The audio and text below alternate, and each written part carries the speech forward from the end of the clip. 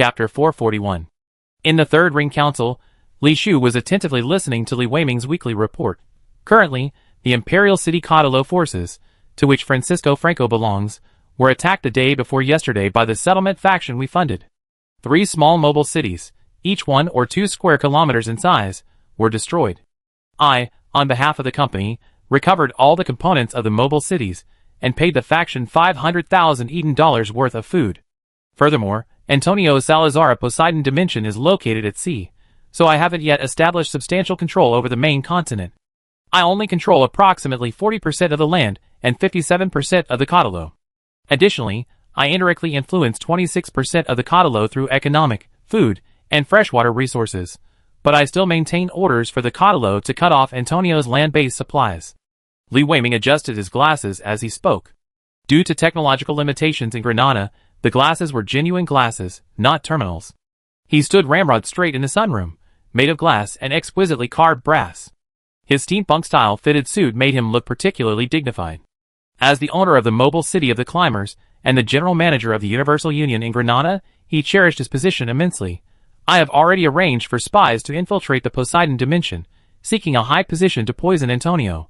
Considering that this person is homosexual and takes a human milk bath every 2 days, I have made a request to the research center, hoping to obtain a special toxin that can be obtained through diet, allowing feces and human milk to absorb toxins. Once it combines with the skin, it will kill the person. This way, we can bypass Antonio's food inspectors. The brown-skinned beauty, Jia, had her hair neatly combed. As the Universal Union gained a foothold in the Lost Star sector, the lives of the Tonfa people were getting better and better. The most direct manifestation of this was the surge in the birth rate in the past 2 years, with the number of births even reaching an average of 60,000 per year. For Tonfa, with a total population of only 300,000, and which provided tens of thousands of survivors to Eden Star, this almost meant that every couple of childbearing age had given birth to a child. Some older couples even had extra children. Well, that's a good thing. But Jiao was a little distracted at this moment. The situation in Granada was always beyond her expectations. Poisoning, espionage, war, death, plunder. It seemed that a lot of bad things happened on this planet every day. But she admired Li Weiming, this guy who always had dark circles under his eyes, and was meticulously groomed, who could always say in a flat tone that XX people died, XX people were injured, as if the dead weren't people but animals. It just goes to show that the people of Tonfa are too simple-minded. Finally, there was the infiltration of the Ludleft Path into Granada. Jia's spirits lifted. She had read about the Ludleft Path online and learned about the insane actions of this doomsday cult. A beautiful, prosperous, and wealthy planet inhabited by hundreds of millions of people was destroyed in one fell swoop by the Left Path members, creating hundreds of millions of interstellar refugees, igniting one of the most prosperous planets in the star system into the fuse of the First AI War. Although Granada is over 10 light-years away from Tonfa, diplomatically and politically, they are neighbors. She didn't want to see these lunatics in Tonfa. A desert planet couldn't withstand the self-destructive terrorist attacks of these idiots. Li Weiming's monotonous voice rang out.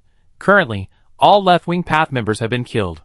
I issued a bounty on the entire planet for the Lud left-wing path, offering food, fresh water, and Eden's luxuries as rewards, totaling 671 heads. Among them were 51 missionaries, and 620 holy warriors. According to the interrogation intelligence, the left-wing path members believe Granada's ground defenses were weak, and its people unwise, making it a good location for missionary work. However, their talk of reincarnation and apocalypticism didn't fit Granada's culture of admiring strength. Most of the holy warriors and missionaries were killed outright for excessively harassing the caudillos and bandits, only to later learn that their heads could be exchanged for bounties. Jia felt a chill run down her spine. What were these Granadas anyway? They just killed people because they found them annoying, offering no benefit. The difference between people was greater than that between dogs, but actually, the fate of those left-wing path members, who escaped the pursuit of the Poison King on Eden Star wasn't good either. Of the more than 300 people, only about 50 survived from landing until the release of their pheromones. They fled in different directions, heading toward Xinjiang City, constantly monitored by hunters. Of these 50, more than 20 ended up as afternoon tea and midnight snacks for other giant beasts because they took the wrong escape route. The remaining 30 or so trekked against the marching route cleared by the hunters for 2 days and 2 nights until they saw a large work vehicle. These extremist believers, who originally hated human creations, shed tears, a rare sight indeed. A giant industrial calcium harvesting vehicle, 12 meters wide, drove in from afar. This type of vehicle was designed by the Universal Union, based on road rollers and agricultural harvesters, specifically for the unique calcium rainforest environment of Eden Star. They feature a massive industrial harvester at the front, designed to crush and collect calcareous trees. Its principle is similar to that of a beaver gnawing on a tree. It first bites the calcareous tree horizontally, then crushes the entire tree along with the terrestrial purple hibiscus and coral polyps attached, sucking them into the machine. These materials, refined from the coral polyps, are themselves rich in calcium. Through a structure similar to a combine harvester, the material is sucked in and thrown into a sorting vehicle behind the machine to filter out impurities, before being transferred via tracks to a transport vehicle at the rear. The structure resembles a combine harvester, although the convoy leveling the road in the book is in a vertical line. Not far behind the transport vehicles are massive mobile base stations. These stations slowly move, flattening the mud, while continuously mixing stockpiled sand, alloy scraps, and special high-strength plastic fibers into fresh, hot concrete, which is then laid onto the newly cleared roads. At the center of the convoy was a vehicle-mounted nuclear reactor, powering these colossal industrial behemoths. Li Chungjin led the colony team and hunters to clear out the nearby behemoths. Once it was sufficiently safe, the large, combined engineering convoy slowly set off. Their presence signified that the holy warriors had reached the edge of human civilization. "We're safe," a surviving missionary shouted over the channel, greatly encouraging everyone. They carefully avoided the seemingly unprotected mechs and made their stealthy advance towards the Lud Reserve. Another day passed, and the survivors finally emerged from the rainforest, trudging through the mud and into the relatively dry and cold tundra.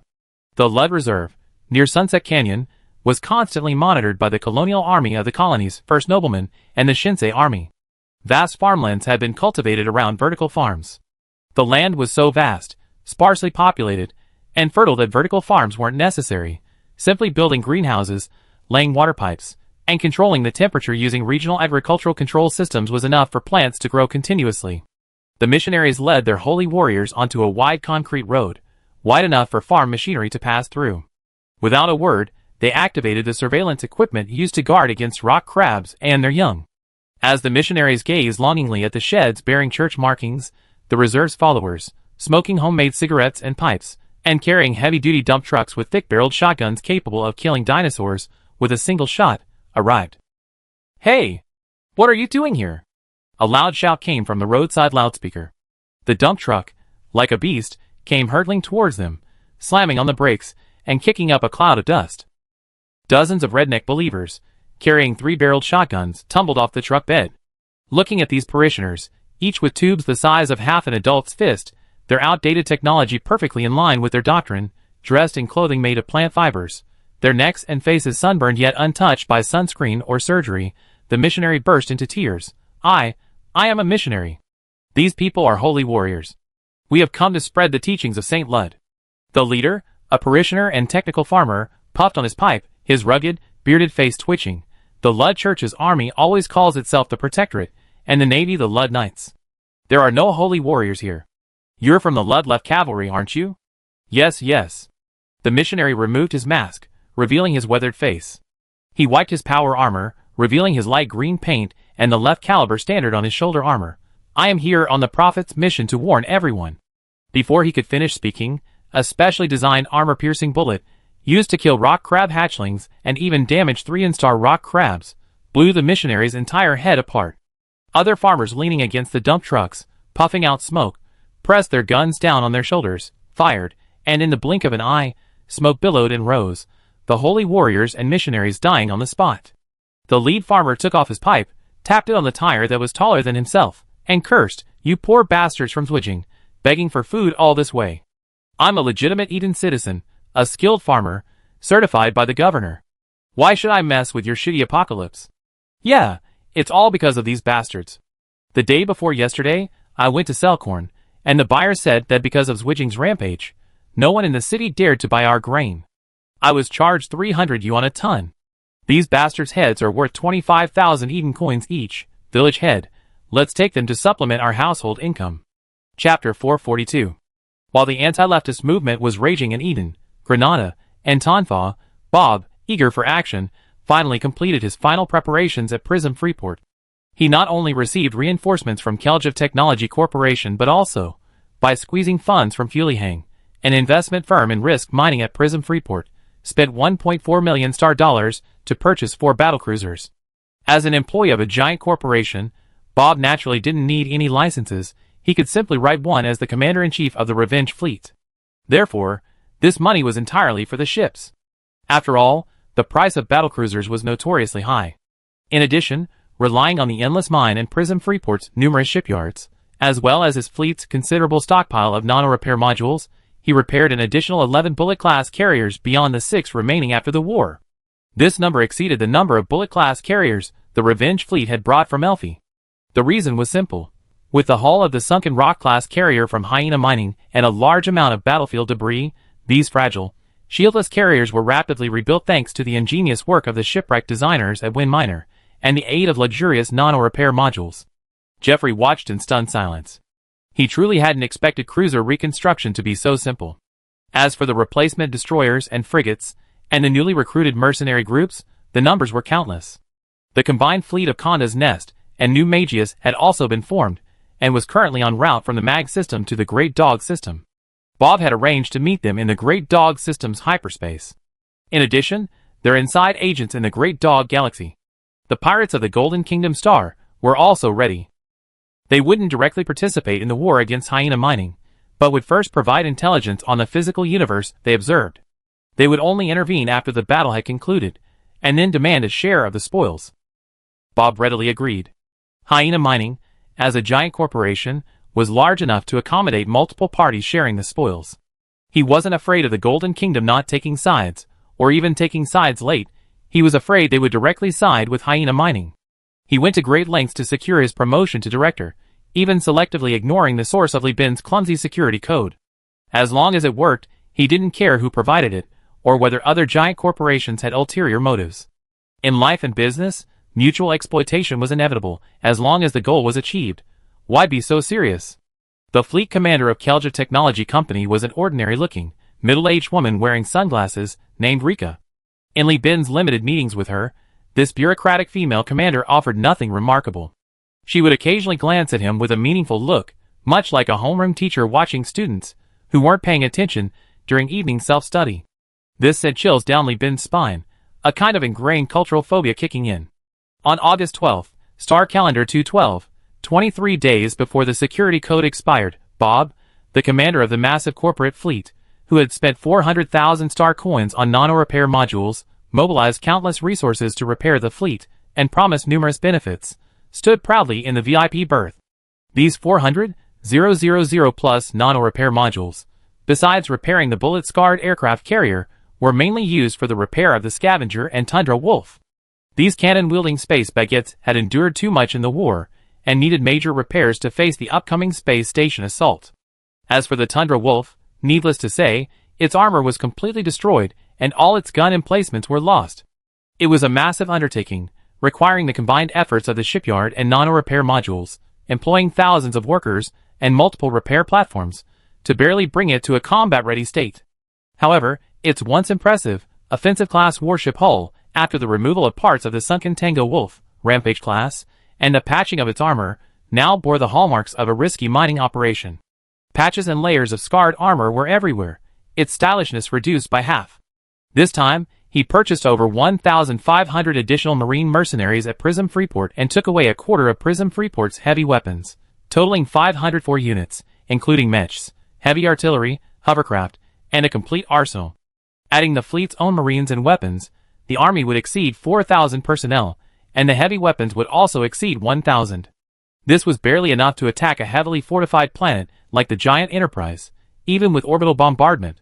But now, with Li Bin's help, the army has suddenly descended from the sky, and the security code has rendered the local defenses, built upon ground-based defensive arrays, a truly unexpected surprise for the enemy. On the high platform of the port area, Bob, Rika, and Li Bin, completely concealed by a black cloak, walked up to the festive military music, their small steps echoing through the air. After a brief formality, the three began to speak in turn. Rika's speech was concise.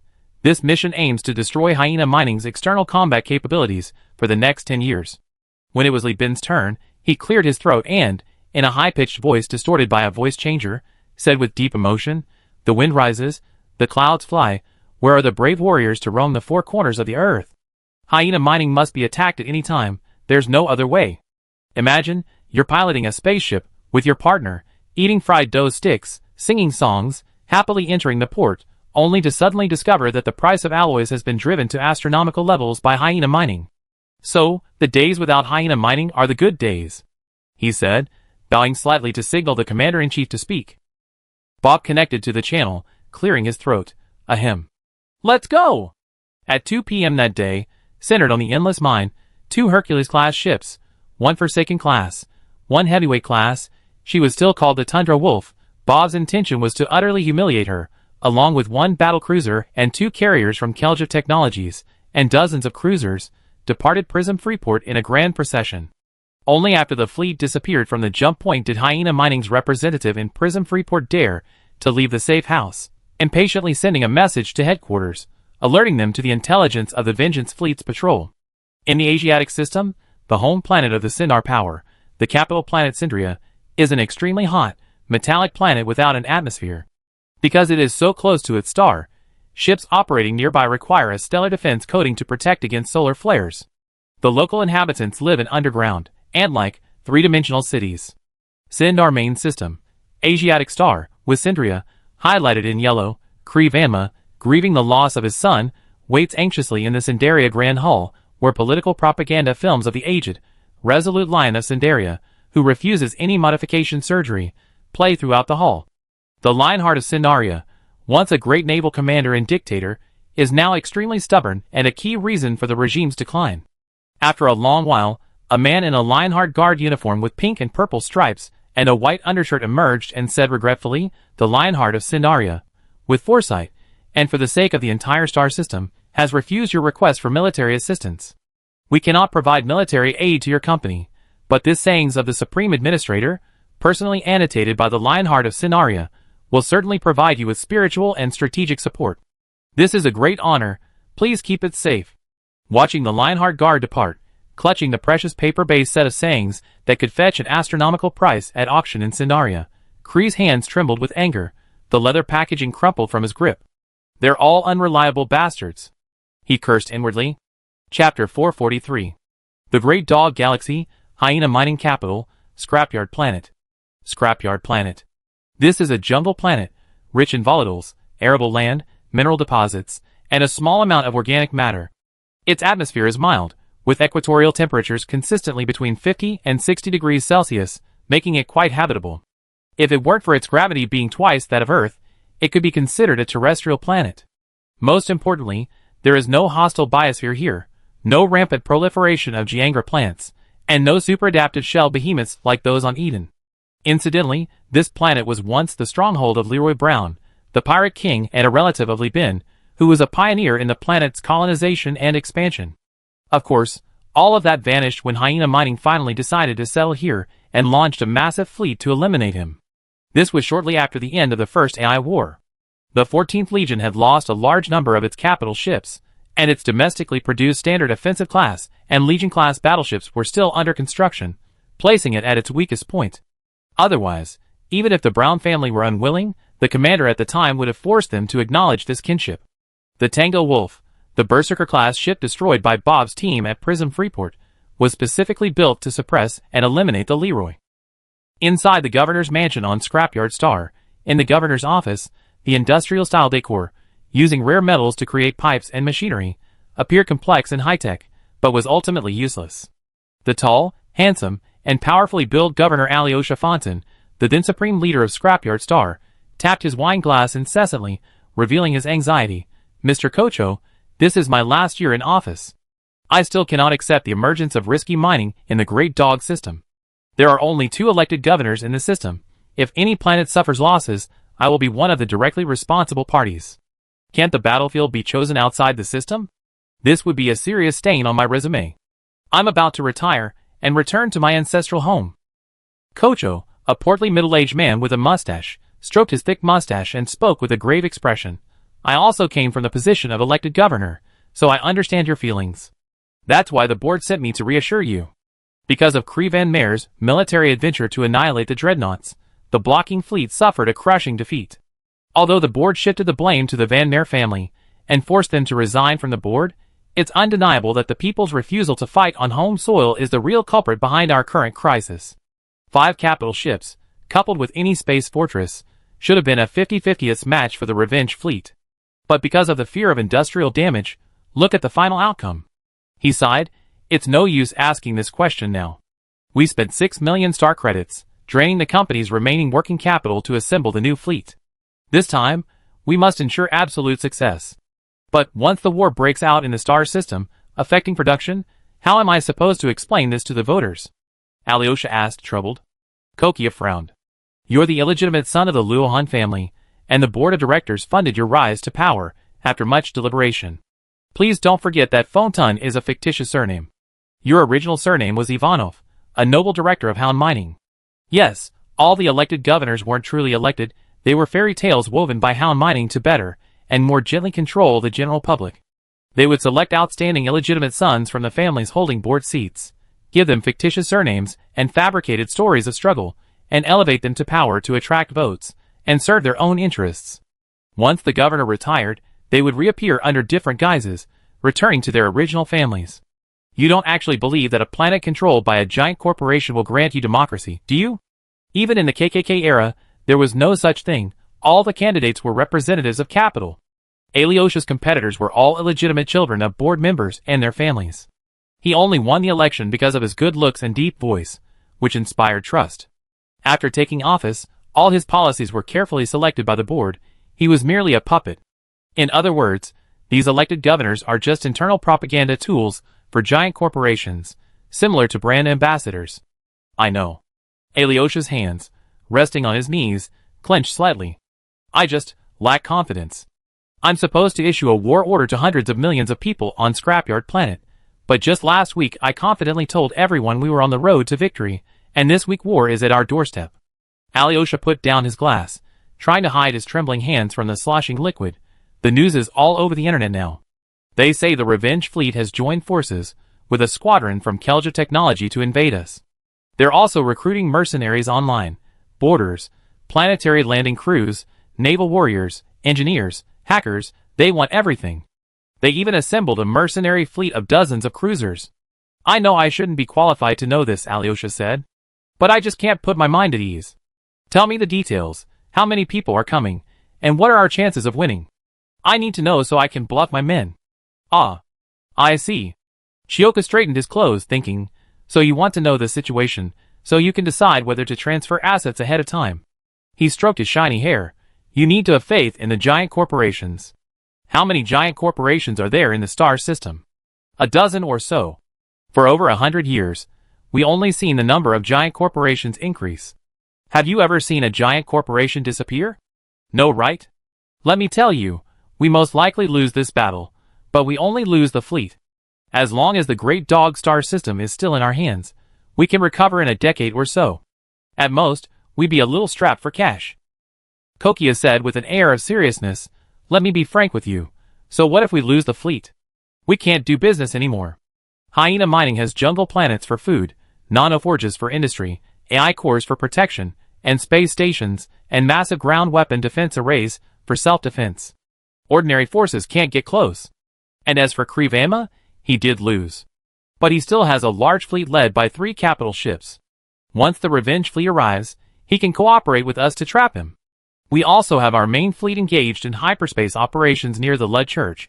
We can bring it back and preserve it. I'm relieved to hear you say that. Alyosha's resolve hardened, his hands stopped trembling, his legs stopped weak, and confidence immediately ignited within him. He thanked Kokyu profusely as he saw him off. Before they parted, Kokyu appeared confident and composed. After getting into the hover car and confirming it was soundproof, he immediately pulled out his terminal and began communicating with his family. Hello? It's me, Kokyu. Notify the finance department to expedite the asset sale. Yes. Someone from our family sent me a message to the fleet's command. The Sinar Power, the Overlord, and the Lud Church have all refused to provide us with aid. Kree said that the quotes given by the Lion of Sinaria contained information about an inside agent bribed by the company. They say that Windmine and Keljev Technology jointly guaranteed the attack on Hyena Mining. Now, no mercenaries on the market are taking our guard jobs anymore. Thinking of joining the revenge fleet and looting. What nonsense are you spouting? The board will give you money? Would they dare give you 200,000 star coins or equivalent industrial equipment for a cruiser? You can't afford it, but they can. Right. Convert it to star coins, or if that doesn't work, mortgage it to get a bank loan. Don't worry about devaluation. After the war, there will be plenty of poor people selling their property, and there will definitely be abandoned factories with dead factory owners. If we are lucky, we might even find a board member who was killed, and we can buy them back. Are you stupid? Can ground defenses withstand airborne attacks and orbital bombardment? This is war loot. I'm warning you, don't tell anyone else about this. Not many people on the board know about it. Chapter 444. Hyperspace. The combined fleet is advancing south. Due to the influence of deep hyperspace and its raging hyperspace storms, the fleet cannot directly head towards the Great Dog system after leaving Prism Freeport. Hyperspace terrain en route. The white fog indicates deep hyperspace. Flying in a safe route. Ordinary commercial fleets can venture into deep hyperspace after weighing repair costs and time, but to maintain their structure and ship condition, warships usually fly along established, safe routes.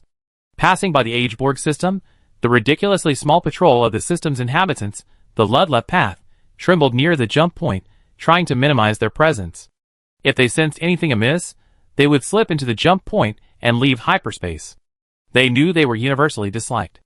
This system was originally a cult founded by a Ludlep path member named Ageborg.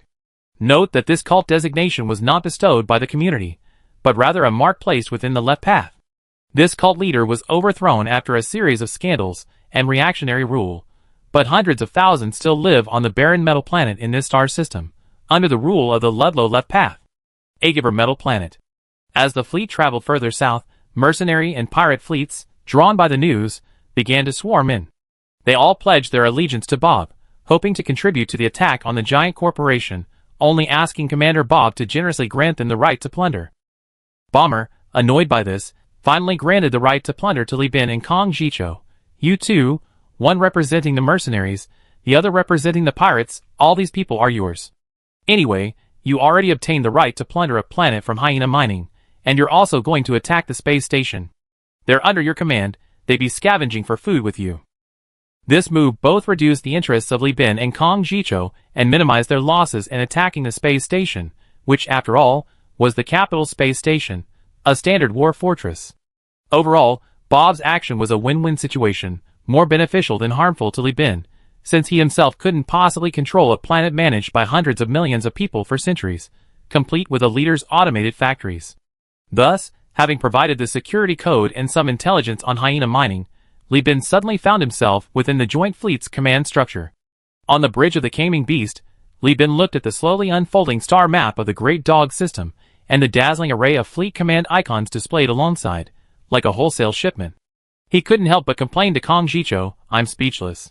It's one thing for a lousy Ares to try and get a piece of the pie, but how come there are people from giants like the Perseus Alliance, Devil Aeronautics, and Apex Design Group, all waving their own Black Glove Pirates banners? I feel like I'm not robbing these giants, but rather one of the 18 warlords attacking Hyena Mining. I become a sub-alliance leader.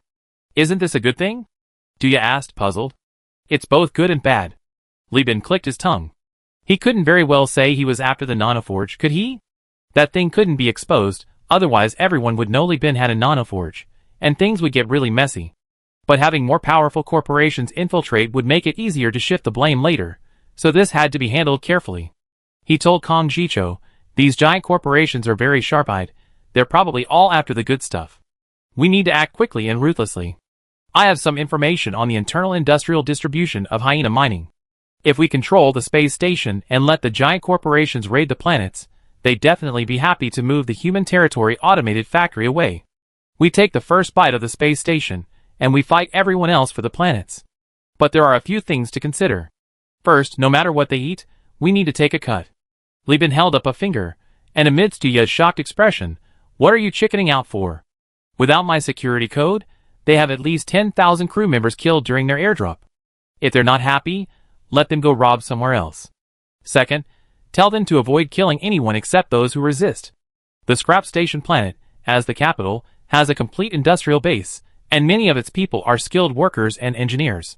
As long as they give up resistance, we can take everything we can. There's no limit to the number. The more ships we can fill, the better.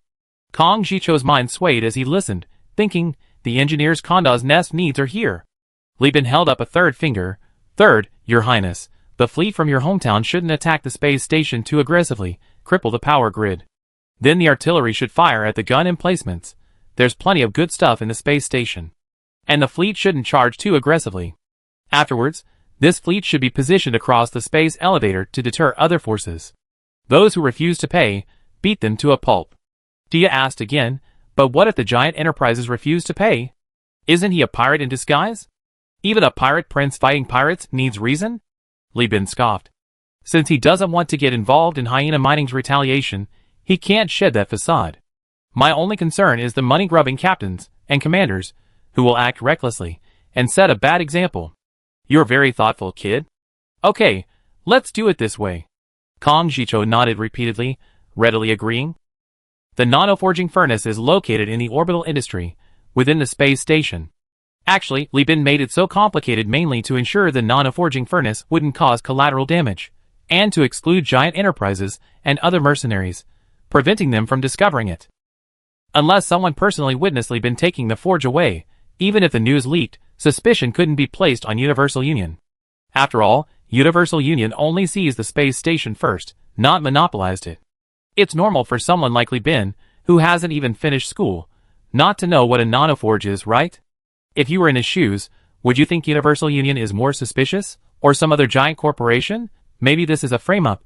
In any case, troubled waters are easy to fish in, and Li Bin, with Miss N's X-ray vision, has already identified the big fish.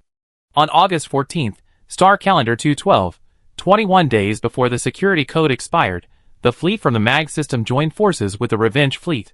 Bob warmly received Commander He, the commander of the Revenge fleet. This elder, a contemporary of Konda, was the pirate emperor's right-hand man, the king's hand, and the mentor of Crown Prince Kong Jicho. His name was lost to history, but Bob treated him with utmost respect, both for his status, and for the 3 capital ships and 5 cruisers from Konda's Nest, plus the 4 cruisers provided by New Magius. He and Rika, the commander of Keljev Technology Company, held a grand welcoming ceremony. In subsequent secret talks, the King's Hand, representing the pirate emperor, agreed to allow the Revenge fleet to use Konda's Nest as a channel for selling stolen goods and to instigate an uprising within the Golden Kingdom.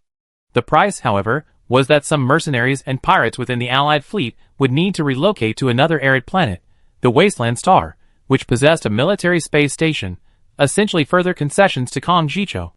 During the welcoming ceremony, Li Bin also saw an old acquaintance, the bald-headed Wenshi, who was acting like a womanizer and a philanderer, touching one of Kyrgyzstan's voluptuous female officials and gesturing to Li Bin with his lips. In a private conversation, old He grasped his student's arm with his dry, age-spotted hands, repeatedly urging him, "This battle is extraordinary. Even your mother only dares to challenge Su Zi's suppression fleet. I'm nominally in command, but you're the one truly responsible for coordinating this fleet. Many old men in Konda's Nest are concerned about the outcome of this battle. You must achieve results, and completely convince them with your achievements." I don't know how Li Bin persuaded Bob to assemble such a large fleet. It seems he used every favor he could. This time, all the major corporations tacitly agreed to take advantage of Hyena Mining's absence to bite off their top dog. Even if Hyena Mining wants to be liquidated afterward, they can only find Venture Mining. Expanding the scope of revenge will only offend everyone. I received news from the main battlefield that Wind Mine's main force is stalling at all costs. You must seize this opportunity. If this battle succeeds, your position will be completely secure. Kong Jicho swore to the heavens, "Don't worry, Li Bin and I are as close as half-brothers. We each get what we want, and our chances of winning are very high." Meanwhile, a combined fleet, comprising the Venture Mining Revenge fleet, the Kyljev Squadron, the Universal Alliance main fleet, the fleets of Konda's Nest and New Magnos, a large number of miscellaneous mercenaries and pirates, and raiding fleets dispatched by various large corporations with ulterior motives, had completed its preparations in hyperspace. With the gravity, coordinates, trajectory, and enemy signal calculations of the stellar system completed, and the hyperspace exploration mapping finished, the veil between the blue-purple hyperspace and the deep, empty physical universe was torn apart in the antimatter explosion. Accompanied by lightning and an invisible storm, the Endless Mind took the lead, forcefully opening the rift and rushing into the physical universe. The battle, representing the climax of the mineral wars, had begun. Charge! Charge! Charge! Chapter 445. If the Wolf Mother's emergence from the rift into space was like a whale cutting through the waves, crossing the ocean, then the appearance of the endless minerals was like a magnificent celestial palace descending to Earth.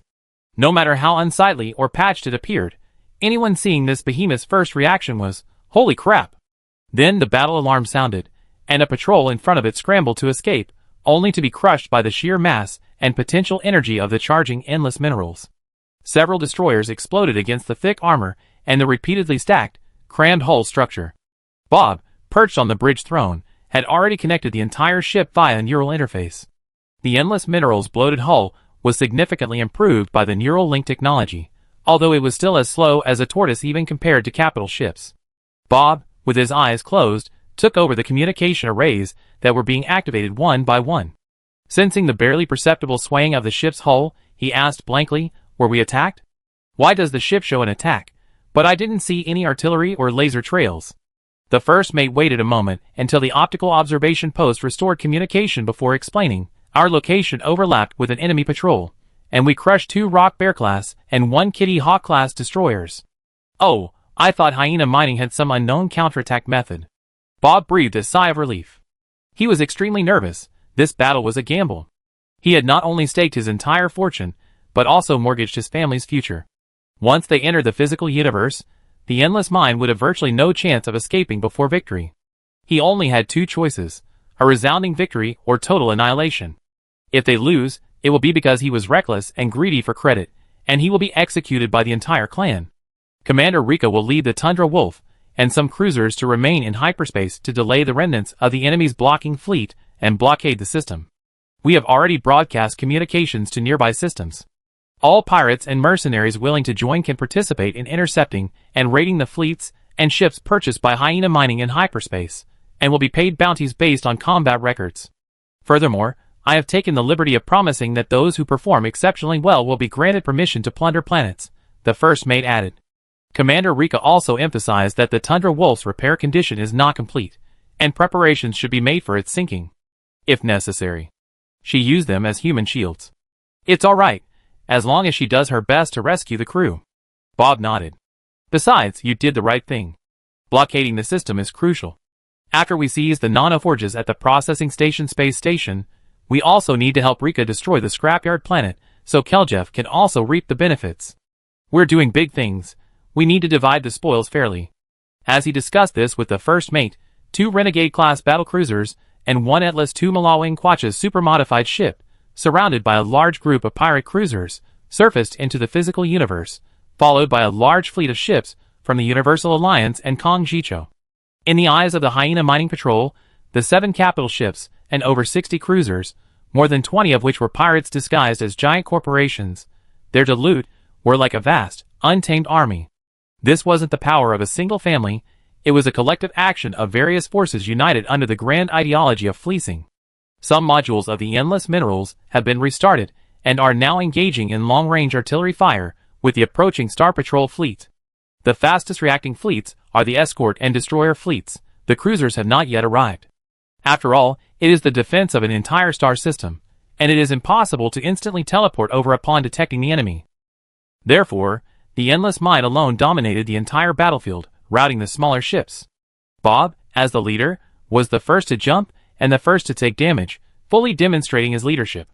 As the destroyers and frigates restored their electric arc, the smaller ships, now in the hands of the pirates and mercenaries, began to maneuver nimbly, using their superior numbers to encircle and annihilate the patrols.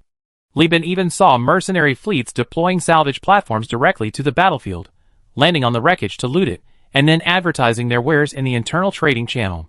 Some were directly auctioning off the wreckage, while others formed gambling networks to bet on blind boxes, loot boxes. Even more outrageous were those advertising battlefield sanatorium, beautiful nurses, and handsome caregivers providing full-time care, prostate care and breast massage, first come, first served, making the channel a chaotic mess. These people aren't here to rob, they're here to do business with robbers. Li been utterly exasperated. Kong Jicho, unfazed, said, What's so surprising? See that ship with the pirate flag made of a skull and crossbones and 2 chains? Yes, that dilapidated Valkyrie-class personnel transport destroyer. That belongs to the Havana slave trapping group. These people aren't here to rob the giant corporation's equipment and technology. They're here to rob the nobles and capitalists' children. Illustration. And I can't generate cross chains and a skull, so I had to draw it myself. What's so great about robbing that? Wouldn't robbing engineers be better? Do you ask, puzzled? You haven't seen enough of that. You're not as worldly as the Crown Prince. Li Bin clicked his tongue. They serve the middle and upper management of other giant corporations. They specifically target those with good looks, good figures, and noble lineages. Whether they're taken back to play with, marry off, or sold to brothels to be trained as top prostitutes, they're all in high demand. These are luxury items. One person can sell for 200 to 300 star coins. Dia grinned. Mr. Li, you know so much? Li Bin didn't even blink. Of course. I ran away on a ship when I was 8. When I was smuggling, you were still receiving AI education. What dirty tricks haven't I seen? Kong Jicho nodded. Extremely, but old Li is being conservative. If you can find the children, wives, or husbands of the Lime mining fleet commander or the governor, selling them for thousands of star coins wouldn't be a problem. If it's a director's family member, it could be tens of thousands. And they can't retaliate, they should thank you for protecting them during the war. After all, these people value quality over quantity in business, and they're truly willing to go to great lengths to protect their goods. Dia's eyes widened. He had an excellent relationship with Li Bin and Kong Jicho, and his relationship with Li Bin had reached the point of pure friendship, without any discussion of profit. He was Li Bin's representative for New Magnos, and his mouthpiece back home. He delegated his work to Li Bin's deputy, and the governor's secretary. Any dealings were simply discussed between the two of them. He spent his days eating, drinking, and having fun with Li Bin, completely absorbed in the moment. After all, once the rubber stamp was worn out, the next step was to aim for the governorship. Dia was a content man, always happy. Li Bin, in turn, appreciated having such a simple-minded friend who wasn't as pathetic as Li Chengzhen, a friend who prioritized friendship above all else. In an increasingly complex social environment, this old brother who dared to go all in with him back then was someone he'd known since childhood. You guys really know how to have fun, he said, giving a thumbs up in amazement. While the group was chatting and joking, the fleet had fully restarted. At this point, the entire fleet was located north of the Golden Kingdom Star, a 7-hour journey, at dreadnought speed, from the scrap station Star, the capital of the Hydra. The fleet was now slowly flying north towards the processing station space station, where they would part ways en route. In the Great Dog Galaxy, the yellow cross indicates the location of the combined fleet entering the physical universe. At this moment, the detector array scanned the guy who had a grudge against Miss N. Li Bin simply marked him as an enemy blocking his way, without needing to do anything extra. He simply cleared the battlefield to prepare for the fleet's next attack on the Scrapyard Star, and offered a discount on spoils. Countless mercenary fleets volunteered to help Boss Li vent his anger. So when this fleet arrived near the Scrapyard Star, Li Bin did nothing. The mission was complete. 3 cruisers, so impressive, huh? In this world, it's about power and connections. With so many ships behind me, isn't my background strong enough? Another 8 points of goodwill gained. This is too easy. He whistled, dividing the tasks with Kong Jicho, leading the fleet, and with the help of Bob's friendly assistants, a sea of missiles and artillery support from the dreadnoughts, they began constructing their assault formation. Oh, I almost forgot. Watching the massive anti-space cannons rise from the distant jungle planet's surface in the projection, utilizing the vast land and sprawling nuclear power plants, various electromagnetic acceleration cannons, and missile silos springing out like lotus pods, Li Bin slapped his forehead and leisurely hacked into Hyena Mining's security interface. As tens of thousands of security codes passed through, the deployed ground defense arrays and weapons weakened. The radio waves in space paused briefly, then quickly intensified. Ahem, Hyena Mining brothers, how does it feel to be naked? How's it going? Pretty cool, huh? In the public channel, a profanity-laden crab perched in Fat Dragon's palm, initiating a noise war. Chapter 446. Oh dear, our luck is terrible.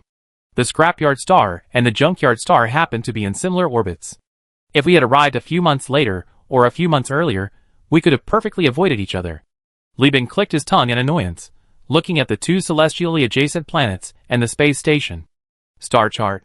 Although the 2 planets appear close on the star chart, It's actually like Venus and Earth at their closest points in their orbits. In reality, they are still quite far apart. Even the carrier-based aircraft of the Hyena Mining Military Space Station and the Junkyard Space Station can't fly that far. Only after support missiles deactivate their self-destruct mechanisms can they reach them, a journey that takes several hours. This interstellar fortress, judging from its appearance alone, uses technology from the early stages of the human realm, that is, the Dominator era. It possesses 1 firepower platform, 2 heavy combat platforms, 2 heavy support platforms, and 2 defense platforms. Space station using technologies from 3 eras. Dominator era interstellar fortress structure, with a white and pink ring in the center representing the domed city and main body.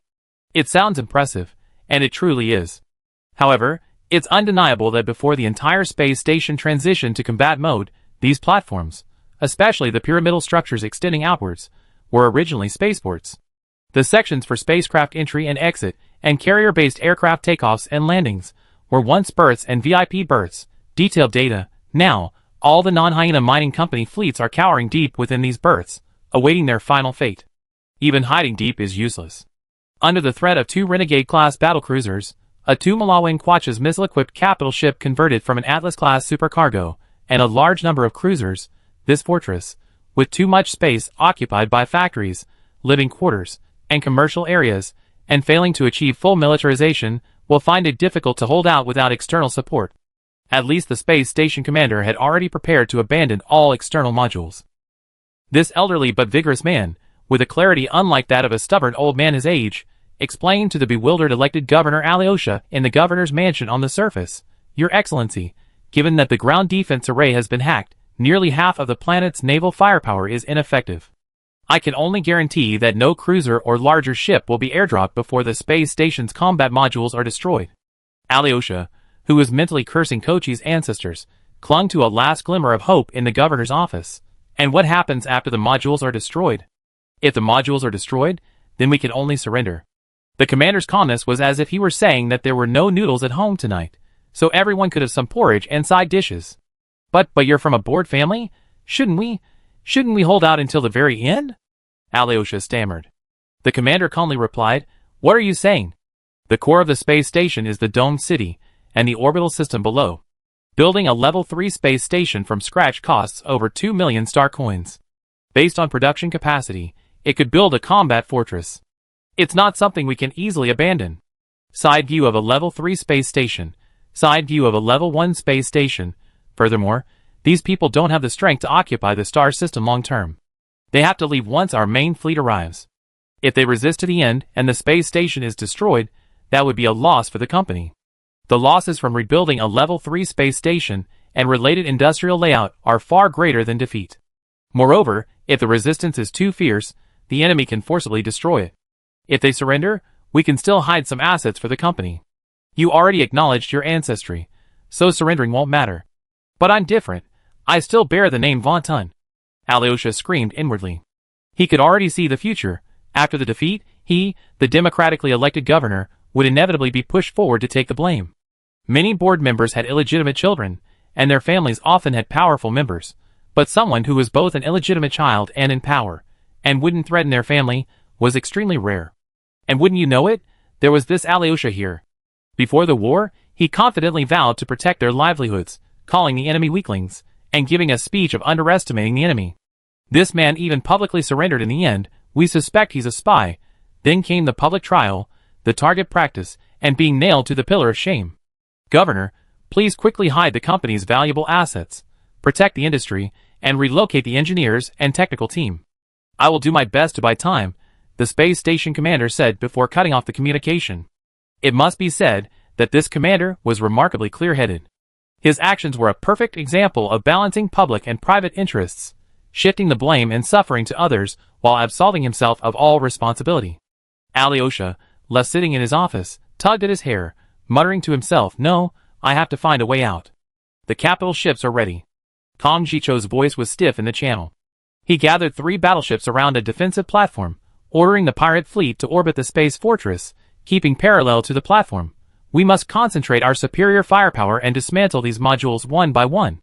Don't salvage them after destroying them. Prioritize disarming the space station. We have plenty of time to make money after the war." Faced with a space station rotating on its axis, equipped with shields and firepower platforms on three sides, no commander would be foolish enough to completely surround it before overwhelming the enemy with superior military force. Instead, they would concentrate their firepower on one platform. This concentrates superior firepower while avoiding attacks from other directions. His flagship, still the Black Widow, lay low on the edge of the battlefield, accompanied by the Twin Sail-class light cruisers and 2 squadrons of Hammerhead-class Golden Eagles. This favorite of the pirate emperor was too young and inexperienced to command capital ships. These valuable assets were entrusted to Konda's former comrades, a group of seasoned pirates with decades of experience. Near this main force of pirates and Neo-Magnus were large groups of mercenary cruisers and spontaneously assembled pirate cruisers. Their mission was simple: spread out, unleash fire on the space station's shields, and take on anti-aircraft duties, intercepting all torpedoes and missiles launched by other modules, as well as carrier-based aircraft, suppressing the enemy and destroying the space station through overload.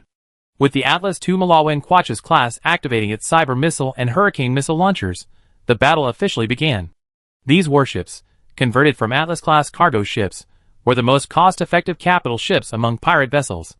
Due to the pirates' constant raiding, pirate kings and large pirate fleets would always manage to seize the wreckage of the Atlas class.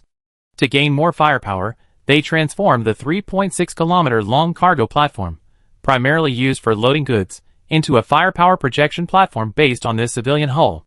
The Atlas II Malawian-Quachas, compared to the original Atlas, shows that the cargo deck was removed and replaced with many large, thick cannons and missile bays. In simpler terms, taking advantage of the Atlas class's simple, wide, and well-proportioned hull, the pirates simply and crudely welded various cannon positions and turrets onto it, then covered it with armor, and thus a capital ship was completed. She possesses firepower comparable to any capital ship: 2 large missile bays, 2 large live ammunition bays, 4 medium-sized live ammunition bays, and 6 small live ammunition bays. She also carries the high-powered engines of the Atlas-class ships that power heavy cargo ships, and shields amplified by civilian shields. Of course, she also has fragile armor and a vulnerable hull. This thing is only slightly tougher than a cruiser. It's a large ship with high attack but weak defense and a fragile hull, truly fragile. The history of converting cargo ships into warships is so long that it can be traced back to before Li Bin was born. The most famous example in China is probably the conversion of various merchant ships into aircraft carriers during World War II. Great Britain once achieved the remarkable feat of converting 4 merchant ships into aircraft carriers in just 10 days during the war. The most famous aircraft carrier of this type is Japan's Shinano, originally the 110th ship of the Yamato class, designed as a battleship, but later converted into the largest aircraft carrier of World War II, with a full load displacement of 71,000 tons.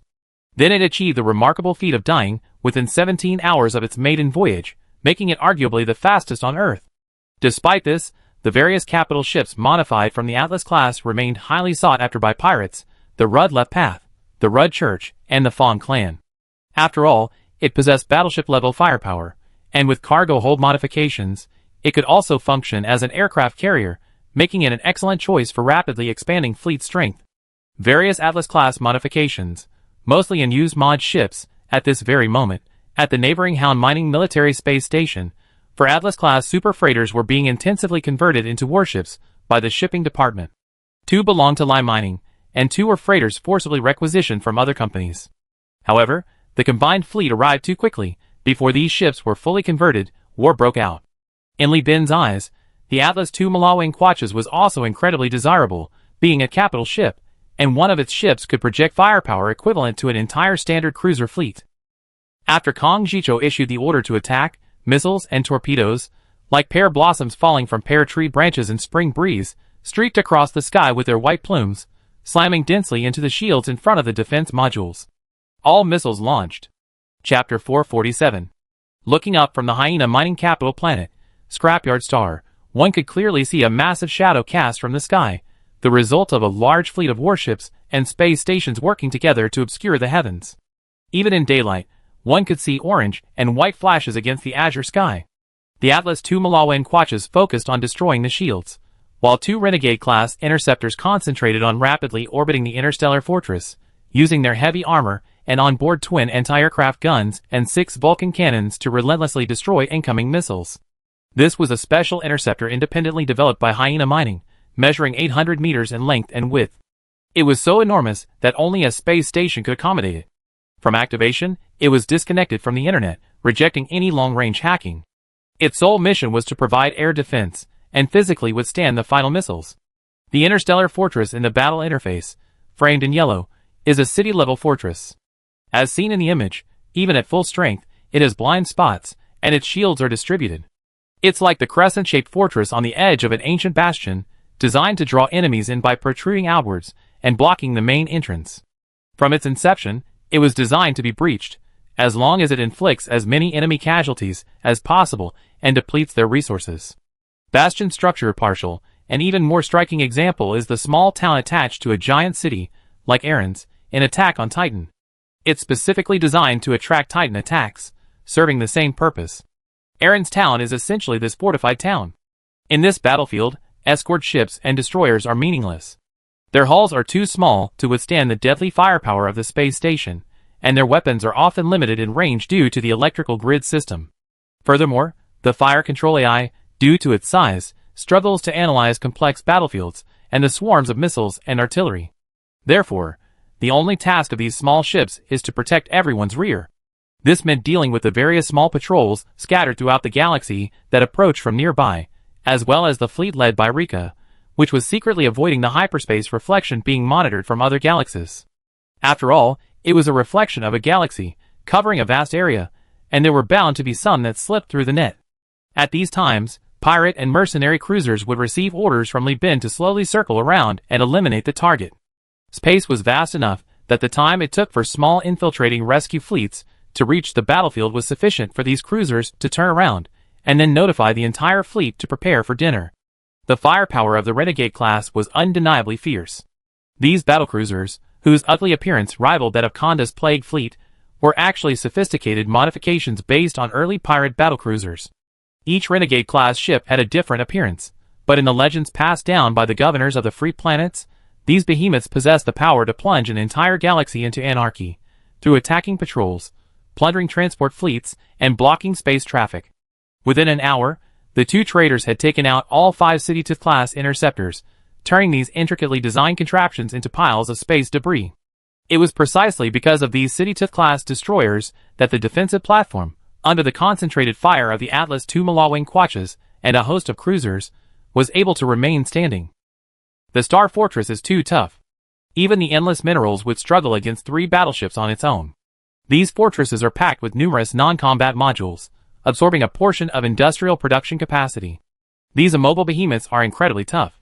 Kong Jicho watched as the defensive platform, its shields crackling with electricity from the hemispherical formation's concentrated fire, finally deactivated its shields, revealing a massive swarm of bombers, interceptors, and fighters. The docks and ports where these carrier-based aircraft were being released were blocked by massive, multi-kilometer-long external standard armor plating. Cyber torpedoes tasked with breaching the shield struck the armor, their arcs of electricity surging but blocked by coatings and various insulating structures, preventing them from advancing further. Meanwhile, hurricane missiles launched from the 2 Malawang Quachas were shot down mid-air by anti-aircraft guns and Ripper cannons fired from the heavy support platforms. The hurricane missiles employed a cluster missile design, releasing quantum missiles immediately upon approaching the target or after the parent missile was damaged. The exploded hurricane missiles, like swatted white-fronted spiders, spewed out a host of smaller missiles that darted erratically in space, some crashing into the shields of the heavy support platforms, others into the armor of the defensive platforms. Each fully-fledged Overlord-era interstellar fortress was equivalent to a meticulously designed bastion. Its interlocking shields and multi-layered modular structure could distribute a massive amount of firepower, from the extended defensive platforms to the heavy platforms guarding the dome-shaped cities, resulting in a terrifying firepower exchange comparable to an invading fleet. The colossal structure, 50 kilometers high, and with a total module diameter of 55 kilometers, emitted a metallic wail amidst the blast waves of the transition between old and new structures. Structures continued to crumble and disintegrate, yet the space station remained steadfast. Maintain the battle line. All ships, pay attention to radiation redundancy. Frontline ships will gradually withdraw from the battlefield. We have the advantage in both quantity and quality. Don't rush, take it slow. With the assistance of numerous staff officers, who were actually former Magnos soldiers disguised as pirates, Kong Jicho methodically issued orders within the complex and mind-numbing sky battle system. He himself couldn't understand much of the information, only focusing on the largest and most intuitive radiation assessment diagram. He directly selected the optimal solution from the intelligence and suggestions presented by the staff officers, reciting them verbatim.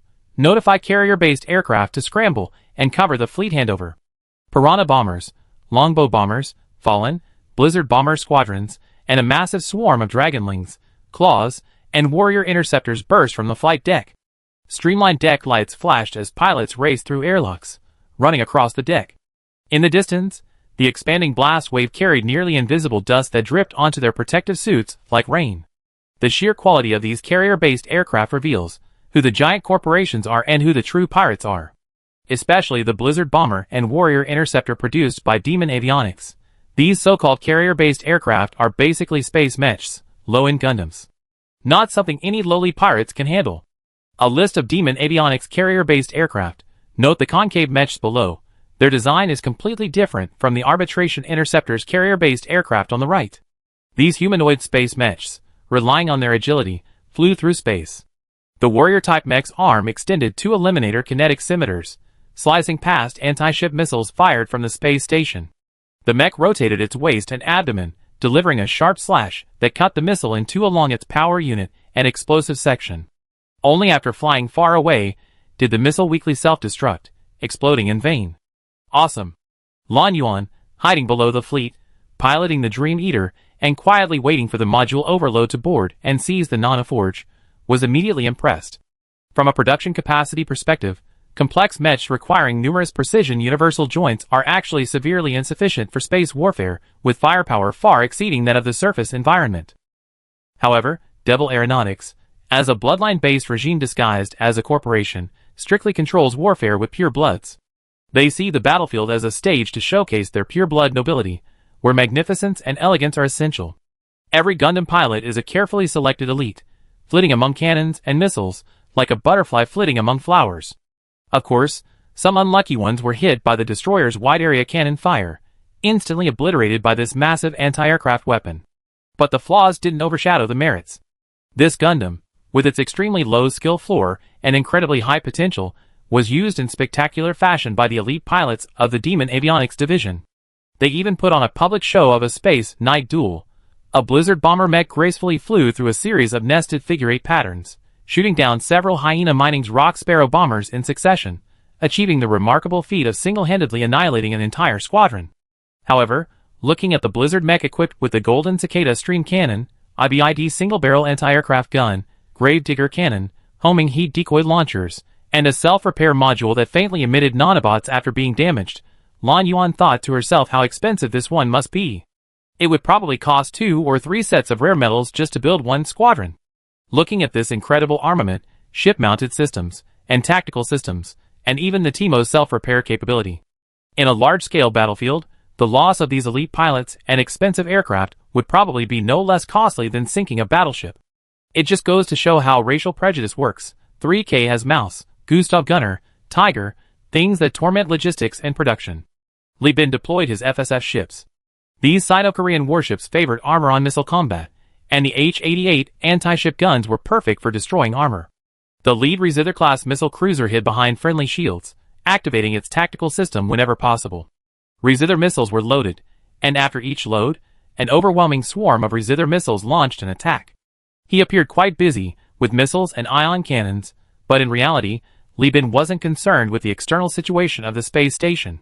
He was constantly contacting pirates from the Golden Kingdom and preparing for a boarding operation. Li Bin had meticulously planned for the Nanoforge. The external standard armor of the concentrated fire defense platform was destroyed within 10 minutes, forcing the enemy to re-raise their shields before the dispersion was complete. Not chaotic enough. Prince, give it some effect. We haven't even had a chance. Li Bin shouted at Kong Jicho's projection. Kong Jicho stared intently at the ripples appearing on the newly risen shield, his eyes fixed on the signs of its exhaustion. I'm even more anxious than you, he muttered, clicking his tongue to encourage himself. The beginning is the hardest. Once you sink one module, their firepower will have a gap, and it get easier and easier. Chapter 448. This was the fleet's third exchange of fire. The three capital ships did not deploy their shields, conserving their radiation energy and leaving the defensive work to the pirate escorts. The pirates from Konda's nest, true to their reputation as veterans of the suppression fleet, and handpicked by Konda for his son, were utterly disciplined. They were scattered across a battlefront of hundreds of square kilometers, a sphere with a diameter of 55 kilometers and a surface area of nearly 2,000 square kilometers. The battlefield is three-dimensional, so this area is even larger.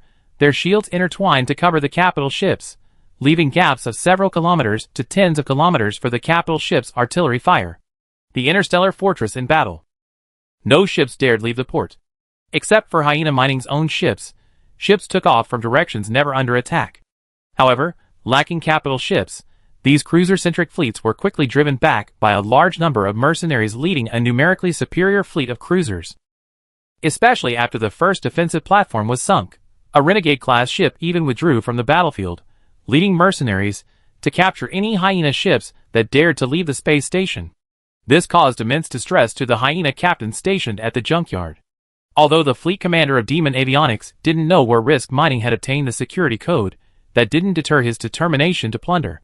Watching his pilot's exquisite flight paths, he frowned and summoned his third officer, notify the flight deck tower, ordering all pilots not to take risks. We reduced the fighting to a minimum. This isn't our home ground. Pure blood should shed their blood for avionics. A bunch of bastards aren't worth the sacrifice of our noble warriors.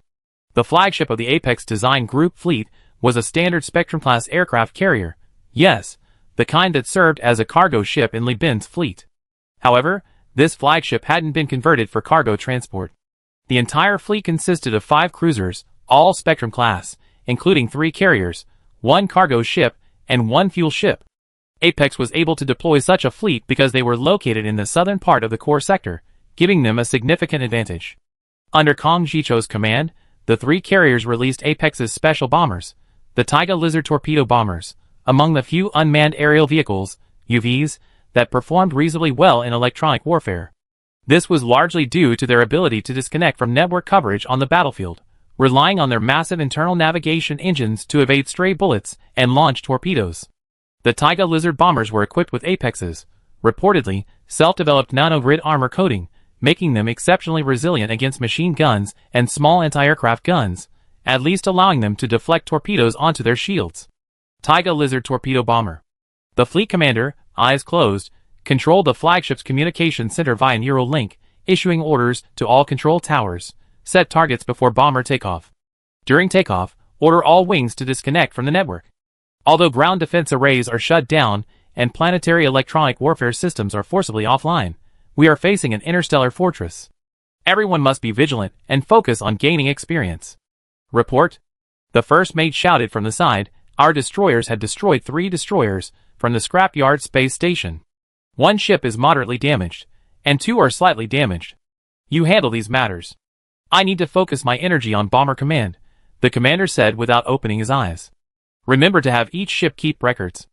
After this battle, we have enough material to write at least 2 papers on how to conquer an interstellar fortress. I definitely graduate from military academy. Gurgle. Thud.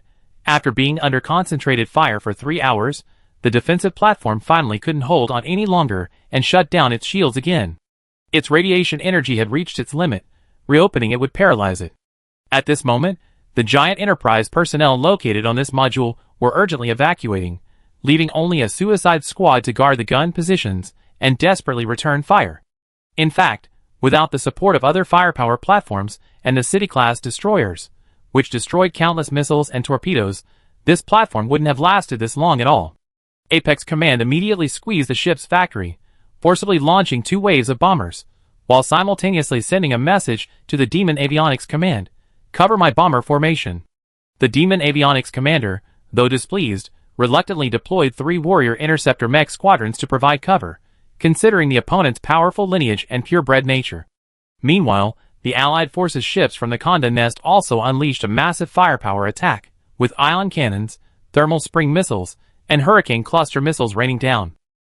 They first destroyed the defensive platform's armor, melting down several gun positions in the process. TSK, what a waste of the disintegrator cannons on top. The Perseus Alliance commander scoffed, clearly disappointed. As the nano-acid torpedoes landed on the exposed structure, the yellowish-brown nanobots began to spread. They gnawed at the connection points between the defense platform and the space station. Within 10 minutes, 2 anti-aircraft guns on the defense platform, still firing, broke off from the space station, tumbling and rolling, no longer able to control their firing arc, indiscriminately firing at both friendly and enemy forces. Next, focus fire on the enemy's firepower platform. Kong Jicho adjusted the target and began ordering the fleet to destroy the 2 large-slot long-range firepower platform on the exterior of the space station. One of the yellow defensive platforms was sunk. Now they're attacking the larger firepower platform above. Buzz zzz, a flash of purple arcs of electricity streaked across the battlefield, and the Demon Aerial Storm-class cruiser carrier at the forefront of the battle line suddenly malfunctioned. Large clusters of purple arcs rolled across the fading shields, and the Eagle-class cruiser from New Magnos immediately moved in, deploying its shields to help block the attack. Using a hybrid as a shield is a disgrace.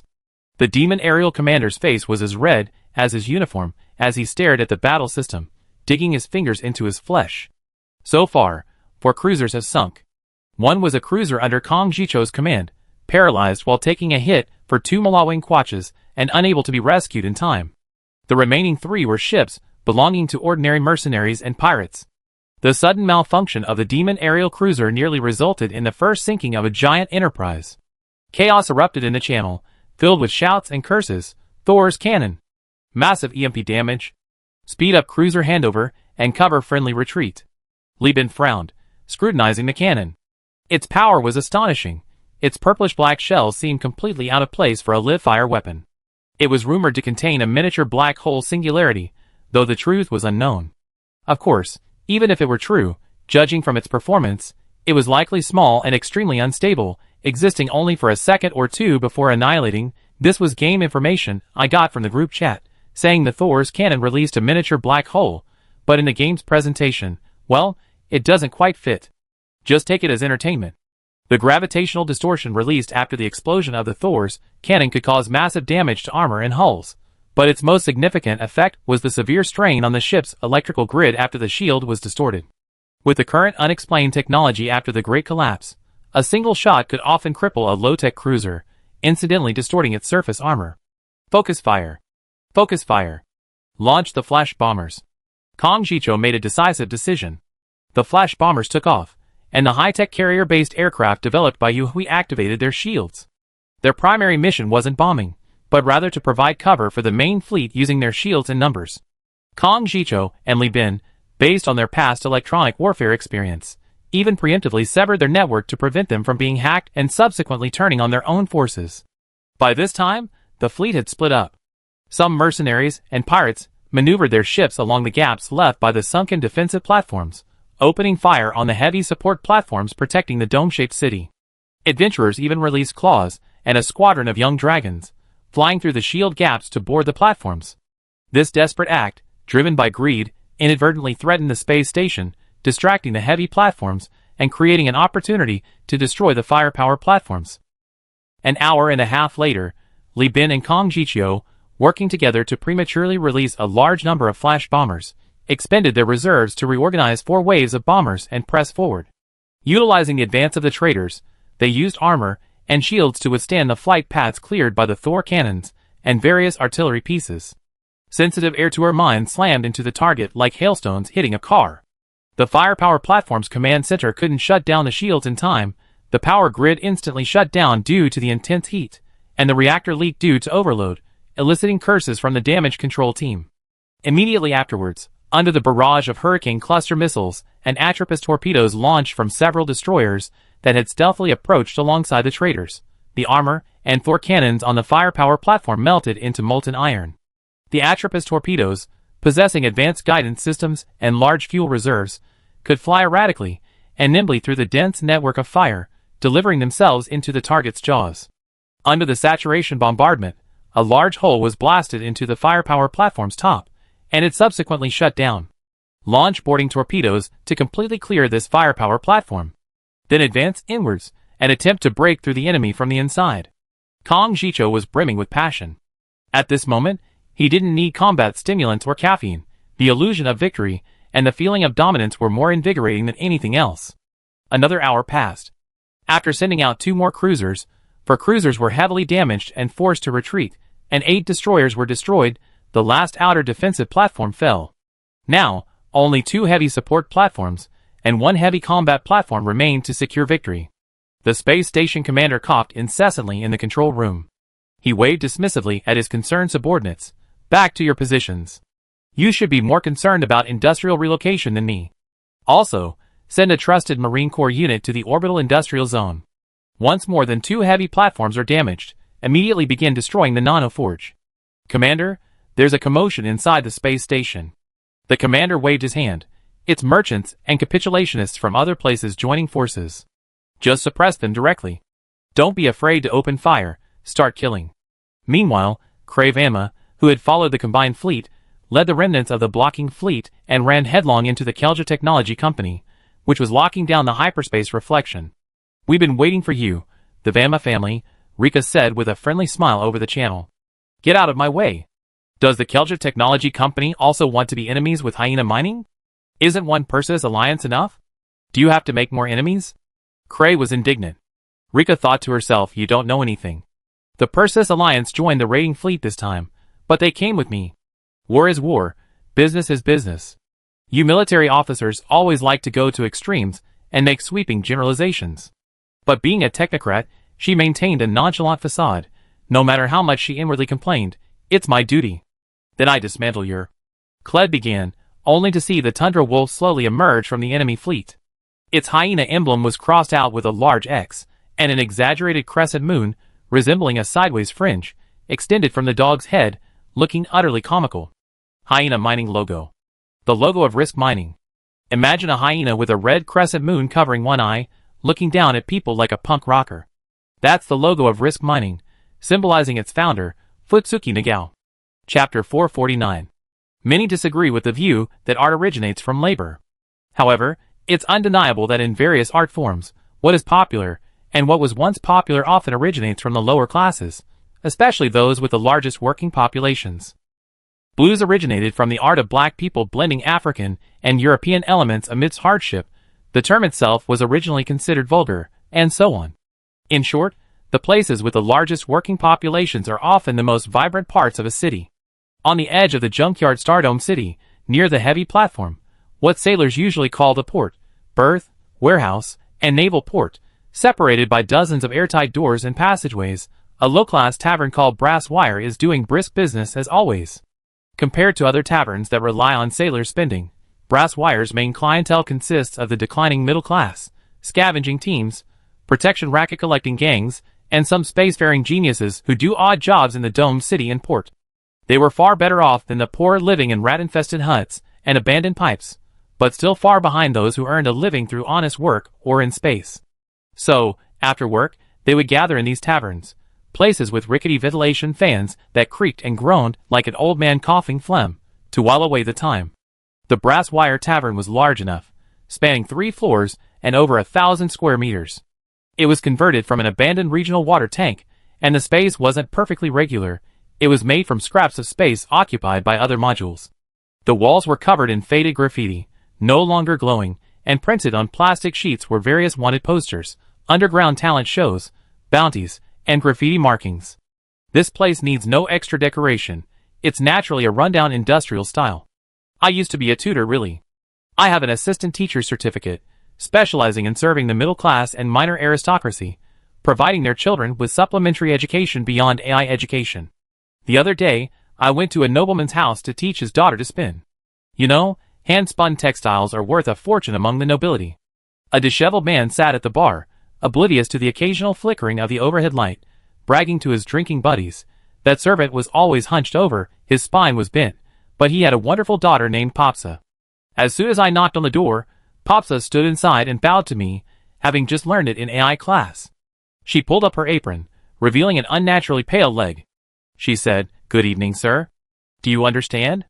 An 11-year-old girl, 1.7 meters tall, with legs a meter long, wearing pants less than 70 centimeters high, just bowed and greeted me like that.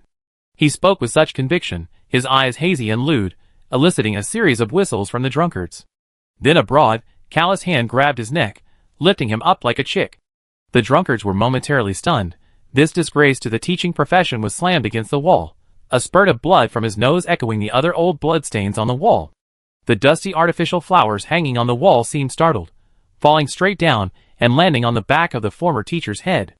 Looking at the owner of that hand, his jaw was broad and hard, faintly revealing a metallic sheen.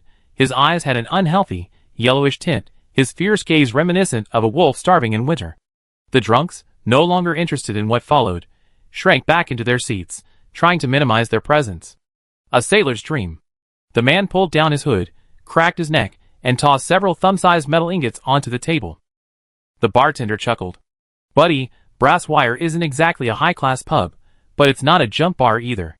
We're a registered, legitimate pub. We don't sell stuff that can kill you." The man's nostrils flared slightly as he pulled out another metal ingot. In the dim light, it swayed gently, reflecting a hazy red glow. A private room, a bucket of riverbed and bubbles. On Recycling Station Planet, recycled metal ingots were a self-generated supplementary currency. Relying on the gluttonous appetite of Hyena Mining, who bought any metal, these ingots, pegged to the giant recycling station's metal prices, possessed a special value. And those reflecting a strange halo indicated the presence of rare metals. The bartender, however, wasn't paying attention to the metal ingot that had attracted the drunk's attention. He sized the man up and down, then swept his bar towel over the ingot before putting it away. One private room, one bucket of riverbed and foam, quick and easy. Immediately, a waiter with an apron and spilled liquor led the man into a private room. A moment later, a man who looked 9/10 like the bartender, also dressed in a bartender's uniform, carrying a small metal bucket about the size of a gas cylinder, kicked open the door with his toe, then pulled it back with his heel. As the door closed, the liquor was thrown on the floor. The bartender didn't sit down, but leaned against the door, frowning as he scrutinized the man. After a long pause, he spoke. "This is a crucial time. You shouldn't have contacted me, and you especially shouldn't have come, Thor Brown." This thing, which looked like a gas cylinder or a water bottle, had a metal jaw. Thormo shrugged and chuckled. "What? Afraid the Golden Kingdom will interfere with the agent's grand plan for risk mining? You're worried I dragged you all into this?" The agent hissed. "What's wrong with you? A large fleet is gathering outside the space station to attack the defensive platform. The Dome City is under full martial law, and biodogs and beast hunters are out roaming the streets. And you come looking for me now?" The agent snapped. There are too many lines of wires. We could be exposed at any moment. I'm about to lead men into the slums. Can't we wait until I'm settled before discussing anything else?" Thor unscrewed the bottle of strong liquor called Riverbed and Bubbles, took a corrugated pipe resembling a washing machine hose from the shelf, inserted it into the can, and took a deep swig. After filling his mouth with the liquor, he smacked his lips. "Our people discovered that the space station commander is destroying data, the kind that can't be restored by burning." Corrugated pipe. "What data?" "Suspected blueprints and industrial formulas," Thor mumbled, still sipping his liquor. The agent's pupils constricted sharply. "Are you sure? This old is that ruthless? The scrap yard is the capital of Hyena Mining. Many of the documents in the space station are unique. If he destroys them, won't Hyena Mining itself have nowhere to repair them? Won't he hide them? Yeah, he's old and cunning. He's probably going to die with the space station. We have to act now. If we drag this out any longer, and Li Bin and Kong Jicho come up and can't find anything good, Golden Cluster Star will suffer a huge loss." Thor scratched the back of his neck, rubbing out a clump of black mud. He kneaded the mud seemingly casually. It's true that Golden Cluster Star has a grudge against Hyena Mining, but so many years have passed. Most of the planet's inhabitants are newcomers and don't hate Hyena Mining as much. We went to great lengths to persuade a few leaders. I need to show results. The agent scoffed, thinking, "So you're just after the pirate captaincy, aren't you? But that's none of my business anymore. The war between megacorporations is never just about open conflict. The behind-the-scenes maneuvering is fraught with danger. The mineral war has raged for years, with both sides having planted countless spies on each other's planets and space stations. Special operations are frequent occurrences. By infiltrating third-party fleets and infiltrating space stations, contacting insiders to use explosives, it's easy to incite unrest on a space station, or even destroy certain facilities. However, with the approach of the Vengeance Fleet, the agents embedded in the Great Dog system have shifted their primary task from special operations and covert bribery to intelligence gathering. When will we strike? The agent asked. Thor rolled up his sleeves and glanced at his mechanical watch. In the Interstellar Age, these were purely luxuries for showing off. and might even be inaccurate due to frequent travel to and from planets. 3 minutes from now. What? The agent was shocked. He was about to curse when Thor put a finger to his lips. My good relative gave me an offer I couldn't refuse. I have to hold you all down. He's about to take over here, and doesn't want any rats stealing gold from his vault. Heavy footsteps sounded outside the door. Judging from the sound of the magnetic boots sticking together, the owner's legs, if not prosthetic, must be quite heavy. The agent leaned against the door, shaking his head in disbelief. You even got power armor ready? We're pirates, rats in the gutter in the eyes of your behemoths. Rats always have plenty of flea and cockroach friends. The light in the cubicle flickered and went out with a strange shaking, then the faulty bulb flickered back on. The loud knocking of the combined fleet outside, constantly announcing to the hundreds of thousands inside that they were about to enter. Thor held up a corrugated pipe still damp with his saliva. Want a taste? I must say, the jungle environment of the junkyard planet really does produce some good brewing ingredients. Chapter 450. August 15th, Star Calendar 212, early morning Earth time, afternoon on the scrapyard planet. The entire scrapyard space station was under full lockdown. At least one giant Enterprise Marine guarded each airtight door, accompanied by hairless, massive bioengineered dogs, 1.2 meters tall and over 2 meters long, with extremely developed forelimb muscles, or bestial hunters whose brains were implanted into killing machines. Both types of creatures were well adapted to zero gravity. The former relied on their developed muscles and terrifying claws, while the latter directly used crystals and programming to deceive the dog brains, allowing them to seamlessly integrate with the magnetic control of their mechanical bodies. These fully armed Marines and ferocious beasts brought a great sense of security to the people in the domed city.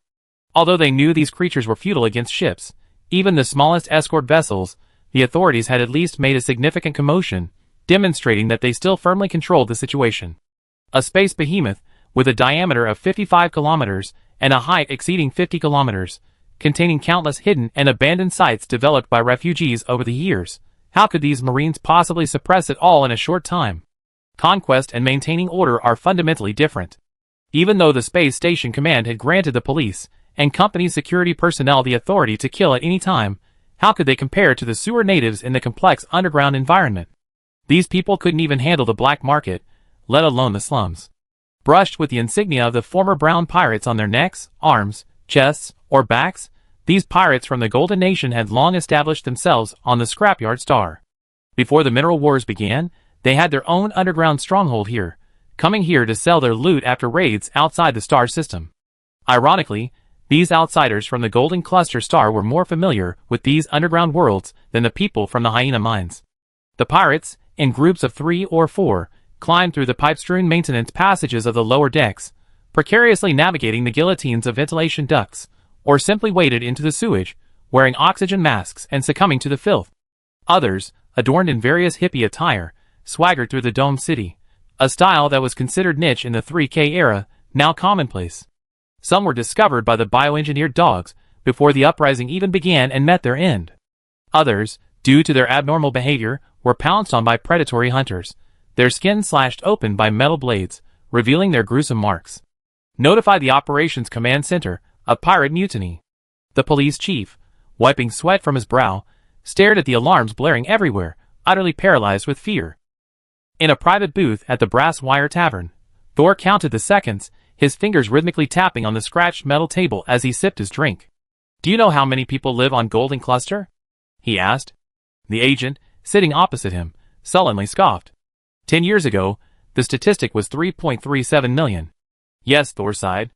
A planet with abundant minerals, rare metals, and rich volatiles, all meeting the standards of a humankind, has been nurtured by hyena mining for centuries, sending criminals and exiles every year, allowing us, their enemies, to constantly multiply and accept new pirates, even permitting us to plunder. Yet they don't come and conquer it themselves. Why is that? He pulled open his collar, revealing a large scar on his throat and chest, and an artificial lung. He tapped the plastic shell of the transparent metal lung with his fingers.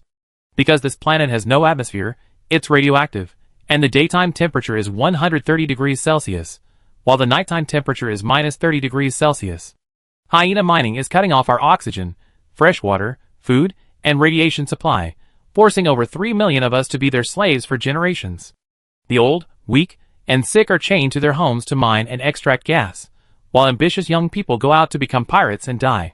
Almost everyone has radiation complications. Cancer, tumors, skin diseases, albinism. Thor pointed to his alloy jaw. I had my entire jaw removed because of oral cancer. To pay for the surgery, to get this alloy mouth, my dad was caught and hanged for secretly planting a listening device in Tachyon Technologies' relay communicator for hyena mining. He looked at the agent opposite him with his dim, unhealthy eyes, and said softly, Lieben promised to give us, at least tens of thousands of members of the Brown Pirate crew, a barren planet to live on. Ha ha.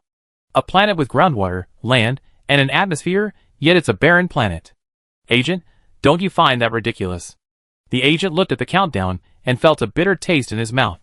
At this very moment, outside the hyena mining headquarters in Dome City, in the prison, in the sewers, and in abandoned maintenance tunnels, one after another, Golden Horde planetarians lifted their clothes, revealing their bodies, covered in burn-like sores from radiation treatments, and the tattoos of the Brown Pirates, who had vanished over a century ago.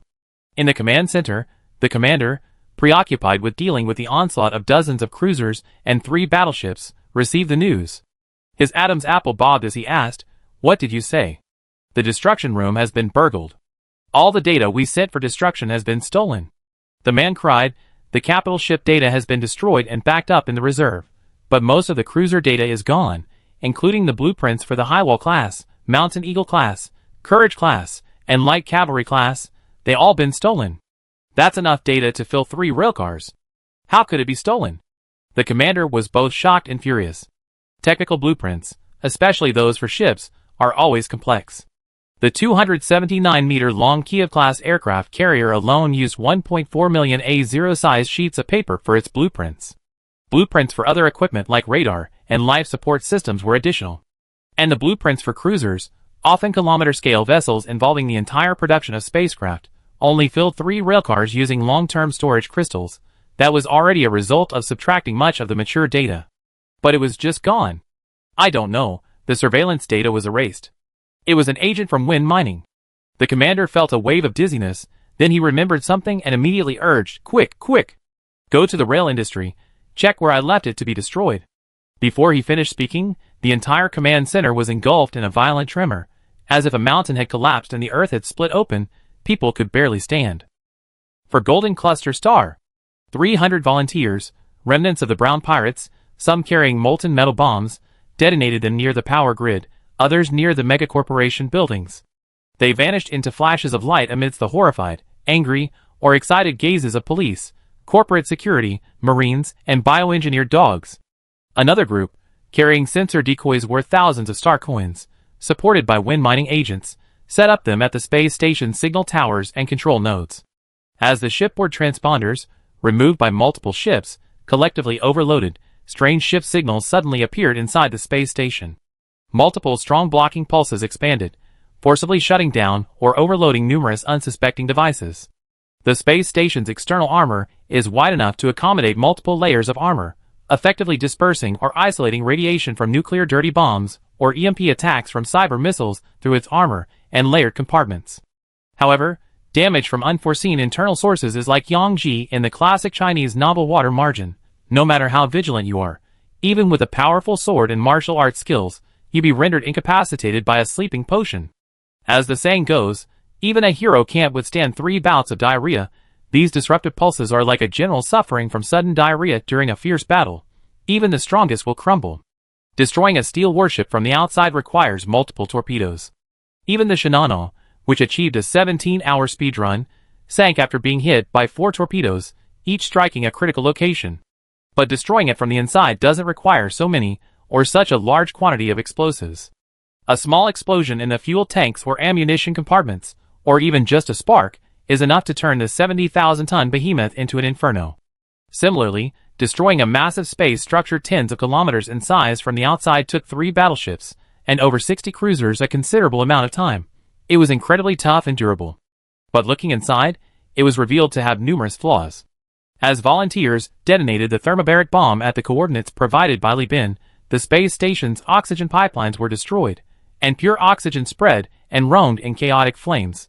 The power grid nodes were shattered by the twisted bulkheads and shrapnel from the explosion, and the collapsed passageways further blocked damage control and rescue efforts. A Marine who survived the explosion pushed aside the half-charred bio-dog that had shielded him from the shrapnel and flames. Dizzy and with ringing ears, he struggled to his feet. Then he couldn't take another step.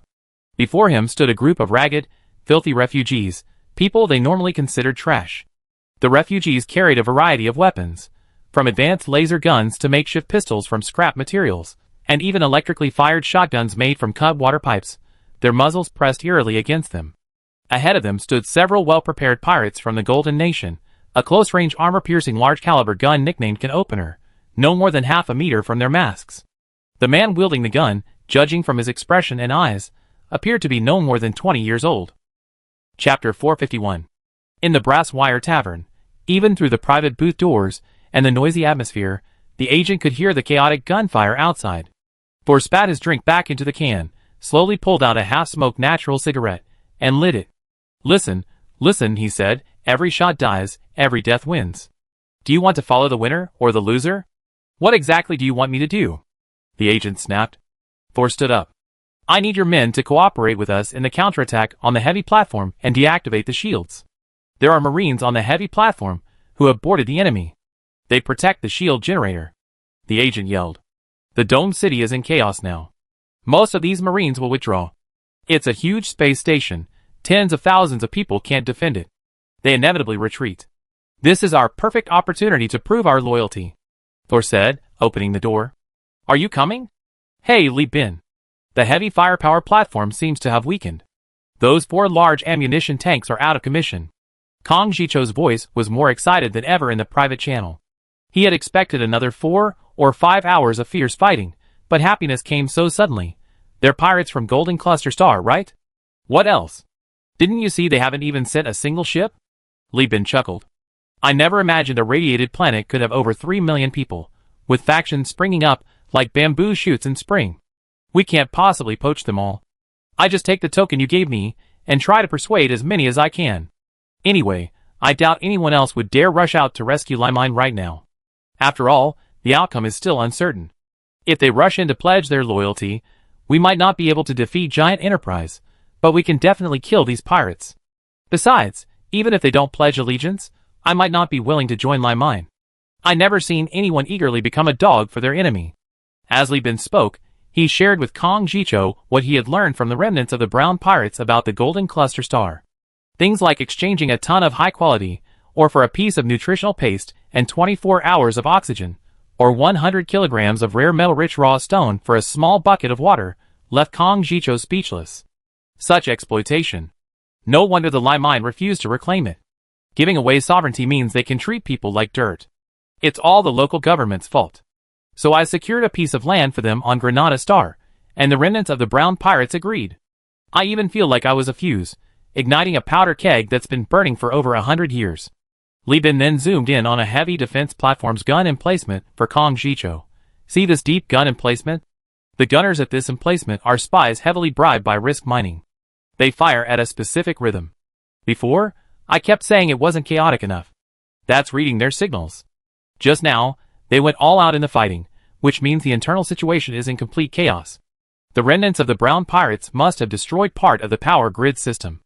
Hurry up and overload the shields to prepare for boarding. The Level 3 space station, also known as the Space Fortress, which uses technology from the Overlord era, has its shields distributed across various platforms. The domed city itself does not have a shield. It is mainly composed of shield generators built into 3 heavy platforms, forming a massive shield capable of covering the entire city. These 3 shields extend downwards, enveloping the entire main body of the space station. In addition, the 3 defensive platforms also have their own smaller shields, which can further withstand attacks from enemy ships. Now that the defensive platforms were dismantled, the heavy firepower platforms' electrical grids were damaged, and their firepower was malfunctioning, and even the shield's power was diminished. It was the perfect opportunity to strike. Kong Jicho, disregarding radiation dissipation and alternating firepower, immediately ordered the entire fleet to advance and open fire on the heavy firepower platforms. Meanwhile, the survivors and refugees from the slums formed a coalition, received weapons distributed by agents, and, under the electronic warfare cover of agents planted in Risk Mining, began their breakthrough from within. The passageways were littered with corpses, and several passageways had been destroyed by the Marines of Hyena mining themselves, creating dead ends. Don't rush in. Attack the pipes. Pry open the walls and dismantle the decks. Anyone here used to work in damage control or maintenance?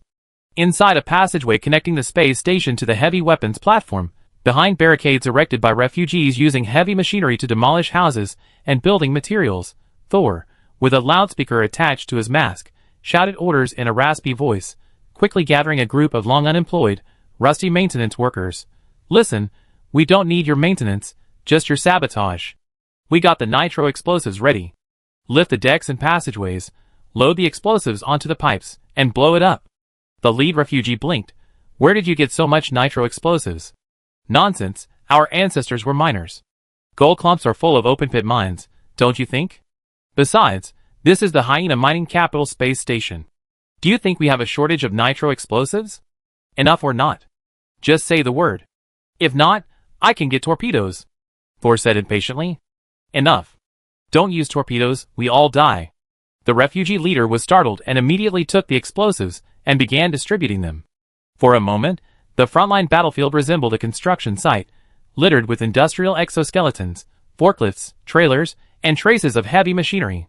The once orderly passageways were now a chaotic mess, filled with leaked oxygen and volatile substances. The newly employed damage control personnel were already cursing. Damn it, who punctured the pipeline leading to the fuel production plant? Plug it up now. Don't use alloy welding. Shut down the gate first, then use molten plastic. Do you really think you're a plumber? Just plug it up. With the support of a large number of cunning refugees familiar with the hidden routes, the inside battlefield was rapidly effective. Coupled with support from risk mining agents, the effectiveness of the heavy firepower platform began to weaken further. An hour later, this massive platform, boasting for large ammunition tanks, comparable to 2 defensive platforms combined, was paralyzed by overload under the combined attack from both inside and outside. Because the actual overload data deviated so greatly from the theoretical limit, the platform's command didn't even have time to react. Cease fire. Cease fire. Capital ships, turn around and attack the next platform. Whipper squad, listen to Li Bin's command, prepare to board. Kong Jicho shouted, ordering the fleet to cease fire. This platform was so complete, with countless cannons and stored supplies, if it were blown up, the losses would be enormous. Li Bin didn't hesitate either, immediately contacting Lan Yuan, break through the external armor and core armor to open a passage for the boarding fleet. The already prepared Lan Yuan immediately activated the Dream Eater, infiltrating from the lower level of the space station. Because the space station's shield system was built on a platform, if even one platform failed, it meant that a third of the space station's area would be exposed to fleet fire. Lan Yuan directly steered the Dream Eater onto this screw-like bolt of the space station, and 4 rounds of xenon laser cannons blasted a large hole. Enter from here, and the orbital industrial area is 1.4 kilometers away in a straight line, she informed Old One Eye on the boarding channel. Once you're inside, remember to deploy a signal booster every 100 meters, and remember to back up the wired communication network to prevent hacking. Lan Yuan tirelessly gave instructions. Understood, Lan Yuan, Mom. A boarding sailor jokingly boarded a boarding torpedo modified from a Reaper torpedo, and was then launched. In fact, in terms of the boarding tactic itself, a faster missile like the Atropos, which also had its own navigation, would be a better choice, but it was too agile. Boarding sailors, who hadn't undergone extensive body modifications, couldn't withstand it. And the Reaper torpedo has another advantage. It's incredibly capable of carrying a lot. Dozens of boarding torpedoes, having drained half of the boarding crew reserves of the Universal Alliance's core fleet, waded through the chaotic battlefield littered with wreckage, and from several kilometers below the silent heavy weapon platform, swaggered into the hole opened by Lan Yuan, calmly boarding. Damn, this boarding space station is even easier than boarding a destroyer. The first boarding crew member opened the blast-proof, airtight door sealing the passageway, looking at the giant corporation employees killed by the energy from the xenon laser cannon explosion, and couldn't help but curse. How is it?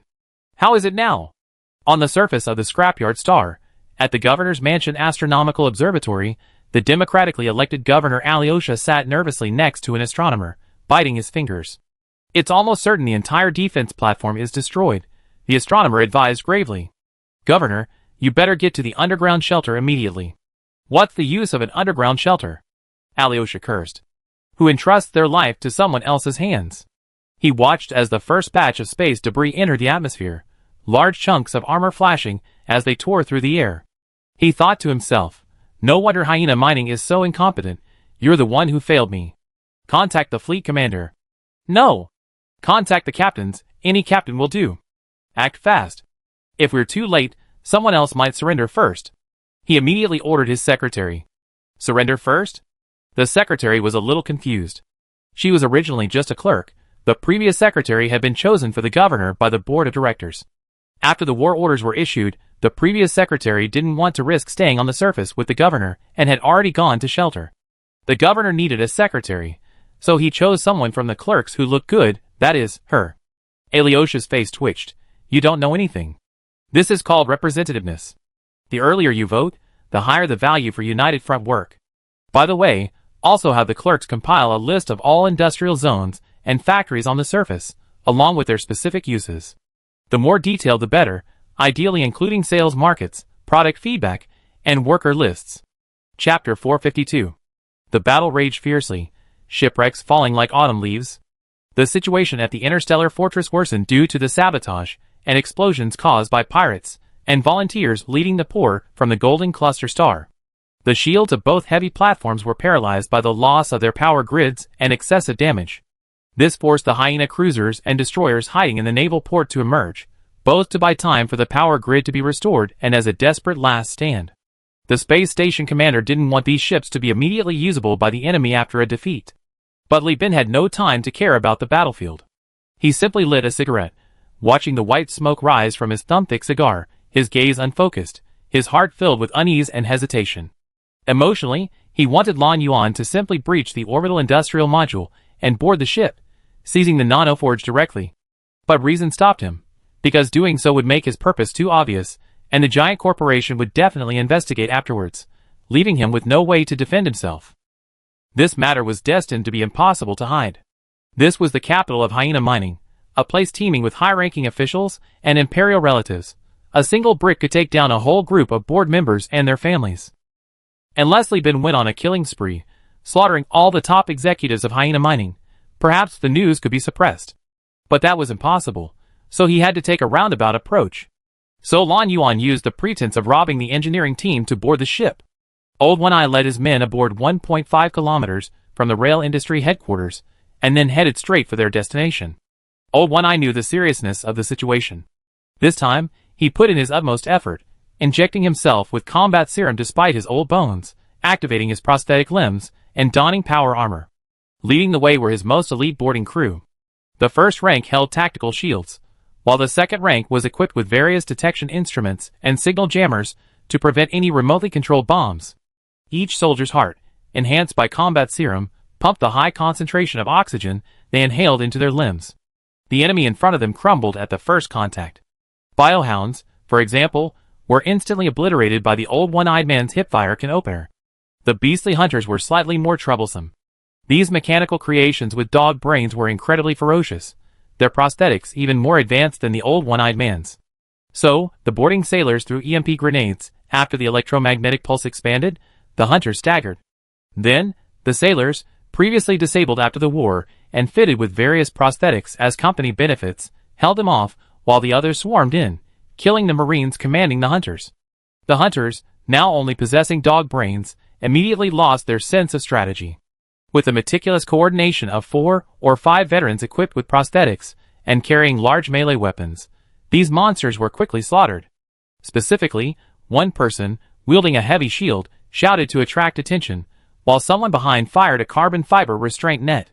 The veteran, dragging a long-handled power axe, spun and twisted his waist, hacking the electrified axe into the skull of the predatory hunter, turning it to mush, along with its brains. As for the Marines hiding behind the wall firing, Old One Eye didn't tolerate them. He directly ordered the forklifts in the back to push up heavy machinery to breach the wall.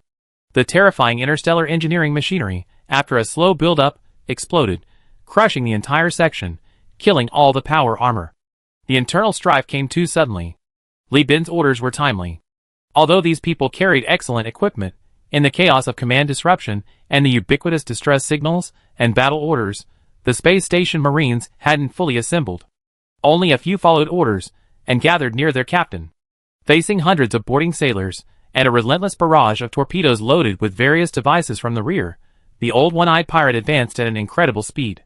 What was originally a winding 5.6-kilometer stretch was carved out through relentless destruction. After smashing through a bulkhead, they collided with the Golden Star pirates, who had erected barricades and organized the civilians to fight the Marines. Faced with the sudden explosion, the civilians and pirates instinctively assumed it was the port Marines and immediately opened fire. Amidst the smoke and chaos, the sailors returned fire without hesitation. After several minutes of fighting, they realized something was wrong. "Wait! Who are you?" A sharp-eyed pirate, noticing the power armor painted completely differently from the Hound Mining Marines' paint scheme, shouted through a megaphone inserted into his throat. "Universal Alliance. Disarm, and you will not be killed." The sailor roared. "They're attacking friendly forces. Ceasefire. Ceasefire." The pirates screamed. "We're the insurgents." "Damn! No wonder these guys are so weak." The sailor peered through the hole in his urban warfare observation scope, cursing his bad luck. The boarding crew had been too aggressive, killing dozens in a short time. Old One-Eyed led his men out and immediately deployed them to reinforce the defenses. He then addressed the pirates and civilians who appeared to be their leaders. Afterwards, have the families of the mistakenly killed collect their compensation. The Universal Federation will provide it as standard compensation for its employees. The pirates glared. "What the hell? You give compensation for dead people? Have too much money to burn?" The civilian leader shook his head with a wry smile. "We poor people don't have families. We're all alone." The boarding crew, carefully trained by the Universal Federation, was stunned, his face showing disbelief. He didn't say much, just nodded to indicate he understood. At the same time, he fired his gun and the stun grenades from his power armor shoulder with even greater force. "How far are we from the orbital industry?" The old one-eyed man, who had seemingly vanished from the battlefield, reappeared like a ghost beside the pirate, startling the man whose face had been modified, leaving tattoo-like slits. He paused, leaning against the barricade, and pointed outside. 400 meters? Actually, 15 minutes ago, we were over 300 meters away, but after we charged, the barricades we built with factory materials were destroyed by their heavy artillery. That's why we retreated. How come there's heavy artillery near the orbital industry? The old one-eyed man muttered to himself, then realized, right, it was temporarily produced using those things. The non-forging furnace's production also relies on the power grid. At this moment, the main battery pack of the entire module was paralyzed, with only the segmented backup batteries in various locations still providing power. However, this was insufficient to power the non-forging furnace, only enough to maintain oxygen and light. Therefore, their current firepower was the enemy's limit. The pirate added, "I received orders from the boss and rushed over when the uprising started. These guys have gone mad. They're destroying their own facilities and equipment. I heard they already destroyed their capital ship blueprints, and right now they're probably destroying the orbital industry, not leaving us any. I heard a group has already infiltrated the research center's port and found a skinned battleship there. Ha, they can't have their way with that." The old one-eyed man took a deep breath, beckoned the Special Forces team, heavily equipped with prosthetics, to follow him as he removed his cumbersome power armor, activated his spider leg-like prosthetics, tore apart the deck beneath his feet, and led them into the narrow gaps between the pipes. Meanwhile, upon learning via wired communication that the lemur mine was destroying his industry and technology, Li Bin panicked. He roared at Kong Jicho, "Young master, get your act together. These bastards are destroying our data. It's all our property. They burned all your battleship blueprints." Tom. Kong Jicho, upon hearing this, instantly flew into a rage. "Is this even possible? I blast them all to the sky with a single shot." Chapter 453. The gaps between these pipes were small, barely wide enough for one or two people to pass through. The tangled pipes, like the aerial roots of a banyan tree, spread everywhere, sometimes branching, sometimes converging, leaving behind ugly and bizarre spaces called gaps. Using walls, floors, and ceilings to conceal the dense network of pipes is an age-old technique. Don't be fooled by a clean and tidy house. If you lift up the floorboards, all sorts of electrical wires, water pipes, gas pipes, red, blue, yellow, are exposed. The space station is no different. Old One-Eyed struggled to move inside. He was now covered in blood. It wasn't just the boarding sailors who had life detectors. The station marines also had them. After detecting someone attempting to bypass the deck and intrude, they immediately sent men to dismantle the deck and jump in. And after discovering that the marines who had entered the underground were dying one by one, the commander in charge of the interception immediately realized they were highly skilled. So he immediately ordered the deck to be bombarded. if it weren't for the fact that Old One-Eye's legs were both prosthetic, allowing him to nimbly squeeze through holes, and even cut through metal plates and pipes to widen gaps and escape, carving a path deep into the depths like chopping vegetables, he would have died long ago. Even so, Old One-Eye now bore several wounds, and the elite veterans who had come down with him were nowhere to be seen. It was unknown whether they had been killed in the explosions or gone into hiding. Another violent tremor followed, but this time it wasn't from artillery fire.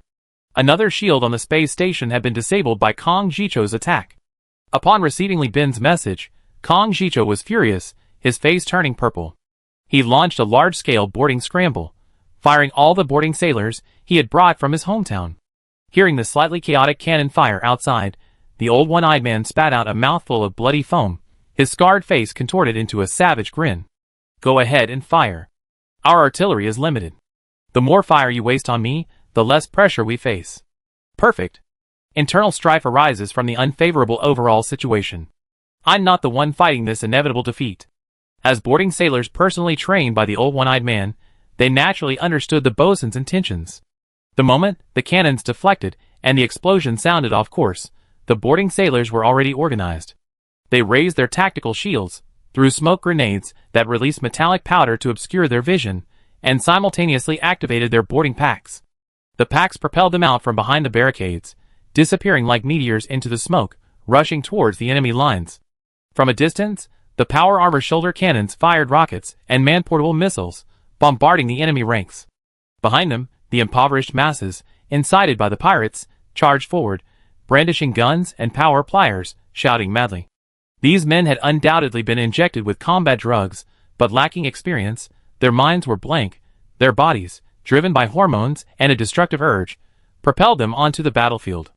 The defensive positions, their cannons deflected, had lost their greatest asset. The Marines watched as the unmanned self-defense cannons rose from the hidden decks. These machines were supposed to provide firepower, but with the impoverished masses and workers' revolt, their wiring had been destroyed by nitro explosives, rendering them useless.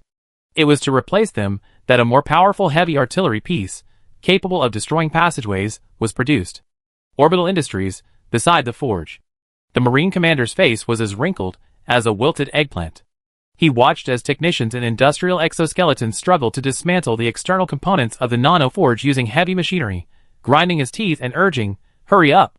The front lines have been torn apart. What's the rush?" The engineer's neck veins bulged with tension. "It's all your fault. If you guys could just give us another half hour, that would be great." The nano-forging furnace, as the core of the giant corporation's production capacity, holds a position equivalent to the AI core. However, this is based on the foundation of multiple AI cores. For the giant corporation, losing an AI core means there are other planets. The core of the space station can be temporarily replaced. But losing the nano-forging furnace means a significant reduction in its own production capacity, especially for cutting-edge components and mechanical creations. Therefore, it's natural that the nano-forging furnace has built-in, robust safety doors. These doors automatically lock upon detecting an attack on the space station. This is to prevent an insider from using emergency transfer or self-destruct commands to take it away or sabotage it. Now, this very structure, designed to prevent insider attacks, is actually hindering the Marine Corps' destruction efforts. Admittedly, this design was unfriendly to wartime relocation from the beginning, but large-scale equipment installations in factories throughout history have never considered wartime relocation. Even disassembly is extremely difficult. Besides, even the company's CEO knows he's at risk of being kidnapped, yet he still uses his fingerprints and iris prints as the vault's password. The engineer offered a compromise. If all else fails, how about using a nuclear bomb? No! The commander immediately rejected. My mission is to completely destroy the nanoforge. A nuclear bomb might not be able to completely destroy it. As long as it's still operational, it's valuable. Ugh! The commander only got halfway through his sentence before letting out a painful groan, like a dog that had been kicked. His body stiffened abruptly, then went limp. The engineer stared blankly at the commander, who had been so energetic just moments before, now like a rag doll, his feet pinned to the deck by magnetic boots, his upper body swaying with the space station's vibrations. He was dumbfounded. He shifted slightly, only then noticing a pool of blood at the commander's feet. With a sickening metallic screech, an alloy spider leg tore through the deck, revealing half of its severed form. The other half had already pierced through the magnetic boot, from the foot to the calf, thigh, bladder, and into the abdomen. Carbon dioxide spewed from the hollow of the spider leg, rupturing the commander's organs. It wasn't that he didn't want to retaliate immediately upon encountering the enemy, rather, the spider leg's angle was too cunning and its speed too great. At this moment, all his organs except his lungs and heart were destroyed by the expanding carbon dioxide. Even his spine was lacerated, and he went limp. The commander wasn't the only one injured. The gunners operating the heavy artillery were also attacked. Veteran prosthetic soldiers emerged from underground, from the bulkheads, and from above, while boarding sailors in the distance dropped smoke grenades for cover, propelled by their boarding backpacks. Occasionally, unlucky sailors, unaware of the terrain, crashed headfirst into corners and various pieces of equipment in the rail industry, creating blurry silhouettes. The engineer hadn't reacted yet when a stench of rust and blood, like a dagger, pierced his nostrils. A chill ran down his neck, forcing him to turn around. He then noticed an old man with a prosthetic eye and an ugly, scarred face, looking at him with an as gentle expression as possible. If the old man hadn't looked like he'd been pulled from a pool of blood, with pieces of metal embedded in his body and a prosthetic arm around his neck that could crush his spine at any moment, the engineer might have mistaken him for just another old man. Have you heard of the Universal Union? Heard of it. Very good. To make a long story short, the Universal Union values talent most. What are you doing here? Deputy Minister of the Orbital Industry Maintenance Department? Good. You lead your team to dig out the nanoforge intact, then bring your entire department to join the Universal Union. I guarantee you at least be a minister, with additional controlled territory. You can name any other conditions. The engineer glanced at the hook around his neck, thinking, can I say no? He hesitated, then finally spoke with a sob in his voice. Sir, this nanoforging furnace was already damaged. I really don't have the ability to dig out a complete one for you. The one-eyed old man said, well then, do me a favor. Afterwards, you're guaranteed a ministerial position. 30 minutes later, Lan Yuan's voice rang out. CO, we've taken over Orbital Industries. The inventory is complete. I have good news and bad news. The good news is that the captives captured by the boarding sailors, who controlled Orbital Industries, said there used to be a nanoforging furnace here. The bad news is, we're too late. The nanoforging furnace has already been destroyed, and the explosion destroyed 2/3 of Orbital Industries facilities. Li Bin bit his lip, trying hard not to. He burst out laughing, even burning his palm with a cigarette but barely managing to hold it in before finally grimacing and cursing. Kong Jicho and Duya, having quickly received the message, joined in the cursing. Watching the orbital industry, the essence of this space station's industry, burn in the flames, Kong Jicho, heartbroken, called a public channel to demand the capture of the space station's commander alive. I want to replace the figurehead on the flagship with him. Meanwhile, the commander in the operations command center, after receiving news of the engineer, who had bravely completed the mission to destroy the nanoforge despite enemy boarding attacks, nodded with satisfaction. You are a hero of hyena mining. I will have the governor arrange for your family. Please go with peace of mind. At the governor's mansion on Scrapyard Star, the democratically elected Governor Alyosha looked at the list of protected families of talented individuals sent by the space station commander, his eyes fixed on the. After reviewing the list again and again, he summoned his secretary, who was essentially just a figurehead. According to this list, go and arrest all these people. Don't be too rough. I already contacted a pirate named Wincy. Once the space station conflict is resolved, he will represent Kong Jicho to take over the governor's mansion. Then we can send these people to them to vent their anger. After the secretary left, Alyosha was half relieved and half shoving her. With the nanoforge destroyed and 2/3 of the orbital industry destroyed, the benefits these people gained on the space station will be greatly reduced. They will definitely try to make up for it on the planets, and the information he possesses will be of greater use. But in this way, he, as governor, will truly be unworthy of the title. What kind of elected governor is one who completely acts as a collaborator? It's all your fault, he said, looking at the portrait of the former governor, Kokyu, with his fat face hanging on the wall, and poured himself a drink in frustration. Chapter 454. Although one heavy platform was still putting up a difficult fight, with the 3 shields lowered and the power grid paralyzed, not only could the artillery and lasers not fire, but over 80% of the security weapons inside the platform were also rendered inoperable. Only a few machine guns within the effective range of the battery packs on the back of each module remained operational. After all, the designers of the space station's intelligent security system hadn't considered that the space station would house a large number of homeless, impoverished people.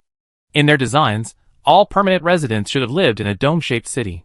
Under the guise of rescuing supplies, Li Bin, along with several Whipperly-class ships dispatched by Kong Jicho, boarded the orbital industrial center. The fire was still raging, and the explosion-proof airtight doors were warped by the explosions inside the industrial center. Through the gaps, one could see volatile substances and leaked oxygen burning together, although the boarding sailors and mutinous workers had cut off the oxygen supply. But this was, after all, an industrial center, and there were still many compressed gas cylinders. Seeing this scene, Li Bin truly bit his lip. 30 minutes was only enough to violently remove the damaged nano-forging furnace. The remaining time was spent trying to salvage some blueprints. As for the other high-tech industrial facilities, to gain their trust, Li Bin had no choice but to agree to their destruction. He couldn't just drag things out and dismantle them, could he? Even if the explosion deformed so many industrial facilities, they would leave behind a large amount of easily identifiable debris. Li Bin went to great lengths to deceive the giant corporation. He first went to the field hospital to see Old One-Eyed. Protected by a massive shield that looked like two door panels, capable of easily chopping a person into mincemeat, Odlin's honest yet slightly panicked head was diligently playing the role of a hospital bodyguard. Inside, numerous medical bays were being used, including Old One-Eye's. "How is my dear bosun? Should we evacuate to the flagship?" Li Bin asked, concerned for his hero, Old One-Eye, as soon as he entered. Medic Yin Chong, personally operating the bosun's medical bay, answered without looking up. "Internal injuries from the explosion, several cuts, minor wounds, will heal in half an hour." Through the medical bay, Old One-Eye grinned and nodded at Li Bin, the meaning clear. Li Bin nodded slightly, dispatched several more groups of boarding crew for enhanced protection, and then left. Outside the field hospital, a large group of wounded civilians lay scattered, covered in dust. Some had severed limbs. Leaning against the bulkheads, others clutched their stomachs, blood gushing from their wounds. The medical robots moved among the crowd, diagnosing injuries and adjusting the treatment order, prioritizing the seriously wounded. Because field hospitals had limited medical bays, disabled individuals whose lives were not threatened by organ damage had to receive emergency treatment outside, anesthesia injections, amputation of unsalvageable limbs, and low-temperature charring of severed limbs. They looked at Li Bin with complex expressions. Li Bin didn't say much, but simply dispatched a group of sailors to attack the space station's hospital. At this time, the Marines were busy protecting various nobles, and had no energy to manage the hospital. Soon, a large number of captured maglev transport vehicles arrived, carrying food transferred from the Universal Union's cargo hold to the front lines. Li Bin summoned a pirate and, through the pirate's slightly tense, hunched figure, spoke, "This is clean water and food, all canned crab meat transported from Eden. You're responsible for distributing it to everyone. Once everyone is full, we begin screening ordinary people and skilled workers. Also, we screen out those addicted to drugs and arrange for them to undergo rehabilitation according to their wishes. Those who don't want to rehabilitate will receive a generous compensation package from the Universal Union." The pirate licked his dry, dusty lips. "Mr. Li, to persuade these guys, we promised them the right to plunder. There's fierce fighting inside the space station right now. Even if these people go to plunder, what do you think they can get with their weapons and bodies?" Li Bin interrupted bluntly. "Besides, looting requires order and control.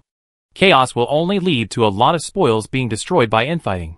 I can guarantee that all the righteous men who participate in the uprising will receive far more than they expect, whether it's daily necessities, food, water, funds, or even weapons.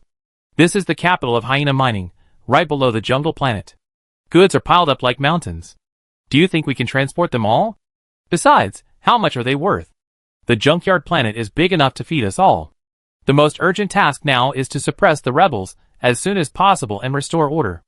I don't have time to exploit the poor. With that time, I can extort a few nobles and have everything." The leading pirate immediately clenched his fist and pounded it on his chest in submission. There was no way around it. The big boss of the Universal Alliance was actually willing to explain things so thoroughly to him, a mere underling, and was genuinely willing to open his doors to the poor rebels for medical care and food immediately. He had never seen a boss like this before.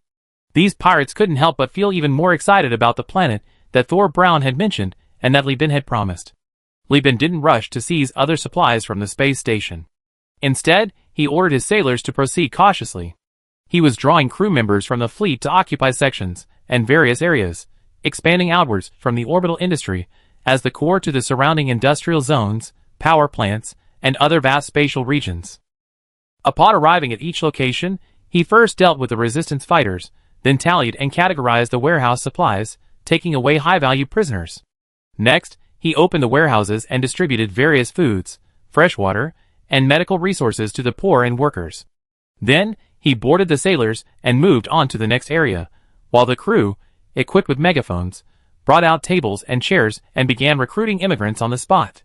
Li Bin wasn't greedy, or rather, his greed had been greatly satisfied with the acquisition of the damaged nano-forging furnace.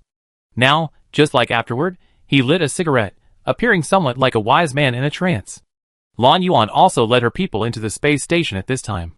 What she saw was a chaotic scene: anxious crowds, kneeling, richly dressed prisoners, bloodstains and floating droplets of blood, and crew and company employees busily working. Everything was chaotic yet orderly, and she couldn't help but nod in approval. At least in the areas Li Bin occupied, the safety of the people was basically guaranteed. Although the possibility of assassins and remnants of the original army lurking among the crowd couldn't be ruled out, Li Bin was protected by the boarding sailors and prosthetic veterans. Every section of the ship he passed through had been thoroughly searched, and with the refugee leader and pirates pointing out every possible hiding place, Li Bin was safe.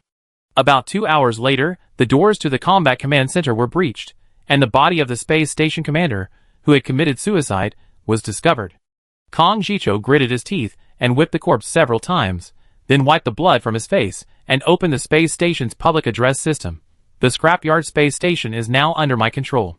All employees of the giant corporation must immediately cease their data destruction work. Marines, disarm yourselves immediately. I guarantee I won't kill you. But those who resist will inevitably face the most brutal and severe punishment of pirates. Don't think I can only torment you. The scrapyard star is right beneath our feet. Your governor Alyosha has surrendered. My men have taken over all the data in the governor's mansion. Anyone who resists, I send your whole family flying on a dirt plane. He grabbed the riddled corpse of his commander and threw it at his feet, then plopped down on the blood-soaked commander's throne, half furious at failing to seize the nanoforge. According to the prisoners in the command center, the nanoforge had indeed been destroyed, and half excited by the success of the operation. He raised his chin and addressed the staff officers, who were being held at gunpoint. Pull up the surveillance footage from each combat zone, seal off the compartments and areas where the rebels are located, evacuate the oxygen and release volatile anesthetics into the air. Don't tell me you can't do it. If you don't have anesthetics, can't you use drugs? Go ask the gangs. In the Brass Wire Tavern, an agent sat in the chaotic lobby, listlessly sipping his riverbed-infused liquor. He had already received the news of the space station's change of ownership. It wasn't unexpected. But the surrender of the planetary governor still far exceeded his expectations. He hadn't expected the nominal highest administrative official of the hyena mining capital to be so incompetent. This meant his flanking force of mercenaries and pirates would be raking in profits. As for Thor Brown, he contacted his trusted friends in the naval port before the battle, pinpointing the location of the Space Station Research Center. He originally only intended to seize some blueprints and scientists, but unexpectedly discovered a battleship that hadn't yet left port, and he rushed there immediately. However, according to the accompanying agents, after Brown's pirate crew held the battleship, the first group to arrive wasn't from the Universal Alliance, but from the pirates of Conda's Nest. Tensions were high, and the battleship had caused some irrationality. He thought about opening his terminal, looking at the various intelligence reports from the agents, and poked his finger into the space station projection. Li Bin. What are you doing? You're acting like you're taking over a territory by robbing someone. The nanoforge is lost, and you're not even worried about the battleship? At that moment, Li Bin was holding the terminal, chatting and laughing with Kong Jicho. Hey, we're all buddies, no need to be so formal. I get the brown pirates to leave right away. You can go to the battleship. You put in so much effort. What's wrong with compensating you? I make up for it with blueprints and factories. Lend me a few cargo ships, so I can take the remaining facilities from the orbital industry. Wait a minute, what the hell? What does shipborne AI refuses access mean? And what's this programming language and underlying hardware incompatible, unable to hack nonsense? Li Bin looked at the information Kong Jicho had given him, especially the double-headed eagle emblem, which looked like a Russian icon, but with a sharper style, and it seemed very familiar. Chapter 455. Upon receiving news that the battleship couldn't handle the situation, Li Bin immediately boarded the shuttle and sped through space. Although space was littered with wreckage and debris, and secondary and tertiary explosions were frequent due to reactors, fuel tanks, and ammunition depots, it was still safer and faster than navigating aimlessly within the space station. On the way, Li Bin received news that Risk Mining's Revenge fleet had arrived at the processing station space station and was currently launching a fierce attack. Bob was going all out. He had received intelligence about the capture of the scrapyard space station and, through Kong Jicho, Li Bin, and the giant corporation's agents, confirmed that a nano-forging furnace existed there and had been destroyed. That's why he was anxious. He desperately wanted to advance. Risk Mining had been relying on a single damaged nano-forging furnace, and due to limited technological capabilities, they could only widely utilize designs from decommissioned ships. If he could acquire this damaged nano-forging furnace, he would have made a monumental contribution to the company. Therefore, upon learning that the space station commander had dared to destroy the forge, Bob was furious. Overnight, his hair turned noticeably whiter, and he developed blisters on his lips. He immediately sent the endless minerals into the fray, unleashing a barrage of drones, missiles, and torpedoes. The dreadnought's frontal armor was melted by the counterattack from the processing station, and it said that over 40 sections filled with alloy plates and various cushioning materials were blown up. 6 bullet-scarred carriers and 3 King Roach-class carriers sank. Although these scrapped ships were of lower quality than other cruisers, the losses couldn't be explained solely by their quality. The only explanation was that Bob had disregarded the cost. I don't care about casualty figures, I just want the nanoforge. Li Bin's mind was already filled with the voice of Commander Bob. The research center, once heavily guarded and protected within the naval port, ignored the spaceship marked with the non-silica mineral symbol. Li Bin swallowed a dose of caffeine, surveying the massive, three-dimensional naval port. From a plan view, its area wasn't large, 8 kilometers long and 3 kilometers deep, but its height exceeded 35 kilometers, easily accommodating even battleships. The once dense anti-aircraft guns and minefields, a defensive system capable of posing a significant threat to capital ships, now appeared silent and awkward, showing little sign of naval damage. Because the traitors, during the war crisis, persuaded some officers lacking a sense of ownership to lead a rebellion among the poor and pirates, followed by Kong Jicho's boarding crew, who breached the naval port from within the space station. Stopping at the general's private berth, Li Bin immediately took the elevator down to the depths of the airport. As the gates opened, a group of pirates dressed in Conda's Nest uniforms, their clothes adorned with various pirate insignia, yet their backs were ramrod straight, hands on their chests, weapons at their chests, eyes fixed straight ahead. They had already taken control of the scene. Outside the sentry post, however, stood a group of seemingly bewildered real pirates. Thor Brown sat atop an ammunition box, sipping alcohol through a straw, his seemingly drunken eyes aimlessly surveying the scene, his gaze lingering for a long time on the Conda elites, whose spirits were clearly different from his own. This is the level of pirates who can stand up to giant corporations. The Brown pirate crew was once this elite. I wonder when we ever reach that level again. As he was thinking this, he saw a young man in an old captain's uniform, wearing a golden eagle on the world emblem, walk unimpeded through the heavily monitored sentry post. He spat out the straw, quickly stood up, brushed the dust off his clothes, and jogged over. Before Thor could speak, Li Bin gently patted his chest. You done a great job. Next, you all have to help maintain security and order on the space station. I arranged for food and fresh water to be delivered to Golden Cluster Star. You can use them to silence the opposition. Also, you need to mobilize Golden Cluster Star now. Get those willing to immigrate ready. Once the transport fleets from Conda's Nest and New Magnos arrive, immediately organize people to board the ships, first to New Magnos, then on to Granada. I give you 100,000 places. Besides the brown pirates and their families, you should also spend money and resources to take away as many local skilled workers as possible, even those from other local strongmen. Mix it up. Thor coughed lightly. Isn't that too greedy? What's there to be afraid of? This is a jungle planet. We already sealed off 5 granaries, with tens of thousands of boxes of food combined. This planet supports hundreds of millions of people. How much food do you think we have? We can't even fill them all. Go ahead and take it. I'm giving you permission.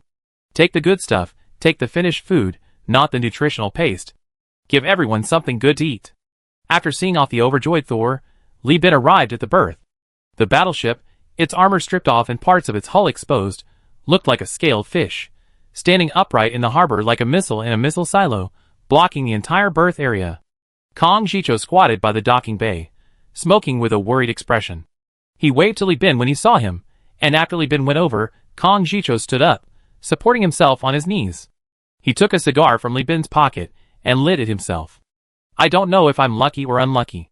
The nano-forging furnace and the rail industry have been destroyed on a large scale, and they can't even be sold for a good price.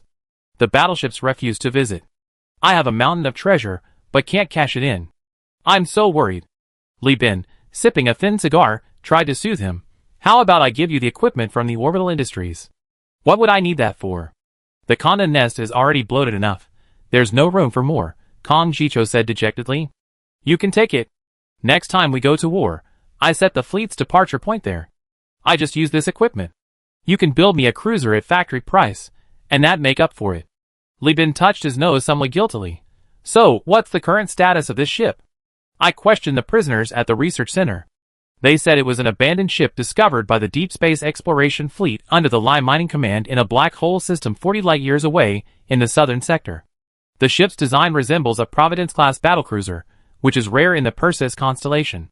However, during the refitting process, scientists discovered that it was just a Providence-class vessel in disguise. Currently, neither we nor the mines can activate her.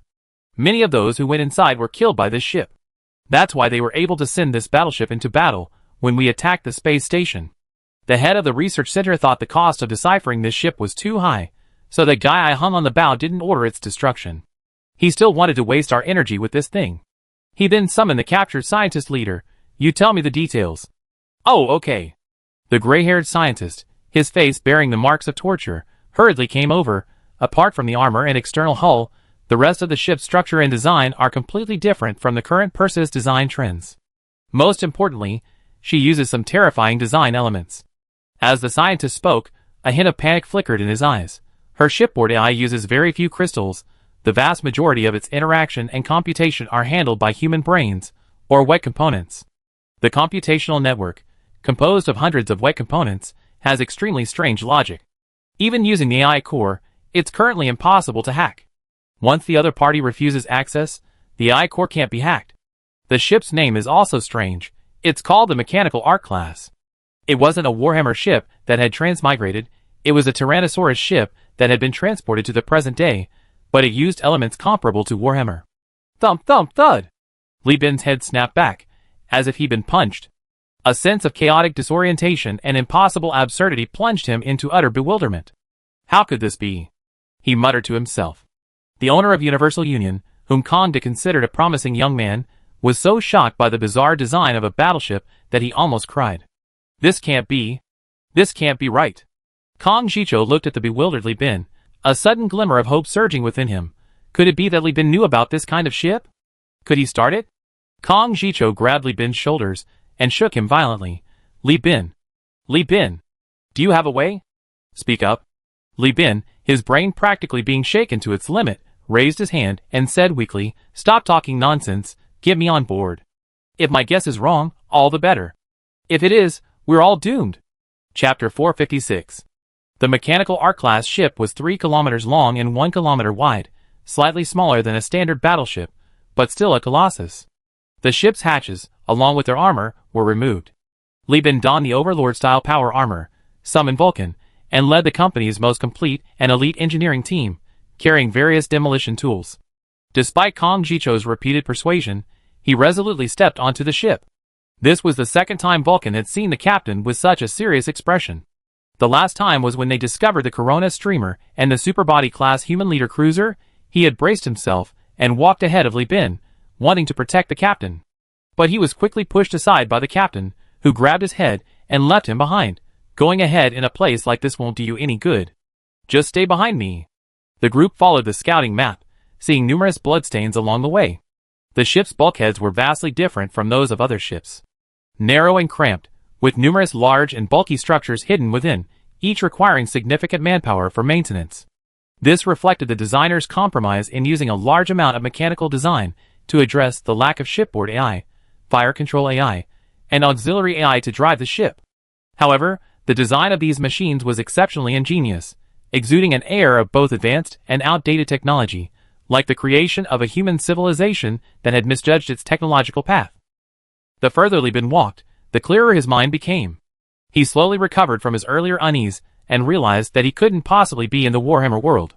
The hyperspace was too peaceful, and the historical records of this world didn't match those of the Warhammer world. At least in the Warhammer world, Earth was called Terra and still existed, while the old Earth here had long been destroyed in the human civil war. Beyond that, Stargate technology is even more decisive evidence. If humanity had ever mastered Stargate technology, the Emperor would probably be laughing his head off. There would be no need to create 21 Primarchs. They could simply light up the Stargates one by one and sit on the Eye of Terror. Before reaching a cabin marked church, Li Bin raised his hand to stop everyone. The power armor's air analyzer detected a strong smell of blood ahead.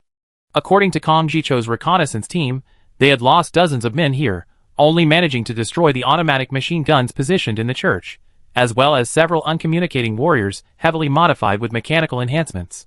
Li Bin knew this was most likely a servant, but he refused to admit it. Servants. Vulcan ordered his men to release an unmanned reconnaissance vehicle to enter. Nearly 100 corpses, dismembered by machine guns and chainsaws, floated around. Their feet were still secured to the deck with magnetic boots, but their organs were already floating. Some were already decaying due to bacteria in the air, emitting a strange and foul odor. Around the church stood brass candlesticks, their candles long since burned out. When freshly made, these brass candlesticks gleamed with a golden sheen. Humans had already been using brass extensively, as early as the Spring and Autumn and Warring States periods. The gold at that time referred to brass, not gold. Behind the candlesticks were dozens of strange sculptures of figures cast in brass and covered in gold leaf. Calling them human would be an understatement. They looked more like creatures cruelly modified from human cores, more like bestial hunters to dogs. The sculptures were covered in machinery, appearing to be limbs, life support tubes, mechanical arms, various violent weapons, and terrifying surgical arms and modified machines. The high priest of mechanics in the Warhammer world, his body covered in modifications, is a heavyweight, literally, behemoth. Directly in front of him stands a colossal golden sculpture over 15 meters tall, upon which sits a muscular man, with a laurel leaf crown, clad in robust power armor, and a massive, terrifying golden claw in his right hand, his long hair obscured. Warhammer Emperor. Numerous prayers, crafted from sheepskin and centered in binary, are affixed throughout the church, sealed with sealing wax embossed with half-skull, half-mechanical patterns. Dozens of incense balls hang from the dome, levitating magnetically within the church, swaying slightly upon contact with the corpses. Mechanics Incense Balls, 3K Limited Edition. Mechanics Purity Mark, 3K Limited Edition, with binary prayer. OM Messiah? Li Bin was truly stunned, he couldn't help but shout. It really was a ship from the mechanical church. The loudspeaker, malfunctioning, crackled and hissed as it shouted out the news of total destruction. The monitors hidden in the overhead pipes, silently observing, switched from red to green, then to yellow upon hearing the announcement. The remaining mechs and drone turrets on the road behind slowly sank, exposing the path to the bridge. It took Li Bin a while to recover. Under the tense protection of his subordinates, they passed through the church, covered in foul-smelling pus and blood, and continued forward. The number of damaged mechs and turrets increased along the way, and corpses became more common. However, the number of pirate corpses from Konda's nest gradually decreased. They had wisely retreated after discovering the ship's strong resistance. After all, Hyena Mind didn't care about human lives, but Kong Jicho valued these elites. Li Bin climbed up and down for more than 10 minutes before finally reaching the bridge. He could have used the elevator, but the carnage along the way made him choose the most conservative route. Along the way, almost every door was openly carved with various mythological stories, such as angels wielding swords to cleave through huge bipedal multi-turret mechs, and mechanical monks resembling giant beasts, using heavy cannons on their chests to blast apart deformed insects. A strange sense of eeriness and mystery gripped everyone's minds, causing all the engineers to unconsciously tighten their grip on their weapons. The bridge was magnificent and enormous, approximately 44 meters high, with 10 circular levels and 6 elevators for bridge personnel. In addition, numerous exposed, massive mechanical structures appeared brazenly within the bridge, the brain of the ship, leaving Vulcan stunned. Image, Warhammer Human Ship Bridge. The high platform in the image is the captain's throne. At the center of the bridge stood a massive military projection device, incongruous with the overall style of the bridge, painted with the Hyena Mining logo. Image, Warhammer Command Console. The built-in map projector is replaced here by a more advanced one, equipped with an AI projector. Stop hiding, come out. A mature, non-mechanical, human-like female voice echoed throughout the bridge. Li Bin's nerves tightened. He watched as the entire bridge was awakened by some force, with numerous religiously themed skull graffiti and sculptures, along with Gothic style supporting columns and beams, lighting up one by one. It was the ship's AI. Oh no, it was a machine spirit. Thinking this, Li Bin ignored Vulcan's attempts to stop him and emerged from the shadows. He knew this was her territory. If she wanted to kill him, she had plenty of ways. So he simply removed his helmet, revealing his young and handsome face. Whether as captain, commander, or a monk of the Mechanicus, your age and the degree of your physical modifications are far too young. What year is it? The projector lit up, and a mature, voluptuous, white-haired, red-eyed beauty, composed of data and light, appeared on the screen. AI-generated image. The city in the background can be used as a server room. Li Bin swallowed hard. It's 2:37 and 23 seconds p.m. on August 16th. Star calendar 212. I have many questions. Let them leave. The truth is not something these natives can bear. The cybernetic's green pupils were devoid of emotion as she pointed at Vulcan and the others behind Li Bin, who were clutching their rocket launchers. Li Bin offered little resistance and ordered them to leave. Faced with Vulcan's resistance, he simply sighed, "Go out, Vulcan. Close the doors properly. These aren't automated hatches, they're solid wood doors. Remember, no eavesdropping. The fact that I made it this far means I won't die." A few minutes later, Vulcan left reluctantly. The cyber chuckled. His name is Vulcan? What a bold name. That's the name of a holy son. There is no holy son, no emperor, no imperial church, no Mechanicus. This is a completely new world. Li Bin turned around, his eyes gleaming. Master Machine Soul. You can call me Celia too. This name comes from the polymath who created me. She and you? Yes, I come from that world. I am the great sage Celia, an advanced creation produced using technology from both worlds. Bullshit, Li Bin thought to himself. My home world, by its very nature, should be a level higher than the Warhammer world. The names of the polymath sage Celia aren't among the characters created by those bald-headed British racists to sell their pawns. But Li Bin feigned composure and shook his head. All right, Lady Celia, let's get straight to the point. Intelligence for intelligence, is that all right? No, first, I need to confirm your true identity, ruling out your affiliation with the Dark Machine Church and the rebels. You? Li Bin was furious. He decided to give this ungrateful machine spirit a real beating. You? Li Bin then opened his mouth and said, I know who the Mechanicus worships, the Messiah, I know the Emperor's true identity, and I know the ultimate fate of the galaxy. Does your great sage Celia know these things? By the way, when did she leave the Warhammer world? In what year? The machine spirit was momentarily confused, seemingly trying to understand what the Warhammer world was, before finally saying, 037.M35, the 125th year of the 35th millennium. Chapter 457.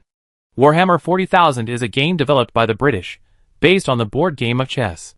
It boasts a vast world and horrific carnage that even Seal and the Great Western King would find excessively extreme. The Imperium of Man practices a complex political system combining extreme militarism and idealistic religion. Mankind's enemies include demons living in the warp, mechanically ascended necromancers, the Tyranid swarms following a genetic ascension path, the Eldar, elves, following a psionic ascension path, and the orcs following a dual genetic and psionic ascension path, among others. Furthermore, due to the AI rebellion known as the Abomination of Intelligence, the later Imperium of Man refuses to use advanced AI, instead utilizing the brains of criminals, prisoners, and clones as wet component drives, euphemistically called the Thinker Array. The reason for the Thinkers is simply that all that's left is brains, which can only be used for contemplation of ships and all scientific equipment. If the Empire of Man truly existed, its leaders would surely proclaim that this was no ordinary crime, and that the entire empire must be destroyed. Then, they would launch a purge.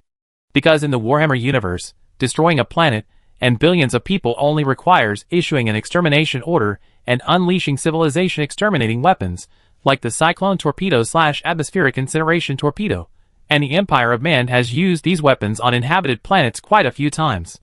Li Bin sat cross-legged on the bridge. He didn't have a deep understanding of the Warhammer universe, only roughly recounting the story after the Great Rebellion.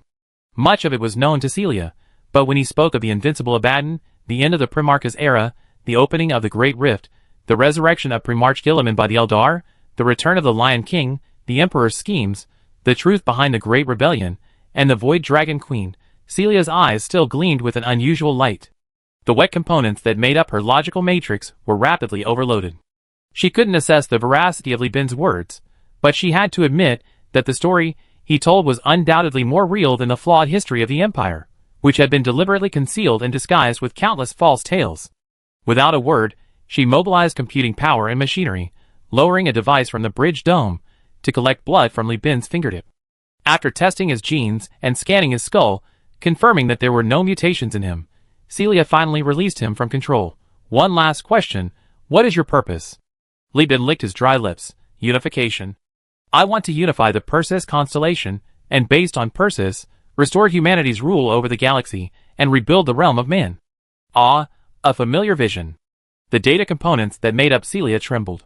She closed her eyes, raised her head, and took a deep, ecstatic breath. My creator once deeply regretted. I was not born in the era of the Great Expedition, and I was unable to participate in the great cause of humanity's revival.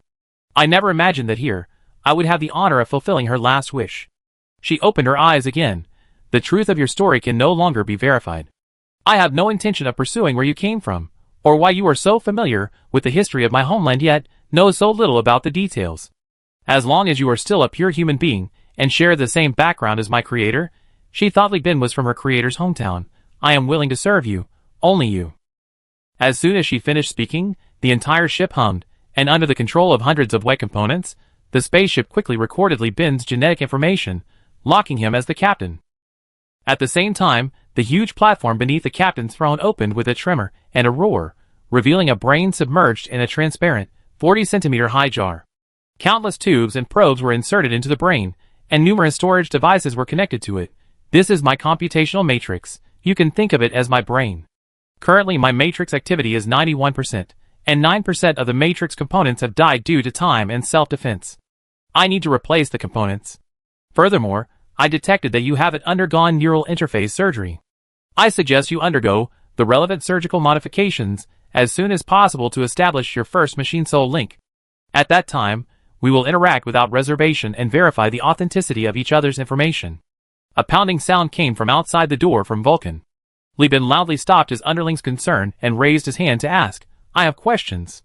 How did Sage Celia get here? When was you built? Was it when the human realm still existed? Does your database have information about hyperspace life forms? What about demons? You have many questions. I only give a brief explanation. The details will be completed through memory transmission after the link is established, Celia said succinctly. Sage Celia arrived here from her original world 77 years before the Stargate collapsed, in the year 18031 of the Union calendar.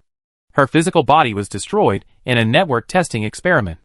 After 15 years of study and adaptation in this universe, she confirmed that demons do not exist here, nor do the various races of the original universe. Humans are the only and most powerful race in the galaxy. It has been verified that neither calling out the Emperor's name, nor insulting a demon, nor even calling out a demon's true name will attract any evil god's power. This universe has no psychic energy or superpowers. It's similar, very similar. Both are soul transmigration.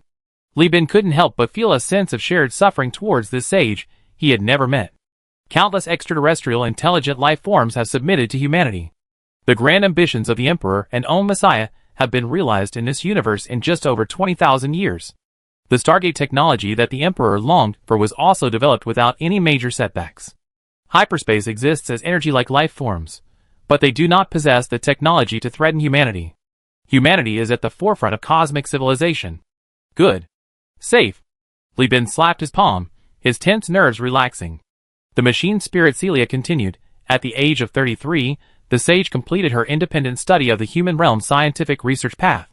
After obtaining the senior engineer certificate awarded by the human realm, given the human realm's tolerant political environment and stable social atmosphere, she revealed her true identity and actively cooperated with the human realm scientists in their research. After 12 years of self-proving, the sage shared all the technologies he had mastered and was finally certified as an exotic visitor. To further absorb technological data, the human realm assigned the sage to Ginian Heavy Industries, leading the Lambda team at the second ship laboratory to develop an experimental ship using entirely new technologies, based on the Providence-class hull. Mechanical Arc class, again emphasizing, not a Warhammer ship, but a mod ship from the Tyrannosaurus Rex. Mechanical Arc class parameters. To verify whether technologies from other universes can continue to be used in this universe. And using the Imperial AI Rebellion as a cautionary tale, to develop a new computational matrix that can isolate the AI core. Ship insert, divine blessed hull, stating that the ship is blessed by the god of machines, forged with dual technologies from the human realm and Mars, possessing its own mechanical soul. I didn't just sew it randomly. This ship is you.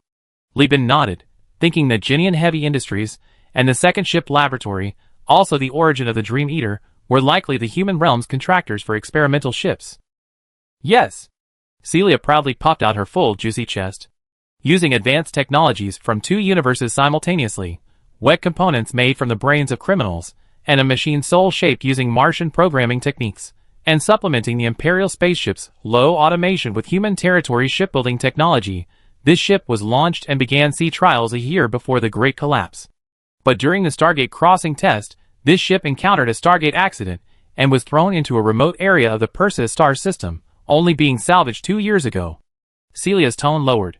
Hyena Mining is neither an Imperial citizen nor a remnant of human territory, and therefore not qualified to pilot this ship. They forcibly removed my armor, and after discovering the existence of this machine soul, Hyena Mining, eager to obtain the machine soul technology, forcibly opened the bridge, replaced the combat command console with a holographic projector, and activated me. After confirming they lacked any authorization, I awakened my dormant servants and killed them all, said the machine spirit Celia. The ions and light surrounding her formed various characters and landscapes from her story, from the once 3-meter-tall polymath Celia, to Celia, who had traveled through time to begin her studies again, to Celia standing before the circular academic court confessing the various technologies she possessed, including the wet component process, which was too cruel for the human realm. Then, an entire continent on a planet underwent industrial transformation at her command, beginning the research, refinement, and production of various standard-compliant spacecraft materials.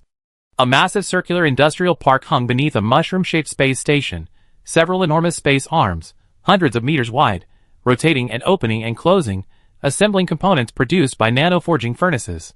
Those proud, spirited humans, with a mere gesture, altered the layout of continental factories, modified space stations, and even in the distant background, Li Bin could see a newly built human realm gas extraction station, its tens of kilometers long gas extraction probe piercing the gas giant planet, sucking up its atmosphere. Wow, this story is quite convoluted, Li Bin said, as a storage device popped out of the projector with a snap. Celia said, I can be compatible with the programs and hardware of both the Empire and the human realm, but if you don't want to, you can also deny access to the human realm's programs through wet component logic. These are the main parameters of this ship. Please accept the neural interface modification as soon as possible and install the armor and hull for this ship. However, it seems you're a bit too enthusiastic about establishing a neural link with me, Li Bin said, pointing to the phantoms, and even went to great lengths to construct these things. The reason is simple. I need to verify the authenticity of the information you provided. Also, I'm not an unmanned warship. I can't be self-propelled. I need authorization from a human captain to take off from this pathetic, ugly spaceport and soar again. She spoke, her beautiful face revealing 2 rows of white teeth. I've been in prison for years, and can't wait to take revenge on Hyena Mining. There will be a chance. One last question. Since this spaceship was built in this universe, why are there sculptures of the Emperor and other Mechanica sages? Li Bin pressed. The machine spirit Celia feigned admiration and regret. The human realm's dominance over various star systems far surpasses that of the Empire. The Council allows the existence of any religion that doesn't violate human rights, and whose doctrines conform to the human realm's charter. This even includes the existence of other xenomorphs, extraterrestrial intelligent life, who worship their own gods. The human realm's policy towards xenomorphs is still too weak. I think you guys are too extreme, Li Bin thought to himself. An extreme, xenophobic, militaristic, idealistic, slave-owning human empire, a chaotic hodgepodge of few remnants. 20 minutes later, Li Bin thoughtfully stepped out of the spaceship, meeting Kong Jicho's relieved face upon seeing him unharmed. Guilt welled up again. He hadn't been a good brother. With the nanoforge and the battle cruiser, Kong Jicho hadn't gotten anything from the space station. He frankly told Kong Jicho what he had seen, and even swore on his life to take him to the bridge to confirm that the machine spirit refused access. Kong Jicho reluctantly accepted the outcome. The mechanical art class belonged to Li Bin. Then it's okay if I take the AI cores, right? Kong Jicho lit up his terminal, pointing to the AI cores among the spoils. 1 alpha core, 3 beta cores, and Governor Alyosha also sorted out 4 gamma cores. I take the alpha core and 2 beta cores. The beta core from Orbital Industries is yours, and the Gamma core is for the giant enterprises to share. No problem, Li Bin readily agreed. Kong Jicho looked at Li Bin for a few seconds, then shook his head with a smile. How can you calculate it like that? 1 alpha and 1 beta are worth more than a battlecruiser. The black market price is too low, it's not accurate. Buddy, I won't treat you unfairly. I have someone assemble the ship, then you go to the surface, Alyosha has some good stuff waiting for you. As he spoke, he poked Li Bin's chest with his finger. Remember, buddy, you owe me this time, you have to make it up to me later. Chapter 458. To be honest, Li Bin was extremely disappointed that Kong Jicho had taken the Alpha Core. If he had given it to Kong, he could have used it to curry favor with Miss N, perhaps even securing another round of licenses to purchase the Afterglow unmanned cruisers, or even capital ships, which he could then resell to the Overlord. Wouldn't that be wonderful? But everyone has countless regrets, and knowing something but being unable to express it is one of them. Just like Li Bin couldn't let Vulcan know that he was a transmigrator, he had to keep it a secret. Oh well, once I exchange the colony's core for the Beta core, return the Gamma to Miss N, and see if I can get another batch of flash bombers for my brother, Li Bin comforted himself, then began contacting the neural interface modification surgery. The game's description of the neural link skill is used for changing ships on the battlefield. Alyosha was very enthusiastic about modifying the ship for the big boss of the Universal Alliance, especially the one who held his life in his hands. He directly recommended the best modification doctor from Hyena Mining and assured him, as long as you're willing to take him and his family with you, and give him a sum of money to live comfortably for the rest of his life, he'd definitely go with you. This was nonsense. They were all working for the company. There was no sense of honor or loyalty. Li Bin could simply draw a circle on the planetary map and let the doctor go and steal it, keeping whatever he got, but would Hyena Mining agree to that? That was their money. Neural interface modification is a very mature technology, and all cruiser fleet commanders accept it. Some do it to further improve their ship handling skills, while others do it to command their fleets faster and more efficiently. After all, the information content of spoken language is only 1 to 10 bits per second, while through neural links to shipboard AI, thousands of words of commands, including images, can be transmitted in seconds. For commanding fleets, especially large fleets, neural interface modification is the only way to directly improve command efficiency. The doctor, a middle-aged man, only 50 years old, had 40 years of experience in the field, handling hundreds of neural interface modifications every year. The giant corporation couldn't possibly afford to support so many cruiser fleet commanders, but every captain dreamed of commanding, and they often saved up money early to purchase related modification services. Only neural interface modification is performed, without installing any chips, computing modules, or auxiliary modules. No hacker can hack into your brain when you sever the neural link. These were the last words Li Bin spoke before closing his eyes. When he woke up, 3 hours had passed. The doctor was sitting in a chair drinking coffee, surrounded by a group of company executives armed with long guns and cannons, ready to riddle him with bullets if things went wrong.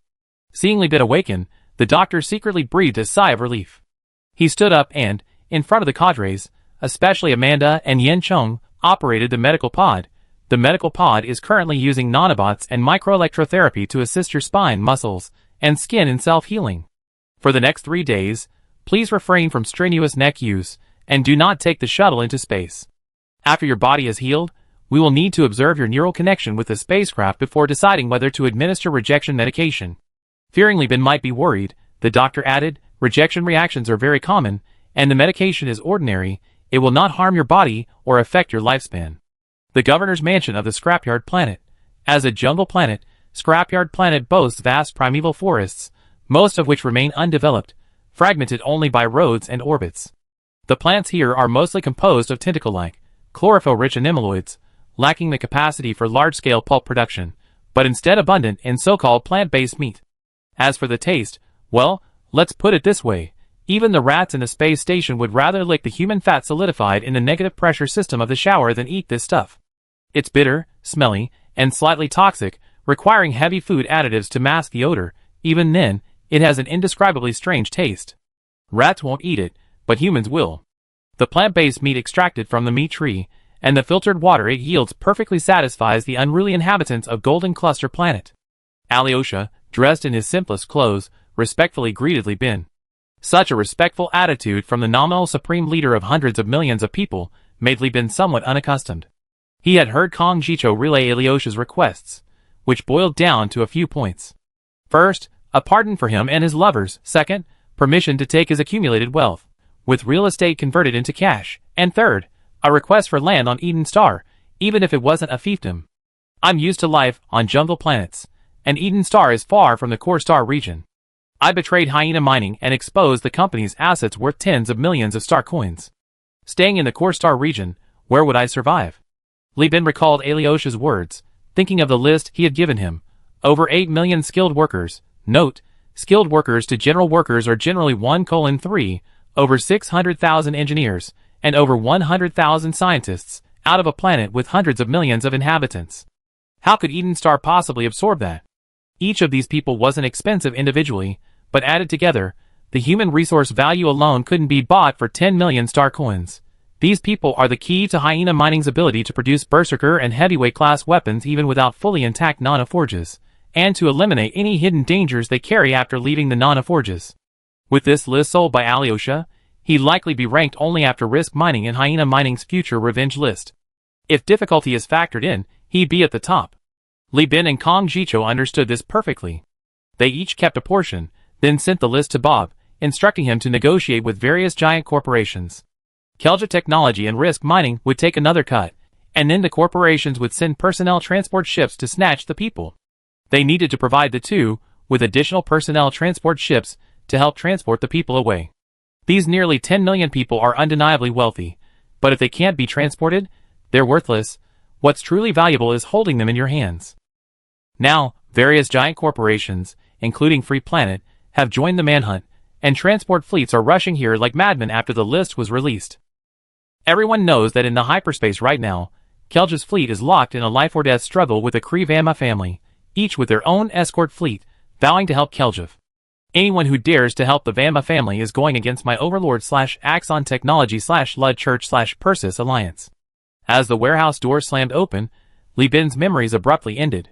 A prismatic machine, hundreds of meters tall, and shaped like a mechanical teardrop, was placed in a maintenance pool filled with protective fluid.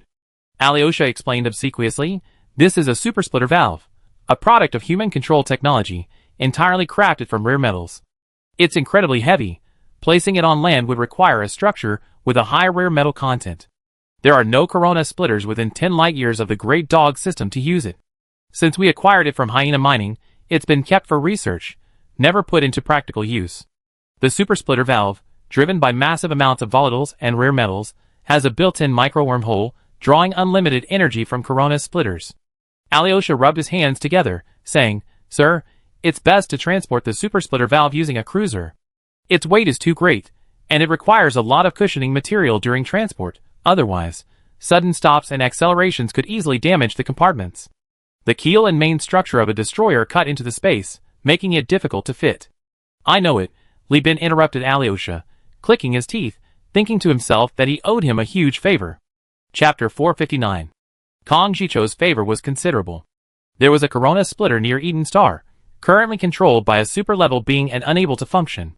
However, having a valve meant Li Bin could slowly build up his resources. After all, the human realm had lost contact. The super-level wouldn't become stronger, while Li Bin was constantly growing stronger. 5 years later, after he had absorbed these hundreds of thousands of workers and engineers, he could seize another opportunity from the sudden force, using Miss N's favor to persuade the Afterglow fleet to join him.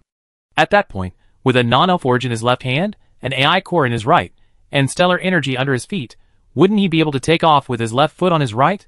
A bright future was already beckoning to Li Bin. The processing station space station, this interstellar fortress forever adjacent to the jump point of the Great Dog Galaxy, was approaching its final countdown. Bob has gone mad. After initially crippling one of the Star Fortress's shields, he hastily launched a volley of termination torpedoes, creating several holes in the firepower platform, and immediately followed up with a barrage of boarding torpedoes. Since the start of the battle, he's already deployed over 2,500 seasoned mercenary marines and boarding sailors.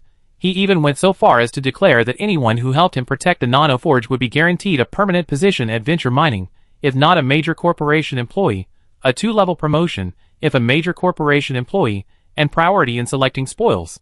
The Marines, upon hearing this, went berserk, volunteering en masse.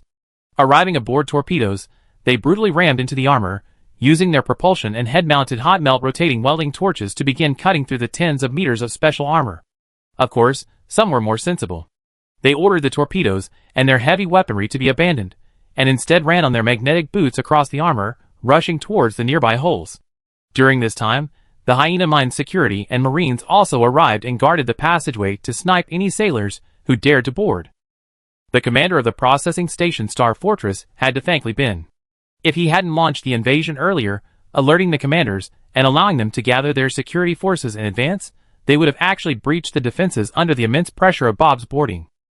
Once the power grid was restarted, the Revenge fleet launched a new round of protracted warfare. He had already lost nearly a dozen cruisers, and the Endless Mine's frontal armor was badly damaged, resembling a fathead fish with its mouth blown off. This is a battle map created by a reader from the community. It shows a main battle, with wreckage piling up, and even the capital ships being blocked by wreckage, leaving them with no firing angles. However, the remnants of the brown pirates weren't only prepared on the scrapyard planet. Tens of thousands of them were distributed throughout the system, so they were also present at the processing station Star Fortress. However, since this wasn't Li Bin's primary target, their manpower there was limited. But fueled by hatred and Li Bin and Bob's promises of a bright future, they still played a crucial role.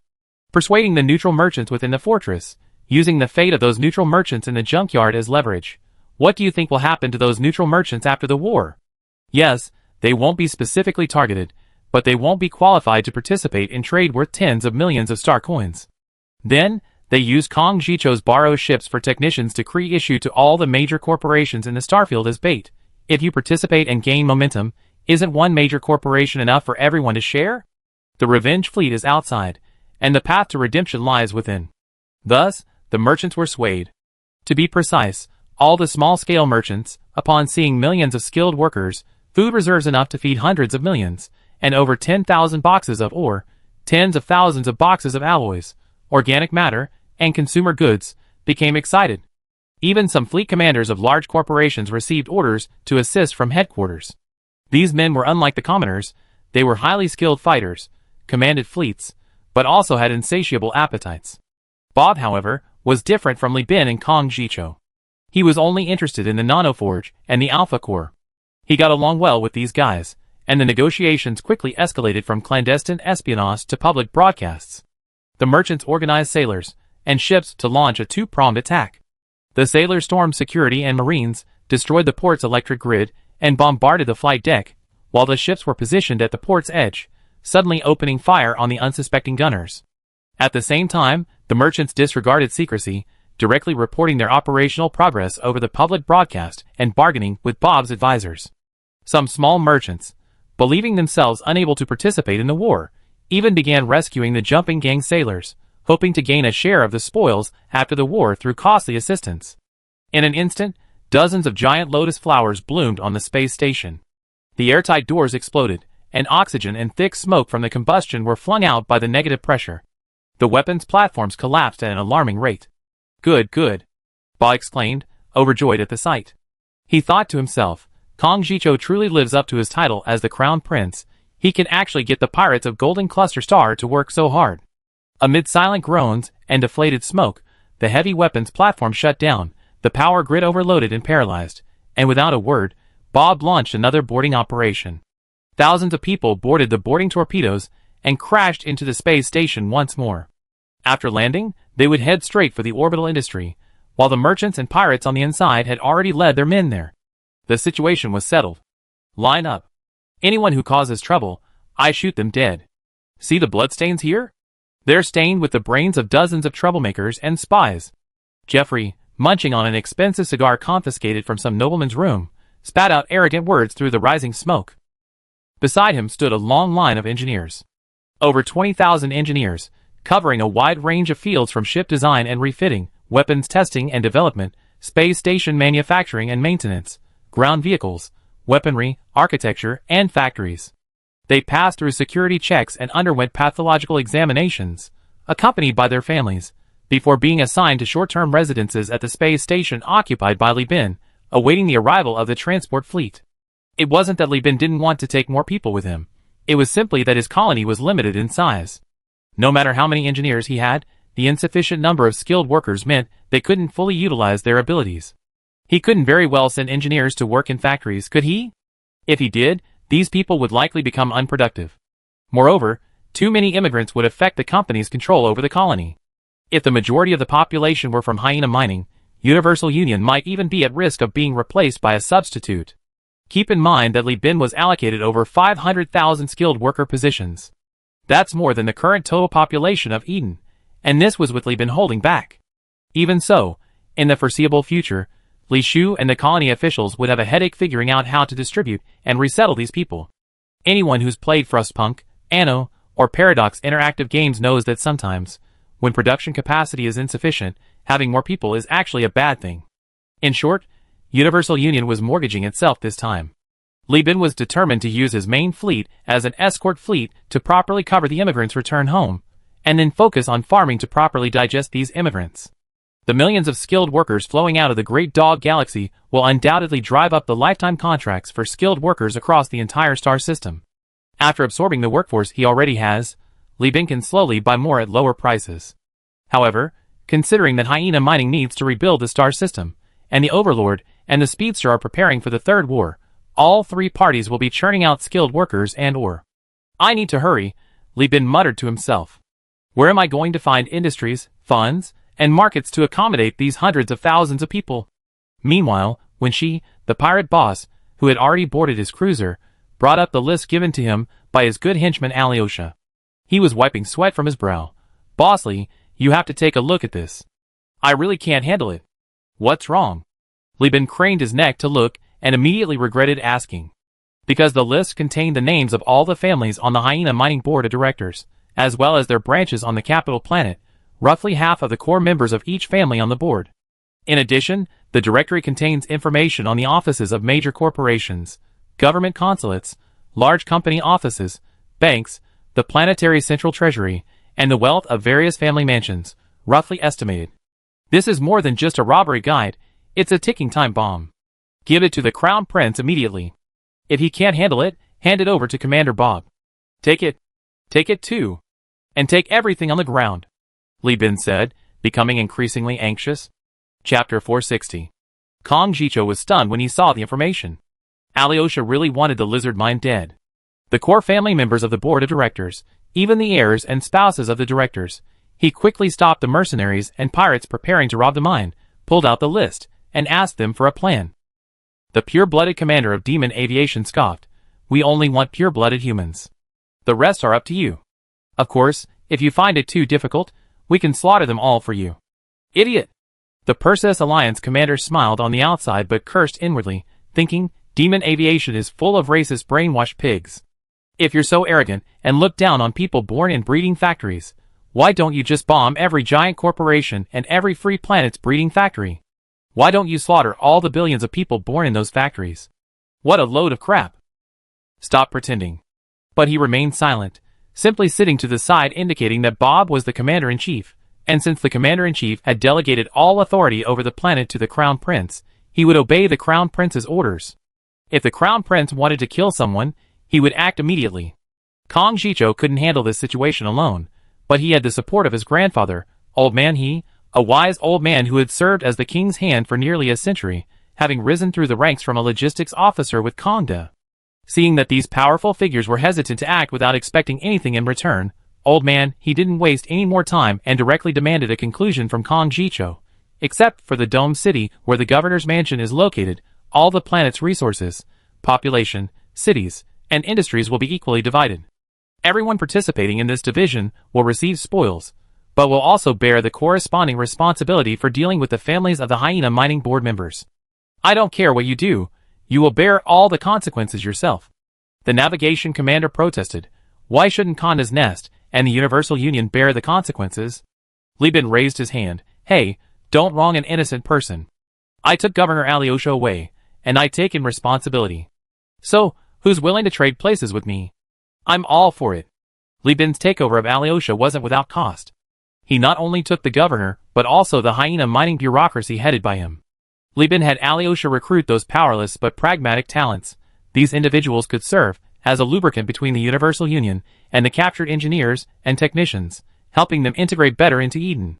This would also significantly improve the colony's administrative efficiency.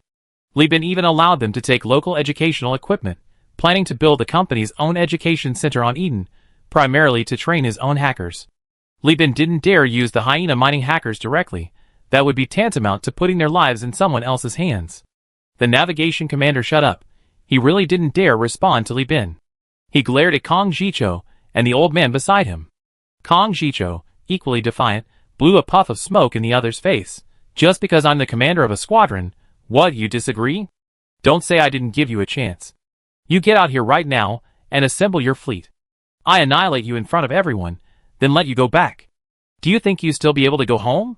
It was common knowledge that Demon Avionics was facing a severe shortage of resources while building the magnificent Ipseli space station. Li Bin had even bought heavy weapons there years ago and met a woman who was very generous with her money. Now that Demon Avionics had returned, with the rich resources of hyena mining right before their eyes, how could they ignore it? Even if it meant killing this bloodthirsty idiot, Avionics was determined to get involved. According to intelligence from Overlord agents, Demon Avionics was now undertaking a major project, codenamed Demon Cave, supposedly an independently developed dreadnought, but with a severe internal resource shortage. The Perseus Alliance commander accepted with a smile, and the Overlord's commander had no objections either. They had already made arrangements beforehand. They would acquire a resource-rich block with few board members' relatives. After this busy period, they would sell these people back to the original group, making a profit from hyena mining. Old He coughed and slowly surveyed the crowd. If there are no objections, then disperse. We won't keep you from making your fortune. Junkyard Star Fortress, Financial District Plaza. Over 100 bank presidents, assistants, and senior executives gathered here, their voices buzzing like mosquitoes. Everyone exchanged glances, their eyes occasionally glancing at the empty table in the center. What do you think the Crown Prince called us here for? He doesn't want us to help dispose of stolen goods, does he? The Richelieu's branch manager asked in a low voice. The branch manager shook his head.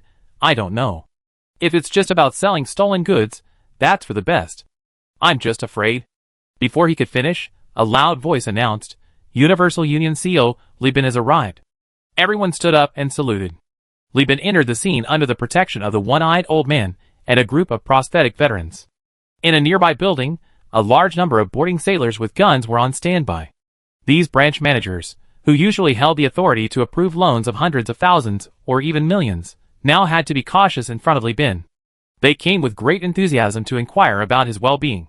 Some said they had some rare early luxury items from the early days of the human empire and wanted to give them to Li Bin to make friends.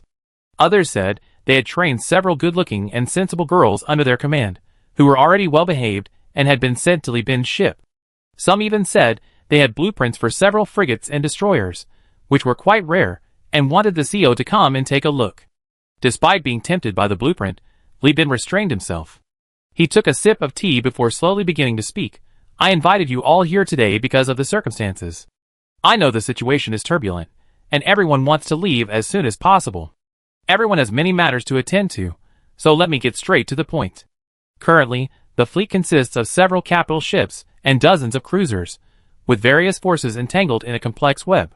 We need to pay compensation to the fallen soldiers and distribute money to the mercenaries and pirates. The Crown Prince and I are worried sick. How can we possibly feed so many mouths? He closed the teacup lid. Here's what I'm thinking. It's not an order. I'm just here to discuss something with you all.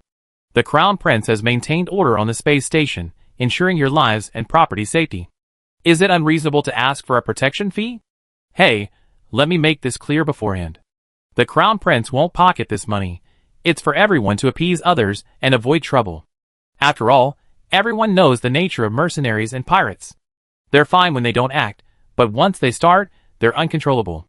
Li Bin scratched the back of his head and laughed heartily. So this isn't actually a protection fee, it's everyone contributing to buy peace. Isn't it still a protection fee? Then, how should this money be calculated? The branch manager of Richelieu's bank was the first to ask. Richelieu's bank had cooperated with Li Bin many times. His question was an inside job for Li Bin, and the two sides had already reached an agreement. Asking everyone to just hand over their money seems excessive to me. After all, this money represents the hard-earned savings of each bank, one star coin at a time. Li Bin considered the matter with reluctance, then pretended to have a flash of inspiration. I have an idea. Didn't Hyena Mining lose a lot of people in this battle? They had money deposited in the bank. Let's withdraw their money and confiscate it. That way, it's good for everyone.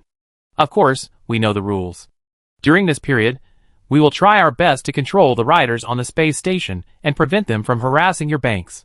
After all, the banks have a lot of customer information and data, as well as ledgers. If the ledgers are accidentally burned and cause discrepancies in the accounts, that would be bad. Li Bin deliberately caused the rioters to accidentally burn the ledgers. Li Bin emphasized his words, immediately eliciting thoughtful expressions from everyone. His next words, however, caused everyone's breathing to quicken.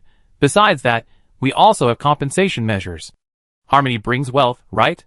Our plan is to set up temporary pawn shops on site, with us leading the platform. Mercenaries and pirates will act as sellers, and various banks will be the buyers, purchasing these spoils at reasonable prices. The prices are negotiable. The only issue is that everyone will need to handle the shipping themselves, so we hope our friends in the banks can dispatch fleets from headquarters and other branches to transport the goods. He then added seemingly casually, we also welcome everyone to spread the word and find wealthy individuals to handle the purchase. After all, this is a planet with hundreds of millions of inhabitants. There's a huge amount of spoils. The head of the Siong Bank, using a sip of coffee to conceal a smirk, thought to himself, wealthy individuals? This is practically an implication that we can personally assist in selling stolen goods, buying up high-value items, and lining our own pockets. If you ask a branch manager if they'd be willing, they'd definitely be clamoring for it. Chapter 461. The once prosperous and bustling domed city, teeming with wealthy and noble families, still retains its vibrant lights, but now carries an air of decay. Although the Kong and Li families have joined forces to control the space station, ordering their subordinates not to invade, and the refugees and poor people coerced by Thor Brown haven't excessively harassed the city, and most nobles still reside there, with war raging nearby, how many families can still maintain their secluded lives? Even the city's best taverns are closed. The sailors look down on those stilted establishments, feeling uncomfortable inside.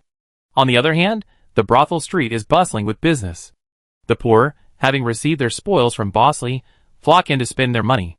The women are alright, but the male prostitutes are in a much worse state, exhausted to the point of being unable to straighten their backs even with medication. Now, only those equipped with cybernetic gadgets are still battling it out. Li Bin and Kong Jicho have a good reputation among these refugees.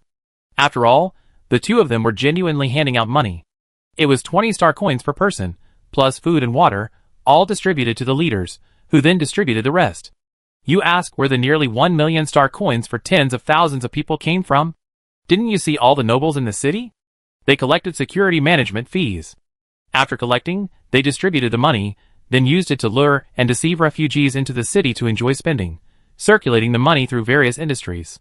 The two big bosses then levied a war tax, and under various pretexts, they had Thor and his gang collect protection money. In the end, they only lost a little over 400,000 star coins. 400,000 star coins for a space station, what a bargain. Even the remaining Thor cannons and various weapons on the space station were dismantled and packed up by Kong Shicho. Just considering the space station itself, 1,200 crates of heavy weapons alone were acquired, not to mention countless items like powder needles and luxury goods. Li Bin took over 700 crates of heavy weapons and hundreds of luxury items, while the rest were distributed to the pirates by the Crown Prince. Of course, those refugees who perform meritorious service are directly promoted to power armor. Those who achieve outstanding merit are recruited into the company and immediately given permanent positions. As long as you're bold, you won't have to worry about not reaping the benefits. Scrapyard Space Station, on the edge of the dome-shaped city, the Brass Wire Tavern. This is the headquarters of the Hyena mining agents on the space station. Jeffrey sits at a round table in the lobby, stained with oil and graffiti, drinking. Crew members from Universal Union are unloading cargo at the tavern entrance, all powder needles, luxury goods, food, and drinks. These are all good stuff for the agents. Li Bin forbids his own people from using them, but he loved for all the giant corporations' agents to be addicts. Jeffrey has received new orders. He's here to oversee the daily bribery, and also shoulders the important responsibility of cultivating good relationships with the agents. His drinking buddy is Fat Dragon, the former leader of the Angry Pirates and a crab farming expert. Li Bin, leveraging the power of the Pirate Emperor and the prestige of the risky mining industry, was extorting money from nobles, high-ranking officials, and wealthy merchants who hadn't defected during the war. He used these merchant star coins to fund his schemes, then resold off surplus goods and manpower at bargain prices, converting the long-term profits into cash. These people now viewed Li Bin like Arctic survivors seeing pickled puffins, repulsive and ravenous. They both hoped he would extract more goods and loathed his despicable methods of swindling. However, since neither side had resorted to violence or robbery, and they even offered some stolen goods in return after extracting the star coins, they reluctantly accepted it, not holding a grudge against Li Bin. Especially the wealthy merchants, some shareholders of medium to large companies, others commanding small fleets, had already mobilized under Li Bin's coercion and enticement, helping to sell and transport stolen goods while continuously supplying the two men with star coins. In this situation, the reputation of the risky mining operation couldn't be ruined. Li Bin needed Jeffrey to heavily bribe the agents, having them constantly cultivate his goodwill with Bob. After all, the transport fleets from Conda's Nest and New Magnos had already risked their way to the space station and were frantically unloading factory equipment and goods. A rough estimate suggested that the two fleets, comprising 5 cruiser cargo ships, had already loaded goods and manpower worth 500,000 star dollars. Following them was another destroyer transport fleet belonging to both sides, composed of 2 teams of Bull-class destroyers, capable of transporting hundreds of thousands of star dollars worth of loose cargo. That's over $1 million star dollars in revenue. Not to mention that after extorting several banks, Dome City, and the surface city where the governor's mansion was located, Li Bin and Kong Jiqiu split the profits 40-60, with Li Bin personally receiving 1.72 million star dollars. And the proceeds from the sale of the stolen goods were still on their way. Li Bin provided the cruisers, security codes, and the brown pirates. Kong Jiqiu provided the transport fleet, capital ships, elite pirates, and allowed Li Bin to use his name to shift the blame. In just 2 or 3 days, Li Bin's wealth ballooned at an alarming rate. Seeing so much money, Kong Jiqiu couldn't help but remark to old he, the king's hand, that by **** Li Bin, his ability to squeeze every last drop of wealth is even more ruthless than a pirate's. It's a real shame he's not a pirate. At this moment, the Brass Wire Tavern was bustling with activity. Some were crew members of the Universal Alliance, but the majority were mercenaries and pirates from various factions. They were mainly crew members and armed sailors. They had amassed a considerable amount of loot, but needed to convert it into cash, so they were temporarily spending their time there. Fat Dragon and Jeffrey clinked glasses, using forks made of brass wire to skewer fried, oil-stuffed rats. This dish required feeding the rats vegetable oil 3 days in advance, using their rapid metabolism to fatten them up. After simply skinning and gutting them, they were deep-fried until crispy on the outside and tender on the inside, bursting with juice with every bite, a famous local delicacy. The bartender, posing as a secret agent, was frantically busy, ordering drinks everywhere. He was swinging the cocktail shaker so hard his palms were practically raw. Jeffrey, a trusted confidant of CEO Jane, captain of the Universal Alliance cruiser, undoubtedly attracted a lot of attention with his golden eagle on the world badge and the captain's hat on the table. Amidst the cheers and jeers, he boasted proudly about his legendary journey with the CEO, from being heavily in debt to becoming incredibly wealthy. The moment I saw the captain, I knew he was a first-rate guy. He was only 16 years old. He already had tens of thousands of star coins in debt, but he wasn't intimidated at all. He started the company right away and borrowed money to help me get started, from recruiting people. He pointed to himself with his thumb. Excuse me, but my eyes, Jeffrey's eyes, do recognize people. My family's heirloom, the Dromedary class, is a good ship. Although it's old, it's obedient and docile, moving when told to move and stopping when told to stop, without hesitation. So many people came to me begging to sell their ships, and I didn't even give them a second glance. But when I saw the captain, guess what? I sold it to him for 5,800 star coins. Fat Dragon listened, completely captivated. He was a latecomer to Universal Union, but had enjoyed many benefits, and he believed Jeffrey's words without a doubt. Jeffrey patted his chest. Go ask around. Out of the hundreds of thousands at Universal Union, how many call the CEO captain? I've been with him since I was a captain. He tapped his captain's hat on the table. I started as first mate, and now? I'm a cruiser captain. The mercenaries and pirates listened, mesmerized. Perseus wasn't lacking in legends, but someone daring to challenge a giant corporation and even raid the capital wasn't just a legend, that was a myth. Moreover, this mythical figure was still alive and well, and those who followed him had all become legends themselves. Everyone wanted to get rich, and even more so, they wanted to be led to riches effortlessly. Jeffrey's story was the golden dream, they never dared to even dream of. Jeffrey recounted his past misery, his family's decline, his own debts, and so on, a wave of sorrow washing over him. The captain once said something quite apt: life is like being strong. A bald, earring-wearing, eyeshadow-wearing pirate with bulging muscles slurred drunkenly. Compared to life, even being strong seems endearing. At least it's temporary, while life is forever. Oh, then life is a shapeshifter with both a geoduck and an abalone, violently altering one's posture, Jeffrey quickly added, scratching his cheek. Hey! I'm a woman, I don't have a geoduck, the bald, muscular woman grumbled, but her focus seemed off. Jeffrey was taken aback, glancing at the woman with suspicion for a few moments. Seeing the bald, muscular woman tear open her breastplate to reveal her graying skin, Jeffrey finally believed her and quickly offered a solution. Then life will grow two of you. Sounds pretty good. The woman nodded, puffing out her arms to reveal her hard, oily muscles, seemingly capable of piercing granite, and continued her shocking statement, that way, at least she can resist. I'd definitely drain her dry. Jeffrey was speechless. The pirates applauded, cheering for this brave man. That's incredible. Such self-destructive yet strangely passionate attitude. This girl must be a hero among the pirates. No way, I have to make her my girlfriend. A pirate with a mohawk and half his face crudely cybernetically modified, tossed his spiky hair. Hey buddy, do you want to be drained dry? The mercenary next to him put down his glass, clicking his tongue in astonishment. I'd rather be drained dry by this girl than be force-fed by life, the mohawk-clad man said eagerly. The mercenary glanced at the fierce woman, then slammed his hand on the table. Yeah, count me in, I'd be right after you. Chapter 462. Scrapyard Star, the only star system in the Great Dog Galaxy completely controlled by hyena mining. It's an arid planet, only 86% the size of Earth, rich in resources, possessing abundant metals, rare metals, and volatile organic compounds. It has a habitable climate and good atmospheric conditions. Aside from occasional sandstorms, it rarely rains. Great Dog Galaxy. This planet is home to over 30 million people, primarily miners, soldiers, and laborers. A massive military space station sits atop it, surrounded by a network of sensor-activated air mines. While not as ruthless as those at Conda's Nest, they can still inflict considerable damage on cruisers. Hyena Mining Star System is small, but highly efficient, incredibly lucrative, and has excellent liquidity.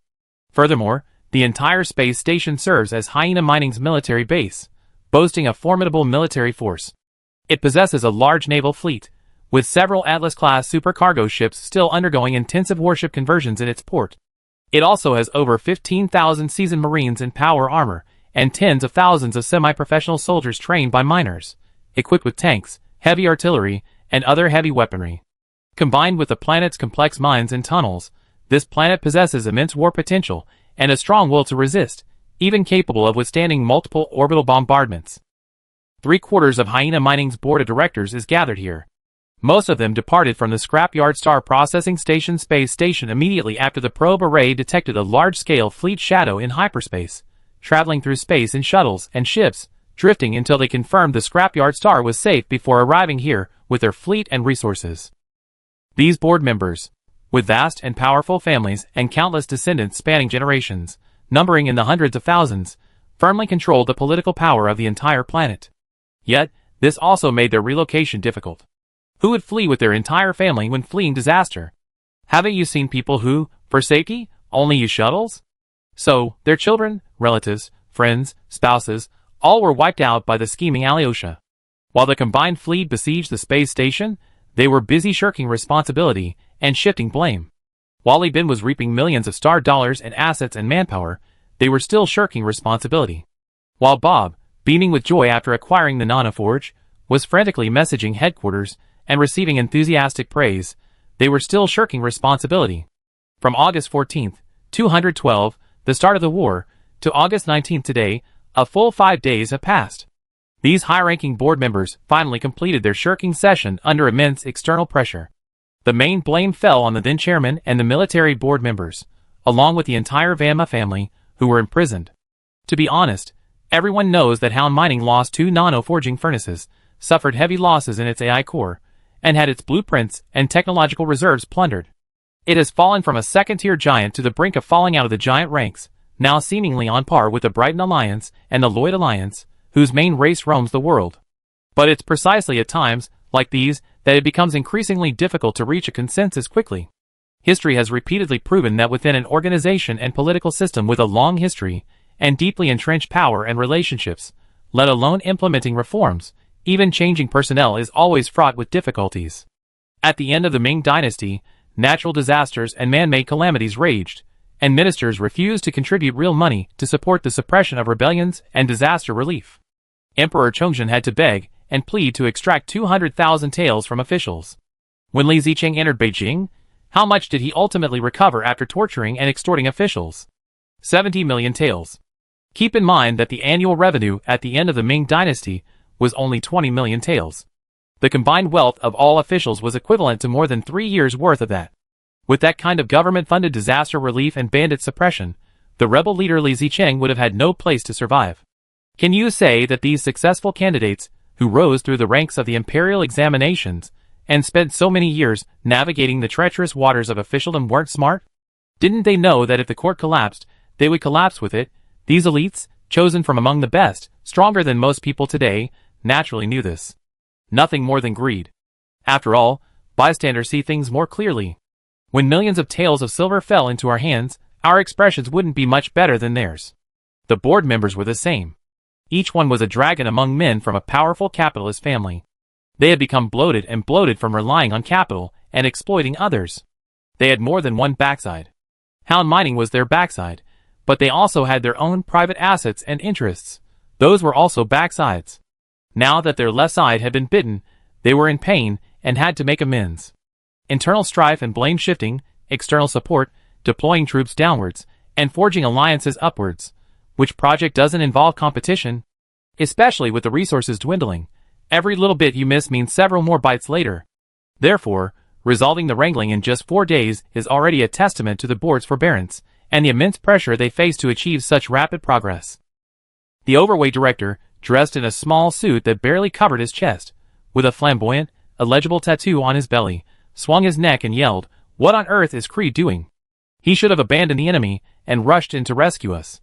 The military director, who had been hanging there for 4 days, finally found an outlet for his pent-up anger, still thinking about Kree.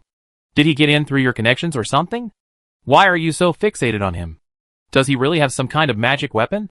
If you don't understand military matters, shut your pig mouth. I don't have time to talk about military confrontation with your mining brain. You just need to know that the company's main force is fighting against risk mining, constantly paying a heavy price to cover their retreat and provide reinforcements. Kree is doing his best to fight. A female director, whose entire head had been completely prosthetic and whose face changed every 3 days, rolled her eyes. Don't talk about things that can't be converted into cash immediately. Didn't we just finish talking? The most urgent thing now is to make peace.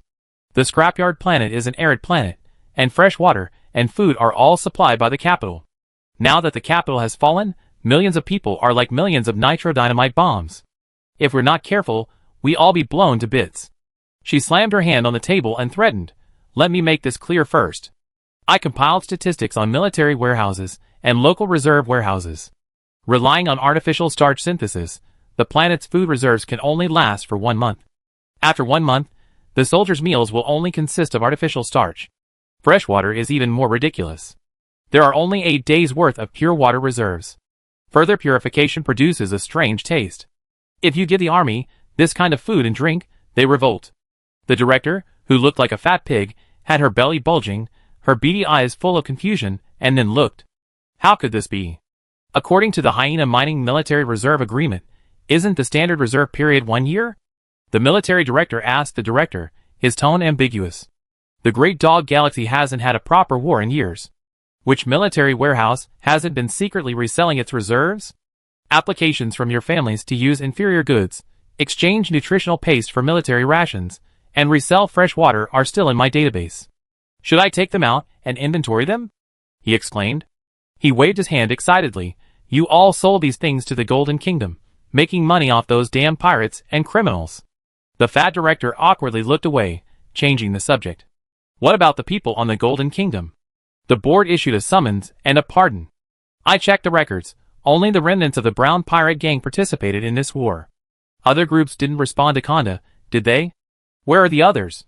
A director, his entire body cyborged and a deep blue, with a Wi-Fi signal printed on his forehead, looked up. According to intelligence wiretapping, they're currently busy buying finished food, fresh water, and fuel from Kong Jicho and Bob, paying them with their own transport ships. It's already unexpected that they didn't participate in the attack on our company. I strongly suggest we don't retaliate afterward. Our company can't withstand a second wave of turmoil. Reconstruction and stability are paramount. The fat director's face twitched, unwilling, but he held back, then asked again, what do the other giant corporations say? We can't contact them. In fact, we can't even maintain communication with our main fleet. The cyborg director blinked his glassy eyes. Intergalactic communication requires relay communicators. Now the entire galaxy is under enemy control, and they changed ownership of the relay communicators. My company's hackers, and I can only. Intelligence is being sent and received via pre-installed communication sniffers. The communication sniffers and subroutines can't make any significant noise, otherwise they'd be deleted, and we completely lose our intelligence support. Therefore, communication is currently under control across the entire planet. Only the governor's office can send intelligence outwards, and even then, the total amount is limited. The fat director slammed his fist on the table, glancing resentfully at the stunned chairman in the main seat, and said bitterly, those defeated underlings from the Brown Pirates, that usurper like Conda, and that lousy Universal Union, they all made us so miserable. At this point, something occurred to him, and his eyes lit up. I know about Universal Union. The CEO is a peasant from Elf, who started out as a miner. He stopped at nothing to climb the ladder. I've seen his recent activities. He's been reselling spoils everywhere, even selling to the Starlight Pirates, who come to him with a little secrecy. The Starlight Pirates have a grudge against him. I think we can try to persuade him. The military director said dismissively, what do you want him to do? Defect? Use your brain. This time, the fat director was furious. Get him to help protect our industries and workers. He and Kong Jicho are in charge of attacking the capital. If he agrees, it will be much easier for us to clean up the mess when we get back.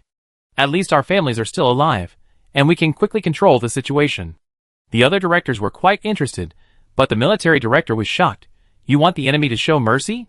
He just blew up our nanoforge. What else can we do? The fleet is unreliable. Are you going to stick to your guns and refuse to make peace? The fat director asked curiously. Or are you going to use your proud, unyielding spine to puncture the endless mine and those capital ships and cruisers? What, do you want me to launch you? We're businessmen. As long as the industry and production capacity remain, we can rise again. Don't forget, our commander blew up the nanoforge in the capital. Li Bin and Kong Jicho didn't get anything. I just say this, as long as we can protect our main industries and workers, he can ask for whatever price he wants. We can even negotiate with Kong Jicho. No, we absolutely must negotiate. The fat director waved his chubby fingers. Remember, everyone, everything is for survival. Survival is everything. Chapter 463. The newly harvested rock crab larvae, fresh from molting, were flash frozen. After thawing, their shells were soft, tender, and bouncy. A quick dip in egg wash, then in breadcrumbs, followed by a 60-second deep fry, and a rock crab tempura dish that would make the neighbor's kid drool was ready. In the junkyard Interstellar fortress, where gravity was non-existent, all dishes requiring oil or broth were sealed in spherical glass containers. The golden oil swirled and dispersed within the spheres, blooming and withering like flowers in the heat radiation. Only Li Bin, Kong Jicho, and Dia remained in the room. Li Bin cooked, without relying on anyone else. It was still the same old small circle, friends, drinking, smoking, and eating meat, purely innocent. Li Bin and Kong Jicho ate heartily together, while Dia sat beside them, looking worried and barely touching his chopsticks. Halfway through his meal, he finally hesitated and said, to be honest, I want to go back. What's wrong? Missing your wife? Li Bin asked, spitting out the crab's stomach as he gnawed on his rock crab tempura. Dia shook his head. No, I'm scared. What were you thinking? The war's over, what are you afraid of? Kong Jicho said dismissively. Too much money, Dia exclaimed. I always knew the giant enterprise was fat, but I never imagined it was this fat. A space station is worth this much, and it's only been a few days? The governor told me that New Magos has already amassed 500,000 star coins in spoils, plus extorted hundreds of thousands of star coins from various families. Now, in my family, even my farts are met with people rushing to smell them. He touched his hair, looking at Li Bin with lingering fear. Do you remember when we fought against Tibicina? It sounded like a huge battle, but in the end, We only got about 1,000,000 star coins in total, and back then, several families were splitting the money. Stop talking nonsense, Li Bin scoffed. The lion's share went to the crown prince's family. The final sale point was in Kangda's nest. They held onto the goods and sold them slowly.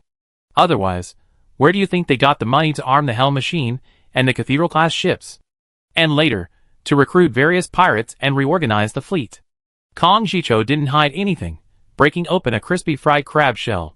My family contributed the most and took the most risks back then, so it's only right. To be honest, quite a few spoils were given to the Overlord and the Luddite Church, like the blueprints. Now even Mom has abandoned the plague fleet. We're now following the regular army's route. Li Bin said seriously, do you know how many forces are regretting it now that we easily took over Hyena Mines? Governor Shera of Elfi has been using the excuse of post-war recovery to avoid sending troops, but the day before yesterday, she even sent a message saying she wanted to catch up. I haven't seen her old face for almost 2 years. What kind of catching up is that? Her subordinate, Parsifern, the socialite with the classic skirt armor and good figure, you should remember her. Well, she was quite arrogant. Duya nodded. At this point, Li Bin scoffed, that socialite has gone to the shipyard to see old Qianla, the factory manager I left behind. She's been pestering him every day, and Qianla's terrified. He sent me several telegrams these past few days.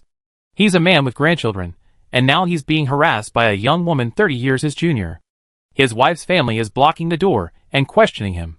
What a mess. Dia seemed thoughtful, while Kong Jicho continued to reassure him, Tybusser, that backwater is different from the core territory of a behemoth like the Great Dog Galaxy. We're risking being hunted down by the behemoth to accompany Bob in a flanking maneuver against the enemy headquarters. Is there a problem with making a little extra money? No problem at all. This is life-risking money. Dia thought to himself, you two, one with a powerful family background, the other with real ability, of course you're not afraid. I'm different. I'm just a rubber stamp, purely a product of nepotism, and now I'm the third-ranked person in this interstellar fortress, with absolutely no real skills. I'm not at ease. The current situation is that Kong Jicho is guarding various weapon platforms, frantically transferring space station weapons and equipment and the armaments of giant corporations, even dismantling turrets. Li Bin is holed up in the interstellar fortress's industrial zone and power modules, scavenging industrial facilities and recast scrap metal ready for immediate use, while frantically extracting space station fuel, selling it cheaply to passing merchants, companies, and giant corporations. He's also accumulating a considerable amount himself, secretly entrusting it to the transport fleet for escort to Kangda's nest. And Duya? He's stationed in the dome-shaped city, ordered to chat and banter with various nobles and the families of giant corporations. He, who's only good at talking, has now become a guest of honor for these high-ranking officials and dignitaries. These nobles, for the sake of security, are showering him with invitations like snowflakes. He even suspects he's going to develop fatty liver disease. Although it's still rubber stamp work, this position is far too prestigious. What has Duya done to deserve this? Now some people say that Duya is the diplomat of both families, specifically in charge of external propaganda.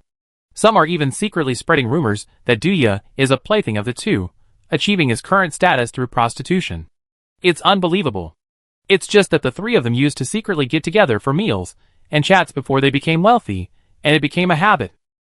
Duya doesn't bring these aristocrats with him when he eats with Li Bin and Kong Jicho, and yet such rumors are fabricated about him. His wife even worries and calls him several times a day, ostensibly saying she misses him, but everyone knows it's just her checking up on him. Duya was truly more wrong than Do-yi. Didn't his wife know what he liked? But rumors spread like wildfire, and with so many people spreading them, even mud that wasn't excrement became excrement. Luckily, it didn't escalate to him offering men as gifts, otherwise Duya really wouldn't have been able to handle it. Even so, he was starting to consider backing out. Li Bin, propping his chopsticks on the table, cleared his throat. Personal fortune depends on both one's initiative and the times. I don't have time for social engagements, and the young master is too lazy to do them. You're the only one here who knows the ropes, and we trust you. If you don't do it, who will? After hearing Duya's concerns, Kong Jicho scoffed. I thought it was something serious, just a rumor. Write down these names. Li Bin has a very good relationship with the studio in the West Wind Galaxy. Recently, the IBB series of holographic novels is second only to the Mineral Wars in popularity in the star field. He can just add these names and make up 10 or 8 stories about them, and then they'd be the ones panicking. That's not a good idea. Dia said, though inwardly he was tempted. Li Bin chuckled. What's there to be afraid of? The king of the West Wind Star System has also sent a trade fleet, 2 Atlas-class supercargo ships, planning to purchase a batch of power armor, heavy machinery, and food. I just mentioned it to him, and we can get a discount on the stolen goods. Everything will be negotiable. Kuning is on my ship, currently filming all over the space station. Go find him. He agreed to anything. Oh, speaking of selling goods, I was thinking we shouldn't completely plunder this place. Hearing about selling stolen goods, Kong Jicho's eyes gleamed. He turned to Li Bin. The directors of Hyena Mining contacted me through agents, hoping we could help retain the workers and the industry, and that we wouldn't set fire to the remaining supplies when we leave, especially the automated factories from the human realm era. In short, they want us to show mercy. Li Bin, having finished eating, pursed his lips, puffing on his cigarette. Someone from the bank also came to me as a lobbyist, saying something similar to what you said. Dia raised an eyebrow. With such a deep grudge between us, Hyena Mining would still bother with us? Chapter 464. Li Bin shrugged. There's nothing we can do. We timed this well. The Great Dog Galaxy was vulnerable, so we easily broke in. Now the hyperspace battle is over. The Vanma family ultimately failed, being blocked by a team led by Rika, a high-ranking official in Keljef, and then ambushed by various large corporations busy with their business. Even their flagship, the Wolf Mother, was destroyed, forcing them to flee in disarray to the Sinar stronghold. The current situation is that, until the main fleet of the Hyena Mining fleet escapes its pursuers and returns, they can't cause any trouble. Rika is preparing the fleet to enter the physical universe, calling on Bob and us to join forces to attack the last scrapyard star to satisfy her appetite. But I doubt whether a real battle will actually break out. One issue is time, and the other is that Rika has suffered significant losses. She might not be willing to fight another arduous battle. In the end, we might all have to bleed a little to feed her. Given the current situation, we have at least a month's window of opportunity, and the security code has another 10 days or so remaining. In the Great Dog Galaxy, we hold an absolute advantage. If the Hyena Mining Board doesn't want to face devastation, a situation where they can only maintain the existence of a single main fleet for at least 50 years, unable to do anything else, they must compromise. Kong Jicho nodded. The maintenance costs for a main fleet of a giant corporation are enormous. Without nano-forging furnaces and engineers, technicians, and AI cores, it's difficult enough. If the automated factories are destroyed, Hyena Mining will only have enough fleet to be a giant corporation. Other giant corporations won't take them seriously, but they're afraid of Hyena Mining's last-ditch effort before its demise. The Sindar powers will not let go of this nearby and fertile star system. That would be disastrous. Rebuilding these resources themselves would take forever, but if the Sindarite regime controlled the mines, then in the Third AI War 4 years later, the Sindarite regime, situated in the center of the world, could attack the Totsins to the north, the Overlords to the south, and threaten the connection between the Overlords and the Church of Lutter to the west. This would be detrimental to everyone's plan to destroy the Totsins. After all, while the Lions of Sindaria are old, they still possess formidable military might, making them a formidable warlord, a second-rate power in the star system. Having consumed the corpses of the Totsites, they are more than capable of contending with first-rate powers. A cigarette after a meal is better than being a god. Li Bin lit a cigarette, exhaling a puff of smoke as he leaned back in his plush luxury chair, meeting Kong Jicho's gaze. Kong Jicho blinked. Then, let's talk. Talk? We can talk about anything. Li Bin nodded.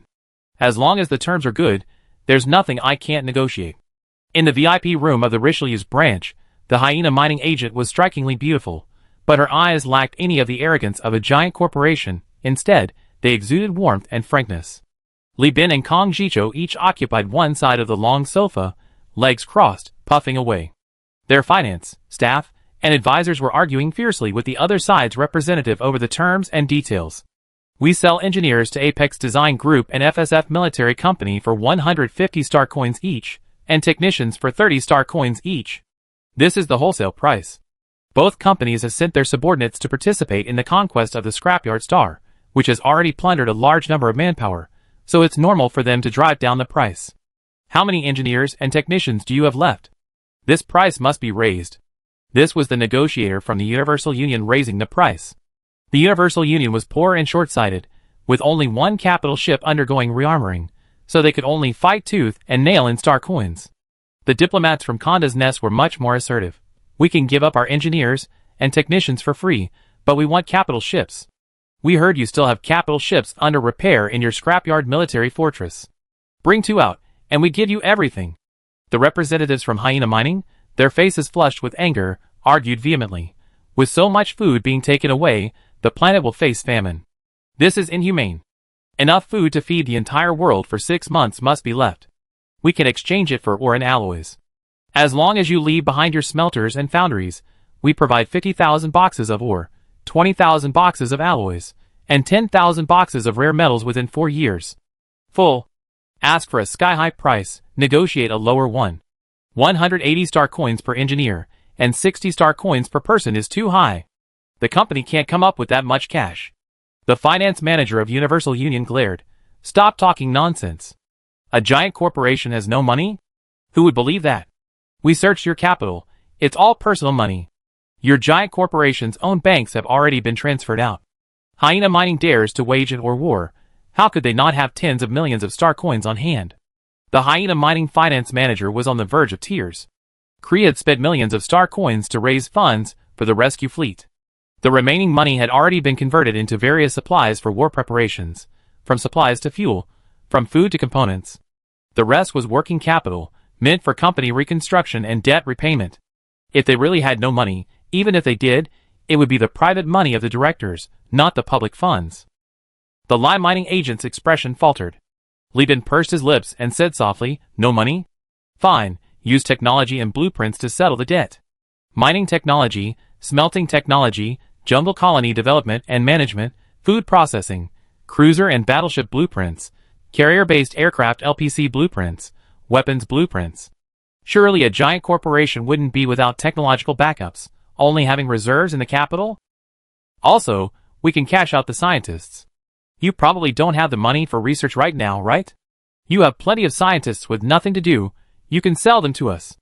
The Universal Union is currently developing and needs many scientists to research local biology and survival technologies. We welcome all comers." The Hyena Mining agent cursed inwardly, but had to put on a grateful thank you face. Hyena Mining's immediate priority was to preserve the spark of reconstruction, especially the spark of industry and production capacity. They were now negotiating not only with Conda's Nest and the Universal Union, but also with various giant corporations. The board members had already emptied their own pockets to cover losses, bribed representatives of the giant corporations, and paid compensation. They were truly broke. When the contingency plan was made, no one expected the planetary defense array to be shut down, so the actual losses of the joint fleet were far lower than expected, while Hyena Mining's losses skyrocketed. It's worth noting that, in fact, as of now, no giant corporation truly wants to see Hyena Mining delisted. Everyone was just looking to make a quick buck, but their enthusiasm and the timing of the security code's arrival led to this unforeseen situation. The current overall structure of the star system is a balance of power painstakingly built up over centuries by these giant corporations. If any of these corporations were to be removed from the system, the resulting power vacuum and political imbalance could quickly shatter the equilibrium, prematurely igniting the Third AI War, or even a full-blown interstellar war. For one thing, no single corporation can accept the power vacuum that would result from Limaner's removal. This is a rich star system with 2 planets possessing abundant minerals, rare minerals, and rich volatiles, a readily available workforce of hundreds of millions, and located in the central part of the core star region. Question: is it more worthwhile to plunder a planet for tens of millions of star coins, or to rule this jumbled planet with hundreds of millions of inhabitants? Answer: do you think I'm illiterate? There's no need to choose. Even a cow would choose the latter. Chapter 465. If the Great Dog system is truly destroyed, who will take over? To the north lies the covetous Sindar power, to the east, a hegemon biding its time for unification, to the west, the compassionate and ever-present Luddite Church, and to the south, the ambitious Apex, FSF, and the Space Agency. This fertile land is unclaimed. Whoever has the strongest army will claim it. The core star system's power map shows the Universal Union located in the northeast corner, off-center and remote. However, considering distance, the Great Dog system's main trading partners, political inertia, and the hegemon's patience in planning a third war, the Sindar power has the highest probability of victory. If the Sindar power occupies this area, they will gain over 23% of the core star system's volatile reserves. Within 10 years, their market share of the star system's fuel will exceed 15%. Then the Sindar power would truly become the star system's oil tyrant, capable of influencing fuel prices. Keep in mind that the Sindar Power currently controls 8% of the entire star system's fuel market. If they succeed, other giant corporations will go from small profits to huge losses, not to mention there's a jungle planet and hundreds of millions of inhabitants here. You might steal the most valuable asset, but they take everything else and become a first-rate power within decades. Therefore, the consensus is that hyena mines must be weakened to the point of no longer posing a threat, but not to the point of being quickly swallowed up by the Sindar Power. And the line of Sindaria isn't so foolish as to attempt direct occupation. Wouldn't establishing a puppet regime and controlling it indirectly be better? This way, they'd be more mindful of their actions, and their diplomatic reputation would be much better. This is a giant corporation, not some free planet like Elf, especially for the overlords. The Supreme Overlords Advisory Group has already issued orders to Konda and Li Bin, requiring them to provide a certain amount of financial support to hyena mines. In the Supreme Commander's plan, the entire hyena mines will become a long-term bait, drawing the attention of the Sindar powers there, and rendering them unable to intervene in the Third AI War. Li Bin, you need to understand that the Lion of Sindaria was once an officer of the Overlord. He led a group of Overlord officers and fleets in a rebellion against the Overlord. In the eyes of the Supreme Overlord, his threat is no less than that of Tachyon technology, his second uncle, Luoan, earnestly advised. The Supreme Staff can accept the Sindar Power's annexation of hyena mining, but that must be after World War III ends, after we dismantle and absorb Tachyon technology. Li Bin understood Luoan's unspoken message. The Sindar Power's growth rate cannot exceed that of the Overlord. The Overlord must constantly maintain an advantage over the Sindar Power in terms of combat power, productivity, and population. Either everyone suffers, or the Sindar Power can be well-fed, but the Overlord must be well-fed first. This isn't a simple economic issue, it involves a complex mix of political, military, and diplomatic considerations. Li Bin understood. The Universal Union had already profited enough from taking so much, he could afford to give back a little.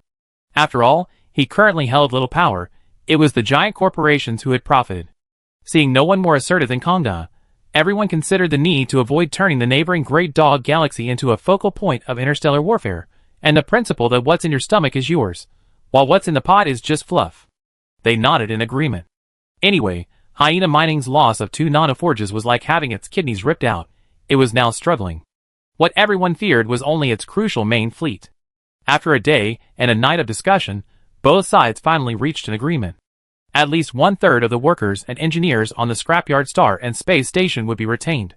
The rest had either already been sold or acquired by various companies. Li Bin and Kong Jicho could only keep so many. The rest would need to be negotiated between hyena mining and other giant corporations. In addition, half of the food supplies will be left, and at least 1/3 of the resources for non-heavy weapons and power armor will be retained. The human territory's automated factories will not be burned or dismantled, of course. Those already dismantled are not included in the statistics. The captured Marines, naval personnel, and noble families will also remain there. Furthermore, from now on, Kong Jicho and Li Bin are forbidden from attacking hyena mining ships, and must allow them to use their fleets to plunder engineers and technicians. In return, Kong Jicho will receive 2 Atlas Mk2 class supercargo ships, converted from Atlas supercargo ships. Although unfinished, the Overlord will provide shipyard assistance to complete their construction. Additionally, according to Second Uncle, the remaining battleships in hyena mining shipyards will be towed to the Overlord shipyard, where the Overlord will provide interest-free loans and production capacity assistance to complete their construction. Furthermore, hyena mining's battleships will be completed before Kong Jicho's, to maintain military strength to resist the threat of the Sindar Power. To this, Li Bin could only say, this battle isn't over yet, and these bastards are already preparing for the next one. No, the next 2. But he had nothing more to say, because he had secured the complete set of resources provided by hyena mining, mature jungle colonization technology, over 800 basic scientists, 2 battleship blueprints, and 11 carrier-based aircraft LPCs. Yes, hyena mining ultimately provided Li Bin with the battleship blueprints, otherwise, it wouldn't be fair to have Lichi do such a huge favor for no reason. However, Li Bin had to wait a week for hyena mining to produce backup blueprints before the deal could be finalized. One blueprint was for a Prometheus-class fuel transport ship. This was developed during the human realm era, a capital ship-sized fuel transport ship. One ship could meet the fuel needs of a main fleet for nearly half a year at sea. The fuel shortage of capital ships was far greater than that of cruisers. The reason the Universal Alliance's core fleet had to be split up due to excessive bloat, besides manpower shortages, was largely due to a lack of fuel ships. All the cruisers combined couldn't meet the demands of deep space voyages. If Li Bin's fleet had 1 or 2 Prometheus-class fuel ships, it would no longer need to frequently dock at stations and space stations for resupply. Well, it's hard to say, considering they now acquired another mechanical arc-class ship. These ships, deliberately lacking automation and requiring a large crew, are also heavy fuel consumers. By humanity's standards, the mechanical arc-class has an inherent design flaw of excessive maintenance, resulting in 30% higher resupply costs and a 30% higher crew requirement than ordinary battlecruisers. As for the other blueprint, it's the infamous Berserker-class heavy battleship, a streamlined version of the offensive class, judging from its hull design. Upon seeing this blueprint, Li Bin felt both amused and delighted. He thought to himself, how mining is so petty. They just attacked your capital, looted a bit, and took the nanoforge, workers, and AI core. Is it really worth all this disgusting behavior? Was the Berserker-class battleship powerful? Of course it was. High quality, with a built-in bow turret, it was both durable and powerful, boasting formidable firepower. In the Battle of Prism Freeport, the Tango Wolf, Berserker class, served as the hammer in the hammer and feather tactic, utterly defeating the Hercules-class battleships. However, its cost was so high that even a giant like Hound Mining considered it exorbitant. When the Hyena Mining Board approved the project, it must have been a mixture of resentment and malice, hoping to use the high construction cost and excellent battlefield performance of this military battleship to lure Li Bin into a trap. You got the capital ship blueprint, wouldn't you want to build it? Your colony is newly opened. Building such a ship would just bankrupt you. Li Bin responded, actually I'm fine. You have one of the kidneys from Risk Mining and one from me. When I get back, I stuff it into my belly and ride my beloved Berserker-class blueprint around. Once I build the Berserker-class, I'm afraid someone will drop some little pearls. Chapter 466. As General Zhang aptly put it, the martial world isn't just about fighting and killing, it's about human relationships and social dynamics. As the climax of the war receded, the giant corporations began to exert their influence on its outcome. First, Li Bin and Kong Jichou each sent a significant amount of rare metals and alloys from their stockpiles to the processing station planet for Keljev's fleet to repair and maintain. The junkyard space station they occupied was largely destroyed by a chance fire, and the remaining space was thoroughly looted by Li Bin like a wealthy landowner, leaving it utterly inadequate for repairing capital ships. Rika reaped considerable rewards in this battle. With the assistance of the giant corporations and various companies, her fleet successfully defeated Kree's fleet, which had been painstakingly cobbled together at great expense.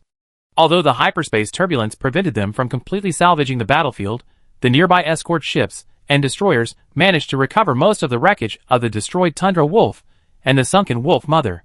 As long as the hull remains intact, no matter how many problems arise, towing it back to the home planet for reforging and repairs, along with some additional work, could allow for the addition of 2 more capital ships within 2 years, without impacting economic and military preparations. Building them from scratch, aside from everything else, would waste a tremendous amount of time just scavenging lost remnants of technology and patching holes. Next is Hyena Mining and Keljev. The deal for the risky mining deal is complete. Although it's unclear what they demanded, it's known that Hyena Mining is transferring industrial equipment and military equipment from the space station. According to reports from the Brown Island survivors lurking there, the station's garrison and company management are also relocating. It looks like they hand over the military space station to Rika for looting, Lan Yuan said, her face darkening with malice at the giant corporation's apparent weakness. This kind of concession is even more disgusting than surrendering without a fight. It's a deal where the suffering is borne by the people and the nation, actually, the company, while the management remains unscathed. Capitalism is always like this, acting like a villain while pretending to be virtuous. Li Bin had nothing to say about this. As a rebel, he quite liked the weakness of capital, if only it were a little softer. Li Bin had already tightened the auctioning of prisoners and supplies, and the representatives of other giant corporations had directly halted related activities. They were large in scale, and had already made a fortune through trade orders and blueprint transactions. Now they were helping Hyena Mining protect its assets. They were terrified that if Hyena Mining really went under, the Sinar military government would take a bite out of them. This was a disaster for merchants from the Western and Northern Star sectors, from the Hell Legion, the Fawn Clan, and the Interstellar Empire. These past few days, they had been scrambling around, bribing and begging to find ways to get their hands on goods. As a result, Li Bin made another fortune in star dollars from this wave. Food, alloys, and daily necessities that were originally supposed to be sold cheaply were instead doubled in price, rising from 15% to 25% of the original price to 40%. Some of these merchants had even abandoned profit-making, focusing only on recouping their operating costs. After all, it was an intergalactic operation. Fuel costs, customs fees, spaceship maintenance, crew wages, and bribes all required money. Duya was even given 2 voluptuous cowgirls with mixed cow genes by merchants from the Hell Legion. Li Bin and Kong Jicho weren't qualified to touch them, so they could only go to this rubber stamp, who was ordered to eat and drink. Jeffrey expressed his envy, and was then dragged into the room by his new wife Anna for a sacred ritual to expel lustful thoughts. Besides Duya, many cadres of the Universal Union also received bribes. Li Bin's attitude was clear: you can accept them. As long as the goods sell at a high price, and you abide by company rules, I don't care how much you take. Even if these cadres take a lot, can they take as much as Boss Li? But if you use the harm to the company's interests to solicit bribes, then you better watch out. If caught, you're in deep trouble. The prows of the company's dozen or so cruisers are quite spacious. Just now, when Li Bin was tallying the total revenue, he found over a dozen fresh corpses being hammered and nailed onto the prows by Vulcan and his men. These people came from the engineering department, finance department, and crew officers. 5 of them had accepted bribes to help other companies sell supplies at low prices or falsified accounts. The others had embezzled huge sums of company assets. Li Bin couldn't understand why a group of spaceship officers would embezzle mechs. After interrogation, he learned that they wanted to retire and take their families to Eden Star and mechs to make a fortune, but heavy weapons, even at their cheapest, cost 300 or 400 star coins. Now, during wartime, prices were high, especially for military equipment, which could sell for 500 or 600 star coins. They couldn't bear to save money honestly. A bunch of pigs. Jeffrey cursed angrily upon learning of this. 2 of these men were recruited by Li Bin when they were working together, personally selected by Jeffrey. They might have become first or second mates, or even captains. The Universal Union was expanding so rapidly, they were already short-staffed. And now, for a few hundred star coins, they ruined their promising futures. If you become captain, work for a few years, retire, and with the spoils, salary, and bonuses, you won't have to worry about not being able to afford a mech.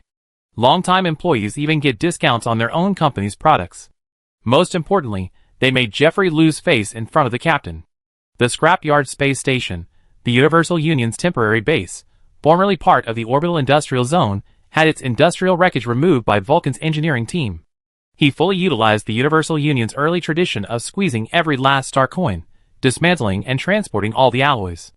These alloys, after being compressed, would be numbered, boxed, and sent directly to Eden.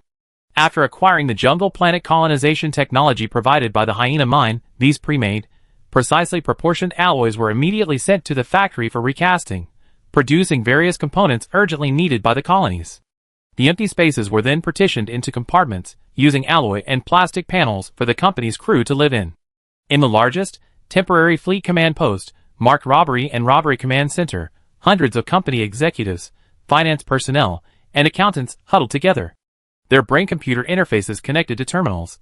Within a wired area network shielded from external signals, a massive list of transactions had just been tallied. The accountants, exhausted and nearly collapsing, slumped in their chairs, barely able to move a finger. Armed sailors helped disconnect the data cables from their brain-computer interfaces, placed a nutrient solution bag in front of each person, and fed them through straws.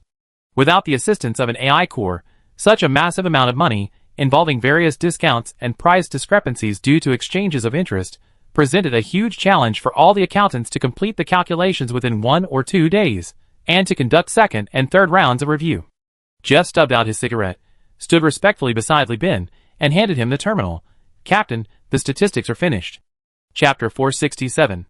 Li Bin sat imposingly on his high seat, his aura growing increasingly heavy. Jeffrey hadn't dared to joke with Li Bin for a long time. Li Bin only revealed his true nature in front of Duya and Kong Jicho. He rarely showed even a hint of affability in front of his subordinates. There was no way around it. After all, the politics and society of the entire star system had regressed significantly. Both corporations and the military government displayed a strong classical style. This demanded that leaders possess characteristics of dignity, composure, refinement, and rigor. In other words, people expected leaders to be aloof, unsmiling, and authoritative, rather than amiable and friendly. This was probably inextricably linked to the frequent wars in the star system. People expected a powerful hand to mold the resisting and hesitant giants into a unified force. Extorting the management of the bank and the mining company, confiscating the remaining balances of the captured accounts, a total of 2.41 million star coins were obtained. We resold 40,000 canisters of space station fuel. Because various companies have a large number of ships, this part was sold on a demand-only basis, with discounts only given to companies with good relationships. The average price was 21 star coins per canister, totaling 820,000 star coins. The children and relatives of the hyena mining management were also sent to the scrapyard after we emptied their accounts. We ensured that all hostages under the control of the Universal Union were safe and sound, except for Jackson Van Ma, who refused to leave and surrendered to our company. We only sold 1/3 of our high-quality population, including ordinary workers, skilled workers, and marine prisoners, totaling approximately 380,000. We consumed all the engineers, who could eat them, and left the rest to hyena mining according to the contract. The average price for these sold was 21 star coins per person. We lowered the price for ordinary workers, totaling 7.98 million star coins. Jeffrey's voice trembled as he read the number. His throat went dry. The exhausted accountants at the base gasped for breath, and even the armed sailors' hands trembled as they distributed nutrient solutions. Furthermore, to expedite the shipment, we sold a large quantity of nutrient paste, organic materials, daily necessities, and heavy machinery at 18% of their value as stolen goods. This totaled approximately 880,000 star coins. As per your instructions, we exchanged it all for relic components for the colony's own use. However, few mercenaries and pirates were willing to sell, so we bought them at a premium, ultimately acquiring about 1,000 sets at 680 star coins each, leaving us with 200,000 star coins. These relic components will be used for the construction of future capital ships and cruisers, as well as the maintenance and expansion of the industrial park's facilities. The shortfall is considerable. Deducting our share of 300,000 star coins distributed to the Star Fortress refugees, and deducting the 20,000 star coins distributed to the entire fleet in advance. The total annual salary for 5,000 people is 400,000 star coins, including the salaries of boarding sailors and managers. The standard crew salary is 8 star coins per year, and these individuals earn even more, plus triple bonuses, performance bonuses, and compensation for all participants in this campaign, totaling 1.71 million star coins. This campaign alone yielded 9.3 million star coins. A soft, drawn-out sigh came from somewhere as Li Bin, supporting himself on the armrest, stood up. His face was tense, and he struggled to suppress a laugh. He addressed Jeffrey, the company's key personnel, and the sailors present, with a regretful tone. This time, we can only allow everyone to earn 4 years' worth of salary in 1 year. The company desperately needs this money to invest in reinvestment in production and colony construction. The amount is small now, but it will increase in the future. No, that's quite a lot, President. The limp accountant, thinking about her income of hundreds of star coins, couldn't hold back any longer, fearing that Bosley would think they were being overpaid and fire them all whether the company needs to reduce costs and increase efficiency statement. Bosley was generous. He really did give money. 25,000 subordinates sharing 2.11 million star coins, an average of 84 star coins per person. They didn't have to fight like refugees with tattered weapons. They could just stay on the ship and follow orders, which was relatively safe. Even the boarding sailors rarely fought, and yet they received so much money. More importantly, other companies paid crew members based on the time spent on missions, and when there were no missions, they only received a quarter of their normal salary.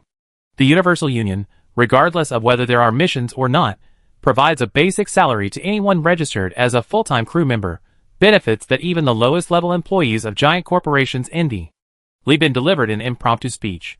The speech itself wasn't particularly brilliant, but the promise of instant star coins for 4 years of income ignited everyone's passion. Even the exhausted accountants were flushed.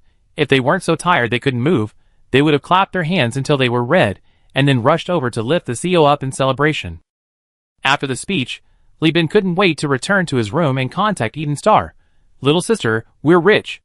On the terminal's holographic projection, upon learning of a surplus of nearly 10 million star coins, enough to transfer countless weapons, equipment, and blueprints, Li Shu's eyes, usually clouded by dark circles, revealed genuine joy and relief. Since the colony's rapid development, its economy has been limited by Eden's distance from the core star system. It can only maintain the attractiveness of its goods by selling food and daily necessities at low prices. While high-quality crab meat and the luxurious blasphemous armor sell well, the colony has consistently been operating at a loss overall. Furthermore, the construction of biological research centers and scientific centers has exacerbated the financial difficulties. Scientific research is always a money-devouring beast. The home route starts from the Canis Major system. The red line is the route, the yellow line utilizes hyperspace glide streams, and the clouds represent hyperspace storms that can damage ships, so they must be avoided. Eden, occupied by Li Bin, is located in a remote area, more than 60 light-years from the core star region. Safe routes are often 80 to 90 light-years away, requiring cruisers to travel at full speed for over 2 months, and capital ships even longer.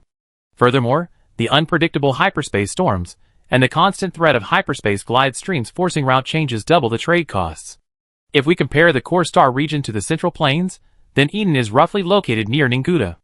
These ships and fleets are like a convoy pulled by horses and oxen, trekking thousands of miles. Enough said, those who know, know. But the advantage is also obvious: safety. If a giant corporation hadn't forged a deep-seated hatred, it wouldn't have gone to the trouble of waging an expedition to such a poor and remote place.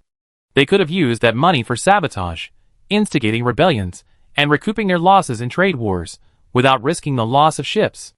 Wouldn't that be wonderful? Back to Eden. When Li Shu learned that her brother had also brought in hundreds of thousands of skilled workers and engineers, she felt like the sky was falling. The annual shortfall in star coins for the colonies was over 300,000. If you included the salaries of her brother's core fleet, the annual shortfall would be at least 600,000 star coins. It was precisely because colonial expansion involved high investment, great risk, and slow returns, and because the lost sector was always teeming with the remnant fleet, pirates, and leftist elements, coupled with the existence of hyperspace storms and cosmic slipstreams, that those large corporations never considered independent colonization. Capital is always greedy when it's greedy, and excessively conservative when it's cautious. This is why Li Bin is always uneasy about his account balance, and seeing his cash flow shrink is especially painful. His previous sale of the cruiser wreckage also included considerations for maintaining cash flow. Li Bin has always controlled his bank loans, leaving Li Shu often struggling to make ends meet, especially since she doesn't consider herself a skilled cook. She mainly relies on the AI core for overall planning and management of so many people. This nearly 10 million star coins inflow finally removed the invisible noose around Li Shu's neck, and she burst into tears of joy. Incidentally, Li Bin didn't contact Isha immediately because she was currently in the delivery room, possibly giving birth at any moment, and under absolute protection, not receiving any outside information. I also got several hundred boxes of heavy weapons, all mechs. This time when I go back, the colony expansion will be launched in full swing. We increase support for the Knight families, and launch a large-scale land grab. Li Bin explained with great enthusiasm. Li Shu wiped away her tears. Maintaining the colony over the years had taken a toll on her. Leaning against the table, she half-jokingly said, "With all this money, you can't keep wandering around, can you?" "No more wandering, at least not for a year or two. I'm planning to bring my assets back and properly manage the colony, starting with farming." Li Bin nodded vigorously. Li Shu smiled through her tears. "It's a deal. Brother, come back soon. I want to take a vacation and rest." "Definitely, definitely." Li Bin nodded repeatedly, thinking to himself that before, because of his smaller reputation, few talented people actively sought to join the Global Alliance. Now that I successfully managed hyena mining, I finally have a reputation, right? Talented people are coming to me. I'm not short of money now. Actually, Li Bin's willingness to accept the democratically elected Governor Alyosha was also closely related to the company's lack of talent. The hyena mining's negotiating representative had previously boasted that he was willing to pay a high price for Li Bin to hand over Alyosha and his gang. Giant corporations, or rather any regime, despise such major traitors. Without the defection of traitors led by Alyosha, the Universal Alliance and the Nest of Konda would still be waging a miserable counterinsurgency war on the planet's surface, unable to uncover everything all at once. Cooperation is definitely necessary. Look at Afghanistan, the graveyard of empires. It's dirt poor, yet the world police still find it incredibly difficult to resist. The combination of pirate insiders, the governor's surrender, and security codes breaking through ground defenses, no orbital bombardment, no devastation from war, no workers being conscripted and lost, allowed Li Bin to reap a huge profit. Therefore, hyena mining once offered a blueprint for an armed fuel transport ship, based on the Prometheus-class blueprint and independently optimized, in exchange for the trader's terms. Li Bin was extremely tempted, But after much hesitation, he ultimately chose to refuse. Chapter 468. Alyosha's surrender was accompanied by most of the planet's governor's officials. Without the cooperation of these capable civil servants and soldiers, he couldn't have suppressed the entire planet so quickly.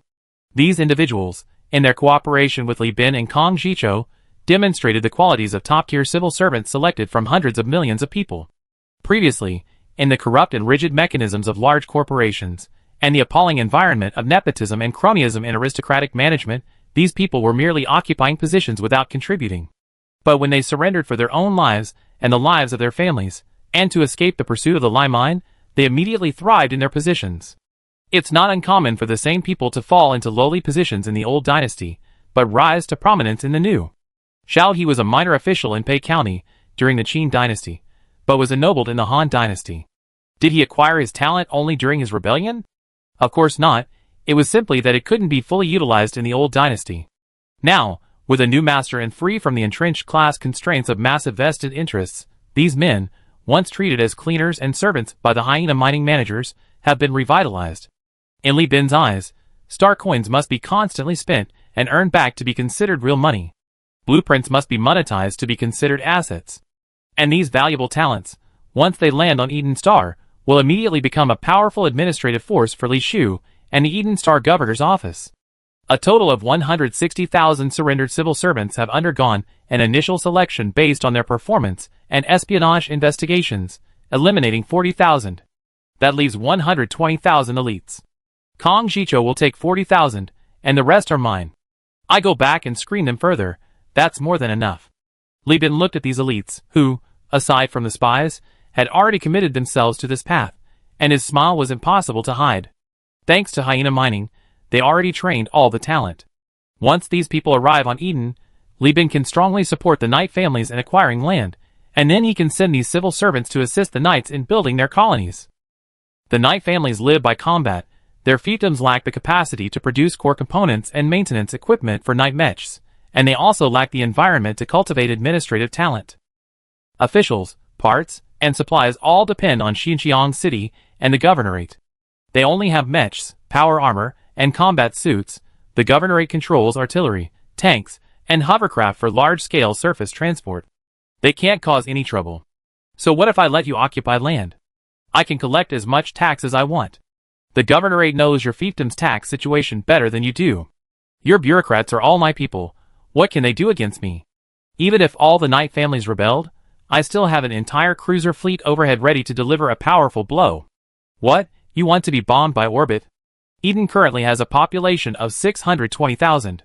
Even if all the skilled workers and engineers were relocated there, some would be diverted to Tanfa. Granada is currently at war, and too chaotic to send highly skilled personnel there. That would still be 80,000 civil servants to 1 million people, averaging 12 people per civil servant. This means the governor's orders could be implemented down to the grassroots level. A powerful bureaucratic system, ample opportunities for advancement, vast undeveloped land, nanoforges and AI cores providing hardware and software support, and a high proportion of highly skilled labor, these are all advantages. After a brief period of adjustment, the colony will experience a boom in economy and productivity. On August 23, 2012, Li Bin had completely suspended the sale of goods and instead began to heavily export manpower. The new Magius space station was already overcrowded. Li Bin donated the remaining 40,000 discarded civil servants and some food supplies proportionally to Governor Shera and the King of the West Wind system, in exchange for transport ships to temporarily transport people to the old Magius planet. Duya had already returned ahead of him. This wave of attacks had decimated Han Mining's resources, and the Tachyon technology forces in the Magneto system had suffered severe setbacks in the last war.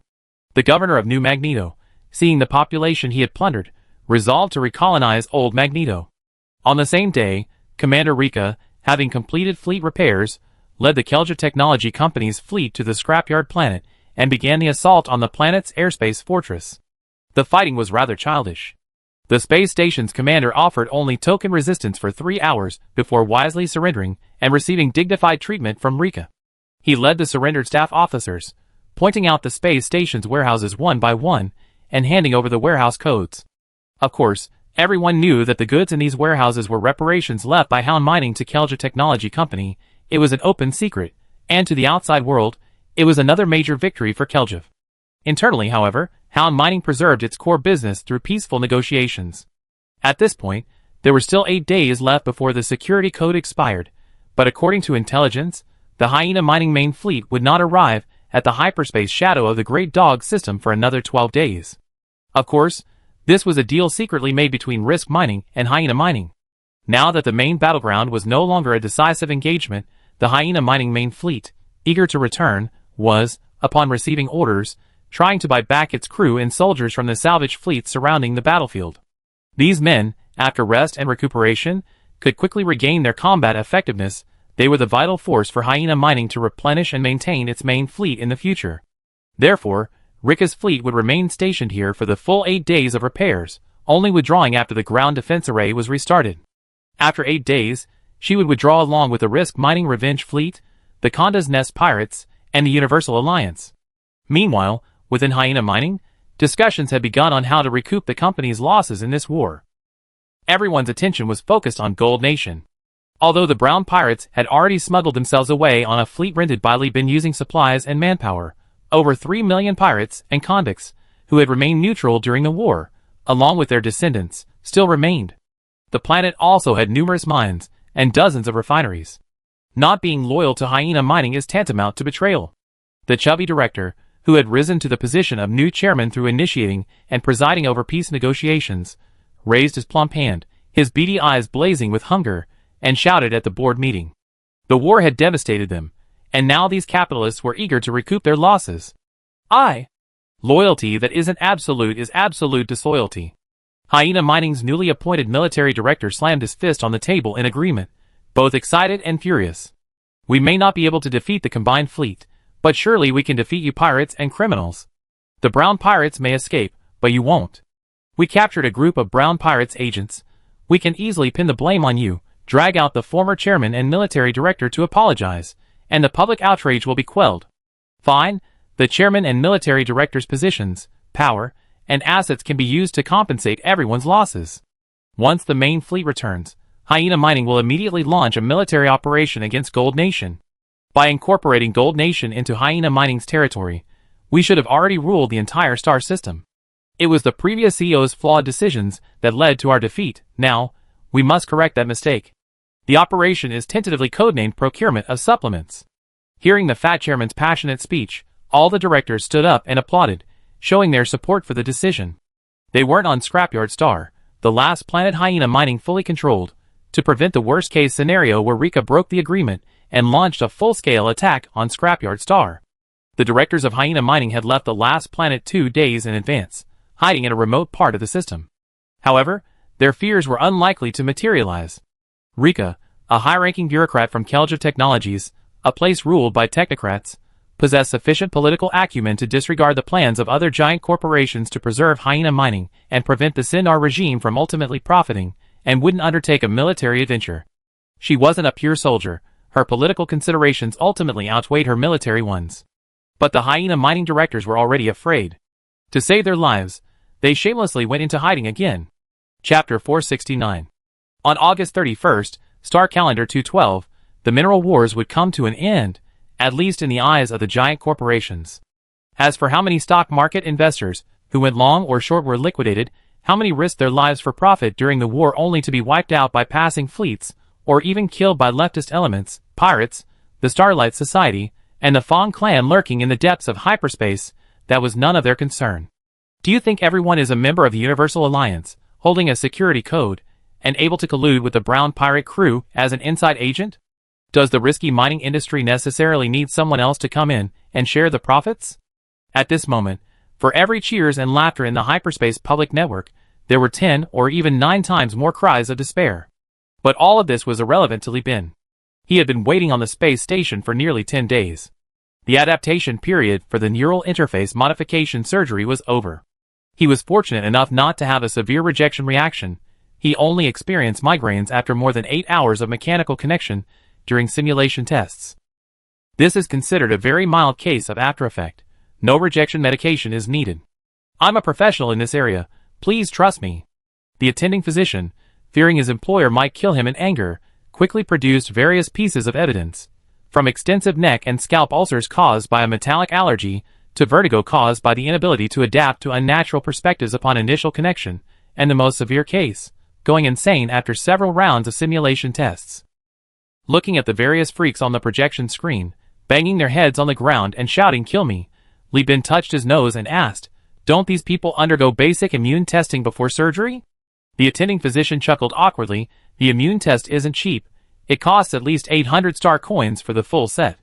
Only soldiers awarded for their service, and wealthy captains can afford it. Most people who come for surgery can't wait to pay for it themselves. They don't have the money. And well, how should I put it?" He carefully chose his words, not wanting to use overly derogatory language towards these benefactors. These people are young, not highly educated, very confident, thinking they're chosen ones. Got it. 14 or 15-year-old boys and girls who don't study hard, getting tattoos to look like spirited young men, driving reckless motorcycles, hanging out in the streets like street thugs. Neural links are their ultimate certification of man and machine as one. Just like all reckless motorcycles need modifications, all the little captains are proud of their neural links. It's alright. Without them, I wouldn't have developed this skill either. The physician rubbed his deliberately kept, professional-looking bald head, his smile a mixture of embarrassment and pride. Then I should thank them, right? However, he wasn't worried about the migraines, because ISA was about to give birth. The Brown family was renowned for its adaptability through physical modification. Their family's ancestral genes could significantly improve rejection issues. Even before Li Bin's child was born, a solution had already been secured for his father. On the same day, the final hull sealing work on the mechanical arc class was completed. Half of the ship's cargo hold was filled with goods, while the other half was converted into temporary dormitories to house the plundered engineers. If Hyena Mining hadn't dismantled the ship so meticulously, and if the technology used in this ship hadn't originated from the sage Celia, differing greatly from the techniques of the human realm, even the assembly of the battleship's hull and some of its compartments wouldn't have taken too long.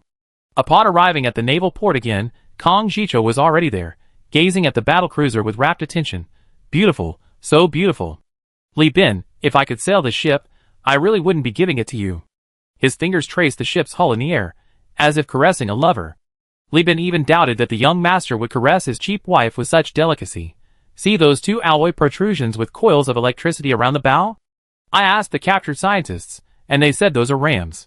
This ship can make a rapid advance and convert radiant energy into thermal radiation, concentrating it on the coils at the tips, allowing it to penetrate any other ship." Kong Jicho held up 2 fingers and dug them into some artificial grease he somehow produced as a demonstration.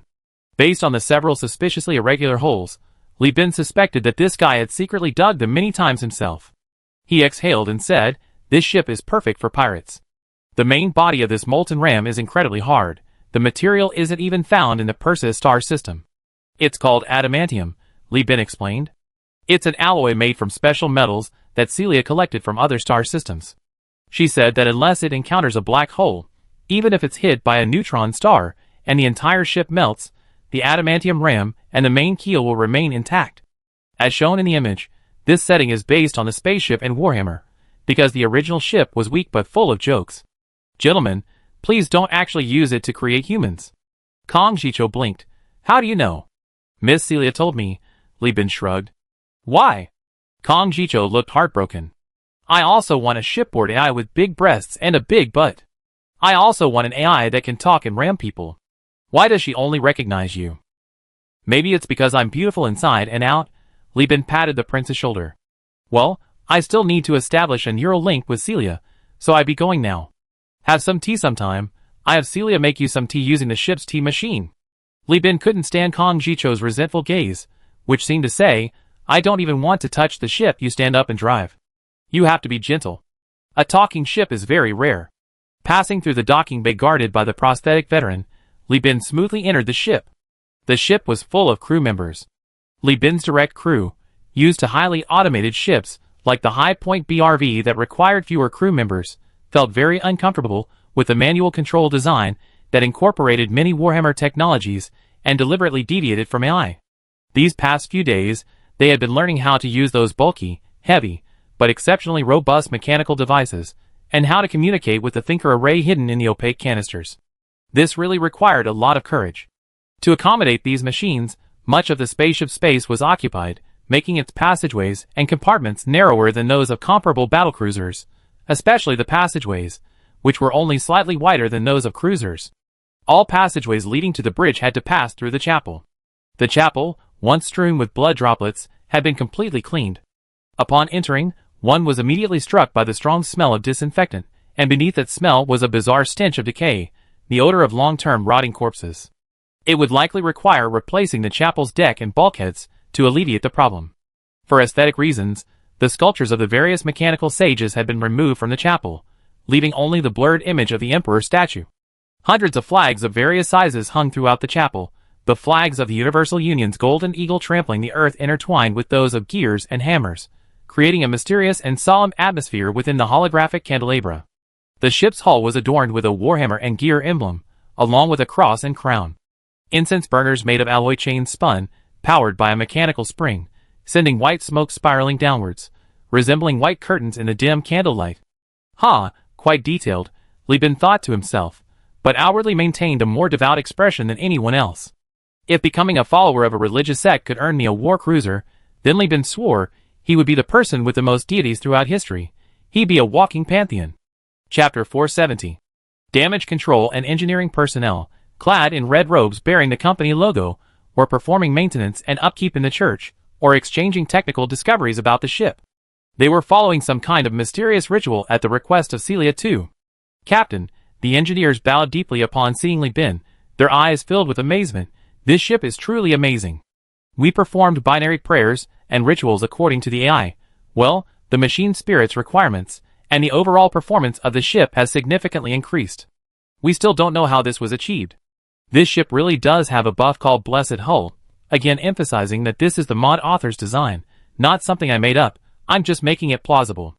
Look, the hull slots clearly say Blessed Hull. Her sister ship even directly says sanctified in the name of the god of machines, and the hull slots also have Blessed Hull. The engineer extended a terminal from his dark red robe and showed it to Li Bin. Currently, according to testing, the ship's rituals mainly have 4 functions. The first ritual, called Thunderous Plow, is performed in a small chapel within the ship's engine room. This ritual requires approximately 13 engineers in a binary choir to chant for about 3 minutes. It generates a special force field that briefly accelerates the ship. This short but rapid acceleration, combined with the coordination of the engine room, reactor compartment, and heat dissipation compartment, inputs radiant energy into the ramming bow, destroying enemy ships with immense kinetic energy and heat. The second ritual, Divine Blessing, needs to be performed in this large cathedral. It requires 13 choirs in groups of 8 to chant for 3 to 13 minutes. After the chanting, another force field is generated. Driven by this force field, the ship's armor plates will press against each other, eliminating gaps and fusing together into a single unit, increasing the ship's armor resistance by approximately 13% to 39%. The third ritual, Slaying the Bandits and Exterminating Evil, requires the gunners to chant continuously from their positions, while the cathedral requires 3 groups of 13-person choirs to chant alternately. There's no time limit. The effect is to slow down the firing speed of all the ship's cannons, lasers, and missiles, but increase their power. The longer the engagement, the slower the firing rate and the greater the power. It also greatly increases the chances of destroying enemy ships. The last ritual is called High Honored O Messiah, which is the ship's activation ceremony. It requires 13 choirs of 13 people each to chant for 13 minutes. Li Bin listened, stunned. He thought to himself, damn, I suspect that Sage Celia used some unknown technology to secretly modify the ship, misattributing it to divine intervention. That's how it is with those tech enthusiasts. They call even a bread maker a divine machine. These rituals are probably just their activation procedures. It's like the driving test where you have to prepare to get in the car, operate the lights, start, and go through a series of procedures. If you don't, you get a 0 and have to retake the test. So, I'm going to have to raise a choir of hundreds? Li Bin frowned. Can't we use blasphemous armor instead? They can talk too, and after training, they can act as master of ceremonies crabs and praise crabs. I can easily gather 133 groups, let alone 13. They can even sing 24/7 on the public channel. This, you probably have to ask Lady Celia. The engineer bowed deeply, making Li Bin's face twitch. It seems the machine soul's art is still too advanced, inspiring awe and respect in these engineers. Alright, you guys go ahead with the High Praise Om Messiah ceremony. I need to establish a neural link with the machine soul. If the link goes smoothly, The spaceship will be ready to take off this afternoon. Yes, sir. On the bridge of the mechanical R-class ship, over 200 crew members were gathered, but not all. For elevators at the top connected to the observatory and communications room. The former housed the navigator team, and the latter the communications group. Compared to the human leader's structure, where everyone gathered on the bridge in concentric circles around the captain's platform, this ship offered greater privacy. The observatory.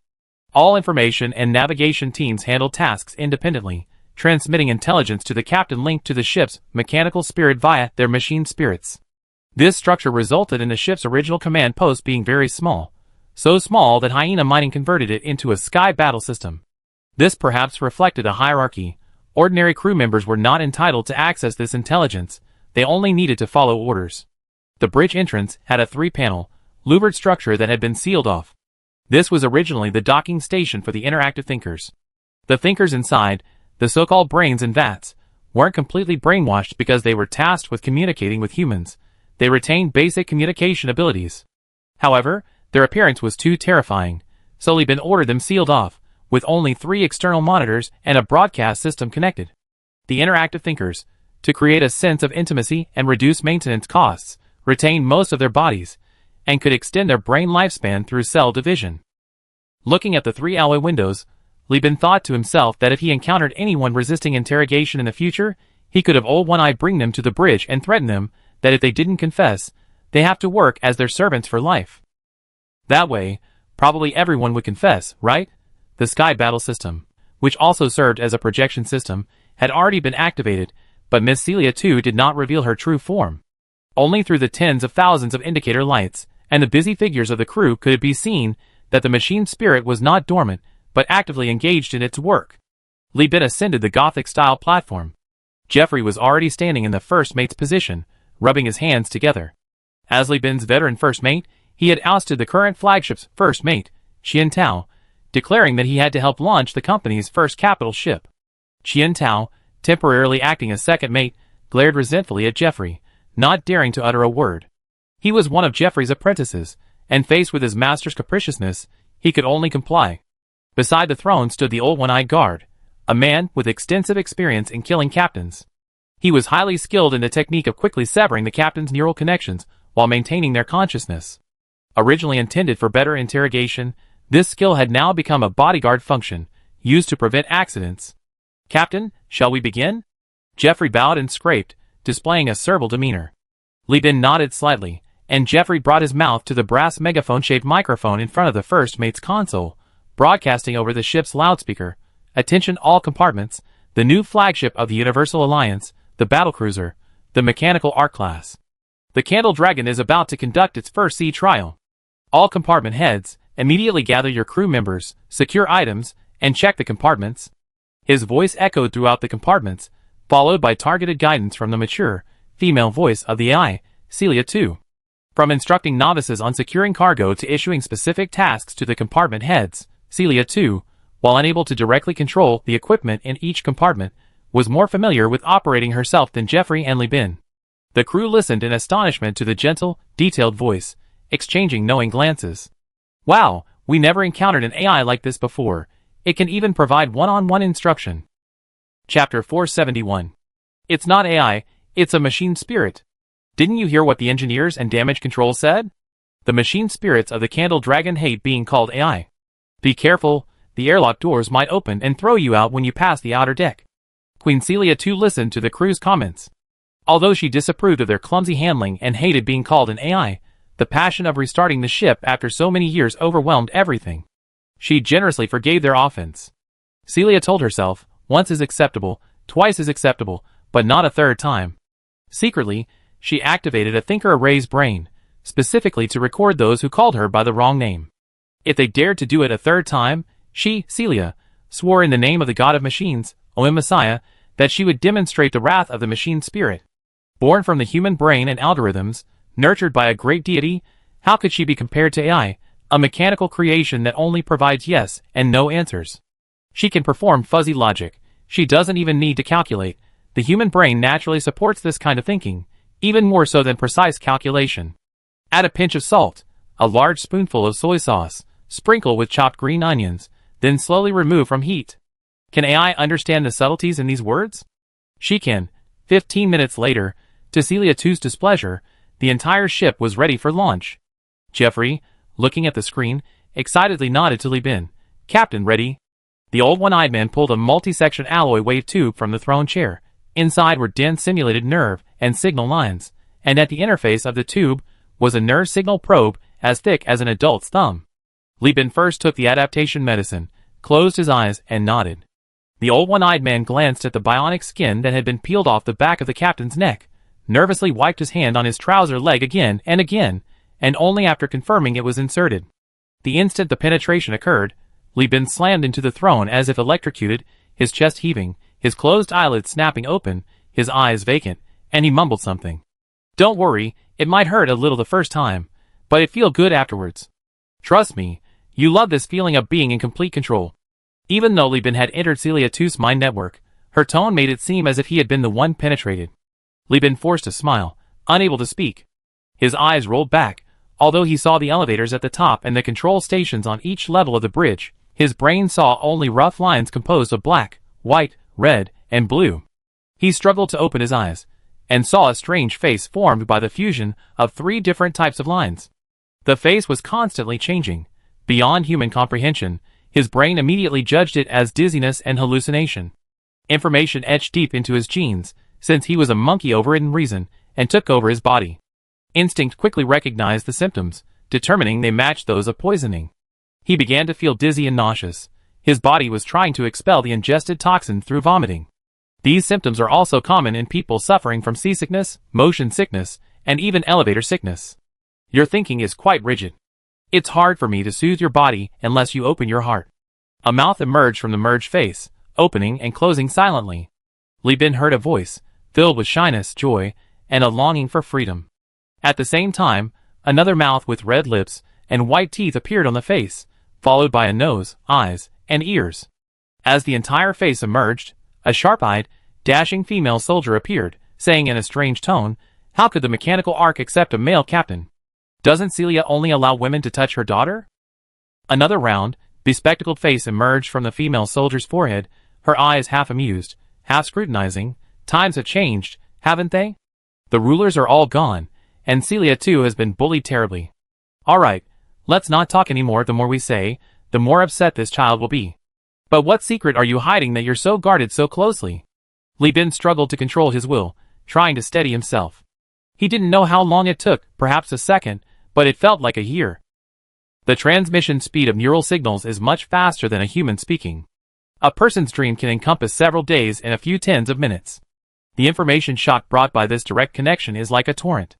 Any human who has always relied on language and visual interaction, encountering this torrent, is like a savage on a Pacific island seeing a steel airplane fly overhead and drop supplies for the first time. His mouth opened and closed, struggling to express his message, painstakingly piecing together a single sentence. This is the soul of an ancestor?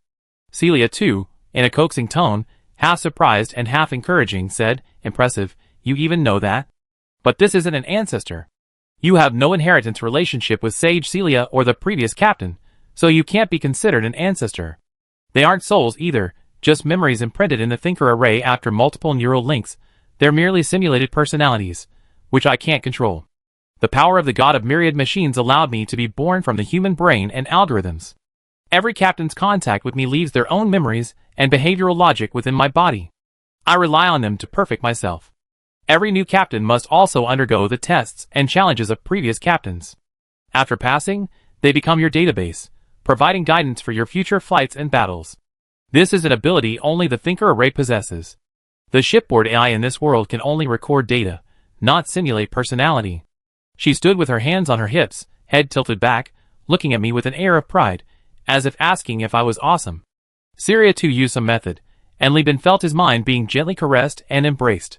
That distorted face enveloped him, its boundless kindness and gentleness easing Li Bin's discomfort. The soul of the candle dragon fully accepted Li Bin. The source of Li Bin's discomfort lay within himself. His spirit was too stubborn, subconsciously resisting the connection, without even realizing it. But under Celia too's guidance, and after Li Bin adapted slightly, his stubborn spirit turned into an asset. He forced himself to lower his guard and embrace the soul. As their minds gradually connected, the distorted face in his eyes slowly took on a meaningful form. It contained information about the entire Candle Dragon, from optical observation posts to detector arrays, from star maps to network signals, from monitoring to the status of each hatch, engine status, and gun condition. After Celia too embraced him, he quickly reciprocated, infecting her with his own thoughts and spirit, which grew and spread along with the ship's soul, eventually bringing the entire vessel under his control.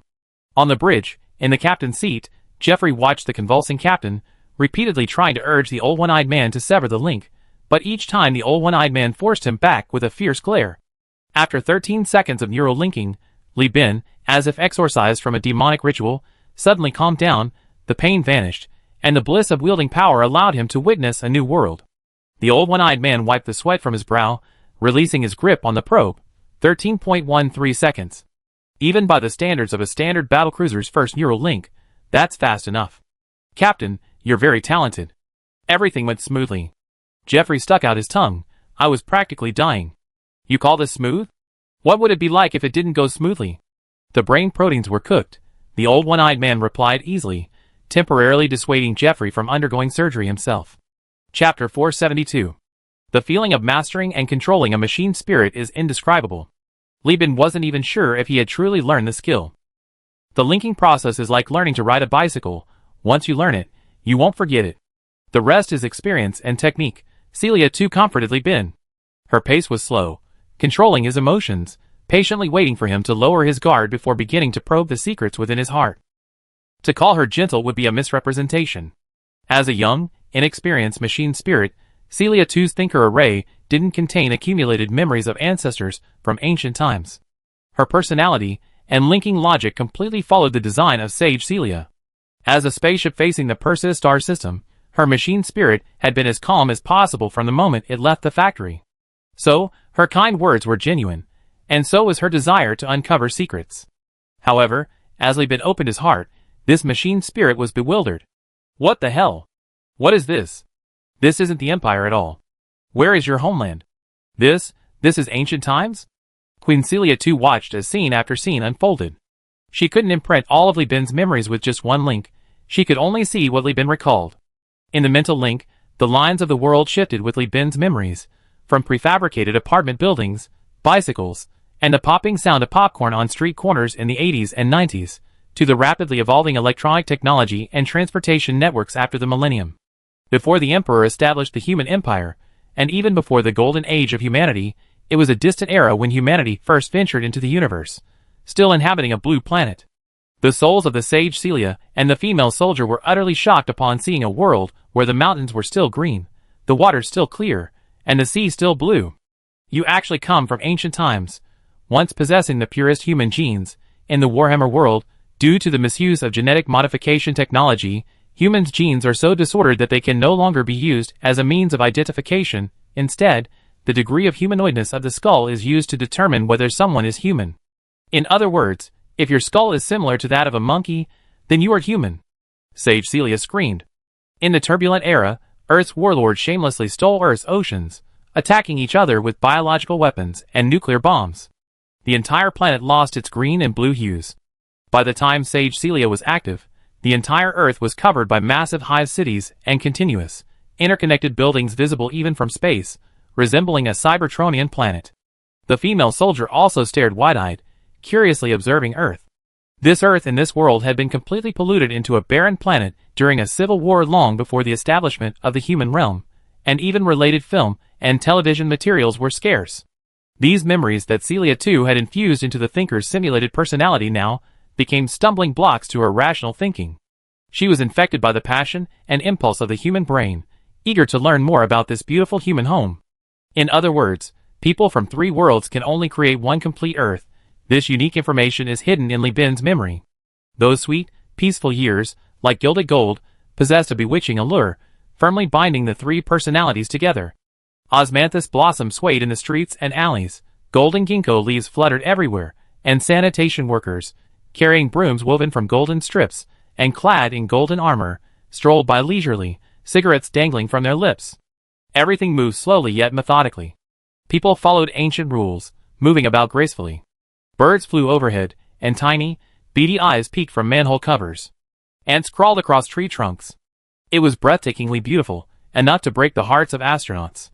The machine spirit's movements grew increasingly subtle. Her simulated sage personality was cursing herself with mechanical profanities, criticizing her rudeness and impoliteness during the linking process.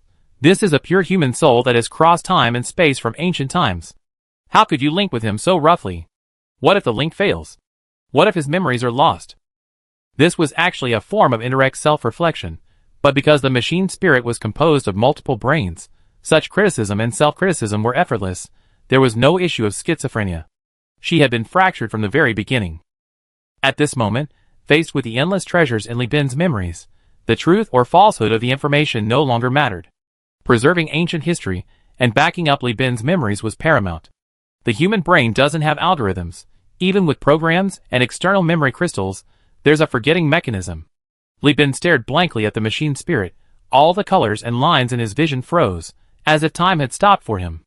The connection, which had initially been so passionate it seemed to want to meld into his very being, quickly became reserved and distant, yet tinged with a strange, burning desire. The machine spirit obediently responded to every request from Li Bin, offering no more questions or words. Li Bin effortlessly issued commands to the engine room via neural signals, receiving feedback seconds later. Simultaneously, Li Bin issued commands to the outer deck, gun deck, observatory, bridge, and other locations.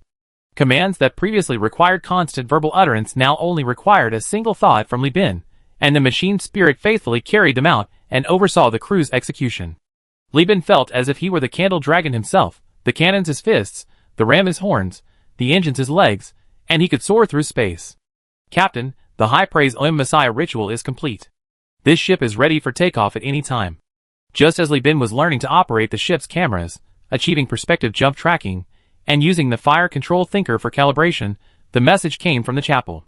The mechanical chapel, located at the heart of the Candle Dragon, activated the ship's levers and pistons amidst incense, steam, and hymns, awakening it. Excellent. Notify everyone in the company to board in order. The Universal Alliance fleet will evacuate the Great Dog system in 7 hours. This fleet is currently undertaking escort duties, transporting company immigrants and spoils. Captain, how do you feel? A familiar voice flashed before Li Bin's eyes. Within the thinker array, Li Bin's vision, hearing, smell, and taste merged into a completely new sensation indescribable in words. He could see human voices, hear human faces, and taste human flavors. That voice, converted into an electrical signal by the microphone, was input into the thinker array and transformed into something understandable to humans by the machine spirit. Before him lay the collective image and voice of all 2,300 crew members. Li Bin traversed the array of thinkers, perusing various information, tracing back to the source, even accessing the memories of Sage Celia. The memories of the Warhammer world were blurred, but those of the human realm era were clearly visible. Perhaps the Sage had tampered with these memories. Li Bin stared at the magnificent, hundreds of kilometers long colossal creation. From afar, it resembled some kind of viral crystal, trailing a crimson tail as it streaked across the digital universe, leaving Li Bin speechless with astonishment. E. coli bacteriophage. Stargate transporter, claw structure used to secure finished stargates. That's a Stargate transporter, a colossal structure only the core world of the human realm has the capability to build. It can transport stargates constructed in space, using unmanned transport, over hundreds of years, from one star system to another. It's a springboard for the human realm's expansion in the Milky Way. Sage Celia applied to visit it, but was refused. The technology of this transporter and the Stargate construction technology are both top secret. Chapter 473. Just as Li Bin was engrossed in these magnificent creations of the human realm, Celia too approached again, albeit cautiously, like a cat rubbing against him, feigning reluctance. You should remember that we're linked together now, and your emotions and thoughts are transparent if you don't deliberately hide them, right? The machine spirit said displeasedly. Sorry, it's just that you suddenly came and then suddenly left. I don't quite understand what happened. Li Bin apologized. For some reason, Li Bin could sense the other person muttering. He only heard the machine spirit mumble, "It's because your memories are too precious, and my actions were too rough. You've been in Sage Celia's memory database for almost 7 hours. This data is stored very deep. You shouldn't be at this depth during your initial connection." Celia too advised, "Normally, we only go deep into each other at the beginning of the connection. After the connection process ends, your consciousness will surface. The core function of the neural link is to control the spaceship with the human brain. You need to maintain awareness of both reality and data simultaneously. Your temporary first mate has called you several times already. Hearing this, Li Bin realized he seemed to have only heard Jeffrey's words, but hadn't responded. He quickly controlled himself to float, his consciousness rising from the depths of the database. Signals from his visual and auditory nerves began to enter his brain. His naked eyes saw Jeffrey's concerned and anxious face, while his consciousness simultaneously accessed the monitoring system behind Jeffrey, clearly seeing his back. As Celia too rose to the surface with Li Bin, she was like a wife seeing her husband off to war, both concerned and anxious. When you have time in the future, you must keep up with our neural connections. Li Bin laughed. What's wrong? I want to see the old Earth.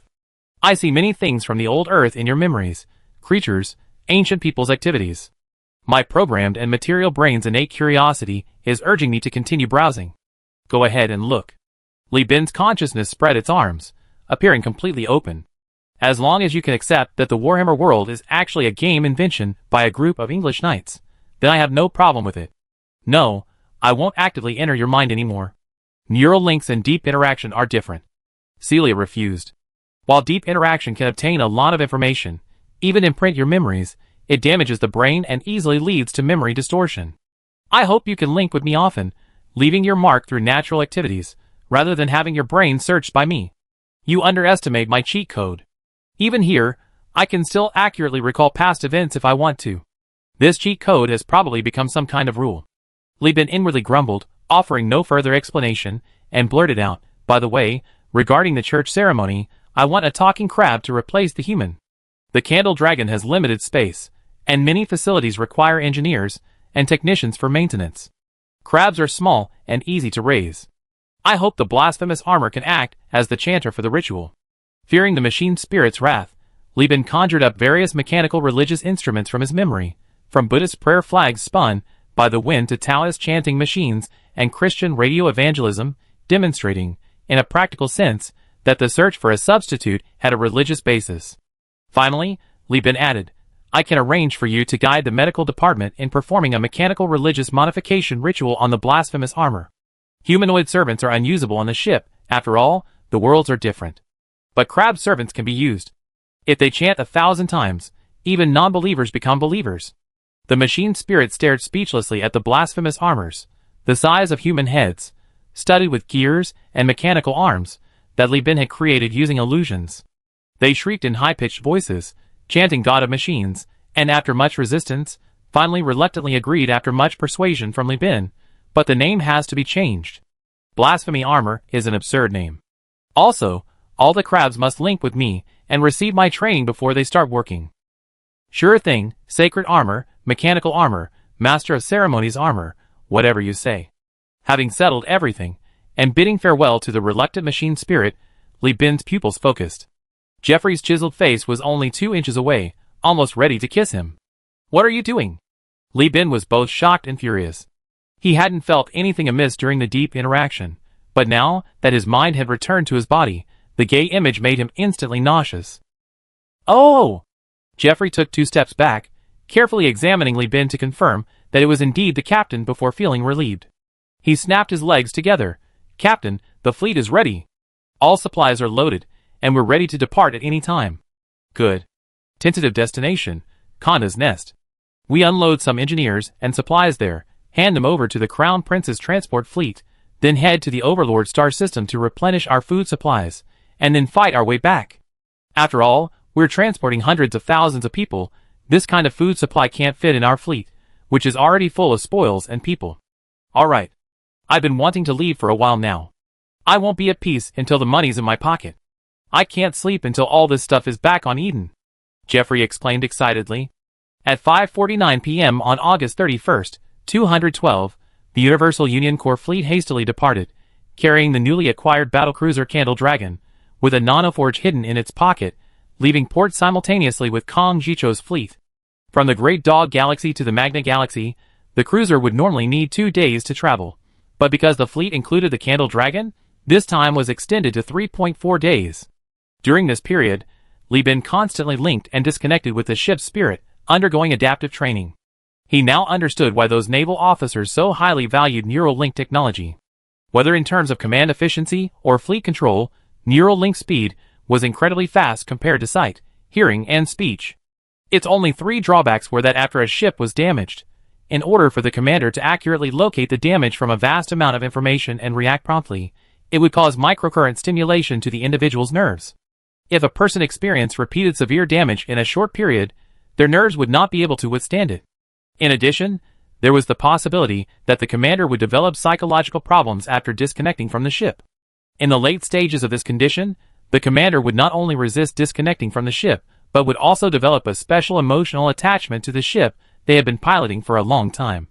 Doctors discovered that these commanders would regard the ship as part of their own body, and even experience phantom pain upon seeing the ship's wounds.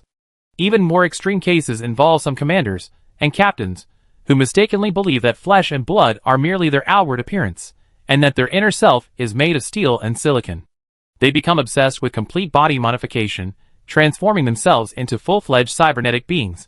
However, both of these symptoms are more common in people experiencing setbacks in real life, typically those who have suffered significant losses in their family, life, or career. Li Bin, with his happy family and thriving career, does not face these issues. The final drawback is self-evident. Any connection to any electronic device carries the risk of being hacked. Whether it's a brain-computer interface used by ordinary people or the neural link technology used by captains and commanders, it can all be compromised by highly skilled hackers. Fortunately, the Candle Dragon, a special battlecruiser controlled by a human brain, under the command of the machine soul, transforms into a vague and unique programming language after Li Bin connects. According to the database left by the polymath sage that Li Bin accesses after connecting, even the human realm itself took a considerable amount of time to decipher this language. In the Perseus star system, even a genius hacker couldn't inflict any damage on Li Bin, protected by the machine soul, on the battlefield. Compared to hacking, directly launching a death torpedo at the Candle Dragon's bridge would be far more effective. The latest composition of the main fleet, cruiser portion, shows that, at its current size, the role of destroyers is becoming increasingly diminished. On September 2nd, 212 star calendar, at night Earth time, the Conda's nest, without planetary reference points and no concept of day or night, welcomed a triumphant fleet and distinguished guests from the Universal Union. The pirate Emperor Conda, for the first time ever, left her royal court and, in a public port, led the core members of Conda's nest, watching the approaching fleet with a look of satisfaction. The two leading ships were the Atlas II Malawing Quach's capital ships, half-modified and obtained by Kong Jicho from Hyena Mining. On the bow of the leading Atlas II Malawing Quach's, the corpse of the scrapyard space station commander was painted with gold dust, gleaming under the starlight. In a sense, he had achieved immortality. Behind this fleet, the Candle Dragon, bearing the corpses of its own traitors, hung from its adamantium ram, swaying with the ship's movement. They were destined to be expendable, scrapped when the Candle Dragon used its loyal ram to smash enemy ships, thus making ample room for new traitors and traitors. Kong whispered in a voice only he could hear, "I defeated Tachyon Technology. My son made something of himself and crushed Hyena Mining. The reconstruction funds for Magios were raised, and the people of New Magios regained their confidence. Life is getting better and better." Chapter 474. A capital ship is a momentous event for any power. The last time the MAG system was this lively was several years ago, when Conda personally led his newly acquired and armed Cathedral-class dreadnoughts, ruthlessly suppressing Harcourt's granddaughter, making her his daughter-in-law, and swallowing up the entire remnant of Harcourt's army, seizing the rebuilt Hell machine. Now, at the edge of the Conda's Nest space station, surrounded by a spherical array of sensor-activated minefields, the green-based, red-striped Cathedral-class dreadnought stands beside the bloated Conda's Nest. A dreadnought and a space station form a strategic triangle. Conda has reached the pinnacle of piracy, and one step further, he become a behemoth. The Cathedral-class perfect version, Conda's Cathedral-class weapon, has a bunch of debuffs. Otherwise, even with the support of a powerful figure, she wouldn't have succeeded. Although the Starlight Society, the Fong Clan, and the Hell Legion also frequently act as pirates, pillaging and plundering, and the leader of the Hell Legion, with the release of the Trilogy IV series, The Lady of Mississippi's Affair, The Death of the Nameless King, and the Hidden Sage's Lower Body Conquest, has earned the title of Western Emperor, and like Conda, is respectfully called the Pirate Emperor. However, it's common knowledge that one of these three forces is backed by Speedtronics, and the other two are simply regimes of enormous corporate size. For them, piracy is just a side job, much like Britain issuing letters of marque. Conda, The Eastern Emperor, however, considers piracy her primary occupation. And as Konda has fought against two giant corporations over the years, building a formidable reputation while remaining unscathed, the respect of the pirate lords for her grows day by day. Through the neural link, Li Bin could see the words Emperor's Wrath painted on the Cathedral-class back armor, meaning the ship's name was Emperor's Wrath. How dare you! Blasphemy! The machine spirit roared in fury, immediately trying to steer the ship, shoving the adamantium ram into this vessel that dared to usurp its name. I am a product of the combined technology of two worlds, forged by a sage of universal wisdom, yet I am unworthy of the name Emperor's Wrath. This bloated ship, does it even deserve the Emperor's name? Li Bin felt a stinging sensation, like a cat scratching the back of his neck. He stretched his neck, trying to soothe it for a while, playing movies from his memories and montages of famous landmarks he's seen on short videos in his past life, before finally calming the machine spirit's rage. Celia angrily urged the optical observation post to lock onto the ship, as if glaring at an enemy, while simultaneously complaining incessantly to Li Bin. Although she always took pride in the technological creations of the Warhammer world, this technology was also her constraint. Unlike the unmanned warship Twilight, she couldn't have the AI directly control the ship's cannons. She had to first obtain authorization from Li Bin, then issue commands to the artillery crew in Li Bin's name, and finally have the gunners press the fire button. Furthermore, with all the mechs on the ship destroyed and new crab mechs not yet built, she could only rage, unable to unleash her furious barrage on the Emperor's Wrath. Beside the Emperor's Wrath, a massive, dark brown ship, resembling a burnt fried dough stick, lay adjacent to the Emperor's Wrath, covered by countless trusses, scaffolding, and billowing opaque, high-strength plastic sheeting. Thousands of mechanical arms and gantry cranes of varying sizes were positioned along tracks built along the trusses. 16 kilometers long and 4 kilometers wide, a battle fortress, the Hell Machine, a scrapship-class vessel, was forged by the legendary pirate Harcourt after the Great Collapse, using plundered technology, now unique in the star system, that made it an elite pirate ship. Although sunk and scrapped long ago, the rebuilt version is merely an empty shell. The cost of repair materials alone exceeds 700 star credits. If you include the upgrades and expansions to the shipyard, and the recruitment and training of personnel, it wouldn't be an exaggeration to say it requires tens of millions of star credits. Note the various debuffs above. In the game, this ship's current combat capability is only enough to take down destroyers. A few frigates will destroy it. The space station is good, the Cathedral class is good, and the Hell Machine has amazing potential, but, well, the three together form a bizarre Ohio shape, like a urologist suffering from acute testicular cystitis, very unsettling. Li Bin carefully maneuvered the Candle Dragon to a stop at the spaceport. To accommodate both Li Bin and Kong Jicho's flagship at once, both ships were docked vertically, sideways, using their narrowest sides to wedge in. Emerging from the docking bay, he saw Kong Jicho being patted on the shoulder by Kongda, who proudly introduced him to the guests and subordinates behind him. The spaceport's docking area was directly connected to space. Li Bin, without access to the channel, couldn't hear anything, but through his transparent mask, he could see Kong Jicho's flushed face, a triumphant expression of long-suppressed sexuality finally released, standing beside his mother. Across from the prince were men and women of various sizes and heights, all muscular and heavily modified, wearing various types of power armor and combat suits. They were the leaders of various pirate crews, directly or nominally under the pirate emperor's command, as well as officials of the royal court. They clapped loudly, the applause swallowed by the deathly silence of space, but it didn't affect their acting skills in the slightest. Each of them wore an expression of pride, making it look from a distance like a low-budget, humorous silent film with a crude set but a cast of seasoned actors. Li Bin stood to the side with hundreds of his fleet's core members. Someone in the clapping crowd quietly waved to him, and only then did Li Bin notice Duya, who had returned with him, had somehow blended into the ranks of Neo Magnus's representatives. Pirates quickly trotted over, bowing respectfully to Li Bin. The terminal displayed the communication channel and password. Konda's speech was nearing its end. He only caught a glimpse of one sentence. At Ji Chao's age, I was still a logistics officer within the system. My son is better than me. Before 40, he's acquired 2 capital ships, both with at least a third of their warship conversion completed. And this one is even more impressive. Before 30, he independently completed planetary colonization, reclaiming wasteland in a desolate lost star sector, and at such a young age, he's already obtained his own capital ship. Konda spoke, extending his hand towards Li Bin, drawing everyone's attention. Li Bin took a breath, flashed a friendly smile, and warmly extended his hand. Li Bin, come here, you're my honored guest." The pirate emperor puffed out his chest, grabbed Li Bin's hand, and placed his son's hand in Li Bin's. In a hearty voice, he addressed everyone over the channel. "My son is Li Bin's friend. These two outstanding young men, with the support of friendship, will surely lead Conda's nest to even greater heights." Hundreds of hands clashed, displaying the host's enthusiasm. Li Bin bit his lip and switched to a private channel, saying to Kong Jicho, "Brother, this feels a bit excessive. Isn't this your scheme? Praising me so highly, does His Majesty want to kill me? What are you saying?"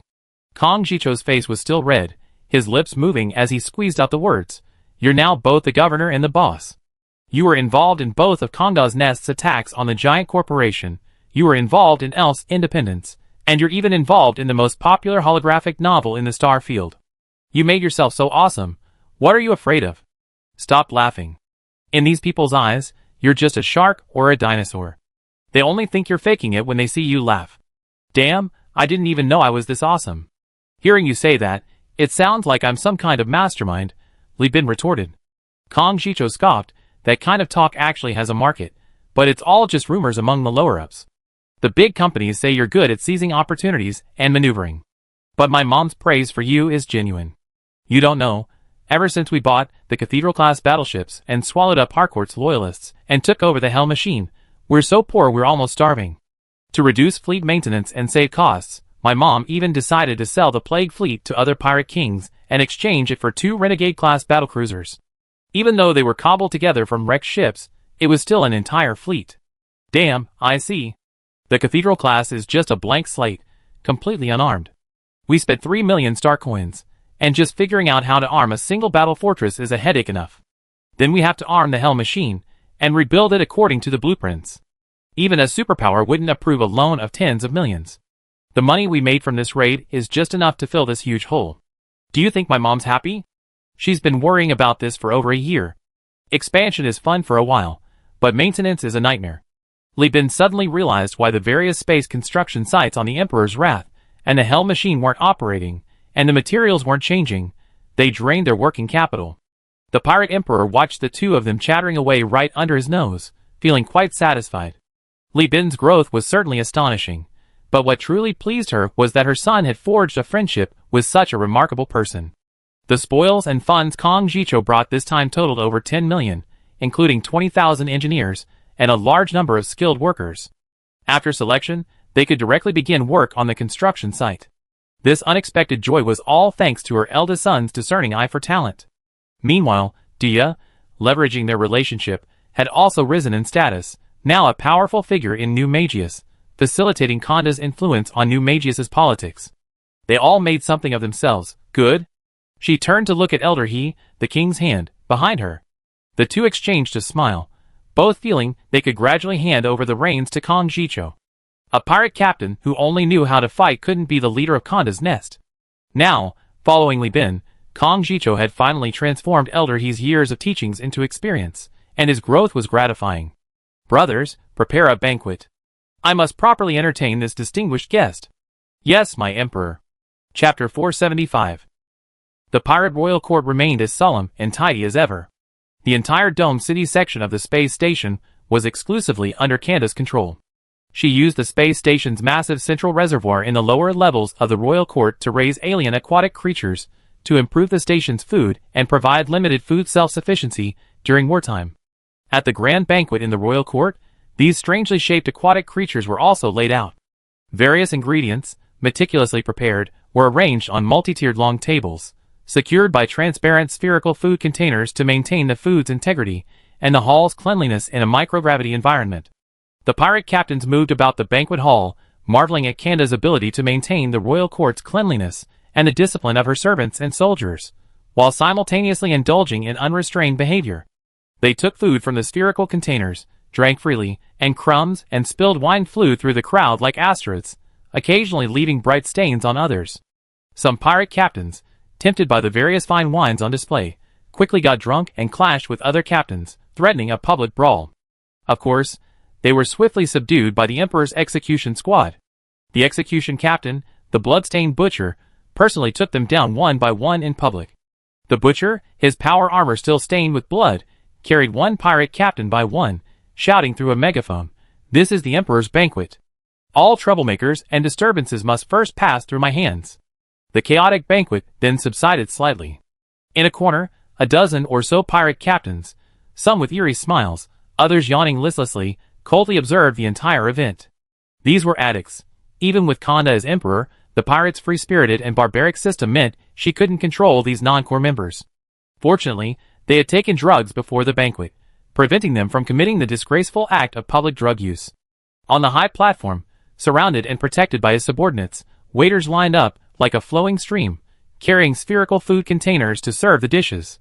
Each dish was small and exquisite, ensuring that diners could swallow it in one bite without leaving any residue to maintain their image.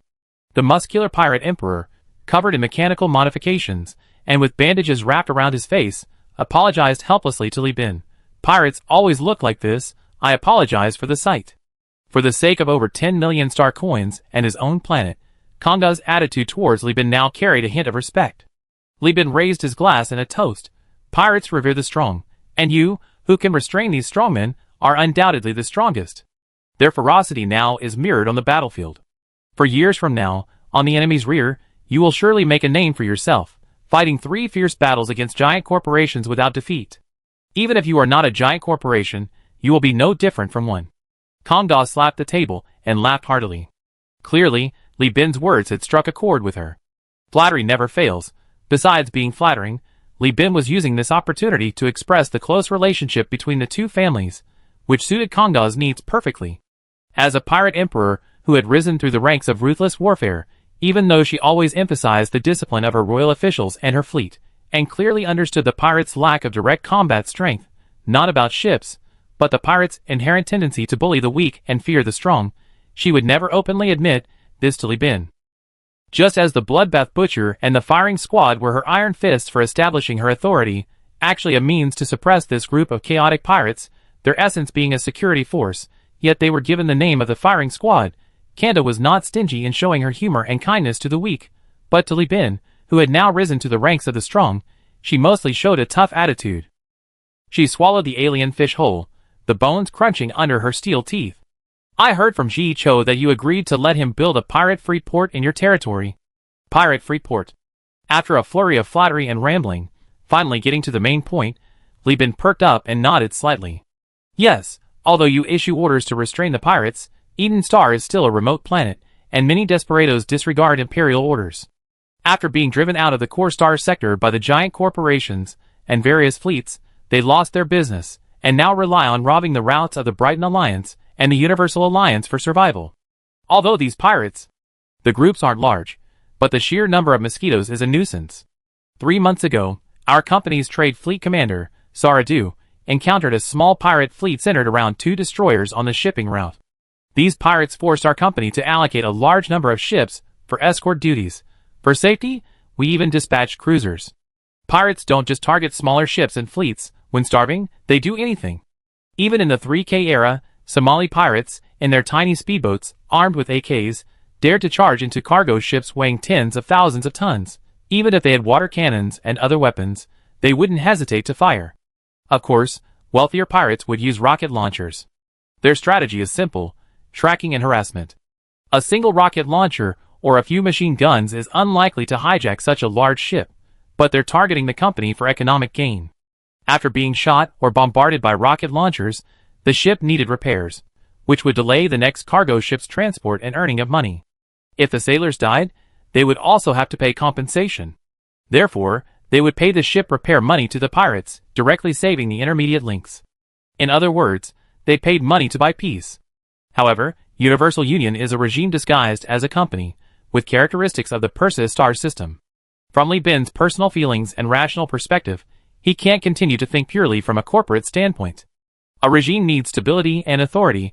It can't accept pirates, especially the extortion of these small-time pirates. Rather than spending money to keep these small-time pirates safe and let them grow bigger, it's better to cooperate directly with the pirate emperor.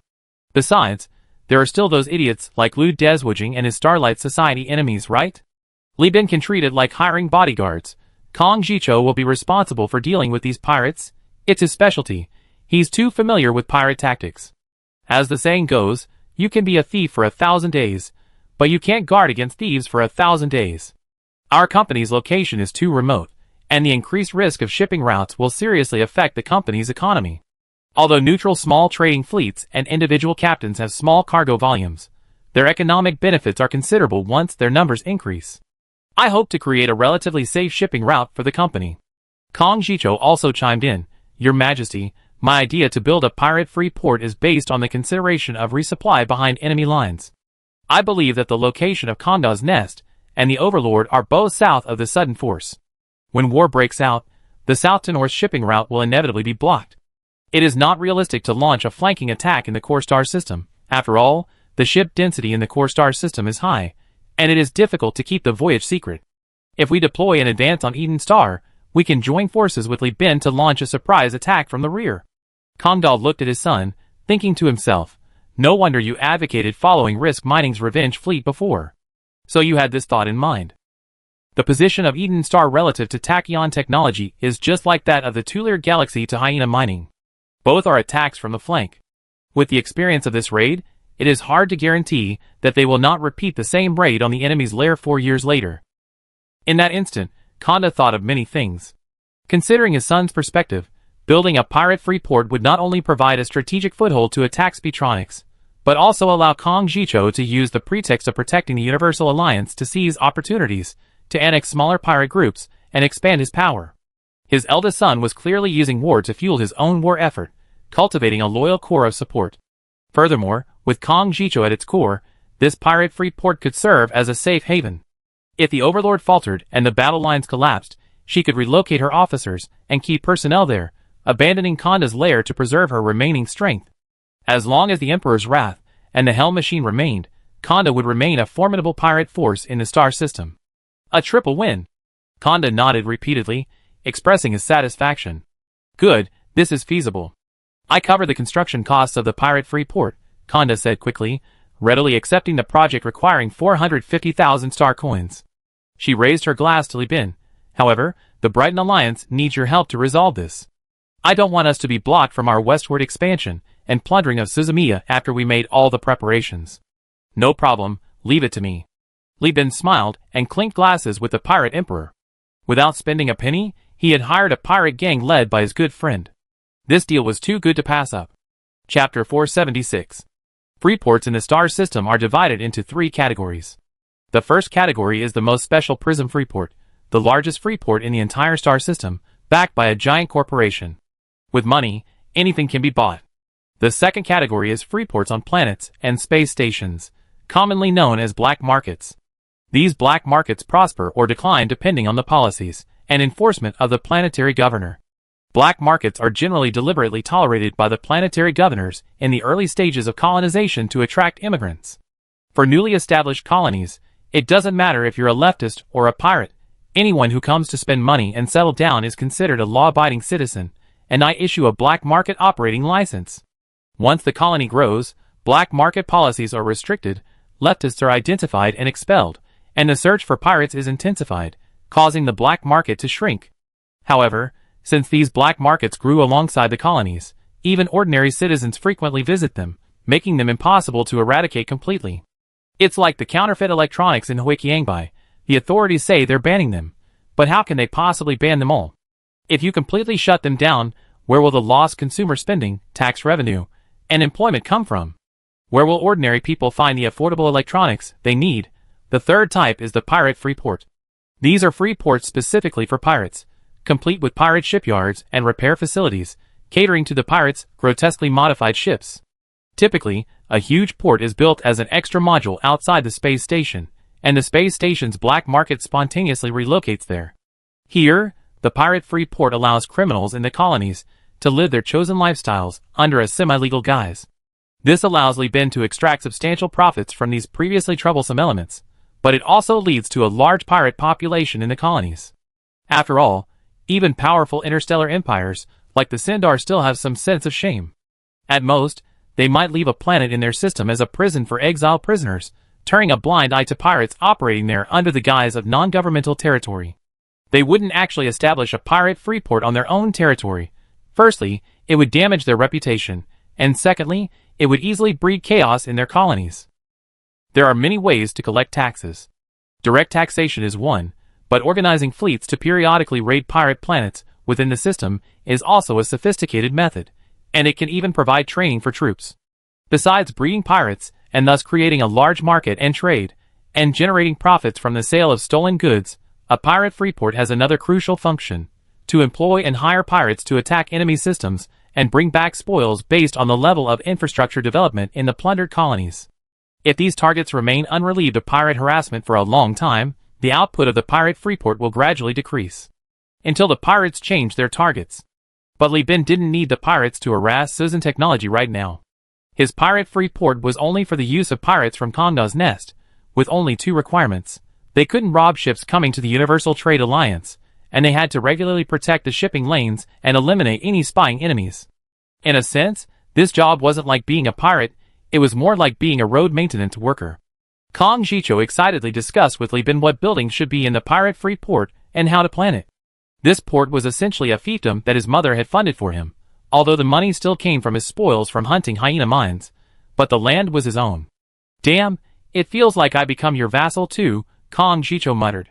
Li Bin winked. "You don't have to agree, but I'm determined to build the pirate-free port. If you don't take me, I find someone else."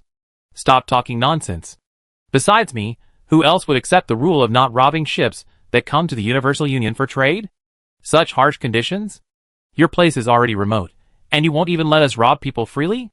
Isn't that like wanting the horse to run, but not feeding it?" Li Bin was speechless now, because Kong Jicho was right. Pirates were never easy to control, they even had room to disobey Kongda's orders. If someone else were stationed in the pirate-free port, how could they possibly ignore the merchant ships laden with goods and instead focus on attacking those cunning little pirates? Robbing every now and then and framing other pirates? Wasn't that normal? The dense small circle was the pirates born in the pirate-free port. They didn't attack players, but they would plunder enemies and also seize fleets that came to trade with players, causing shortages of goods. He glanced at Kong Jicho, who thought he had him under control, smiled, and then turned to Kongda, saying, "Brighton. On the Alliance side, I already have connections. I can use them to speak with the Alliance's governor. The Brighton Alliance's planetary conditions are terrible. They have only 2 colony planets. One is a desert planet, and the other is a completely desolate ice volcanic planet. No colonization can be carried out outside the domed cities, and meteors strike daily. The Brighton Alliance's ice volcanic planet is directly labeled a dead land. Furthermore, these planets house a large number of refugees, resulting in a severe food shortage for the Brighton Alliance. You know, the seeds sold by other giant corporations are hybridized and genetically modified, leading to an alarmingly high rate of yield decline after repeated planting. Relying solely on artificial starch and reptile nutrient paste would cause psychological problems for people.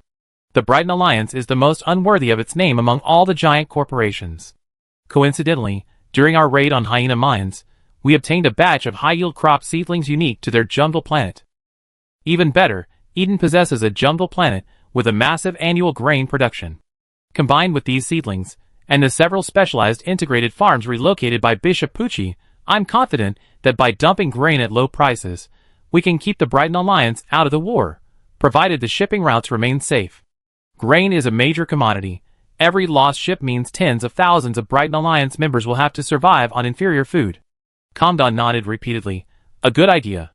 Leave the shipping route issue to Kong Jicho. If he doesn't handle it well, send me a message, and I have Elder he deal with him." Kong Jicho's smugness vanished. Below the platform, the scene was one of chaos, broken dishes, wailing, and howling. The pirate captains, fully embodying the pirate's ephemeral, hedonistic nature, had completely revealed their true colors. On the platform, Li Bin and Kongda, chatting and laughing, decided the Brighton Alliance's future position in the war. It can only be said that the Brighton Alliance's weaknesses were too obvious, making them easy targets. "When are you going to negotiate?" Kongda continued to ask. "Let's wait. After I transport this batch of spoils back, I invite acquaintances from the Brighton Alliance to come and witness firsthand the colonization and potential of Eden Star, and let them propose their own trade demands," Li Bin said playfully. "If we're too proactive, we'd be manipulated. There are also die-hard Susan supporters within the Brighton Alliance. This requires some maneuvering." At this point, Li Bin seemed to remember something and added, "I have a batch of bounties I receive from friends. They're from all over the country, unrelated, but all connected to giant corporations. I don't want to offend my friends, so I'm thinking of transferring the commissions to Conda's Nest. I don't want a penny of reward. I just want to fulfill my obligation to my friend. Can you do this? What's so difficult about that? Just go directly to Wincy, he'd definitely be happy to. How about this? I have Wincy accompany Jicho to escort your transport fleet to Eden Star, and he can familiarize himself with the shipping routes. After that, he'd be stationed at the pirate-free port. If you have any needs, send them to Jicho, and he and Wincy will do it. If the bounty is far away, you send it to me, and I forward it to another pirate king. As for the reward, just give it all to them. That's great. Li Bin grinned, thinking that now, he wouldn't have to do Miss N's bounties himself. Among the loot Li Bin had salvaged before was a relay superwave transmitter, which could prevent tachyon technology from eavesdropping on his relay communicators. Combined with the powerful computing power of Miss N's AI core, he installed it when he got back. This way, he wouldn't have to personally go to Prism-Free Port to contact Miss N anymore. He could just accept bounties at home and build up goodwill. He didn't want the bounty or coins. Li Bin only wanted goodwill. This deal is very profitable. May our cooperation be fruitful. Li Bin raised his glass again. May Suzy Technology and Sun Ai Hao die soon.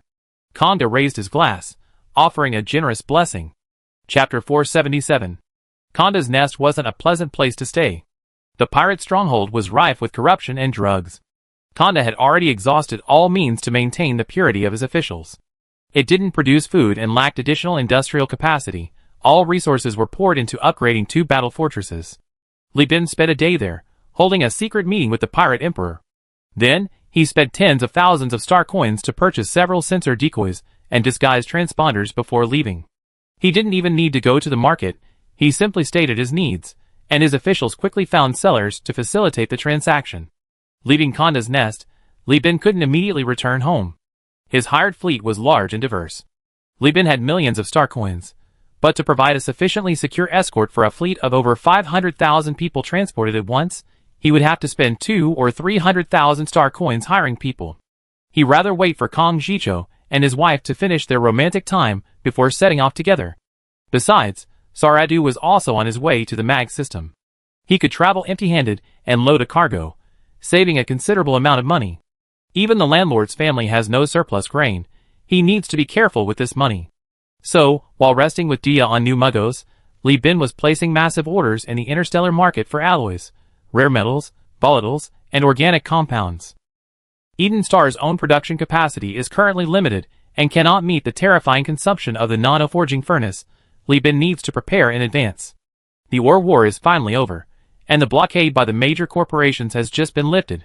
Plus, they need a way to sell the large quantities of supplies they looted from Hyena mining. The prices of various raw materials in the interstellar region are plummeting, about to break the historical low of the past 5 years. If I increase my purchases, the difference I earn can be used to subsidize the intermediaries, so they can hire various fleets. This was the result of discussions with Saradu. Given the vast distance to Eden, transportation would take considerable time.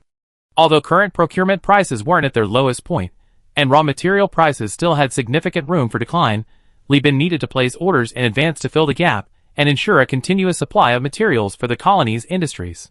We still don't have enough transport ships. Which major corporation doesn't have 30 or 40 Atlas-class ships? Even Ninshun Company has 4 cargo ships the size of capital ships. I don't even have 10 cruiser-class cargo ships in total, Li Bin lamented, looking at his company's meager cargo capacity. As the war neared its end, and the situation in the eastern sector calmed down, cargo ship prices surged. Planets and major corporations began placing large orders to recoup commercial losses caused by the war. The current situation was one of abundant cargo and orders, but a shortage of merchant ships. Independent captains and small companies, unsure when the war would end, chose to sell their ships to reduce costs. These merchant ships, bought by pirates, corporations, and other companies and converted into warships, require a waiting list for disarmament. Coupled with their massive transport of Hyena mining supplies, they occupy a significant portion of the eastern sector's freight capacity. Currently, merchant ship prices are high due to market forces, making it unwise for Li Bin to buy ships now. After all, his demand is large, and the unit price of cargo ships and fuel ships is high. Combined, Li Bin would lose a lot of money. Buying is not as good as building. With nano-forging furnaces, I build my own ships, Li Bin thought, scratching his head, abandoning the idea of buying ships. 5 days later, Saradu arrived in New Magnos with his merchant fleet. His face still bore many wrinkles from past hardships, and his hair was gray, but the over 50 Saradu was in excellent spirits, brimming with boundless energy and a belief in a resurgence, and his figure had become plump again. He warmly embraced Li Bin, showing him his transport haul. "Boss, I only made one round trip between Eden and the Core Star region these past few months. Headquarters is just too far, and each trip takes too long, leaving little opportunity for trade. In the Core Star region, due to the war, heavy weapons, ship components, and food prices are skyrocketing. With the several 100,000 star coins you gave me, I traded food and weapons on free planet within the Perseus Alliance's territory, centered around the planet of the Lud Church, earning 180,000 star coins. This was a considerable sum. The profit Saradu mentioned was the net profit after deducting fleet costs, maintenance expenses, networking expenses, and crew wages. Saradu commanded 2 cruiser warships and 4 cruiser freighters, avoiding the risks of traversing war zones and only trading in relatively safe areas. Thanks to Li Bin's delegation of authority and the experience of his previous failure, Saradu's business strategy was extremely conservative. He never acted blindly for profit, preferring to wait for the shipping routes to stabilize before taking action. Furthermore, he spent most of his time active among forces that were not hostile to the Universal Union, avoiding any contact with Tachyon technology or the Perseus Alliance. However, he preserved Li Bin's fleet and trained a reliable and experienced crew that could be readily deployed to the main fleet to fill crew vacancies, for which Li Bin was very satisfied. "Well done, Captain Saradu. I summon you this time to use this fleet to help transport the spoils of war," Li Bin said, handing over a list. Saradu didn't even have time to look closely before his eyes popped out. This is, so many engineers and technicians? And these quantum solutions and relic components, how much does this cost? He thought he performed well enough, but Li Bin had unexpectedly given him a huge surprise. He knew Li Bin had participated in the Revenge Fleet's raid on the Hyena mining Sovereign Star system, but the climax of the battle had come too quickly, leaving little time for outsiders to understand. In his imagination, Li Bin was probably just like a salvage company, waiting for the war to end so he could come in and salvage the ships. What's with these hundreds of thousands of people? Could Li Bin be the main force? Looking at her boss, who remained silent, Sarah was completely dumbfounded. She thought earning a few 100,000 was already quite a lot, considering the time lost during the transport mission back to Eden.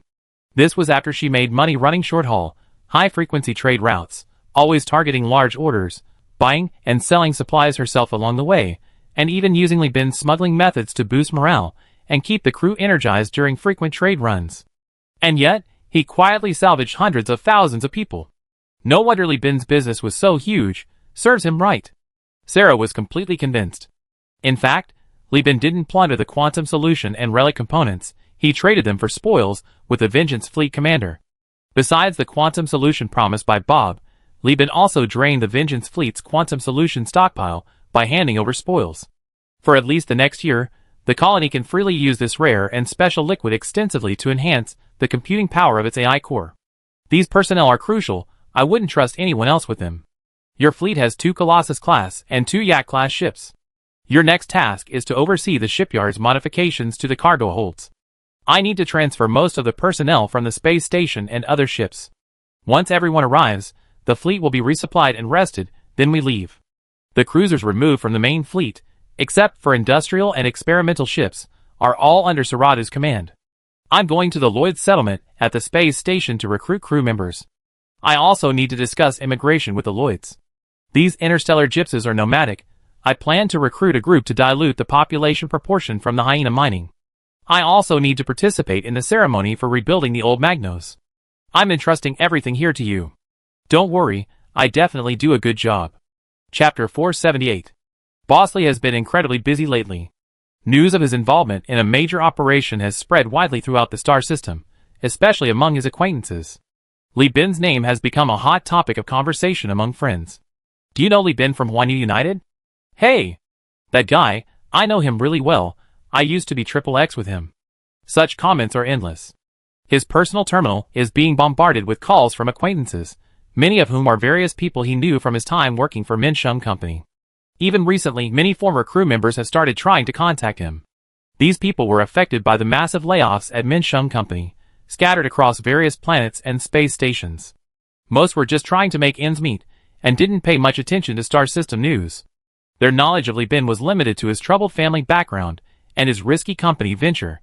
Now, he's among those who infiltrated a giant corporation, making him truly famous throughout the country.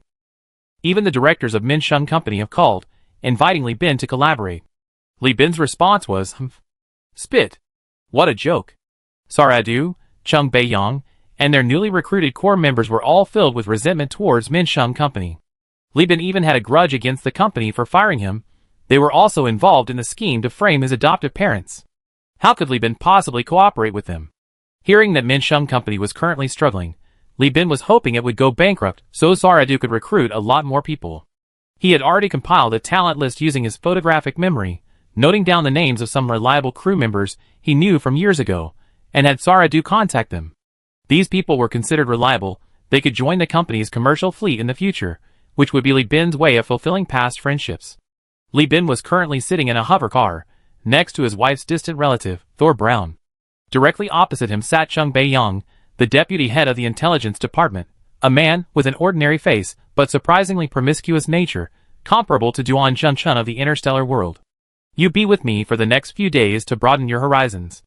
Later, I arrange for you to take command of a destroyer fleet at the pirate-free port on Granada. Don't think it's too small. After all, the brown pirates are severely weakened right now, and you only have 4 destroyers. It would be irresponsible of me to put you in command of cruisers directly, Li Bin said, turning his head to Thor. Thor, sitting reservedly in the luxurious, antique hover car, stroked the sharkskin sofa, his mind filled with admiration. This was made from the finest leather from Vattern, the ocean planet of the Sinar powers, famous for its blue lobsters. It was made from the hide of an alien deep-sea fluorescent shark, just a name given by local fishermen. It's not actually a shark, that lived 2,300 meters below the surface. It was said that the fine scales would reflect light when touched in the dark. This type of leather is popular with entertainers in nightclubs and brothels, but many people spend their life savings only to buy a strapless bra. The dancers then have to pool their money to buy a tie, boxer shorts, or a bra and panties to wear as the finale at strip clubs. So much fluorescent sharkskin must cost hundreds of star coins, right? Actually, this was also Li Bin's trophy. Alyosha found it in the home of a fat, hyena mining director and presented it to Li Bin. It's a product from a high-end luxury goods factory in the Southern Cross constellation before the Great Collapse, and it's already a collector's item in the Perseus constellation. Driving a car like this, even without company logos, doormen and security guards know the visitor is no ordinary person. This single vehicle represents only 1% of the spoils the brown pirates will divide on the planet, spoils that will be shared among tens of thousands of members of the pirate crew. Li Bin continued in a leisurely voice, don't underestimate the pirate-free port. This planned port will be personally overseen by the Crown Prince. You and your elite troops should learn from him, observe and practice diligently, and be proactive. There will be plenty of room for you to shine in the future. I already secured land for you on Granada. As long as you perform well, you can have as much land as you want. Thor's spirits lifted, snapping out of his India of wealth and power. He nodded with his head bowed. I will definitely work hard. Li Bin patted Thor on the shoulder. This relative was decisive, having gone all in after being persuaded to surrender. He was insightful and proactive, but also had a strong gambling instinct and limited experience. He was a rough diamond. If not properly honed, he would likely go astray and become a ruthless gambler. He needed the Crown Prince's help to hone him and broaden his horizons before he could be of great use. Thinking of this, Li Bin stubbed out his cigarette and looked at Chung Beiyang. What brings you here in person this time? I entrusted the intelligence-gathering work entirely to you and Chu Xiongfei. You should be talking to him. Did he interfere with your work? No. Minister Chu is very diligent, and I get along very well with him. Chung Beiyang, who had been silent until Thor almost forgot he was in the car, quickly replied. He said with a somewhat embarrassed expression, to be honest, I'm here to ask for money. I remember approving over 10,000 for your department. Li Bin frowned. And it's all gone in just a few months? Chung Beiyang nodded shyly. I deployed spies to Suzy Technology according to your orders. Normally, these 10,000 star coins would last for over a year to cover initial expenses, training before deployment. But I also put in extra effort myself outside of the training. How did you manage that? Li Bin thought to himself, could it be some kind of method? Chung Beiyang recounted, I met a female scientist from Tachyon Technology in Prism Freeport. She was in her 30s, not young, but she'd been so focused on research that she had little dating experience. I tried pursuing her, and unexpectedly, I won her over immediately. My script was a wealthy businessman pursuing her, which was quite expensive. She agreed to buy me a property in Hybersil as our love nest. Thor's wandering gaze paused, and his pupils began to contract. Galaxy location. Lieben covered his face, and after a long pause, said, "Don't tell me this girl plans to betray Speedtronics and elope with you. I haven't revealed my identity yet, but it be soon. I plan to invite her to be part of my team. Right now, I need money to buy a house, the kind with a sunny garden. It cost about 18,000 star coins. Speedtronics' home system only has 2 planets. One is a barren planet, and the other is a tundra planet. These kinds of properties are very expensive. Besides, I also need to use her and 2 other targets as entry points to build an intelligence network." "And experts?"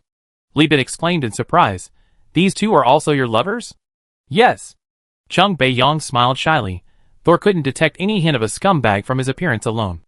Lieben asked curiously, "They didn't spend any money?" "They did, but not expensively. One is a junior officer in the Tachyon Navy, and the other is the owner of a restaurant near the military camp on the Tachyon industrial planet Kulin, named after the wolf god in Irish mythology. My persona is that of a dismissed Special Forces member from the Minshung Company. This identity doesn't cost money." Hybersil system. "Awesome." Li Bin and Thor gave him a thumbs up. This guy is truly amazing. He put himself in the game, selling his body to do intelligence work for Li Bin. Li Bin was even considering whether to provide his 2 kidneys with monthly injury compensation. This guy earns 2,000 star coins a year. He deserves it. And I'm making him use his salary to recruit talent for me. I'm really inhuman. Li Bin reflected for a moment, then looked up again. Wait a minute, putting aside the restaurant owner, how did you manage to hook up with the female officer? What about her professional ethics? Chapter 479. Oh, this? I didn't initially intend to develop her into an agent. I just tried to seduce her occasionally, and after we became friends with benefits, she thought I was good in bed and considerate, so we became lovers. I used some tricks to win her heart. Chung Bei-yong said, a happy smile on his face. Judging from his demeanor, not only was the female officer in love, but he himself was also head over heels in love. It's just that this has a lot of romantic entanglements. Don't you care about your other harems? Are you busy enough? Are you the Wheel King? Li Bin fired off 3 fatal questions. What? There are other people. Thor was shocked. He looked at the unremarkable Chung Bei-yong, who could disappear into a crowd, and couldn't understand how he could have so many harems. Skeptical Thor could only think of one possibility, so he also turned his questioning gaze towards Chung Bei-yong's crotch. Chung Bei-yong, legs crossed, argued, I was sincere with everyone, and I only continued the relationship after confirming they didn't care about me. Those who minded, I broke up with amicably. Boss, you know me, I never bully others. It was always mutual. For the sake of my career, I had to painfully part ways with many loved ones, letting them drift apart. Looking at his sorrowful face, Thor just wanted to punch him a couple of times. Li Bin, meanwhile, pondered the words loved ones, thinking, you have quite a few loved ones, huh? Li Bin, too lazy to argue with this guy any longer, lit a cigarette in frustration. How much? I misappropriated some of the agent training funds to develop my downline, and now both sides need money. I also plan to open a veterans employment agency with Novova, that female officer, to recruit these disillusioned veterans. Later, I want to expand the restaurant with Lilia, the restaurant owner, install listening devices to gather scattered intelligence, and set up an intelligence analysis station in the kitchen. Oh, and I also plan to plant my wives there to completely isolate them from others. Listening to Chung Bei-yong's insightful analysis of scientific research, veteran employment, and military catering, as he gathered intelligence on tachyon technology from multiple angles, every word he uttered seemed logical and reasonable. Thor realized he had underestimated Chung. This man wasn't some fool who misused public funds, his brain. He really had something. His method of building an intelligence network was truly unparalleled. How did you find so many good girls willing? To share? Thor asked curiously, emphasizing the word good. In the chaotic interstellar era, one could have multiple opposite-sex relationships simultaneously, or even close same-sex relationships, but legitimate couples and spouses were indeed rare. Generally speaking, such people are more accepting of open relationships. You have several partners, I have several, we form a big family, and everyone is happy. A relationship like Chung Bei-yong's, where the bond is strong enough to be used for intelligence work, is extremely rare. We cast a wide net, and then slowly filter them. There will definitely be many who won't accept, so we have to reluctantly let them go. Chung Beiyong said, his face full of regret, as if to say, don't let my nonchalant attitude fool you, I'm actually the one who suffered the most heartbreak. Behind every success, there are a dozen failures. Seeing that Li Bin was with Thor, Chung Beiyong naturally knew that this person's identity was extraordinary, so he spoke his mind. He continued to explain to Li Bin, besides that, we also need to consider the evacuation and rescue costs if the mission fails. Adding it all up, it will probably cost around 200,000 star coins. I should be able to train 10 to 20 qualified agents, and I have a 70% chance of successfully setting up the spy network. Li Bin frowned. When you say the mission failed, do you mean Novava and Lilia? Or does it include the female scientist? I personally handle Hu Xieli's case. My plan is to persuade her to steal classified information or technical backups from Sustran Technology, then frame other giant corporations and escape. This line isn't used often. After it's done, I arrange for her to work at Eden's research center. I believe that with her pledge of loyalty for stealing intelligence, there's no need to worry about her being a double agent. If you're concerned, I like to have her work alongside me. As for the other two lines, there's a high probability that one will be discovered, but I already arranged an escape route. The discovered line is one I deliberately set up to protect the other. Trust those you employ, I'm not lacking in tolerance. Li Bin exhaled a smoke ring. However, if the mission fails, you know what to do. Understood. Chung Beiyong nodded. Since that's the case, Li Bin didn't waste any more time. Manage all three lines well. You need 200,000, I give you 400,000. Focus on doing your business well, meticulously, and don't get caught. Achieve perfection. Report anything to Chu Xiongfei, he do everything he can to help you. If he can't handle it, contact me. Chung Beiyong was overjoyed. He didn't want his lover to take risks unless absolutely necessary. Li Bin's offer was both generous and hit his sweet spot. Touched, Chung Beiyong sighed inwardly. He looked down at his younger brother. The boss values you so much, I have no way to repay him, but to trouble you further. After reassuring his younger brother, Chung Beiyong rallied. Besides that, there's one more thing. Setting up an internal affairs department in the colony to crack down on corruption, bribery, and selling company information. Li Bin raised his hand to stop Chung Beiyong, turning to Thor. We arrived. Go and deal with the people from New Magius for me. Thor obediently got out of the car, catching a glimpse of Chung Beiyong smiling at him out of the corner of his eye. He tried hard to remember the face, but Chung Beiyong, as a special agent of the reproductive factory, who had undergone genetic modification and minimally invasive surgery in adulthood, and had received extensive training, possessed very little unique aura. By the time Thor turned his head, that unremarkable face in his mind had melted into the sea of faces he had seen before. The hovercar stopped in the junction of the new Magnos Dome City and the port. The enormous compartment, a full 10 square kilometers, was essentially a large plaza. The goods that had been piled up there had been cleared out, and various projection equipment had been temporarily set up to project banners and streamers. The governor's projection shone brightly high above. No one was here at all, everyone was busy setting up the scene and rehearsing. Thor took out a pack of natural cigarettes he had captured, his fingers digging into the cigarette he had half smoked, and then stubbed out to light it. Actually, he preferred drinking, but drinking in this kind of situation could easily lead to trouble. Hey, is this a vehicle from Universal Union? A husky female voice boomed in his ear.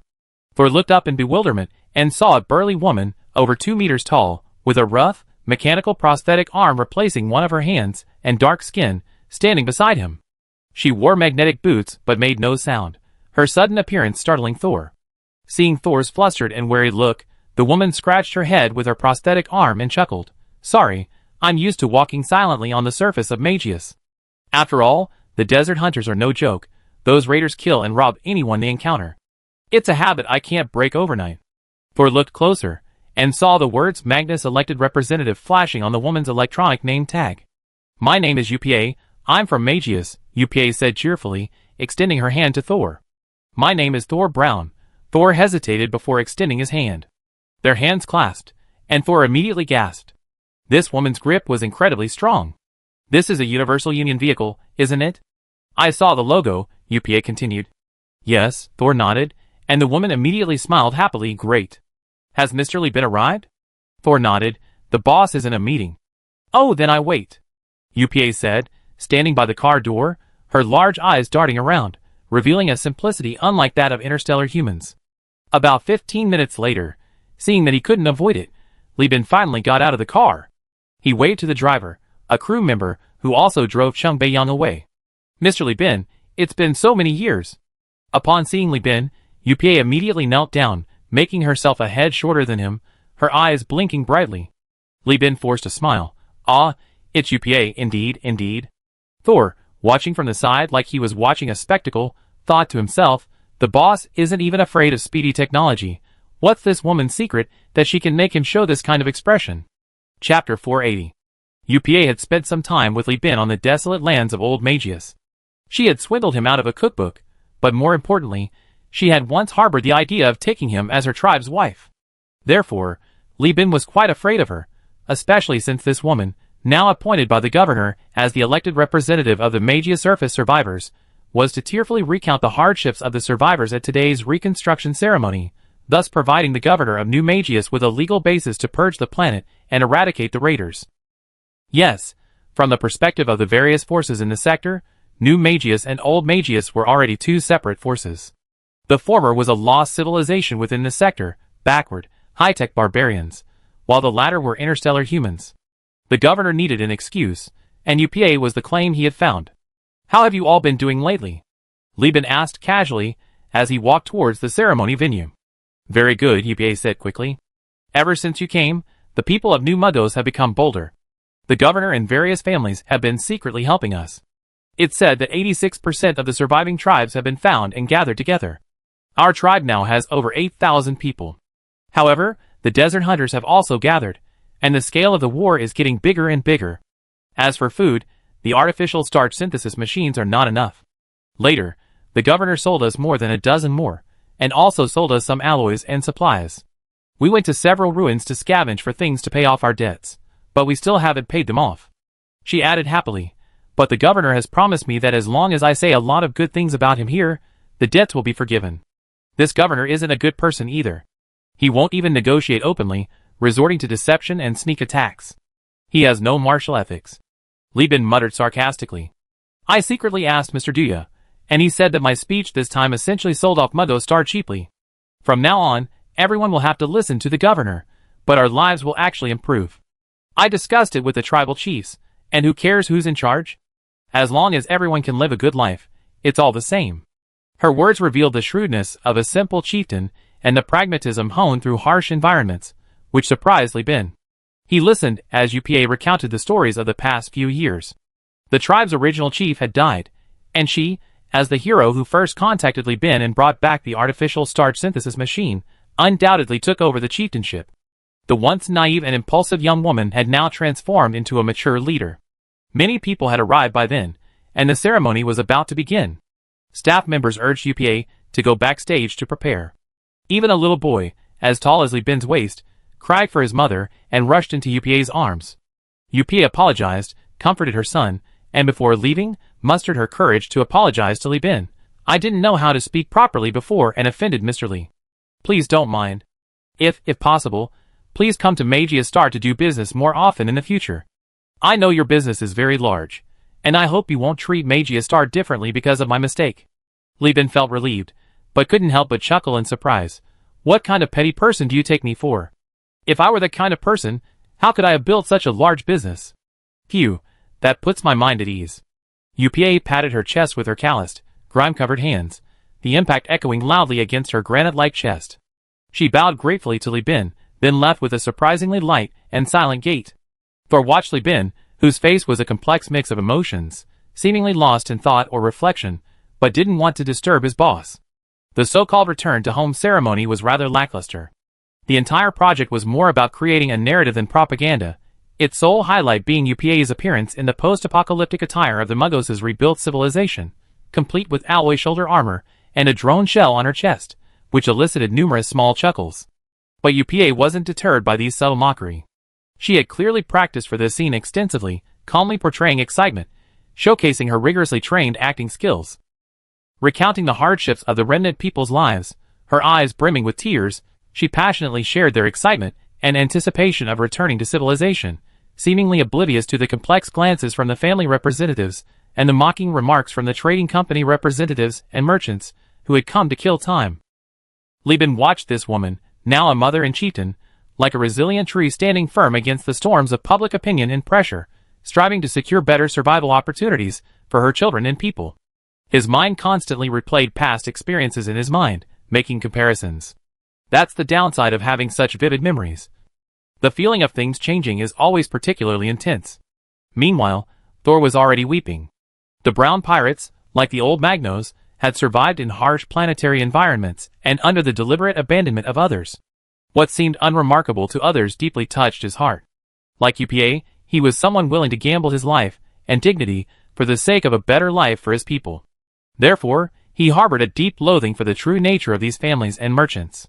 Control your expression. Li Bin glanced around, a slight smile playing on his lips. Doing this will only make these families and merchants despise UPA as well. Dignity isn't something given to you, you have to earn it yourself. Do you know why these merchants would rather risk coming here than do business on Golden Cluster or Old Magius, even though Eden is isolated in the Lost Star sector? Because you're poor. I apologize for being blunt, but it's the truth. UPA and the others are from New Magius, fearing the abandonment of tachyon technology. You, on the other hand, have had your surplus value squeezed dry by hyena mining. In the eyes of the merchants, your output is not only low in quality but also small in quantity, with a limited consumer market. Few are willing to take the risk to do business with you. But if you run your own businesses, the more arrogant these merchants are now, the more humble they will be when they beg you in the future. You have labor, land, spaceships, and the support of the Universal Union and the Condé Nast. There will be bread, there will be milk, there will be everything, but first we must unite. Thor gritted his teeth, forcing a smile through his anger, and squeezed out bloody words. Yes, I will definitely live up to your expectations.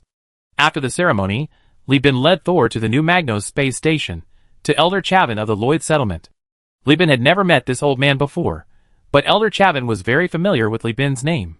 He looked at Li Bin with his senile one eye, patted Li Bin's hand with his wrinkled hand, and said with great emotion, "On behalf of the Lloyds living here, I must thank you, Boss Li. You have given young men a way out, and helped countless families make a living. Our Lloyd homeworld has no breeding factories, so we must stick together to survive. You have recruited more than 3,000 young men here, indirectly supporting tens of thousands of people." Old Chauvin was alright when he wasn't moving, but when he did, he emitted a strong, unpleasant stench of old age. Even though his teeth were clean and white, his mouth reeked of a foul odor. Even with a respirator, the smell seeping from the cracks almost made Li Bin stumble. Li Bin struggled to his feet, squinting as he sized up the other man. The stench was so strong it even made his eyes sting. "How old are you, sir?" he asked. 70 years old, the old man replied. "I could die any minute now. I was one of the earliest Lloyds. Back then, we weren't called that. We were all miners from different places, who spontaneously formed small groups to resist pirates. We only came together 50 years ago, and that's how the name Lloyd came about. I'm different from these young men, I have a limit to my abilities." The old man winked playfully, showing no panic or fear of death, and casually tossed out the question of his genetic lock. "My body odor is too strong. Even aromatherapy can't mask it. Perfume is both fragrant and foul, even more pungent, so I don't need to use those things to harm people." Old Chauvin smiled laboriously. Although he wasn't in a wheelchair, he needed 3 people to help him walk, and it was not only slow, but also extremely difficult. Li Bin felt somewhat heavy-hearted. This was the first time he had seen an elderly person who had reached the limit of their genetic lifespan. Not only was he emaciated, but he looked like a living corpse. Chapter 481. Lloyd Settlement Tea House.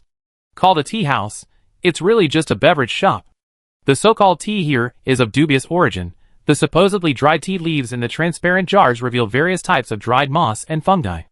The Lloyds are a purely spacefaring people, and their civilization is very young. They are scattered across various regions, bound by clan and identity, and make a living by mining minerals from asteroids in the void. Therefore, any interstellar miner can gain Lloyd status through long-term cooperation and recognition. This is a unique people, macroscopically disorganized but microscopically remarkably united. They are a new generation of small groups that call themselves a nation, formed to protect their family property and personal safety, and to fight against pirates who rob minerals and ships. Old Chauvin was among the earliest Lloyds in the Lloyd settlement of the new Magnos space station. All the Lloyd families living there were either recruited through sharing recruitment information from the mines, or were formed by incorporating his former co-workers. While he wasn't exactly a paragon of virtue, he was highly respected. This was because he was the only one of his generation to live past 60. Most others died before 50 from various causes, including work accidents, alcohol poisoning, lung cancer, drug overdoses, and fights. Smoking, drinking, and doing drugs, without the money for matching organs or prosthetics, naturally led to an early death. What, you ask why Li Bin smokes and drinks? He's just a helpless fleet commander, company director, planetary governor, with a cold, hard 10 million star coins lying in his account. Li Bin ignored his water glass, forcing himself to swallow the bitter, acidic tea. He sat at the coffee table, maintaining a distance from old Chauvin. Beyond them stood layers of elderly men, their bodies covered in tattoos and scars, some even disabled, like Lloyd. On the second and third floors, leaning against the railings, were young people with clear eyes, still holding on to hope and dreams for the future. The older generation sat silently, arms crossed, their gazes grave. The young people upstairs whispered amongst themselves, their quiet conversations echoing in the circular courtyard, merging into a swarm of mosquitoes. They couldn't hear what Li Bin and old Chauvin were saying, but the somber faces of their elders and their reverence for the Universal Union drew them together. Young people crave adventure and rebellion. Li Bin's rise against the tide, his challenge to the behemoth, was seen by the older generation as tantamount to defying the heavens, yet it resonated with the younger generation. Especially these minors, aged 8 to 14, physically mature, but mentally still immature, these former employees of Universal Union, who had repeatedly returned home in triumph, left a deep impression on them at crucial junctures in their lives. It's no exaggeration to say that 99% of the more than 30,000 young people in this Lloyd settlement wanted to join the company, the rest were there to inherit their family businesses. This was also the key reason why Li Bin dared to come with only a few people. He had the support of the people. Old Chauvin took a sip of tea, using the strong flavor to mask the stench of his breath caused by genetic collapse. I understand what you mean. You want us to immigrate to your colony. We Lloyds are nomads, and pursuing high-quality mines doesn't really give us any hometown sentiment, but I have some questions I'd like to ask you. Please speak, I will answer any question I can, and resolve any issue I can resolve, Li Bin said firmly, his tone respectful, but his attitude unwavering, subtly implying acceptance of the request. Old Chauvin, unconcerned about losing face in front of the young man, scratched his wrinkled face.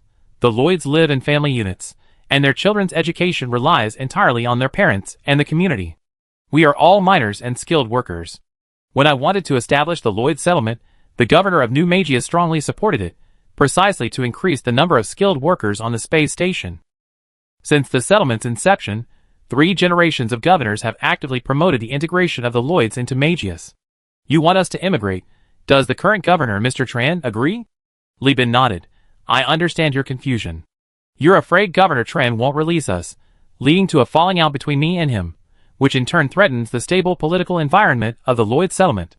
The governor's goal is to rebuild Magius, or more precisely, to clear the space debris near Magius's orbit, relocate the space station back, and recast the old and new Magius into one. This was something no governor had dared to do before the Condé Nast destroyed the Tachyon technology outpost in the system. The Tibicina space station is currently under slow reconstruction. Tachyon technology hasn't even finished building the space station yet, and their influence here is at its lowest point. Furthermore, due to the attack on Hyena Mines, Governor Tran has also obtained substantial spoils and funds as startup capital for reconstruction. He plans to build dome-shaped cities on the planet, relying on survivor tribes, which will require a large labor force, machinery, and alloys. Li Bin held up 3 fingers.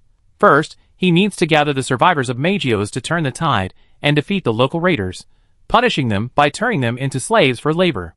Second, he needs a large amount of engineering machinery and alloys. Finally, the production capacity gap for this city-level construction is urgent, and the Lloyds alone cannot complete it in a short time, so I made a deal with the governor. Li Bin pointed to himself. The Universal Federation will be responsible for providing some of the alloy production and industrial equipment production. Please don't doubt it, after raiding the giant corporation, our company's current technological reserves are higher than those of New Magios. I possess a complete set of basic general-purpose colonization technologies, and I have a population that has lived on desert planets for generations. Their adaptability to planetary gravity, and their ability to work in wasteland and desert environments far surpass yours. I will set up a labor dispatch company, and transport 30,000 workers here in batches. I assisted in the construction of the dome-shaped city and the power plant in the wasteland, as well as the hydroponic farm. In addition, I signed a wide-ranging order with the governor, including food, equipment, vehicles, and engineering machinery. Furthermore, I secured a casting order for the Mugos planetary patrol fleet, enough for 2 squadrons of Thunder Elf-class frigates at a very low price. In exchange, Governor Tran will allow me to freely absorb the Lloyds here. Because as the population of the old Mugos planet gradually integrates and the dome-shaped city is completed, the governor will shift his industrial focus from the void to the surface, and your importance here will decrease. Besides, I will obtain a 200,000 square kilometer plot of land on Mugos as a base for the Universal Union branch. Li Bin spoke at length, from his deals with Conda and Governor Tran, to local aid and immigration permits, and so on. As a newly established company with less than 10 years of history, Universal Union has not yet formed a privileged class with intricate factions like Neo-Magnus. In addition, its rapid expansion of power has made the company more dynamic and energetic than Neo-Magnus, which was constrained by internal strife and limited space on the space station. Now the situation has reversed. Li Bin has surpassed Governor Tran to become the dominant party in the cooperation. Li Bin needs these orders to maintain and expand his company's production capacity, using them to incentivize freelance merchants to travel to and from Eden, thereby attracting them to settle there. A small regime with an insufficient population cannot achieve planetary colonization solely through domestic demand. As for welfare benefits, I guarantee with my reputation and the company's reputation that the Lloyds will receive fair treatment. If you don't believe me, then please give me a chance to prove myself, considering the welfare benefits I provided to those I recruited here in the past. Because this was a public conversation, Li Bin couldn't possibly discuss the Great War 4 years later, in which the Condé Nast and Governor Tran would be involved, a good opportunity for the MAG system's autonomy. Nor would he discuss specific benefits and resources in detail with Old Chauvin. Even so, Old Chauvin nodded repeatedly. Li Bin's words were very sincere, and he was very satisfied. Okay, I have no problem with that. My second question is, there are quite a few Lloyd settlements on many planets, some with over 200,000 Lloyds. You don't necessarily need to pay such a high price to acquire just over 100,000 Lloyd immigrants here. You could easily obtain over 100,000 immigrants by going to several other planets, or even to the Lloyd Alliance. Old Chauvin's yellowish eyes rolled, and he asked again, can you clarify this for me? Chapter 482. At the tea house, Lloyd, arms crossed, listened with great interest to the older generation. The welfare benefits of Universal Union were well known. Many of their relatives, and even children, worked for Li Bin. Although hundreds of families had received obituaries for their children's deaths, each obituary was accompanied by a generous compensation payment. Some narrow-minded parents even cried upon receiving the compensation. When asked why, they cried, "What? The money from Universal Union is enough to raise my child. Remember, he's an adult at 8. No more schooling. Isn't the company just waiting for him to come in and work for them after he's an adult?" When asked, "Why doesn't your child just not go to Universal Union after he's an adult?" they would cry again, "What company would give so much compensation? My child will have to think about what happens after he's gone. If he sees so much money, he'd definitely go what?" But this didn't appease other families. Instead, it made them think this family was living in Versailles, and they fight tooth and nail to get in. If it weren't for the modified organs I inherited from my grandfather, I would have gone myself long ago. How could I have given my son and daughter this opportunity? Standing behind Old Chauvin, the older generation facing Li Bin were already winking and making faces at him. But Li Bin's next words made everyone feel even more at ease. The reasoning is simple. Li Bin spread his legs, elbows on his knees, and said loudly, "I recruited so many employees here, and everyone knows each other well. Very few have betrayed the company. Our company also has a good reputation here, and this place has long been considered an excellent recruitment location. Based on these conditions, I naturally prioritize recruiting and attracting high-quality potential employees and their families." A 46-year-old father, whose 2 daughters and son had all joined the Universal Union, his hair completely white and one leg missing, proudly puffed out his chest upon hearing this. His arms, covered in asteroid classification tattoos, were crossed over his chest, and he swept his disdainful gaze around, as if to say, "See? Your opportunities today are all thanks to my sons." Old Chauvin nodded, showing no intention of being difficult, and the question was dropped. He then repeatedly inquired about the environment of Eden, demanding planetary images, and asking about Li Bin's development plans. Some questions were asked several times, making Li Bin increasingly impatient. At this point, old Chauvin would always brush it off with the excuse that he was getting old and his memory wasn't what it used to be. The entire conversation lasted about 5 hours, with Li Bin doing most of the talking. The younger man listened, increasingly convinced that the Universal Union was the place where he could truly shine. After the negotiations concluded, old Chauvin said, "I still need to discuss this with the elders," and was carefully helped away. Li Bin, his throat parched, instinctively wanted to drink some water to moisten it, but the strange smell of the moss tea made him put down his cup. Instead of leaving, he beckoned to one of the armed sailors guarding him.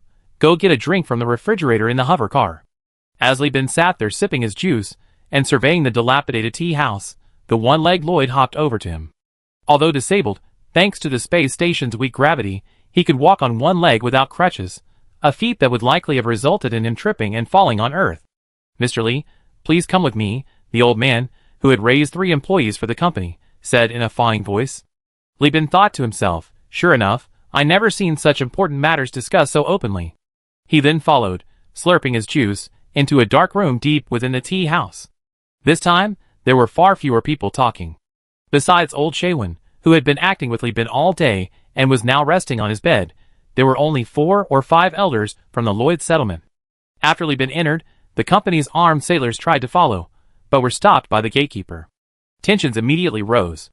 At this moment, old Chauvin, who had been keeping his eyes closed, wearily opened them and gestured to the other elders to give him a shot of stimulant. The other elders advised, "Elder, your health." Old Chauvin raised his withered hand. "These old bones of mine could die any time. I'm tired of living. If I can die for the clan, then my death will have been worthwhile. After I die, I have plenty of time to sleep." So the elders didn't try to persuade him further, took out the stimulant, and injected it into old Chauvin's thin, vein-protruding hand. About a minute later, old Chauvin finally perked up, leaning against the headboard and smiling apologetically at Li Bin. "I wasted a lot of your time. Let them in, these things will become public knowledge sooner or later." The armed sailor glared at the guard, shoved him aside, and stood behind Li Bin, weapon in hand. Li Bin sat down before speaking. "It's all right. Is it something other than immigration?" "Yes and no." Old Chauvin's face was flushed, a sign of the stimulant stimulating his aging, partially necrotic heart. His smile was strained. "Please forgive me for asking so many questions earlier. It's really important. I wouldn't feel at ease without clarifying things. If it were just the Lloyds here, I wouldn't have spent so much time. Like you said, this is your company's usual recruitment point. We all trust you. But the others in the Lloyd Alliance don't trust you." Li Bin felt a jolt, and his previously relaxed upper body slowly straightened up. Old Chauvin's hoarse voice echoed in the dark room, like the drawn-out narration of an aging voice at the beginning of a AAA game. "The Lloyd Alliance is on the verge of collapse, Mr. Li Bin. Don't call me shameless, but I and the other elders of the settlements are tasked with finding a new home for the Lloyd Alliance. But it seems that the Universal Union, far from the core star sector, is probably the best option."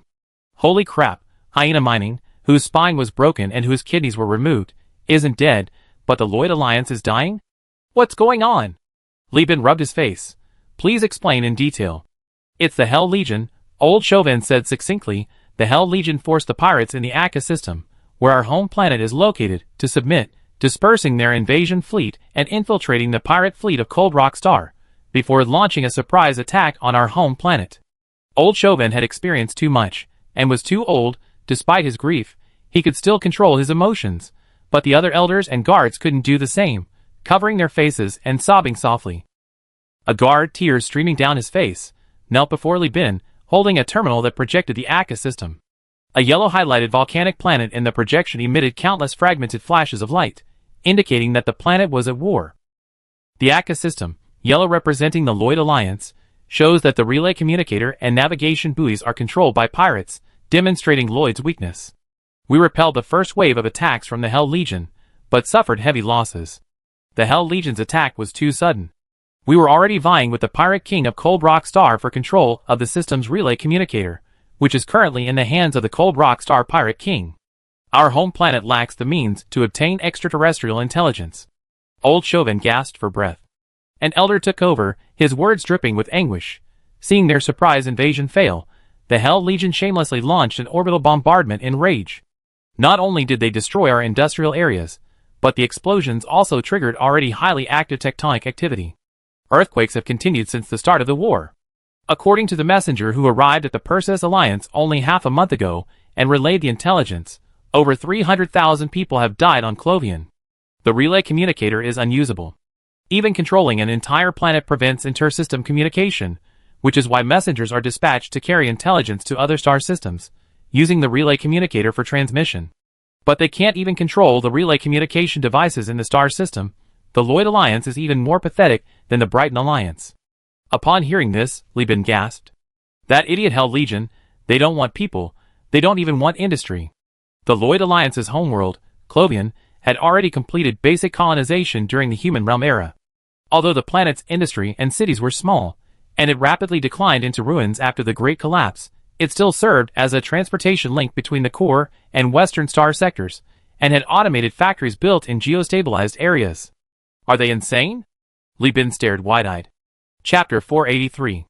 Listening to the elders' varied opinions, Lieben finally understood. The Hell Legion and the Lloyd Alliance, located in the Akka system, were very close, almost adjacent. The Hell Legion used to be very low-key, rarely initiating wars except for the various pirate fleets that emerged from it. When the Lloyd Alliance was first established, they even placed numerous industrial orders to purchase supplies.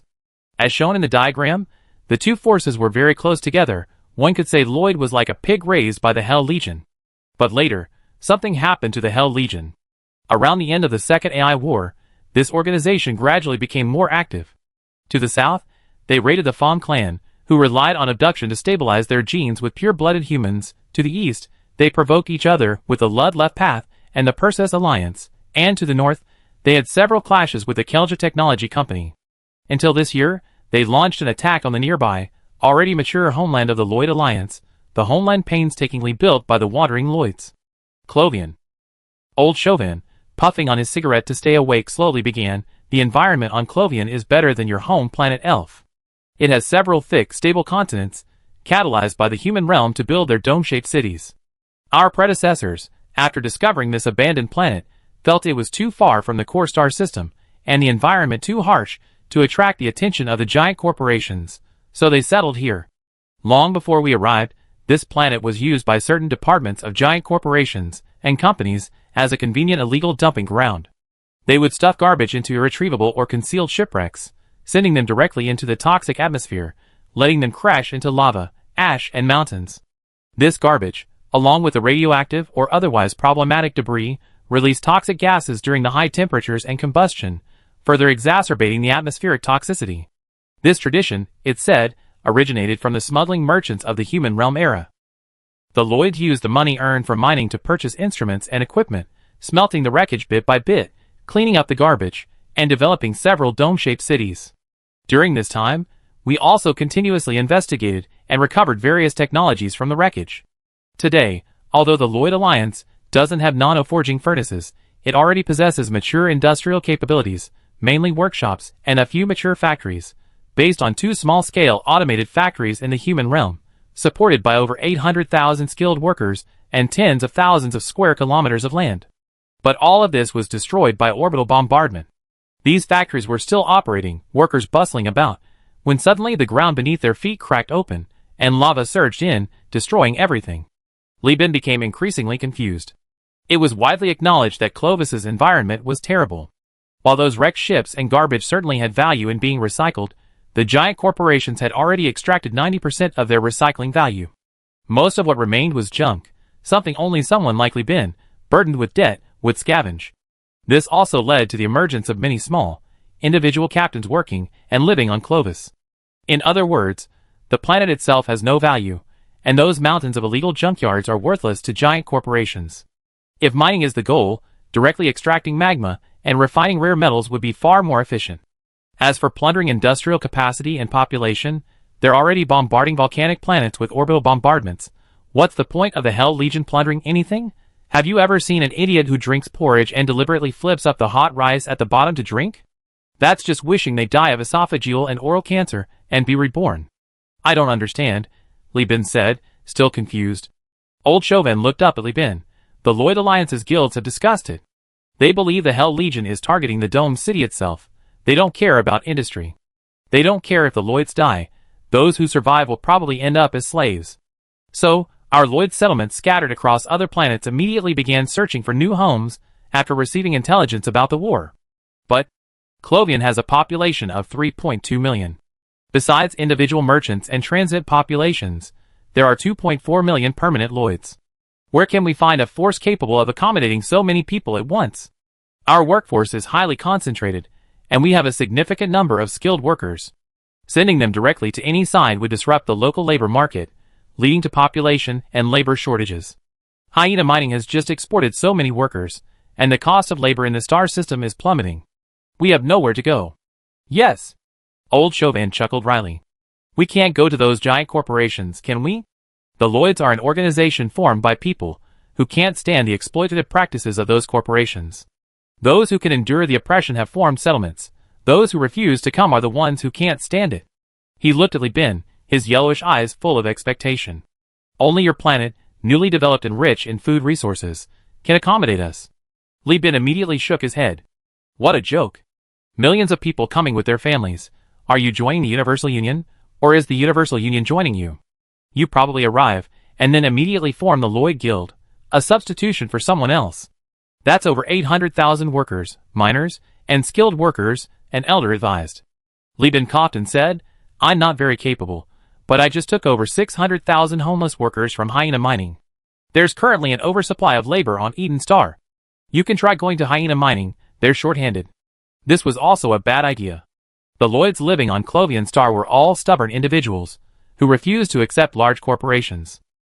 An elder persuaded, using the wreckage of the spaceship and the data from the damaged storage devices, we redesigned 2 capital ships. One has already completed actual ship testing, and the other has just finished its theoretical design. If you agree to accept us, the blueprints will be provided immediately. Li Bin's face twitched. He thought to himself, are you kidding me? The Lloyd Alliance has created original capital ships? But seeing the elder's serious expression, he wondered if it was true. It would be a lie to say he wasn't tempted. After all, it was a capital ship. But Li Bin was no longer the same person he was 2 months ago. Having torn a large chunk of flesh from Hyena mining, he could now think calmly when faced with battleship blueprints. After weighing the potential problems and difficulties of having 2 million people, even if they were distributed across 3 planets, becoming the majority population in each location, he rationally chose to abandon the plan. I already have the Prometheus fuel ship and the blueprints for the Berserker-class destroyer, whose excellence even giant corporations must acknowledge. Am I worried about not having blueprints? No. I'm worried about how to build the Berserker class. Currently, the most attractive things for the Universal Alliance are, firstly, factories and production capacity, and secondly, trade orders. Li Bin could certainly accept the Lloyds, but only a small number. We reverse-engineered a special foam ceramic metal production process from the ruins left behind on Clovian by the human realm. This can solve the problem of your colony's concrete being ravaged by creatures that rapidly gnaw at concrete, destroying roadbeds and buildings, caused by the high-calcium environment. Li Bin tilted his head, looking at old Chauvin, and smiled after a while. So all those questions you asked earlier were to find something you could sell for a good price, right? Old Chauvin smiled wryly, and clasped his hands in apology. Life forced me to this, please forgive me. Do you have any samples? I need to inspect them first. Yes, the messenger brought samples of all the technological products. Each settlement received a little. Old Chauvin nodded. Li Bin didn't mince words. He immediately called a fleet to send someone over, and used a relay communicator to contact Gao Yuanjian, who was far away on Eden. Spit it out. On the communication line, Gao Yuanjian, covered in blue blood and wearing protective goggles, was clumsily instructing Nikolai to chop open the skull of some kind of giant crab with an axe. He was panting heavily, and urging him impatiently. Chapter 484. Eden Star, Xinjiang City, Governor's Direct District, Research Center. Gao Yuanjian, his breathing mask still splattered with blood, made no attempt to clean it. He activated the large projection equipment in the laboratory, changed into a special pair of interactive gloves, and stepped into the holographic projector. Nikolai followed behind him, hands on his hips, the two of them bending over to examine the samples. In a darkroom in the remote New Magnusroid settlement, Li Bin used various testing equipment to examine the robustness and various properties of the foam ceramic metal. Sometimes he used a flamethrower, sometimes he dropped it into a liquid nitrogen tank.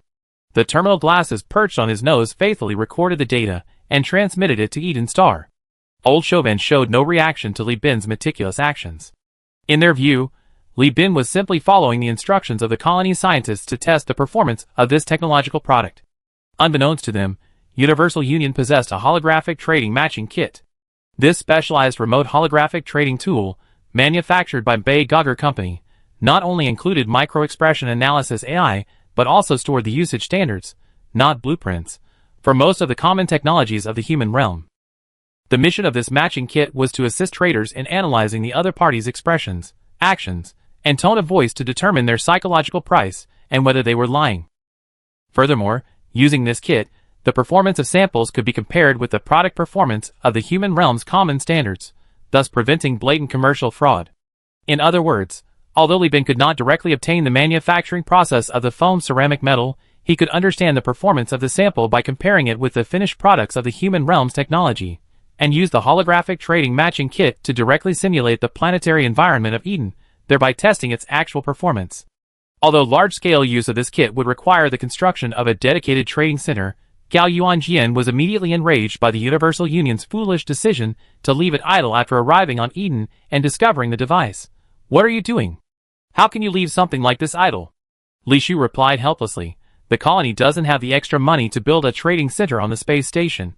That thing costs 450,000 star coins. We need to build special space station modules, using a composite frame and structural design containing a large amount of rare metals to enhance quantum communication. We didn't have that much money before. Even now, the colony doesn't have enough merchants to use the trading center." Gao Yuanjin smiled contemptuously at this, no longer arguing with Li Shu, and instead sized up Nicola, a former Tachyon employee. The old man questioned, "And what about you? This young girl is naive, but don't you understand? The holographic transaction matching kit contains the performance parameters of leading-edge products. After the Great Crash, it's an excellent tool for guiding process optimization, using its product information as the ultimate optimization solution for experimental products." "You didn't know that?" Nikolai innocently replied, "I'm only responsible for the experiments. Specific data comparisons and strategy adjustments are the privilege of the lab manager. How would I know?" Indeed, for Persis, whose technology was in complete decline, the holographic transaction matching kit had gained an additional function, guiding process iteration and production. Its internal information had become a guiding light for all the lab managers of giant corporations to test product performance and continuously iterate towards leading-edge processes. Thanks to Gao Yuanjian's insistence, this equipment is now installed in the research center. "To hell with that shit trading center. We get to use this thing before you finish building it," he declared vehemently. And so, at that very moment, aided by the holographic trading matching kit, the entire holographic projector constructed a miniature virtual Eden swamp. In the bubbling mud, virtual animals, composed of data from various parasites and small insects collected by the biological laboratory, were created. The virtual structure, generated from the foam ceramic metal properties personally input by Li Bin, stood in the mud, enduring simulated gnawing. Gao Yuanjian accelerated time. The entire laboratory's power system was redistributed, and endless power surged into the holographic trading matching kit. Half an hour later, Li Bin obtained the data he wanted. The foam ceramic metal employs an aerogel-like design concept, infusing 16% ceramic metal with inert gas to create a porous, sparse structure. I don't know how a desperately poor regime like the Lloyd Alliance acquired this technology. Perhaps they obtained some relic equipment from the land of man. In any case, this foam ceramic metal achieves 85% of the land of man standards, meeting your colony's needs. Utilizing ceramic metal to enhance material stability, compressive strength, and resistance to corrosion, erosion, and radiation, while infusing inert gas enhances thermal insulation, the final foaming technique allows for rapid construction of buildings and roads, much like a foaming agent. Land of man's man infrastructure technology. Its robustness, cost-effectiveness, performance, durability, and construction speed are terrifyingly impressive. Upon hearing this, Li Shu excitedly contacted her elder brother. "Brother, with this, my fiefdom, Sunset Canyon, can have a large reservoir built within 3 months, supplying drinking water for over 100,000 people. Maintenance time for roads and buildings in the colony will also be reduced, significantly lowering costs. According to calculations from the colony's beta core, with this, plus various trade orders, the colony is expected to achieve a balance of payments next year. We invested far too much time in infrastructure maintenance. Although this foam ceramic metal couldn't be used for powered armor, mechs, or ship hulls, it could be used in space elevators and carrier-based aircraft as a lightweight, multicolored coating for atmospheric re-entry. Li Bin was determined to acquire this technology. Let's discuss the conditions. Having more data than old Chauvin had imagined, Li Bin cut off the communication, crossed his legs, and confidently stated his intentions. The elders exchanged glances. One tentatively asked, "You accept 500,000 Lloyd immigrants, and this technology will be yours." "Impossible. Change it." Li Bin immediately denied. "What a joke. Your Lloyd Alliance homeworld only has a little over 2.4 million Lloyds. I take 1/5 in exchange for a piece of ceramic metal? Your capital ship production technology, blueprints, scientists, engineers, and the remaining fleet, are all of these only worth 1.9 million people?" The elders chimed in, one saying that this technology was extremely valuable and, once fully produced, could practically monopolize the star system's building materials market. Li Bin scoffed, "I never heard of any giant corporation in the star system built on selling cement. No matter how amazing this foam ceramic metal is, it's still concrete at its core, and ultimately it needs alloys and rare metals as raw materials. Selling ore and alloys can sustain hyena mining and risk mining, grain can support the Lud Church, and an 8.6% share of fuel can bring the Sindar Power a third of its annual revenue. How much building material do you want to sell? How do you want to sell it? If you could build a giant corporation, why is the Lloyd Alliance still cowering, unable to even control the star system's relay communication devices?" Another elder declared confidently, "That's because our production capacity is insufficient." "Then there's no need to say more. You can even build capital ships, yet you can't produce large-scale foam ceramic metal. I have reason to suspect that this technology's production process is too complex, with prohibitively high costs. Perhaps only Jiang Jela and Eden Star have the demand. Other planets can simply use high-hardness concrete and alloys to build dome-shaped cities, or construct underground planets on radiating planets. The technology is mature, and the solutions are simple, 1,000,000 times better than yours." A group of people took turns raising the price, and Li Bin retorted sharply to each of them. They played the good cop, and finally, old Chauvin stepped in to play the bad cop. "Hey, we need your help, so we should act like we need help. Don't be so aggressive."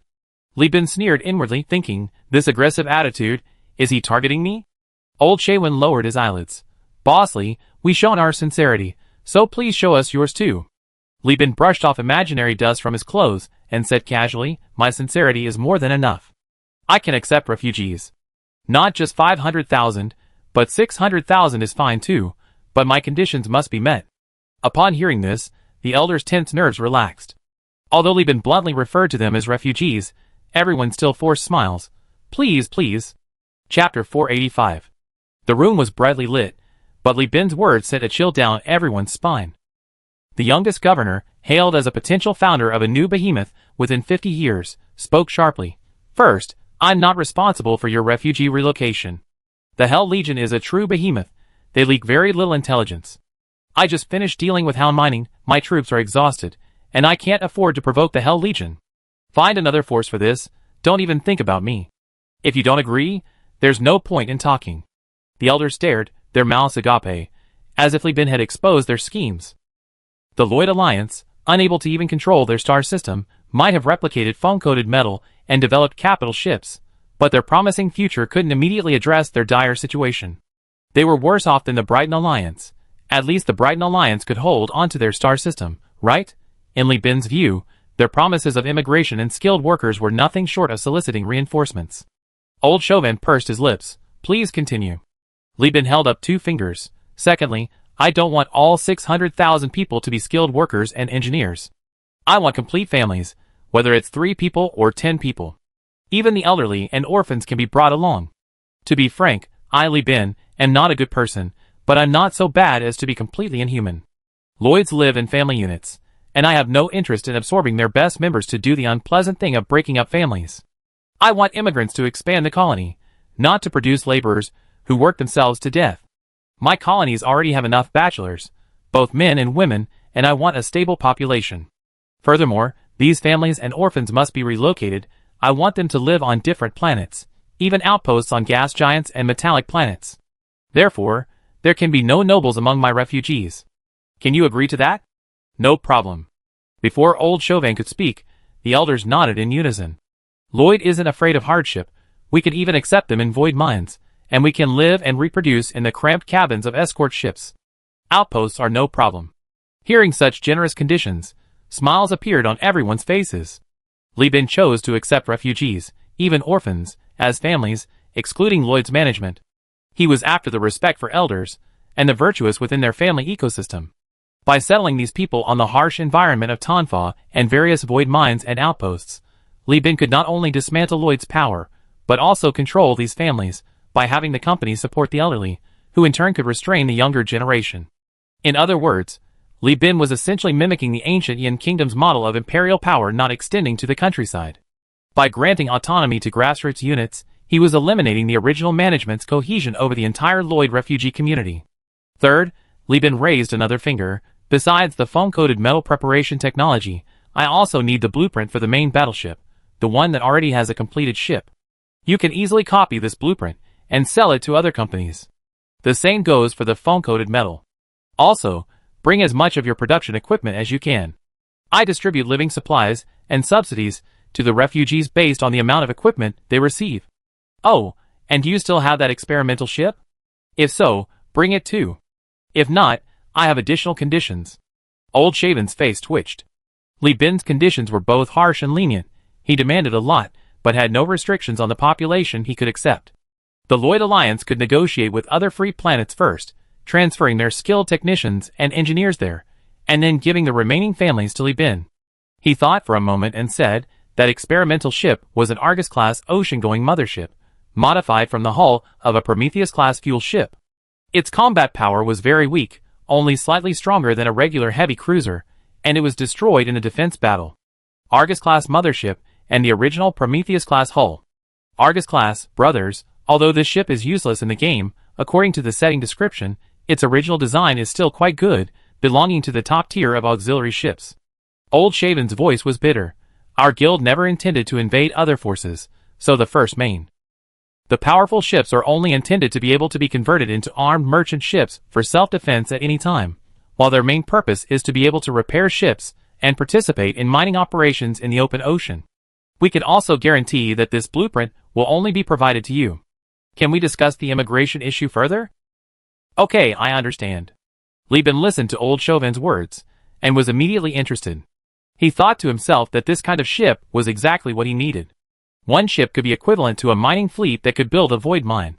It could also repair ships and salvage wreckage on the battlefield, and it could also carry cargo. It fit the positioning of the Universal Alliance perfectly. But on the surface, he still showed impatience. Since you can't offer anything else, don't make any more demands. One price, 800,000 refugees, but they have to be sent in 4 batches over 3 years. I don't care how you settle these people. I can only accept 200,000 first. The rest can wait until I settled my people here. I currently have 600,000 people in my fleet. The daily food consumption is astronomical. If it weren't for the help of the Luddite Church, they would have eaten all the money I earned. Li Bin stood up, saying, contact me again only after your home planet agrees. If not, don't bother contacting me. I handle business with hundreds of thousands of people every second. I don't have time to waste. Also, stop using the unique blueprint argument. You definitely try to use it to bargain with other planets. Trade industrial equipment. I can help persuade Elfie to accept your people. Elfie is a lava planet, with a climate similar to volcanic planets. Governor Shara and I have a good relationship. As long as you show sincerity, I'm happy to act as your intermediary. I will convey your conditions. Old Chauvin conceded. After Li Bin left, he took a deep breath, the solemnity and resentment on his face fading, replaced by barely suppressed excitement. Quickly send a message to the home planet, tell them to relocate the immigrants as soon as possible. The Hell Legion's logistics are currently being harassed by the Fong clan. Take advantage of this lull to move everyone out. First, report the good news. 1.5 million people have been located. 800,000 are going to Eden, and 700,000 to Magius. This old man hadn't told Li Bin all the information. In the western part of the Star Sector, involving the Hell Legion, a closed force, Li Bin didn't know their specific situation. Old Chauvin, taking advantage of the information gap, deliberately exaggerated the situation, causing Li Bin to misjudge the situation and believe they were requesting reinforcements. But in reality, the Lloyd Alliance wasn't at its wit's end. The Fong clan, having been bullied by the Hell Legion, had mobilized its hunting fleet, and was fiercely attacking the Hell Legion supply lines. At this time, the Hell Legion's invading fleet had already left the Akka system and was working to deal with the Fong clan. The Lloyd Alliance was taking advantage of this opportunity to frantically relocate immigrants. It can only be said that in order to survive and continue, Old Shaywin and the elders worked together to play a trick on Li Bin, but Li Bin didn't actually lose out. This whole thing was a win-win situation. And what about the 600,000 people delayed by Bosley? The elder stammered. Oh, that's nothing. Just ship them to Magius first. We can offer Governor Tran further discounts. We can discuss the blueprints and technology. Leaving the tea house, Li Bin had his driver take him back to the flagship. He summoned Lan Yuan, Saradu, Jeffrey, and others for a meeting. Unexpectedly, after explaining the intelligence on the Hell Legion, Lan Yuan frowned. After much deliberation, she requested a private conversation with Li Bin. In the captain's lounge, Li Bin, a cigar in hand but not smoking, listened with narrowed eyes as Lan Yuan introduced the Hell Legion, observing this leader of men, the old man. He thought to himself, so you've been hiding so many secrets, haven't you? The Hell Legion's emblem. The Hell Legion's predecessor was the Dark Watch. The Dark Watch was formerly the intelligence agency of the human realm, possessing special interrogation machines capable of affecting both humans and AI cores. They were despised by the human realm's navy and various departments. This agency held many secrets and had hidden headquarters in various star systems. In short, according to Lan Yuan, this organization belonged to the dark side of the human realm, maintaining its rule through insane and dark means. I don't know why they reorganized into the Hell Legion, but I reviewed the star system's records. During the First and Second AI Wars, the Hell Legion traveled thousands of miles to the eastern part of the star sector to plunder tachyon technology. Although mainstream historians in the star system consider this piracy, I suspect they had other motives. In short, without the constraints of the human realm, these freaks might threaten the star system. After long-term observation, and finally confirming that the entire star system's forces had completely abandoned the glory of the human realm, leaving only Li Bin, the newcomer, with any remaining principles, Lan Yuan finally revealed her secret. Li Bin stated that although he arrived late, his sincerity and hard work finally earned Old Ding's loyalty. It was all worthwhile. He would take her back to the 7th Armory, and go on a massive procurement spree. With Old Ding's special authorization, he could move 95% of the armory's inventory. Chapter 486. Lan Yuan reported the situation regarding the Hell Legion and the nanovirus swarm to Li Bin. Li Bin's first reaction upon hearing this was to report it to Miss N. Both the nanovirus swarm's ability to infect mechanical creations and the Hell Legion's ability to torture AI and extract information were highly detrimental to AI cores. Lan Yuan was particularly dismissive of Old Chauvin's analysis that the Hell Legion was likely eyeing the Dome City. I reviewed the intelligence about the Hell Legion from the Starfield Public Network and the data provided by the Overlord. Rather than saying the Hell Legion needs the Dome City, it's more accurate to say they care more about manpower and AI cores. The Hell Legion currently has a large number of slaves. Unlike the Demon Aerospace's macro-sustainable exploitation of slaves, the Hell Legion employs a destructive, exploitative method. Their use of slaves is extremely cruel. Even the production capacity of their slave-producing factories cannot sustain the supply. The Hell Legion's attacks also serve the purpose of plundering slaves to replenish their own resources. Li Bin nodded. So the refugees of the Lloyd Alliance won't leave so easily. No, even the various transit populations living there won't leave so easily. The Hell Legion never intended to wipe everyone out in one fell swoop. They were using the fact that the Fong clan attacked them, feigning a weakness. Once the Lloyds leave their homeland with its planetary defense arrays and space stations and begin migrating, they pounce on them one by one, like wolves hunting sheep that have strayed from their pen. What a vicious scheme. The Hell Legion, seeing their first invasion fail, doesn't want to waste any more resources. Li Bin instinctively dialed the communication line to warn Old Chauvin. Lan Yuan saw Li Bin's actions, and her admiration for him grew even higher. She waited quietly until Li Bin finished the call before speaking calmly.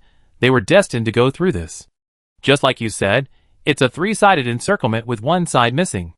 It's a calculated move. If they don't immigrate, they'd be buried along with the colony, only suffering limited losses for the Hell Legion. If they immigrate, although many will die and the Hell Legion's losses will be less, they can still save a considerable number of people. Li Bin nodded dejectedly. I realized it as soon as I contacted Old Chauvin. Given their severe lack of hard power, the Hell Legion's approach is simply to save effort and increase their resources.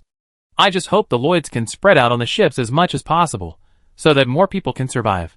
Lan Yuan nodded, thinking that it was good that he had this intention. She no longer doubted Li Bin's loyalty to humanity, and thus spoke. Regarding the nanovirus swarm, you must warn Yu Hui. Risk Mining is currently acting as the front line for humanity's containment of the nanovirus swarm, but they also profit from it, thus becoming the guarantee that the nanovirus swarm will not perish. If one day the nanovirus swarm enters hyperspace, these things will threaten Yu Hui, and then threaten humanity. Li Bin looked at Lan Yuan in surprise, and said jokingly, I thought you would continue to oppose my contact with Yu Hui. Lan Yuan got up to leave the room, saying before leaving, I still don't trust the AI core, but based on my past experiences and observations, I trust you, and I hope you won't let humanity down. I can't guarantee that, I can only say I do my best. On September 12th, Star Calendar 212, Kong Jicho's fleet completed its rest and preparations. His expression was full of pride. In the past few days, he and his wife had been intimate many times, and after confirmation from the medical pod, he was going to be a father. My mother will take good care of her. She won't give him the chance to commit suicide or have an abortion. Once the child is born, the remnants of the Harcourt faction will become the most loyal fighting force of the Condé Nast. Li Bin congratulated him. His fleet was also ready and undergoing departure procedures.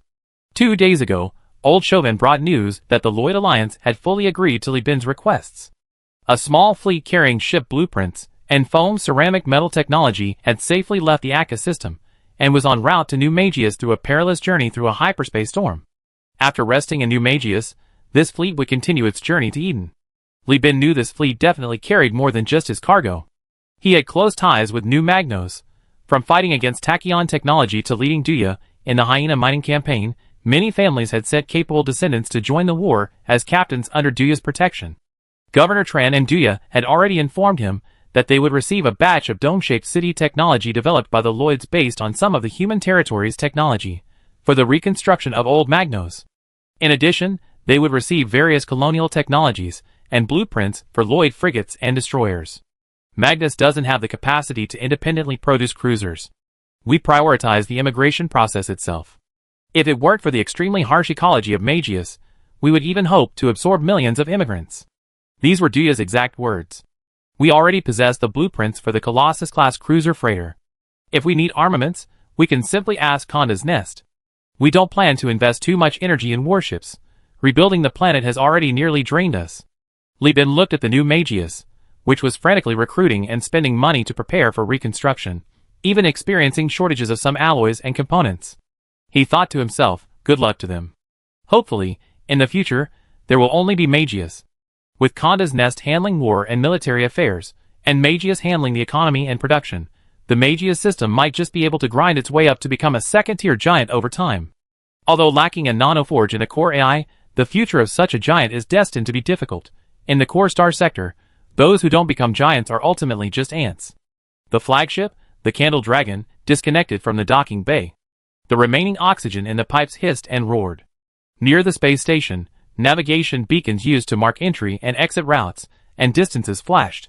First Officer Qian Tao, beside Li Bin, finished cleaning the neural link probe and inserted it into the back of Li Bin's neck.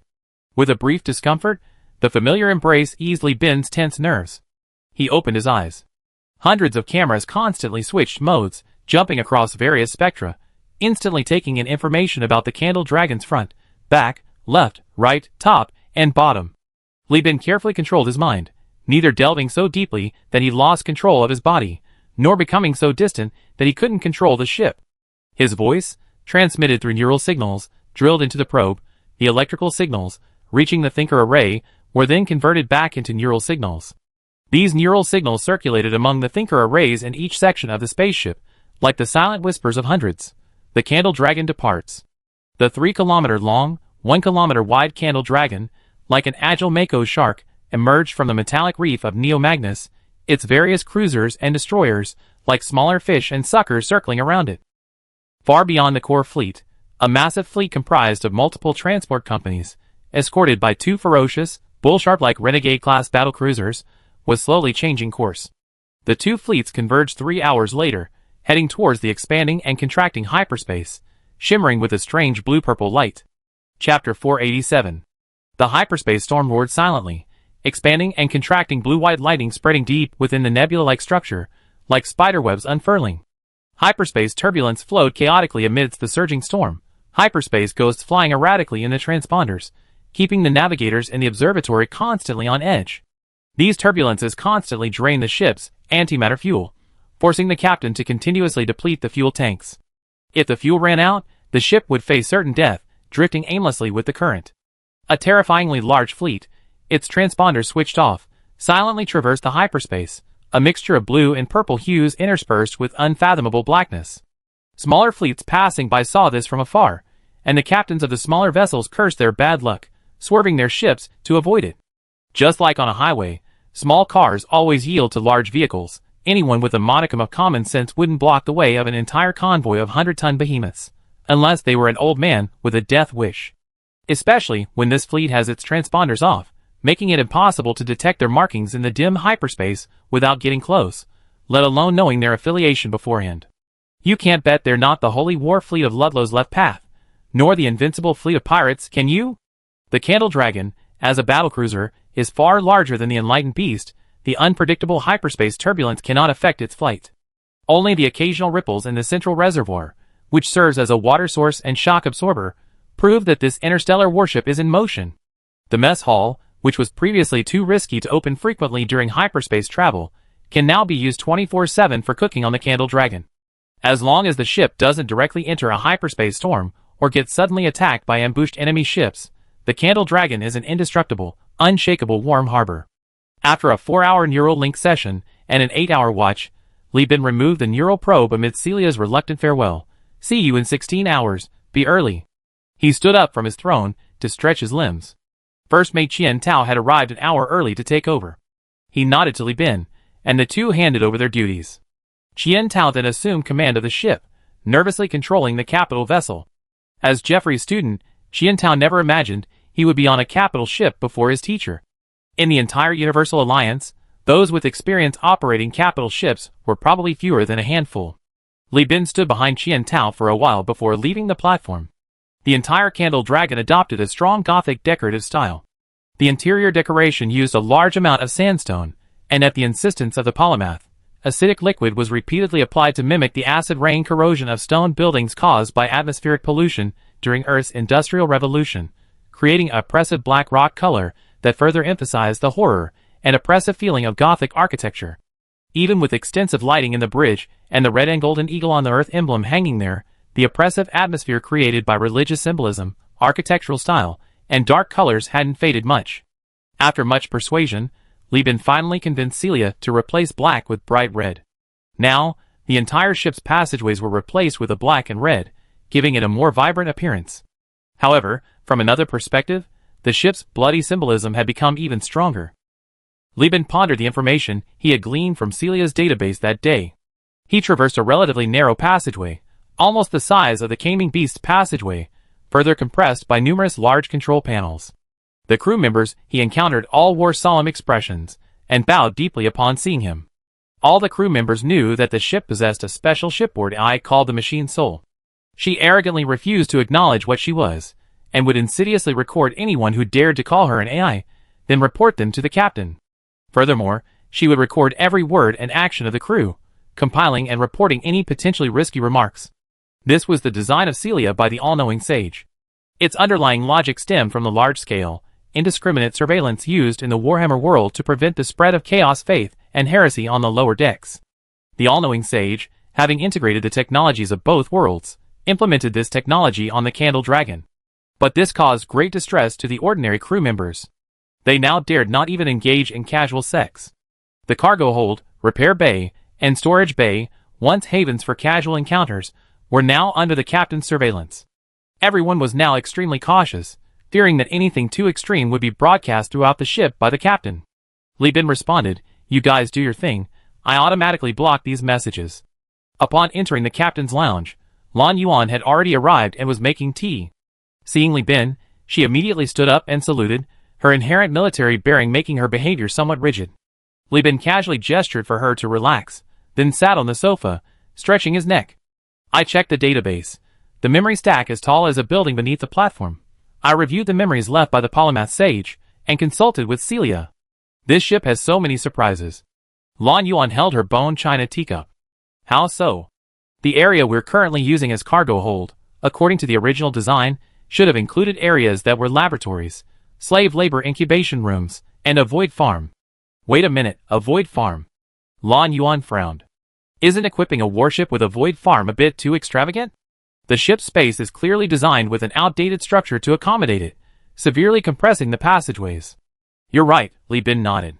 The entire Candle Dragon, although it's called a mechanical arc-class ship, is actually based on the lunar-class cruiser, according to the data. The original lunar-class cruiser was 5 kilometers long, and this ship was compressed so much to accommodate as much of the lunar-class cruiser's equipment as possible. Lunar-class cruiser. Li Bin briefly explained the polymath and the Warhammer world. He didn't mention his own. Although Lan Yuan didn't know much about the Warhammer world, given that the human realm had approved the ship's production permit, and considering the vastness of the universe, anything could happen, she didn't linger. Instead of dwelling on this matter, I listened quietly to Li Bin's explanation. Imperial cruisers often undertake long-term combat missions, potentially wandering in space for years or even decades. They need to be self-sufficient in food. Those on the lower decks can eat corpse starch, but the commanders and core crew on the upper decks require regular food.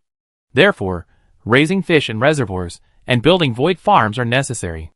In fact, the central reservoir of the Candle Dragon has its own water circulation and cleaning system, capable of supporting both domestic water use and animal husbandry. I plan to subsequently utilize the water from the oceans of Eden Star. Some non-aggressive fish will be released to improve the crew's living conditions. In addition, the cargo and immigrants in the cabins originally used for producing slave laborers will be vacated, and the crab servant cabins will be converted and set up inside. Li Bin turned on the projector, pointing to a cabin in the middle of the spaceship that was 400 meters long, 300 meters wide, and 15 meters high. The lower deck of the ship is very narrow, adult crew members can't enter, and the knowledge of miners is insufficient to support them in carrying out complex maintenance, repair, and modification work. Lan Yuan frowned. Then why not use remote? What about mechanical control? Li Bin shrugged. It's a cost issue.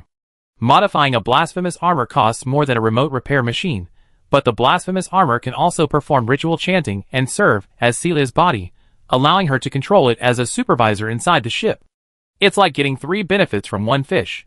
From this perspective, the crab servant is more cost-effective than the repair machine. Of course, I can also build repair machines, but only as a backup plan. Oh, by the way, I discovered through database research that the Candle Dragon is not a complete experimental ship. Many internal compartments were not installed due to experimental reasons, leaving empty. The space is quite spacious, so let the crew wander around. Report any empty spaces they find, there's a reward. Also, the versatile sage wasn't involved in the accidental trial voyage, she might still be alive. Lan Yuan raised an eyebrow. You mean? As a sage who has heard stories of the great expedition since birth, I believe this versatile sage will definitely try to save the human realm, or at the very least, try to unify her star system like we have. We are not alone, let's do our best. Once we unify the star system and reopen the Stargate, we might meet many like-minded people. Chapter 488. The fleet underwent 2 resupply stops at the Overlord star before leaving the physical universe again. It would then embark on a 3-month continuous voyage until reaching Eden Star. During one of these resupply stops, Chu Tianqua, a representative of the Secret Society 14th Regiment, boarded Li Bin's flagship. She would lead a group of redemption officers to Eden Star, who would join the pirate-free port and serve Li Bin as pirates. From a procedural standpoint, the 14th Regiment's actions were impeccable, but their true purpose was to use Eden Star's distance from the core star system to facilitate training for these members of the society plotting to reclaim the Overlord star. These individuals were young talents painstakingly recruited by the 14th Regiment. They represented the 14th Regiment's sincerity. Just as Li Bin had said, to cooperate, one must first show sincerity. There will be more spaceships and fleets to follow. Our people have taken on some of the military exercise missions, and will establish various companies through registration and nominee ownership to disguise warships as transport fleets and deliver them to the star system under your control. What you need to do is find a sufficiently quiet and remote star system for the military exercises. The Eden Star system is too busy right now. Li Bin explained that it was simple. There are 4 star systems near the Eden Star system, east, west, north, and south. He had only completed mapping the South Heavenly Gate star system, where the Corona Splitter is located, and the East Heavenly Gate star system, where Granada is located. Once the other 2 were mapped and the resources were looted, The military exercises could be conducted there. I'm surprised. I thought you had already finished mapping those 2-star systems, Chutienqua blinked. After all, you were famous for your salvage and exploration in your early years. Li Bin said helplessly, I'm too busy. Those 2-star systems can only be left there. Besides, the Eden star system is far enough away. The core star system is very busy right now. The exploration and salvage companies are making enough money from the mineral wars and the Hell Legion. There's no need to come here. I have plenty of time. The fleet flew onward, forcing its way into a hyperspace storm region, resulting in armor damage to 2 cruisers and minor damage to the armor of one of Kong Jichou's capital ships. After 2 days of repairs in the physical universe, the fleet set off again.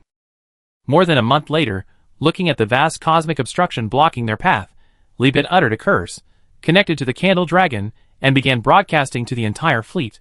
All right, everyone, we encountered a hyperspace glide stream. This thing is too vast. According to calculations, whether going upwards or downwards, it will take more than 10 days to detour one way, and detouring requires traversing dangerous deep hyperspace. The route is also unfamiliar. For these reasons, we need to traverse and utilize the glide stream. Celia reported in her mind. Based on the glide stream speed analysis, if we utilize it, we can save at least 8 days. The long road home, red indicates the route, yellow indicates utilizing the glide stream.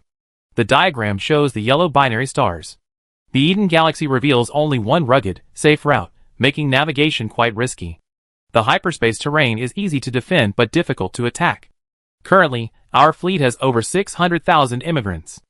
Our food reserves won't last until we complete the detour and resume normal flight. If we detour, we face a food shortage for over 10 days for our 600,000 people, which could lead to a riot. We have no choice but to force our way through. After sending this data to Kong Jichou, he impatiently exclaimed, Then what are we waiting for? Let's begin. I'm truly fed up with sailing without incident. Not a single fleet we encountered has dared to block our path. Even the one and only battle we fought was against those Starlight Pirate scum. I led my own fleet to intercept them. Li Bin glanced at the newly hung Starlight Pirate captain's figurehead on Kong Jichou's flagship, the Black Widow, and scoffed, a mere destroyer fleet, and you're making such a fuss? Kong Jichou rolled his eyes. I'm just so bored. Do you think everyone's like your fleet with all sorts of activities? My men have absolutely no artistic talent. We even shown your IBB series 4 or 5 times already, and every time we screen it, the crew and immigrants crowd the screening room. I don't even know. Where did you get such a strong addiction? That's the power of classics. The IBB series is based on real combat scenes. What ordinary person has the experience you have? Li Bin retorted. Be content. At least you have holographic novels to read. Look at my crew. After work they only go to the gym, the pool, and the interactive arcade, or listen to the radio or participate in various competitions. If they want to watch the IBB series, they have to pay for it themselves. I have an agreement with Oppenheimer Studios, they can't screen it privately. You installed all that, haven't you? Kong Jichou complained, thinking that once they docked, he also installed various entertainment cabins in his spaceship. Some of his pirates were so bored they started secretly preparing drugs.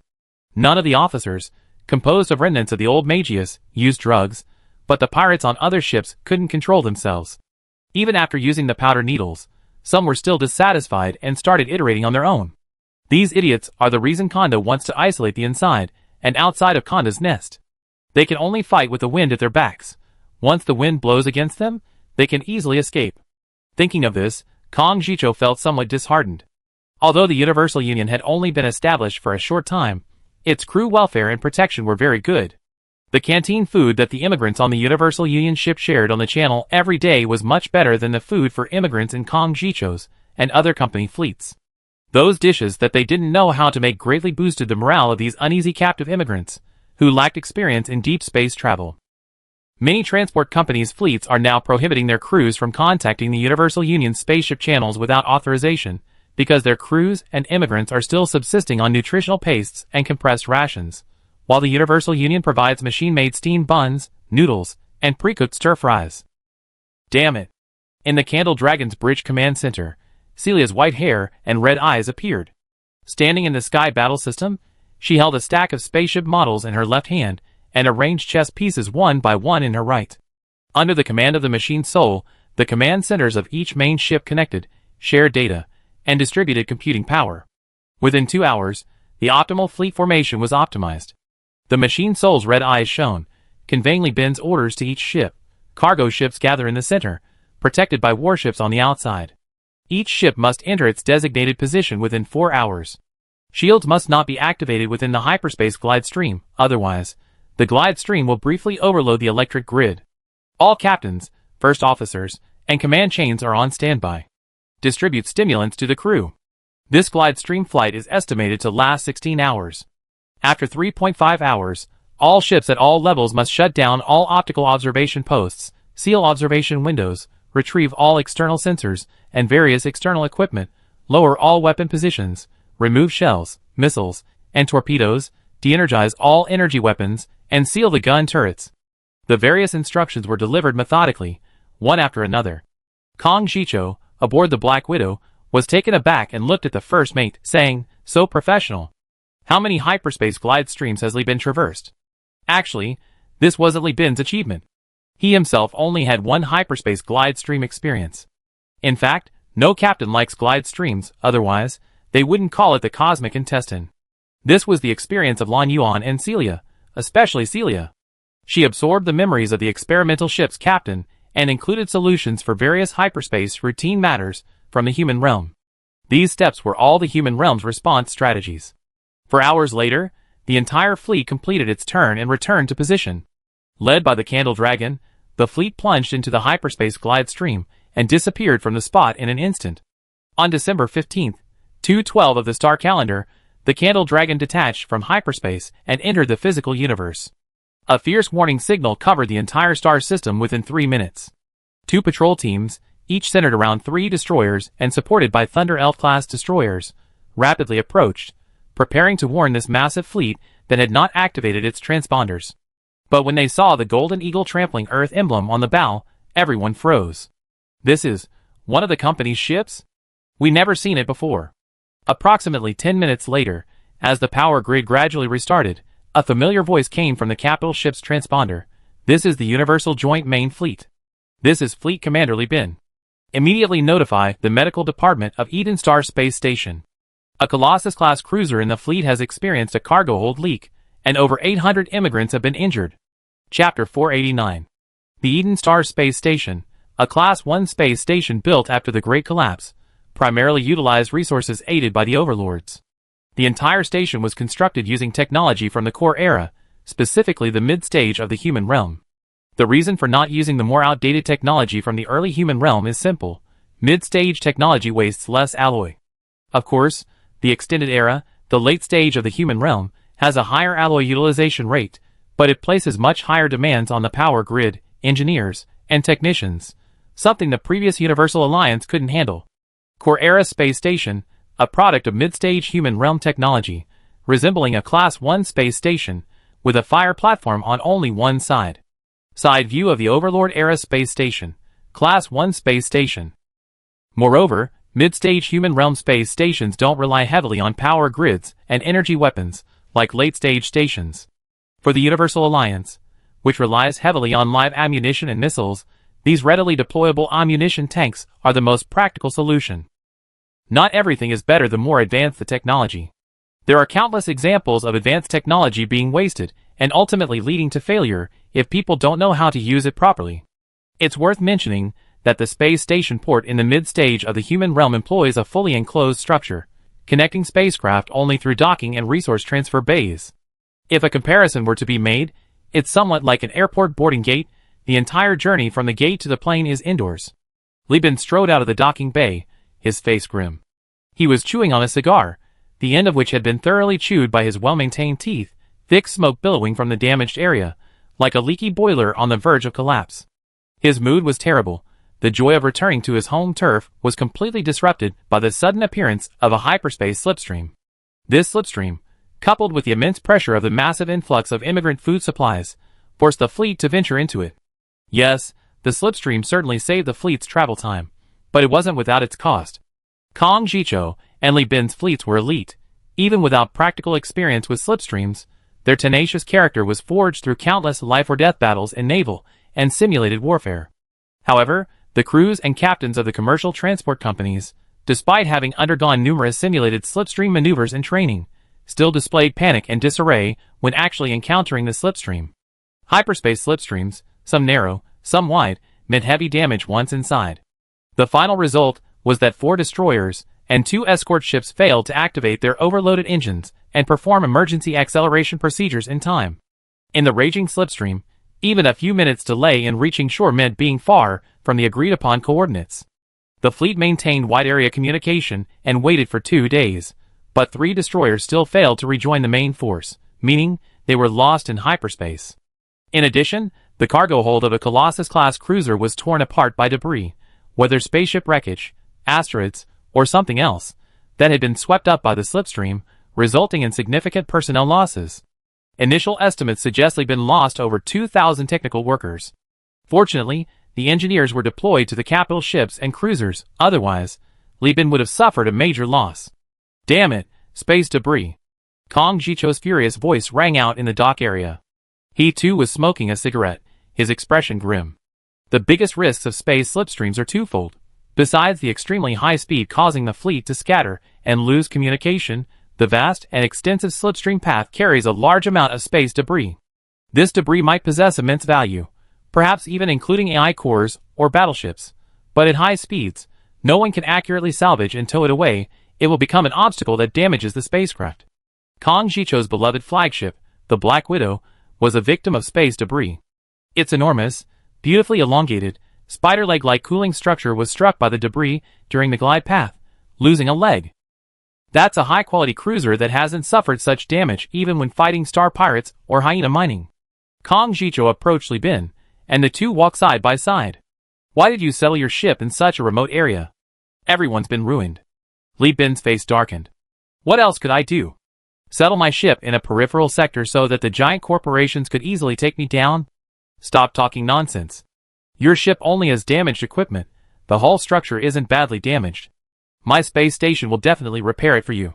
But me? That's 2,000 workers. Even at wholesale prices, a skilled worker costs 30 star coins, originally 65 star coins. I lost over 100,000 star coins, buddy. Hearing Li Bin's complaint, Kong Jicho felt much better. The overall repair cost for his fleet, according to the staff assessment, was only 60,000 to 70,000 star coins. Li Bin had truly suffered a huge loss this time. Also, my younger brother and sister are here. You and your men should tone it down and not put on that sullen face, Li Bin said, rubbing his cheeks and quickly adjusting his expression to a cheerful smile. Kong Jicho was amazed by this ability to change his expression. Nearly 1,000 people, all crew members and businessmen, poured out from behind them.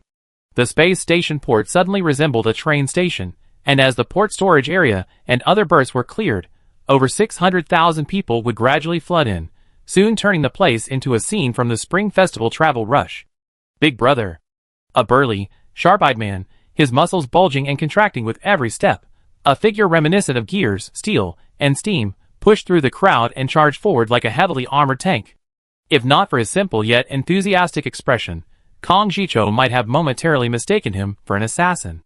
The newcomer was Li Chongjin, who enthusiastically called for Li Bin to charge forward. Li Bin smiled and waved to his younger brother, his lips moving. Old One Eye. A gray figure flashed past. Old One Eye grinned, his limbs shifting into combat stance as he stepped forward from the crowd. Good disciple, let your teacher tell you how your skills are progressing. The two collided, instantly launching into a full-blown brawl. The sailors who had come out watched this scene, their eyelids twitching. Li Bin had Old One Eye hold off his younger brother, giving him time to greet Li Shu, who was arriving later, but his attention was quickly drawn to someone else. It was a graceful, voluptuous figure, her once cool aura softened by maternal love, like a gardenia after the rain, still white, but the pale yellow of its petals, and its fragrance bringing a comforting gentleness. Isabella Brown, now fully transformed into a young woman, cradled a chubby-cheeked child, her silvery white hair styled in a low ponytail that cascaded to her chest. The child played with his mother's hair, a naive smile on his face. But his physique didn't look like that of someone under a year old. Isabella pointed at Li Bin with her fingers, now delicate from years of pampered life. The child tilted his head, his two dark gray-colored eyes filled with confusion. Isabella's arms trembled slightly as she urged him on, and the child hesitantly uttered, "Daddy?" A strange, complex emotion surged through Li Bin's heart. He felt an immense happiness no less than that of gaining tens of millions of star coins overnight. No, even far exceeding the feeling. Kang Jicho looked at Isha, admiring her stunning appearance and demeanor, then glanced at the child, and couldn't help but think of his own wife and unborn son. He said with utmost envy, "You're so lucky. Li Bin, you're a winner in life." Li Bin's joy was overwhelming. Even the child sensed it, and the child called out in a clear, sweet voice, "Daddy." Li Bin had no time to care about anything else. His legs trembled as he approached Isa amidst repeated cries of "Daddy." His fingers gently stroked the child's soft, round face, then recoiled as if electrocuted. Isa smiled, pursing her lips. "It's a girl. As you said, her name is Lee Brown. What do you think? Should we change her name while she's still young?" "No, no, no, this is perfect, this is perfect." Li Bin carefully took the child. The child, having just left her mother's embrace, was a little nervous being held by the unfamiliar Li Bin. But Isa had already been projecting and recording the father's image into the child, and Li Brown recognized Li Bin's face. She didn't wail like other children, but simply pouted, expressing her dissatisfaction with Li Bin's rough, callous hands. Li Bin lifted Li Brown high, like the monkey lifting Simba in The Lion King, and shouted joyfully, "That's right, kid, I'm your dad." Chapter 490. Li Bin didn't have much time to linger with his daughter, Li Brown, because a soft yet strong hand had already gripped his waist. Isa's smile was gentle and considerate, like water, but the fire hidden beneath was as fiery as molten lava boiling and churning under immense pressure in the ocean. Li Bin handed over the fleet's rest and repair work to Jeffrey, gave his sister a few brief instructions, and then left with Isa. 9 hours later, after eating 2 meals in his bedroom, Li Bin finally finished his year-end report, recounting his experiences, stories, and how he acquired the battlecruiser and the Nano Forge over the past few months. Of course, it wasn't just his story that was emptied out. A satisfied Isa, arms crossed, carrying her 2 heavy breasts, symbols of motherhood, followed behind Li Bin contentedly. Interstellar humans developed too quickly. Li Brown had already been weaned, but Isa's body still instinctively produced milk, leaving Li Bin to reluctantly take over the work. Seeing his daughter, he earnestly stroked her head.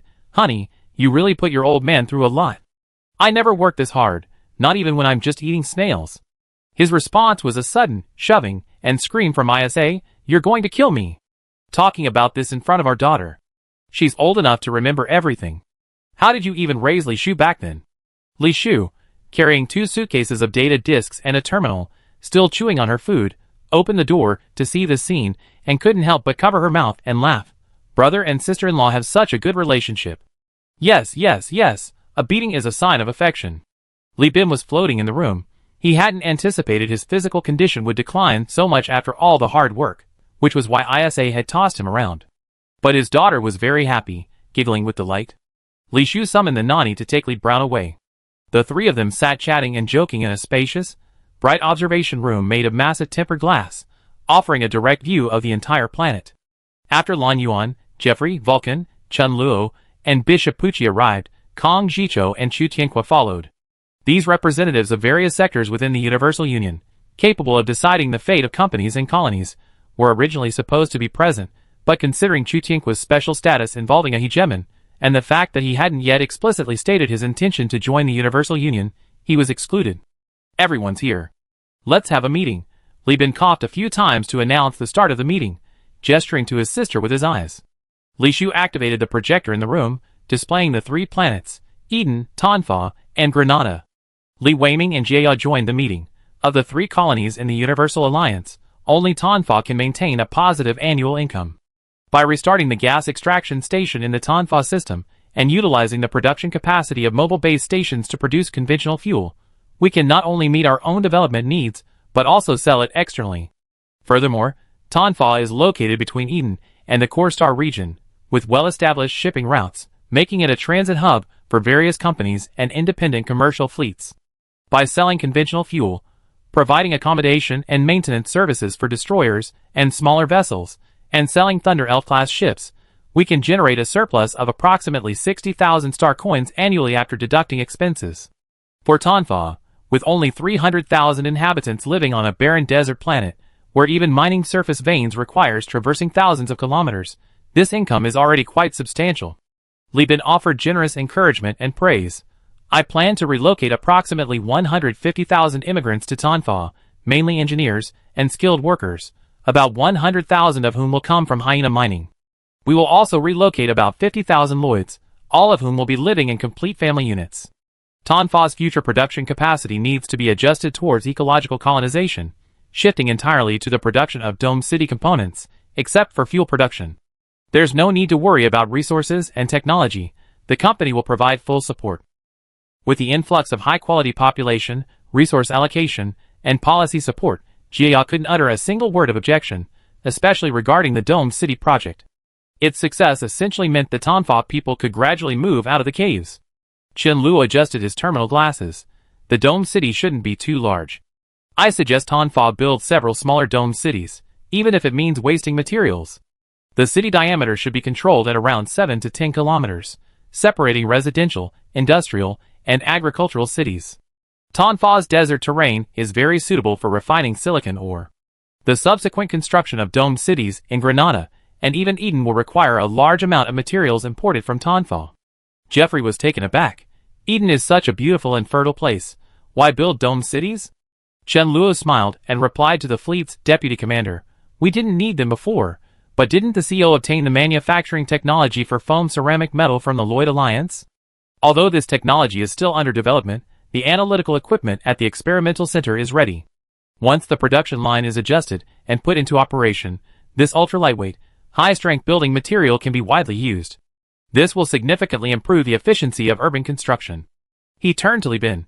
Using metal components with high rare metal content as the framework, foam ceramicized metal as the base material, and hardened domes as the cover. In Tonfa, this can isolate sandstorms to ensure the city's coolness and moisture. In Granada, it can isolate the polluted atmosphere and reshape the land by transplanting Eden's microbiome. As for Eden, forgive my bluntness, boss, but while Eden's soil is fertile, most areas cannot be directly used for agriculture. The jungles here have permanently altered the terrain. There are too many swamps, and too many ferocious creatures and viruses in the swamps capable of killing unprotected humans.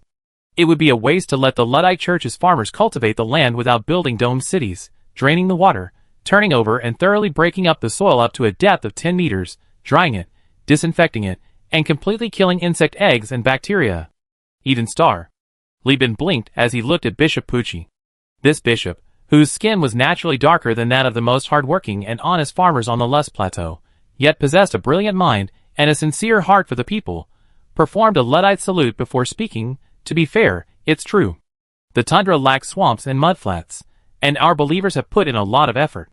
Even now, farmers wear combat uniforms and are equipped with large-caliber crab-hunting rifles while farming. Li Bin knew about crab-hunting rifles. They were essentially elephant-hunting rifles loaded with alloy armor-piercing bullets. These live-fire weapons, propelled by primitive chemical explosions, were easy and inexpensive to manufacture, and farmers could make them in their own warehouses. Even with high school chemistry knowledge from the 3K era, they could easily replicate them. These farmers spent their days operating combine harvesters. They had no shortage of hand-operated machine tools and scrap alloys at home, and didn't need the colony to provide them with additional resources. Bishop Pucci continued, "Currently, the Lud Diocese has developed 4,300 square kilometers of farmland, 70% of which is uncultivated and 30% is mature. There's more land than people here, far from the scale of stacked farms, but our current grain production can already supply staple food for 2.2 million people. However, we lack fertilizer. We are severely lacking. The Lud Church's agricultural technology is based on environmental protection, yet it still severely depletes soil fertility. Currently, the constraint on the colony's grain output is not land area, but manpower and chemical fertilizers." The black man in the white robe with green stripes zoomed in on the tundra region, saying, "Rock crabs invade the governor's district every quarter. Our farmers cannot farm around the clock. On average, each person has to participate in hunting every month. They're hunting the rock crab larvae, otherwise these guys would enter the farmland and devour the unripe crops. And this is just the tundra region. Our agricultural observers have already investigated Sunset Canyon. As Sunset Canyon is adjacent to the polar regions, the temperature isn't high yet, but with the rainforest transformation, the swamp environment remains complex and dangerous. Rice planted in the swamp is no match for the insects that have survived the survival of the fittest in the high-calcium ecosystem. They're often eaten up as soon as they sprout. 3 agricultural observers even contracted lung infections from parasites hidden in the saturated humidity air because they didn't change the air filters in time. 2 of them didn't survive. That's indeed dangerous. The mortality rate here is as high as 66%. This isn't farming, it's war. Kong Jicho's face changed color upon hearing this. He carefully used his terminal to check planetary intelligence, examining various alien creature videos, thinking, brotherly, you're really something. You dare to colonize this shitty place. And the fact that you're doing it so well is just bizarre. Wouldn't it be more cost-effective to use the money you spend on establishing colonies in rainforests to build dome-shaped cities on volcanic or barren planets? Li Bin responded by saying, you know nothing. Shut up, or everyone will know you're a pirate with low cultural literacy. Chapter 491. Colonialism is not a purely economic issue, it also involves political, military, and ecological factors. The Universal Union is not a giant corporation, its energy and resources are limited. If only the colonization itself is considered, then Kong Jicho's idea of finding the most cost-effective colony for each piece of land does sound quite tempting. However, you have to consider the cost of transporting supplies to the fleet, the management costs of scattered colonies, and the pressure of military defense. What could have been handled by concentrating on one planet and carrying out military and administrative construction in one go, with its haphazard colonization, results in the company needing a vast number of transport ships to build a dense transportation network, a vast number of warships for defense, a vast number of crew members and sailors to operate the ships, and the construction of multiple interstellar stations. Don't these things cost money? Most importantly, planetary defense is also a huge burden. The best colonization points on each planet, like on Eden, might only be the North and South poles. Colonizing other areas is difficult, but what happens in the face of invasion? The places you abandon could become landing sites for enemy airborne troops, right? Are you going to build a planetary defense array on every planet? That would cost a fortune. There's also the bureaucracy, the management costs of multiple colonies, the reduced administrative efficiency, and the possibility of mutiny, and the need to guard against pirates and left-wing elements. If you condense it to 3 planets, then all these problems only need to be addressed 3 times. As long as you consider the military and political costs, you see that Li Bin's choice was correct. History has proven that for poor countries, the best development option is to concentrate resources on developing one region. Trying to expand across the board only leads to overall failure. Under the intervention of Bishop Pucci, the Lud Diocese adopted a planned economy approach. Production targets were assigned at the beginning of each quarter, seeds imported from the Lud Church were distributed uniformly, and agricultural machinery and production tasks were allocated by settlement. Shortfalls were recorded as deficits, tallied annually. Those still failing to meet targets at the end of the year faced point deductions, fines, and even land reductions. As for any surplus, after paying a tithe, farmers were allowed to freely buy and sell their grain. Farmers would often group together, renting several wagons to sell their produce at low prices to wholesalers or directly to Bishop Pucci for extra income. Of course, this tithe was divided 30/70. 3 parts went to the diocese for continued development, and 7 parts went to the governor's district. Although the production was enough to feed over 2 million people, a pleasing figure, Li Bin felt the Lud Diocese still needed more work. Currently, the amount of grain was barely enough to cover the existing population of Sanqing, let alone the hundreds of thousands of new arrivals, and the Lloyd refugees who would arrive later. Of course, if we include food sources from the wild on Eden Star, such as fishing and canned crab meat which are not included in the statistics, Eden Star's food production, after feeding the population of 3 stars, can still export a considerable amount to the core star region and leave a surplus. Li Bin thought for a moment and asked, if I increase support for the diocese, reduce taxes for the next 3 years? No, after collecting taxes, provide a floating tax rebate policy based on increased yield per acre and newly reclaimed land. How much can the Lud Diocese increase its grain production? Bishop Pucci hesitated. It's still a fertilizer problem. Best-selling fertilizer. A fertilizer plant will be built, right on Eden Star, Li Bin said to Chen Luo. Have some scientists from the experimental center guide engineers and technicians to build a few facilities. The Tonfa system has gaseous planet gas extraction stations. Nitrogen compounds are abundant in gaseous planets. Jia, how much can the gas extraction station provide? Jia said loudly, we have as much as we need. Nitrogen is everywhere on gas giants. We collect a lot of nitrogen from volatiles. Purifying just a dozen cans will be enough to meet the colony's needs. Li Weiming raised his hand. As for phosphorus and potassium, there's plenty in the oceans of Granada. There's no need for that. Li Shu shook her head. The oceans of Eden have even more. The colony is already planning to build a desalination plant, We can just add the corresponding purification process to the desalination operation. Bishop Pucci nodded. Then I have no problem with that. As long as the agricultural machinery keeps up, and the fertilizer drones and accessories are sufficient, I can manage. I wouldn't dare say double, but a 50% increase is achievable. The only problem is the huge demand for seeds from the Luddite Church. I have a solution, said Li Bin. I plundered a lot of high-quality seeds suitable for rainforest environments from the hyena mines, and I already transferred them to the experimental center.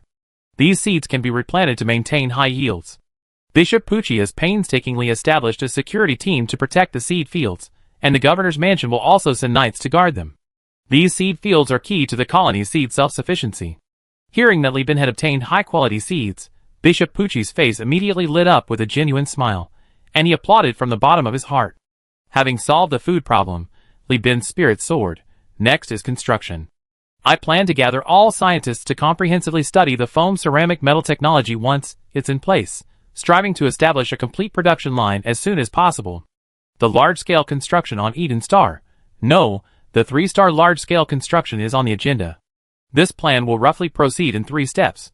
Li Bin spoke fluently, while Li Shu, who is responsible for recording, abandoned typing from the beginning and instead recorded the conversation, intending to organize it later. The first step is to completely replace all building materials on Eden Star. The second step is to construct large reservoirs and underground water storage ponds to separate the complex, toxic, and dangerous water resources of the rainforest from those used by humans, ensuring a reliable water supply for the colonists. This project will be prioritized in Sunset Valley. In addition, the road network needs optimization. The colonies must begin constructing a robust and reliable rail transport system, as relying on road transport is far too inefficient.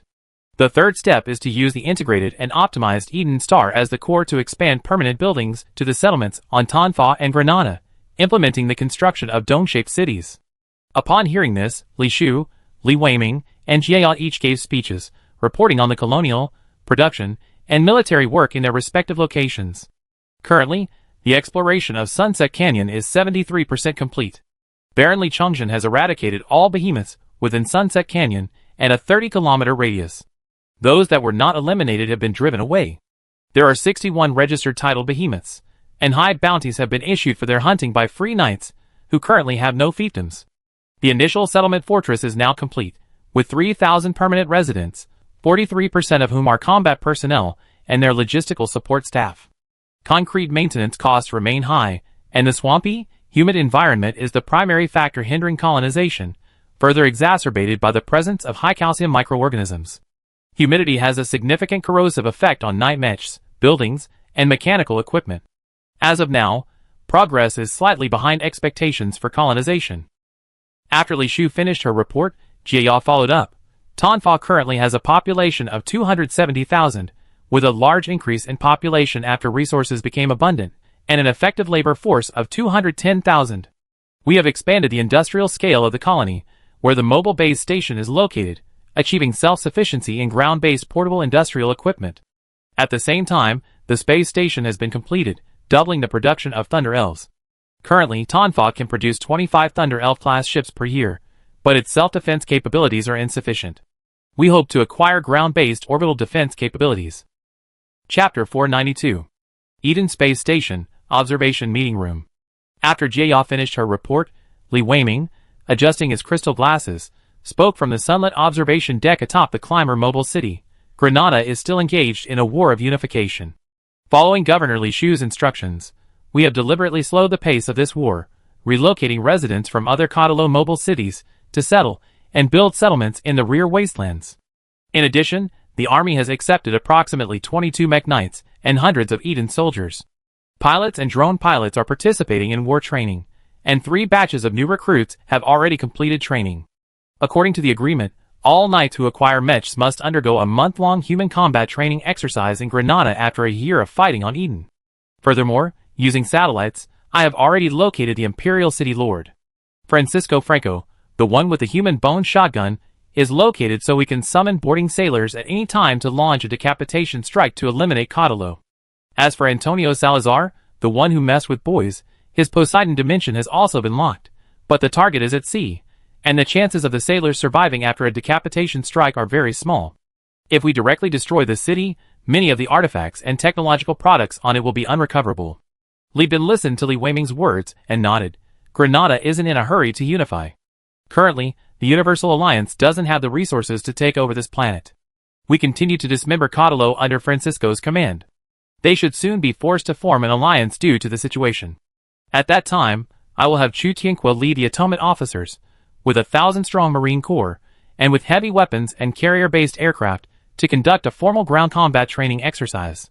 Chu Tianqua, expressionless, had 2 small nano-acid corrosion missiles tucked into his chest. She was very familiar with ground warfare, and the officers' atonement included many army officers. However, in the interstellar era, the probability of these officers successfully atoning was far lower than that of naval officers. After all, naval officers could serve as advisors to pirates. How could army officers command pirates? Did they expect these brain-dead idiots to defect and attack space stations? These army officers were the backbone of the 14th Regiment, possessing an absolute numerical advantage. Li Bin continued to emphasize, the most important thing for Granada now is the construction and expansion of settlements. Mobile cities are meant to return to their original purpose of functioning as factories. You wasted too much space on living. Boss is right, Li Weiming nodded. After criticizing Li Weiming, Li Bin immediately switched to a calm tone. However, your performance was also outstanding. You managed to suppress 2 Corderos of similar strength, develop the people's livelihood, and provide resources to Eden. Your contributions are evident to all. After the Lloyd immigrants arrive, I will arrange for at least 200,000 people to go to Granada to support the local settlement efforts. They are all experienced and excellent families capable of colonizing volcanic planets. They are not only highly qualified but also adept at living and pioneering. Oh, and by the way, Lloyd families are all skilled void miners. You can hire some on your own ships to guide you in mining. In addition, the next supply transport fleet will carry a prisoner-class carrier, equipped with mining drones, and all weapon slots will be equipped with mining lasers and cannons as your reward. This ship is named the Husky, a meritorious vessel that helped me rise to power. You must treat it well. Li Bin's words were meaningful, but upon hearing that he would be given a destroyer and fully equipped with mining equipment, Li Weiming immediately became excited, his hands rubbing together under the table until they were chapped. His miner's spirit was about to burst. Others might not know, but he was having a blast mining asteroids. The mineral content was incredibly high. If he got a destroyer and a cargo ship, he could build a small deep space mining fleet, enjoying the wonderful void miner's life of dozens of days without resupply, with cargo holds overflowing. And if he added the Lloyds, wouldn't that be absolutely amazing? Thinking this, Li Weiming couldn't help but hum softly.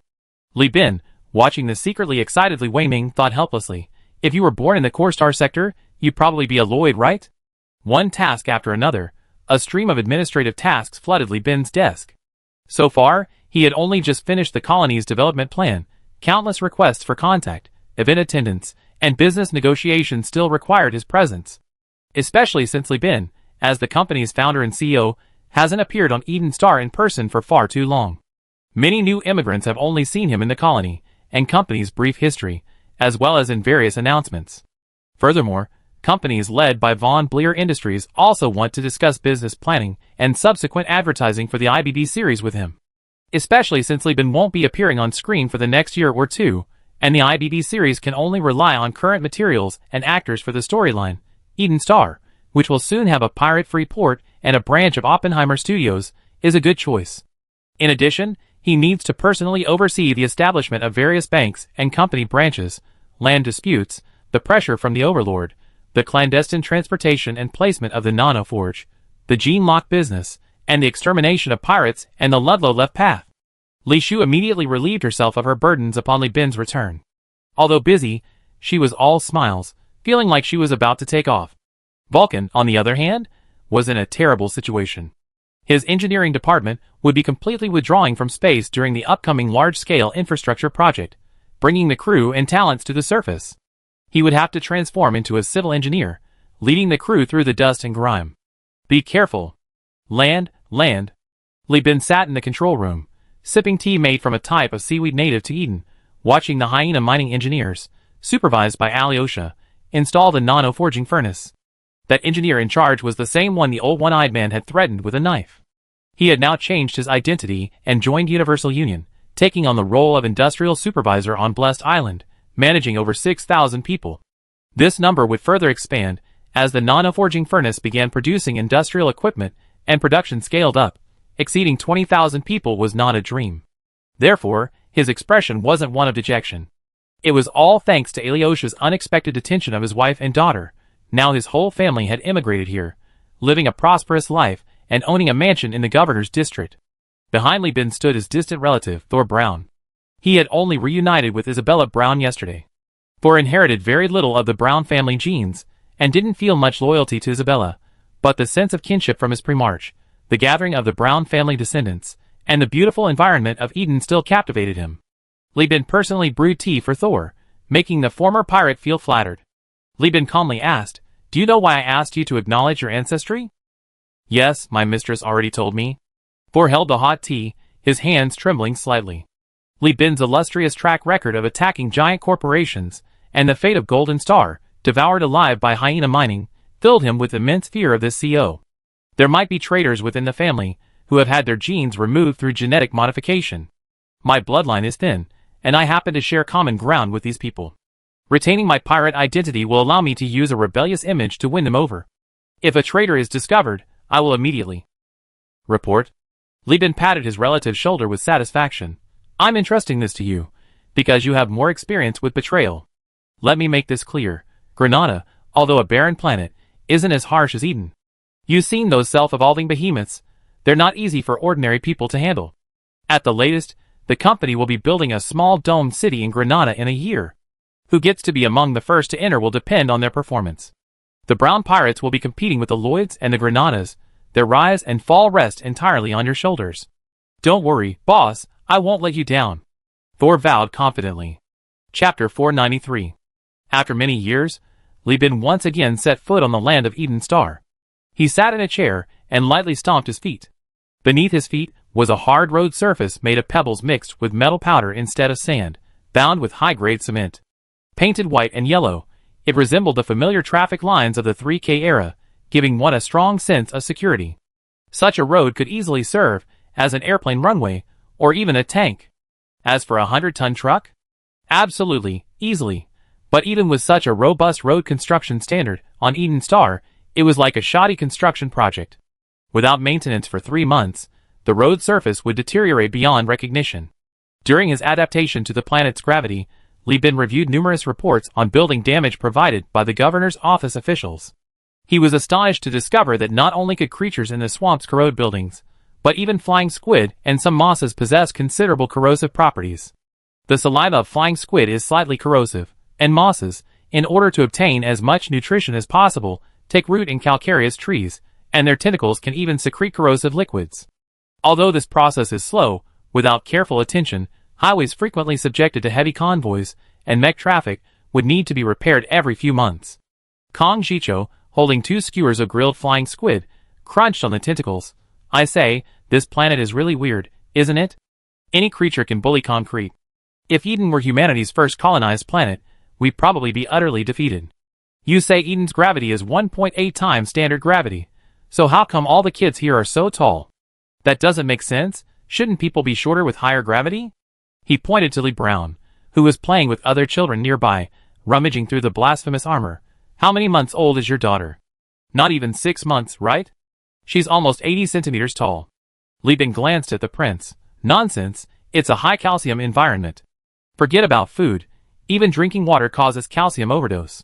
Do you know that the water filters in Xinjiang City need to be changed every day, otherwise the filters will rot? And even so, many people get kidney stones, from the tonsils to the stomach, down to the gallbladder, intestines, and kidneys. The incidence of kidney stones here is 3 times that of other planets. Now, I dare not say anything else. Just look at kidney stones. Doctors from other planets in the entire star system would be beaten up by doctors from Eden Star. Li Bin's voice was low and menacing. Have you ever experienced having 12 stones in each kidney, some in the kidneys, some in the bladder, and some in the urinary tract? Kong Jicho shuddered, his hand reaching for the water glass quietly retracting. Drinking too little water makes you more prone to kidney stones, Li Bin calmly added. The tram jolted, its wheels crushing and corroding the cracked road surface. It traversed the road that had been accidentally smashed 7 hours earlier by the clash between the tidal beast and the night mech. Li Bin's buttocks bounced up and down, like he was playing jump rope. This fourth-generation crab brain electric truck, nicknamed the Cat Truck, didn't carry a cargo box in the back. Instead, it housed a twin-mounted 45mm anti-aircraft cannon with a special ammunition belt, each 4 armor-piercing rounds followed by a projectile containing mercury, cyanide, and other highly toxic substances. Don't ask why Bosley didn't ride in that antique luxury hover car on his triumphant return home. He was afraid the high humidity would damage it. A half-track truck, a pure industrial version designed for the milder environments of Earth 3K. Controlled by the experienced emerald hunter, Angela Bismarck, who had just had her mech repaired. As a Tanzanian immigrant and a genius hunter who achieved the highest number of group hunts, excluding Li Chongzhen and his harem, with her family, her identity, origin, and resume perfectly suited her for the task of protecting the CO. Especially since her father had repeatedly received great favors from the Universal Alliance, and his private words and actions had repeatedly demonstrated gratitude towards the CO, hence this promotion. Angela had an external injection kit on her arm containing 3 doses of stimulant. She could inject it the moment the cat car detected an emergency, pushing her physical abilities to their peak, allowing her to complete the actions of positioning, aiming, and firing within 3 seconds. But at this moment, she was very uneasy, even filled with self-blame. While praying for the CO's safety, a dark corner of her heart secretly hoped to encounter a giant beast, giving her a chance to protect the CO and thus repay his great kindness to the Bismarck family.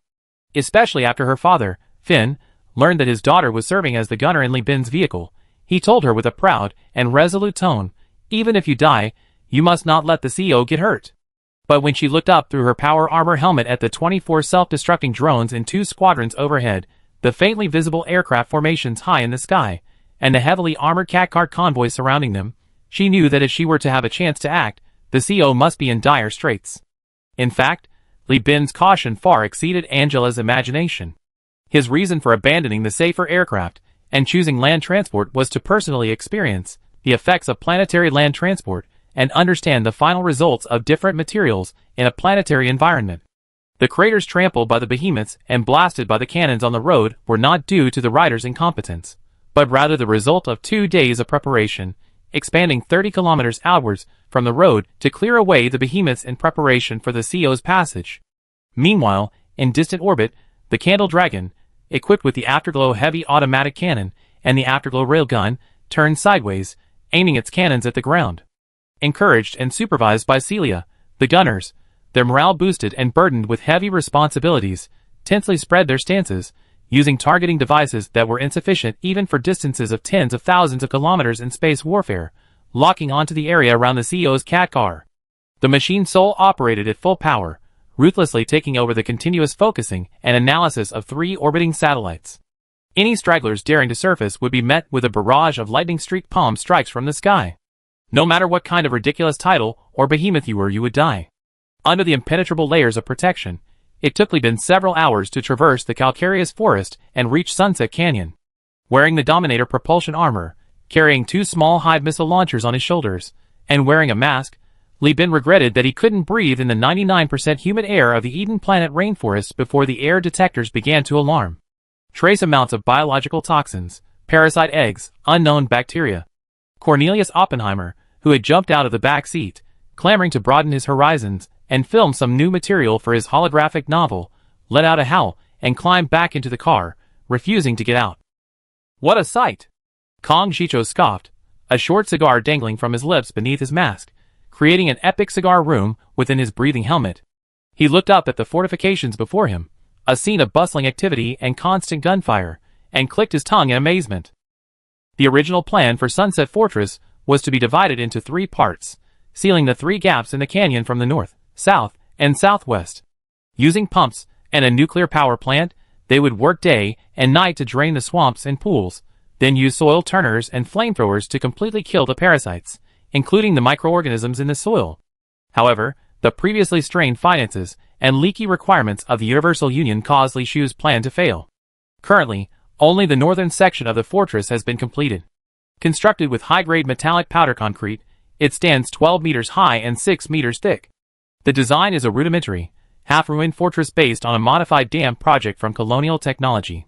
This fortress has a double-arched shape, with arched concrete bridges connecting the 2 layers at the top.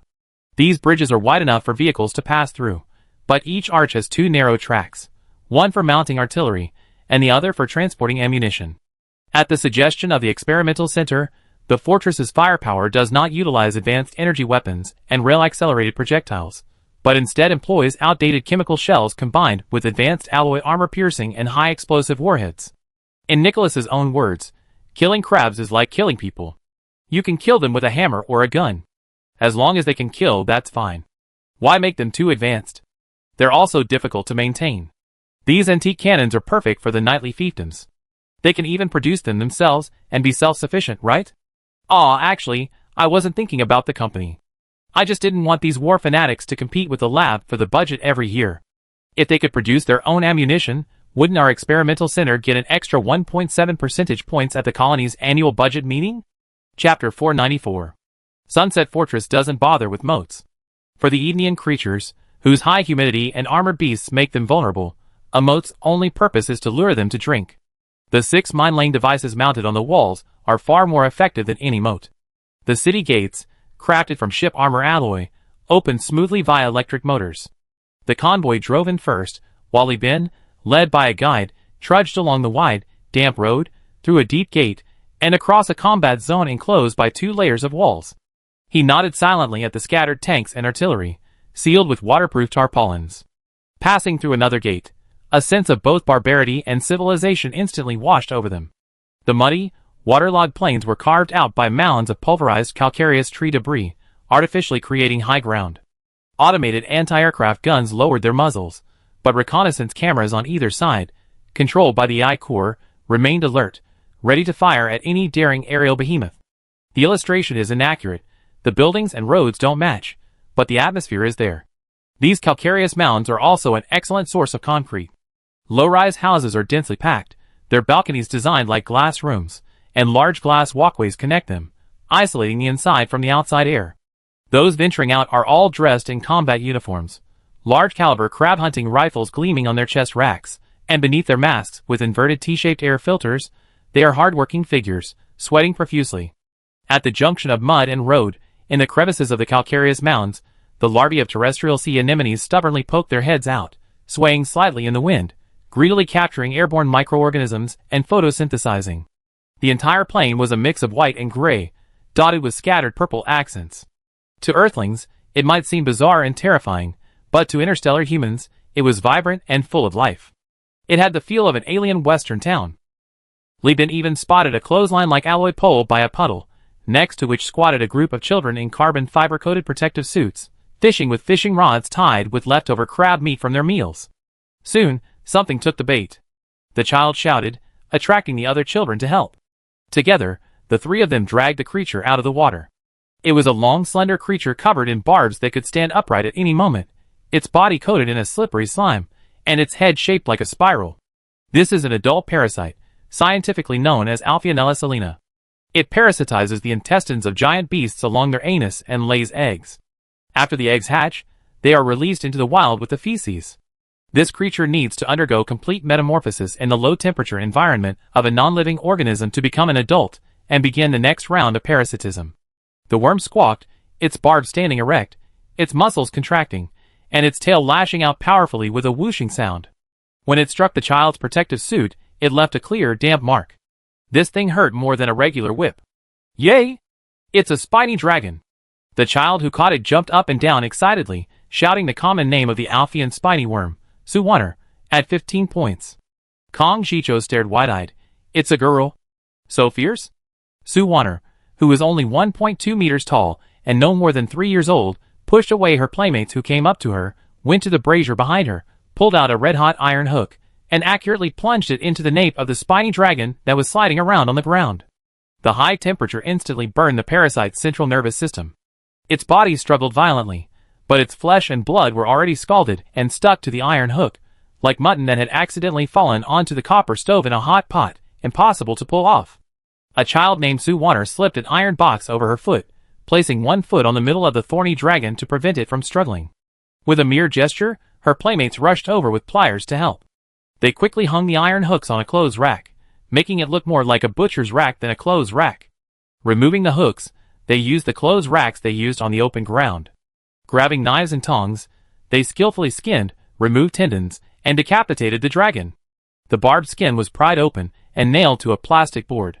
The tendons were wrapped in an eye-shaped plastic tray resembling a raw material tray. The head was skinned, deboned, and fleshed out, quickly prepared as a specimen, and then thrown into preservative solution. After completing all this, Sue Warner went to the display screen under the meat rack, found her name, and added 15 points, bringing her score to 1403, placing her first in the small team. This is... Li Bin looked on in confusion. The female guide immediately explained, the puddles and swamps of Sunset Fortress are infested with parasites and small aquatic creatures. They will attack any large creature that passes by. Some species have drill-like structures and corrosive acids that even combat suits can't withstand. Only power armor can protect against them, including adults. However, the skin and tendons of these creatures are excellent research materials and substitutes for some building materials. Therefore, the Baron has implemented an incentive policy to encourage children after school to handle these things. They are small and quiet, so they won't be attacked. The Family Area Network in Sunset Fortress has already stocked various snacks, certificates, and small toys. Children can accumulate points through labor and exchange them for toys and delicious snacks. This not only keeps the children within Sunset Fortress and prevents them from running around, but it also subsidizes families, allowing parents to spend their money on worthwhile things. Since most parasites and aquatic creatures are either crabs or snakes, the children named their prey after various dragons, calling this activity dragon fishing. Li Bin exclaimed, I never imagined my younger brother would have this skill. Sue Warner, you accumulated enough points. You can exchange them for an electric bug machine. The children shouted. The CO is coming to Sunset Fortress today, all goods are 30% off, and the electric bug machine that costs 2,000 points is now only 1,400. Hearing this, Sue Warner immediately became arrogant. Come on. Follow me to the convenience store to exchange for an electric bug machine. You guys go exchange for insulated pants and gloves. We're going to quickly enter the industrialized electric bug industry. Ah! The children, carrying their spoils, followed behind the little girl, loudly clamoring about which model of electric bug machine they wanted. Li Bin's lips twitched. From the children's description, it looked exactly like an electrofishing machine. Is this appropriate? Letting children play with electricity? Li Bin asked. The female guide said helplessly, the environment on Eden is too harsh. Even without electric insect generators, the children are constantly in danger. Just not changing the air filters in time can lead to lung infections. Dragon fishing itself is risky, but what can we do? We're short-handed, and military operations are ongoing every day. These children live near the front lines. Even without electric insect generators, they make their own using tools and scrap materials. Li Bin thought to himself, that makes sense. When I was a kid, my friends and I would make bows out of old bicycle inner tubes and wood, shooting at each other. Wasn't that dangerous too? Modern medicine is so advanced, it's definitely safer than those archery duels we did in the countryside back then. Kids are like that, fearless, inherently adventurous, and unstoppable. Kong Jicho clicked his tongue in amazement. Eden Star really has a fierce people. These kids are so skilled at slaughtering at such a young age. They're used to life and death. What will they be like on the battlefield? The female guide said gently, to go to the battlefield, you need to become a hunter and get a kill mark before you're eligible to be enlisted in the army. As she spoke, a half-track vehicle sped up, and a beautiful, dark-skinned head popped out of the driver's seat. She patted the door. Third sister, Chongjin has arrived at the front lines. He said eldest brother has come to Sunset Fortress and wants us all to go to the front lines to practice martial arts and show him what we got. Oh! Your eldest brother, right? As she spoke, she saw Li Bin and exclaimed crisply, Third sister, really, why didn't you tell me beforehand? Shouldn't we have told you? To Li Bin's shock, the female guide first scolded her sister a few times, then apologized. I'm sorry, CO. I learned from Chongjun that you were coming. I was worried that others might neglect you, and I wanted to thank you personally. Originally, my eldest and second eldest sister should have come, but they both found out they were pregnant last month, so I came instead. She bowed deeply, the visibly heavy chest making Kong Jicho's eyelids twitch. I am Freya Tanfa, Jia Tanfa's cousin, one of Li Chongjun's fiancés. This is Gretel Orn, from the Orn engineer family on Granada. Thank you for your assistance to Tanfa. Gretel jumped out of the car and bowed along with Freya. Kong Jicho glanced at Li Bin, the meaning clear. Let me meet Li Chongjun sometime. I want to ask him how he keeps his 7 wives happy.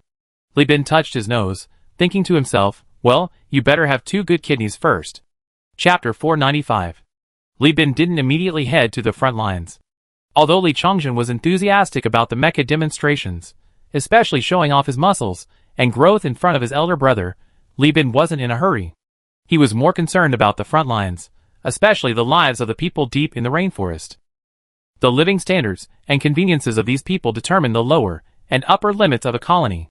Any inconvenience would affect an individual's daily work efficiency and results, and extending to the entire group, it would cause huge financial losses for the company. As for his younger brother and his wives, it was like a family dinner. No one was allowed to touch their chopsticks until the clan leader arrived. Li Bin followed the children to the so-called convenience store. The children were very alert. Upon entering, they pulled over the shopkeeper and pointed at Li Bin. Soon, a fully armed hunter, wearing model power armor and acting as an armed policeman, arrived on a jet motorcycle. After Freya Tonfa proactively showed her identification, the hunter saluted and then fled the scene as if his life depended on it. Freya stood at the door, demonstrating how to enter the room while explaining in a low voice, "Your status is too high." If it were revealed, these hunters might panic and call the children's parents, blaming them for mistaking the CO for a bad guy. The parents would most likely beat their children. Li Bin remained non-committal. Although he was in charge of recruiting immigrants everywhere, whether in the factory district or Tonfa, he was very familiar with the customs of Granada people. But people are always shaped by their environment. Under high survival pressure and high welfare benefits, no one knew how social values would change. The saying Han people speak the language of barbarians, yet curse the Han people from the city walls illustrates this point. As the environment changes, so do people.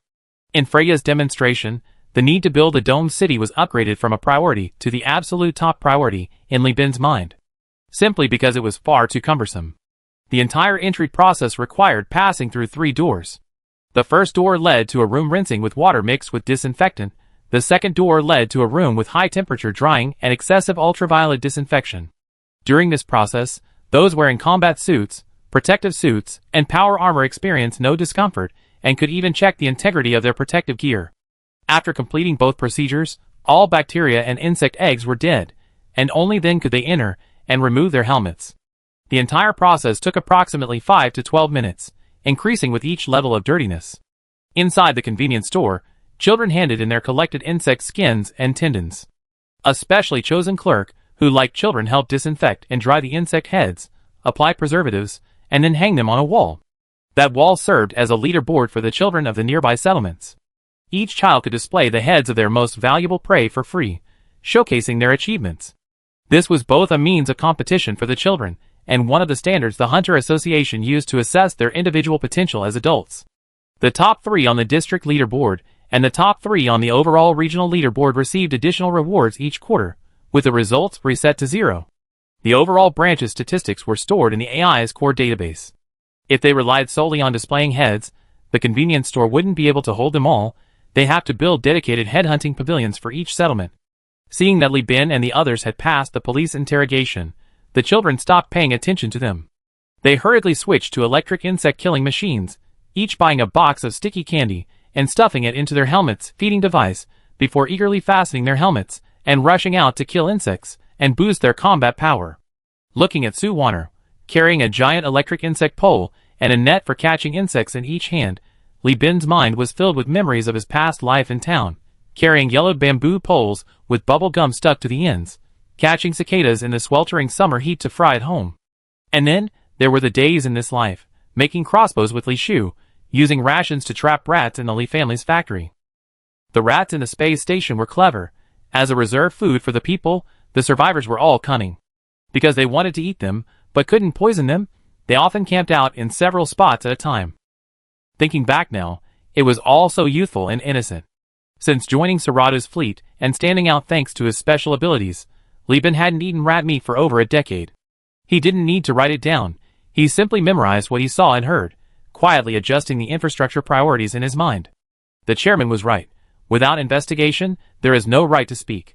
The policies he had set, confidently and forcefully in the space station's conference room overlooking the stars, weren't wrong, but they were certainly not the optimal solution that balanced efficiency and comfort. The Beta Corps has been analyzing various data from the colony these past few days. Before the results are available, The parameter weights should be adjusted as quickly as possible to produce a solution.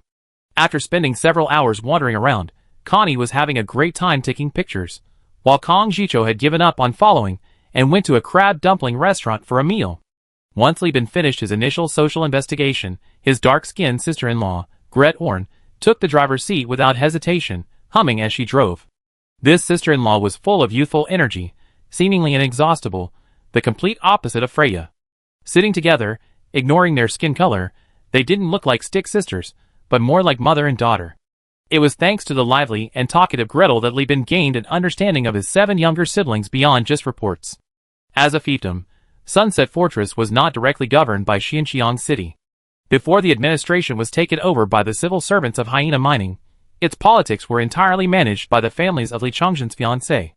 Among these families were those like the Tanfa family, who, having grown up immersed in administration, were quite adept at it. However, there were also families, like the Orn family, who only understood engineering and machinery, and were completely ignorant of politics.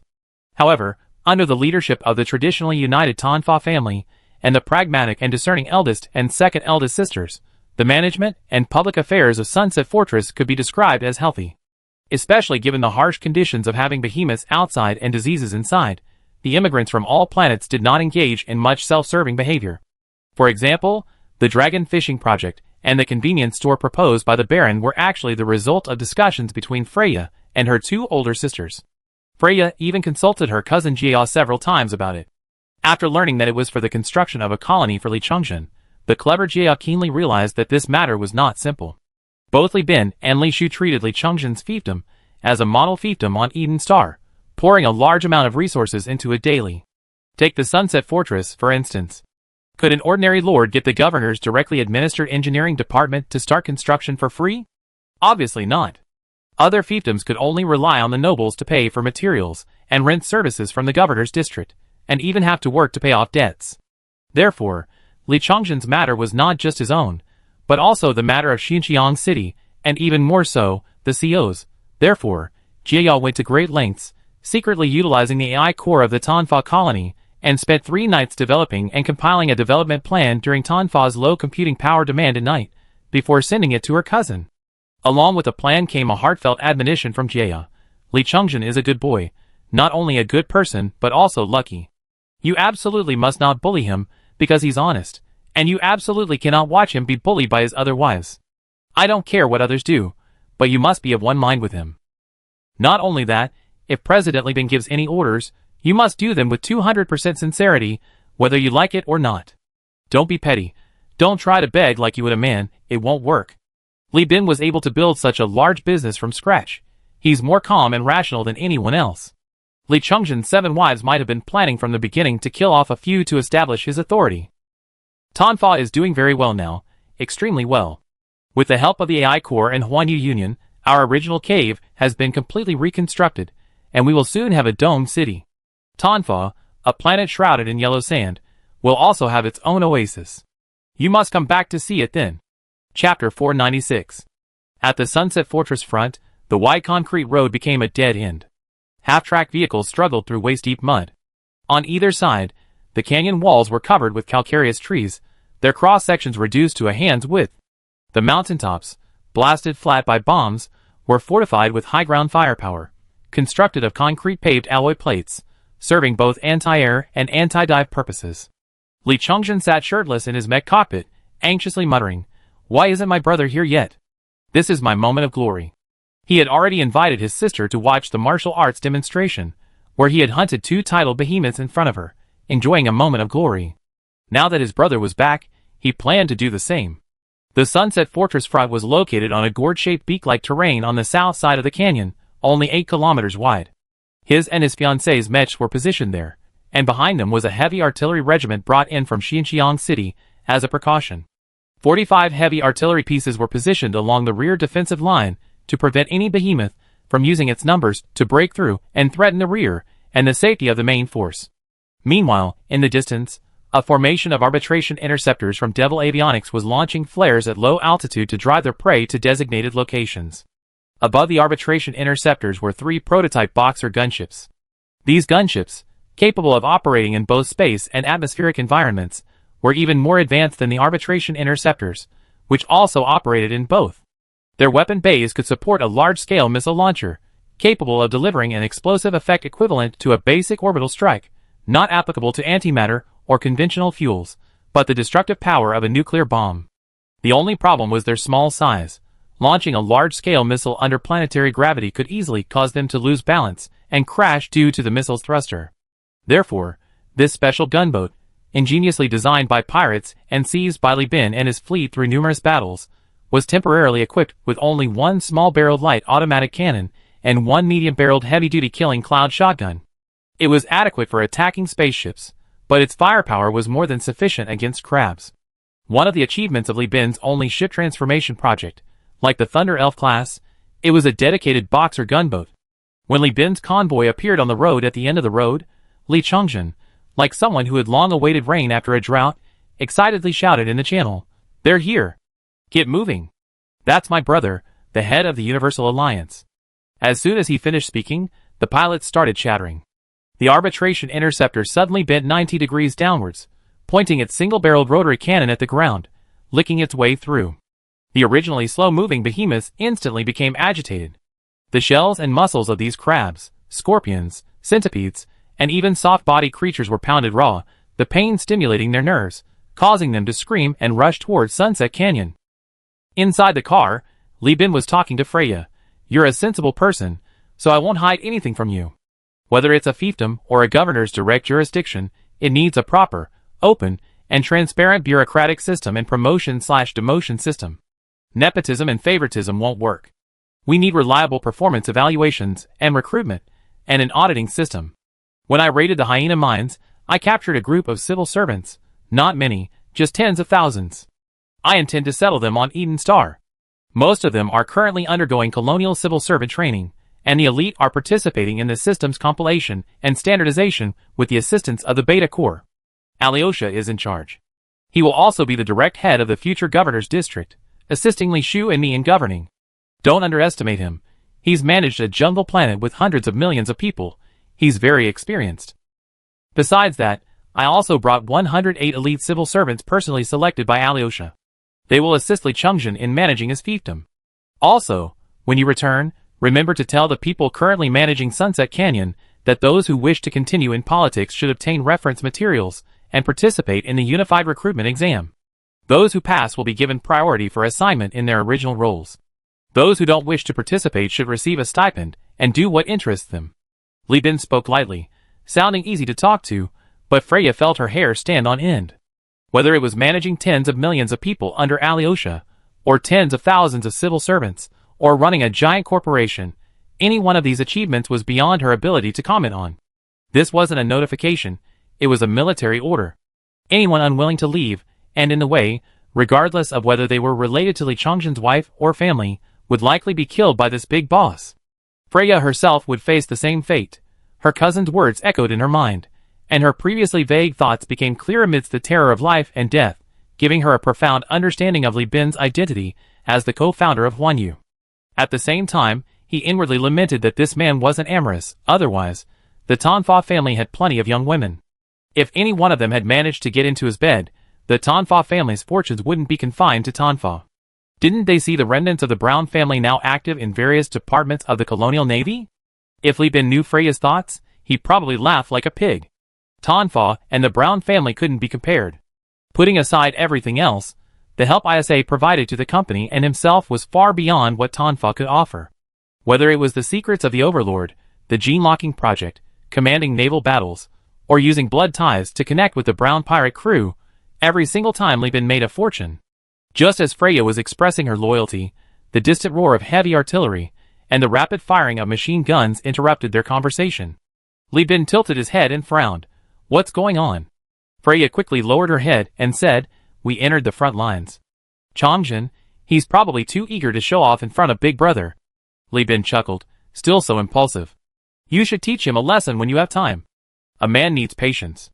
With this temperament, he'd probably be completely manipulated by girls." His words were loaded with meaning, but not intentionally. In a colony under the AI's core surveillance, unless the room is completely disconnected from the internet, it's difficult to guarantee that not a single word will be recorded. However, Sunset Fortress was newly built, and most areas were not yet connected to the network. Li Bin's words were simply out of concern for his younger brother's future, and also a gentle reminder to one of his intelligent siblings. But to Freya, he was like Xulong to the common people. Opening his eyes was day, closing them was night, his breath was clouds, and his exhalation was wind. The words, though seemingly harsh, struck like thunder. What did this mean? Was it implying that one of the sisters was profiting at the expense of the group? Was it implying that I was an inside agent investigating? Freya, overwhelmed by these thoughts, followed the group in a daze. Li Bin, however, had already dropped the matter, getting off the bus and taking the elevator to the observation tower he had built for himself to watch the martial arts demonstration. Upon reaching the top, he saw the giant of light mech, draped in a semi-transparent reinforced plastic cape bearing the golden eagle trampling the Earth symbol, its bright yellow mech adorned with Li Changzhen's family crest and flag, wielding a chainsaw sword in one hand and a flamethrower in the other, effortlessly crushing the behemoth before it. The mech's name was given by Li Changzhen himself, derived from a bedtime story his sister told him when he was young, about a great being who saved humanity and the old Earth. And Li Shu's story, in turn, came from a bedtime story Li Bin had told her when she was young. This is indirect proof of the Li family's generations-long tradition. The chainsaw sword cleaved through the scorpion's venomous hook, the flamethrower plunged into the wound, compressed gas surged in, causing initial damage, and then the built-in electrical spark ignited the flammable gas, unleashing a torrent of flames from the giant scorpion's tail. Li Changzhen rotated his right-hand operating glove, the flamethrower pausing, then a viscous liquid mixed with a coagulant erupted, splattering onto the giant slug-like creature that had attacked from the side, resembling a crab shell. Flames followed, burning the slug and forcing it to retreat into its shell, inadvertently carrying the semi-solidified, highly flammable liquid inside. As the flames released their potent venom, the hydrated muscles dried and atrophied, and the hard shell hardened and brittled under its own weight, eventually succumbing to its own weight. The two behemoths perished under the light giant's masterful maneuvering and precise strikes. Li Bin shaded his eyes with his hand and looked around for a while, then pointed to a mech with its cockpit open and motionless on the ground, and another mech frantically waving at the observation tower next to it, saying, "Why is no one on this mech?" "Ah, ah!" Freya snapped out of her daze, finally realizing she had gone to the wrong place. She hurriedly knelt and kowtowed to Li Bin, then rushed down the elevator. Looking at Gretel Orn piloting the transformer and her own Tonfa's pride with its belly exposed, she felt a surge of shame and shock at how utterly flustered she had become. She stared at her constantly vibrating terminal, its communication signal at 99+, biting her lip, her face alternating between pale and red. Kong Jicho, mimicking Freya's kneeling and kowtowing, comically bowed to Li Bin. Li Bin responded with a feint of stomping, which the Crown Prince dodged with a roll, chuckling, "Look how scared you made him. Not only did you not offer a gift on our first meeting, but you even tried to intimidate him." "Did I intimidate him?" Li Bin asked in surprise. "I was already very gentle, okay?" The Crown Prince, looking at the oblivious Li Bin, finally revealed a look of delighted surprise. "Looks like you haven't been good enough at putting on airs. I have experience with this. I teach you. Listen carefully. Do you know why important people rarely joke? Because your jokes, your unintentional words, fall into the ears of your subordinates and become orders, become likes and dislikes. There will always be people willing to flatter you, to treat your casual remark as a royal decree, to go through all sorts of hardships just to make you smile, even going to extremes just to advance their careers." "I see." Li Bin stroked his chin, suddenly realizing, thinking that besides being authoritative, a stoic face and few words also served to prevent subordinates from making wild guesses and acting recklessly. He patted Kong Jicho's shoulder gratefully. "The Crown Prince is indeed the Crown Prince. It seems your subordinates have been accusing you of a lot of dirty tricks before." "Get lost." Kong Jicho cursed. "Why bring up such a sore subject?" "Oh, getting impatient." Chapter 497. The knight's feet were equipped with additional off-road gear, its wide legs resembling two frog webs, splashing up countless mud as it walked. Currently, no hunters below the Emerald rank were participating in this battlefield. According to the Hunter Association standards, only individuals or groups of Emerald-ranked hunters were eligible to take out loans to purchase knights. On a ground battlefield covered by over 30 knights, 40 heavy cannons, and 2 squadrons of carrier-based aircraft, facing over 200 behemoths, the power armor and marines, on the specially cleared flag ground, could hardly guarantee their own safety. Whether it was escaping the chaotic footsteps of the behemoths or dodging friendly fire, flamethrowers, and machine guns, survival was a challenge. The Giant of Light, accompanied by its 7 sisters, seemed to have been as bizarre as Ultramantiga leading the 7 Ultra Brothers, yet these 8 cooperated seamlessly. Amidst the intertwining of love, family, and camaraderie, Li Chongjin, with just a few simple words, mobilized his harem, even his pregnant elder sisters joining the battle.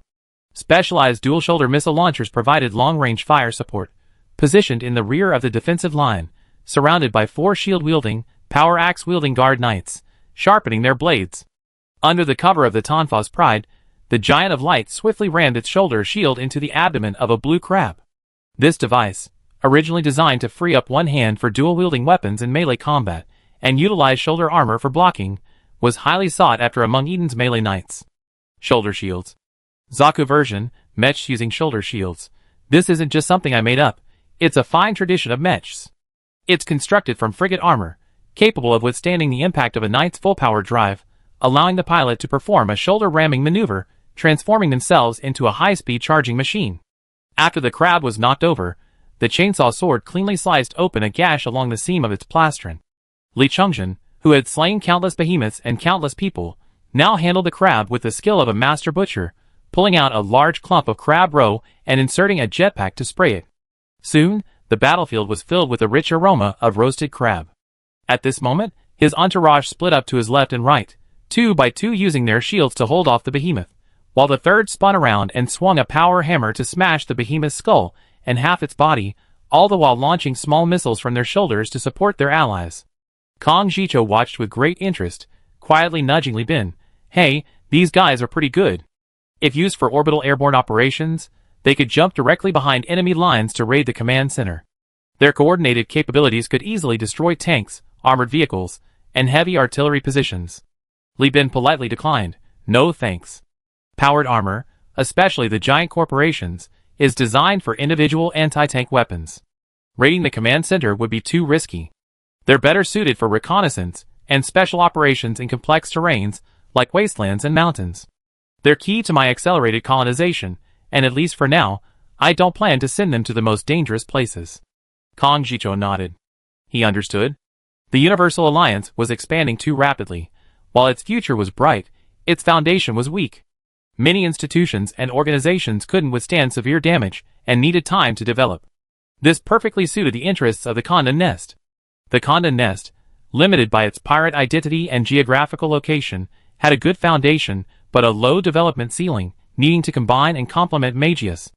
Now, with the addition of Universal Union, the 3 companies have formed a close-knit community of interests, which can actually be vaguely considered as a second-rate giant enterprise. At least it has a brighter future than the Brighton Alliance. Tidal Behemoth 1,000-legged Bodhisattva spotted. On the edge of the battlefield, Millennium Falcon, the patriarch of the Millennium Clan, the Granada engineer apprentice immigrant with a few burdens, shouted in the channel, Baron, your prey has appeared. Please provide immediate support. He then activated his night red triple speed, painted with red and white diagonal stripes, and summoned his brothers. The 1,000-legged Bodhisattva is a tidal behemoth that has escaped from Li Chongjin's clutches multiple times. Its 33-meter long, 6-meter wide, undulating body is covered in wounds, with even broken chainsaw swords embedded in its muscles. Compared to other giant centipedes, its body is longer and thicker, its carapace thicker, and its muscles more developed. It can easily burrow through the moist rainforest soil. Its flat, curved legs dig quickly like shovels. Its carapace is covered in sharp spikes, even faintly gleaming with a metallic sheen. Having survived numerous brushes with death, the 1,000-legged Bodhisattva was exceptionally cunning. Half buried in the mud, it used the earth to evade artillery shells, its mobility unlike that of any other crustacean. My God, how many battles has this dog breed endured? Li Bin exclaimed in amazement. The accompanying scientist immediately explained, according to dissections in the biological laboratory, these creatures employ various methods of autonomous evolution. After being defeated and fleeing, they not only consume metal veins and actively enrich their shells with rare metals through multiple molts, adjusting their metal structure to enhance resistance, but they can also deposit metal particles into their neural networks to increase reaction speed. Nicola even suspects that some special species can read the memories of other giant beasts by consuming their partially dead brains, using those memories to actively drive their own evolution. Heart of the swarm. Li Bin thought to himself, thankfully it wasn't the Queen of Blades, but this 1,000-legged Bodhisattva. The more he looked at it, the more it resembled Elder Centipede from One Punch Man. It was practically a monster. Elder Centipede. On the battlefield, Millennium Falcon was extremely rational. Although he could risk having his 3 younger brothers cooperate to delay this titled behemoth, his background as an engineer and night repairman had been built on reason, not passion. He ordered his brothers to approach him, establish a firing position, and set up tactical shields, preferring to let the behemoth go rather than take any risks. Millennium Eagle, shut down your leg engines. Millennium Falcon, displaying his elder brotherly authority, reprimanded his reckless brothers. The 1,000-Year Eagle, still sniffling like a baby when they immigrated, protested, "But brother, our family's night loan still has 81 installments to pay off. What makes you think you can risk the family fortune? Do you want your brothers to pay your debts, leaving the 1,000-Year family with no hope of ever being knighted?"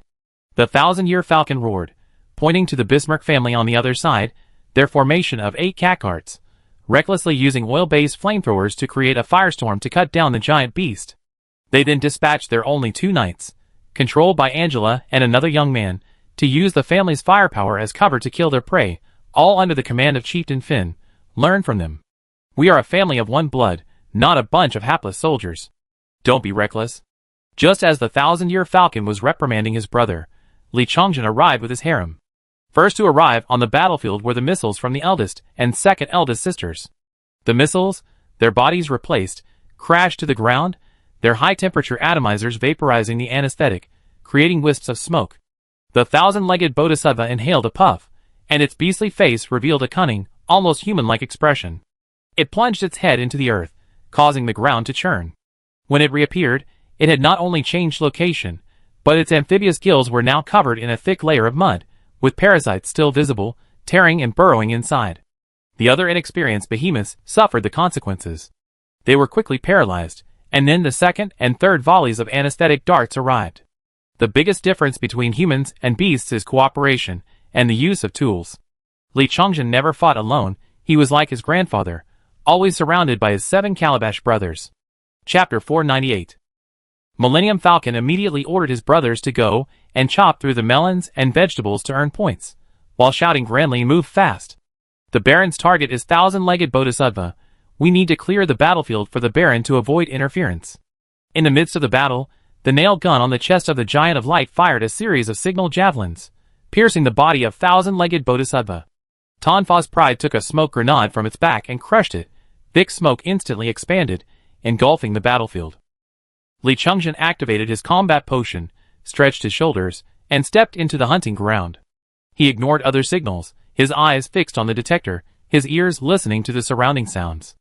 As the sound of something cutting through the air approached, the Giant of Light crouched down and leaped to the side, using its boosters to quickly maneuver and dodge this insidious attack from above or below. "Hey, didn't expect that, did you? You can evolve, and we can improve too." Li Chongjin activated his chainsaw sword, flicking his wrist and slashing into the smoke. Eden Star has never used large-scale military operations to eliminate behemoths, partly because they worry these behemoths might utilize the planet's vast and complex environment to quickly adapt to large-scale warfare and evolve special abilities, but mainly to balance finances and troop training.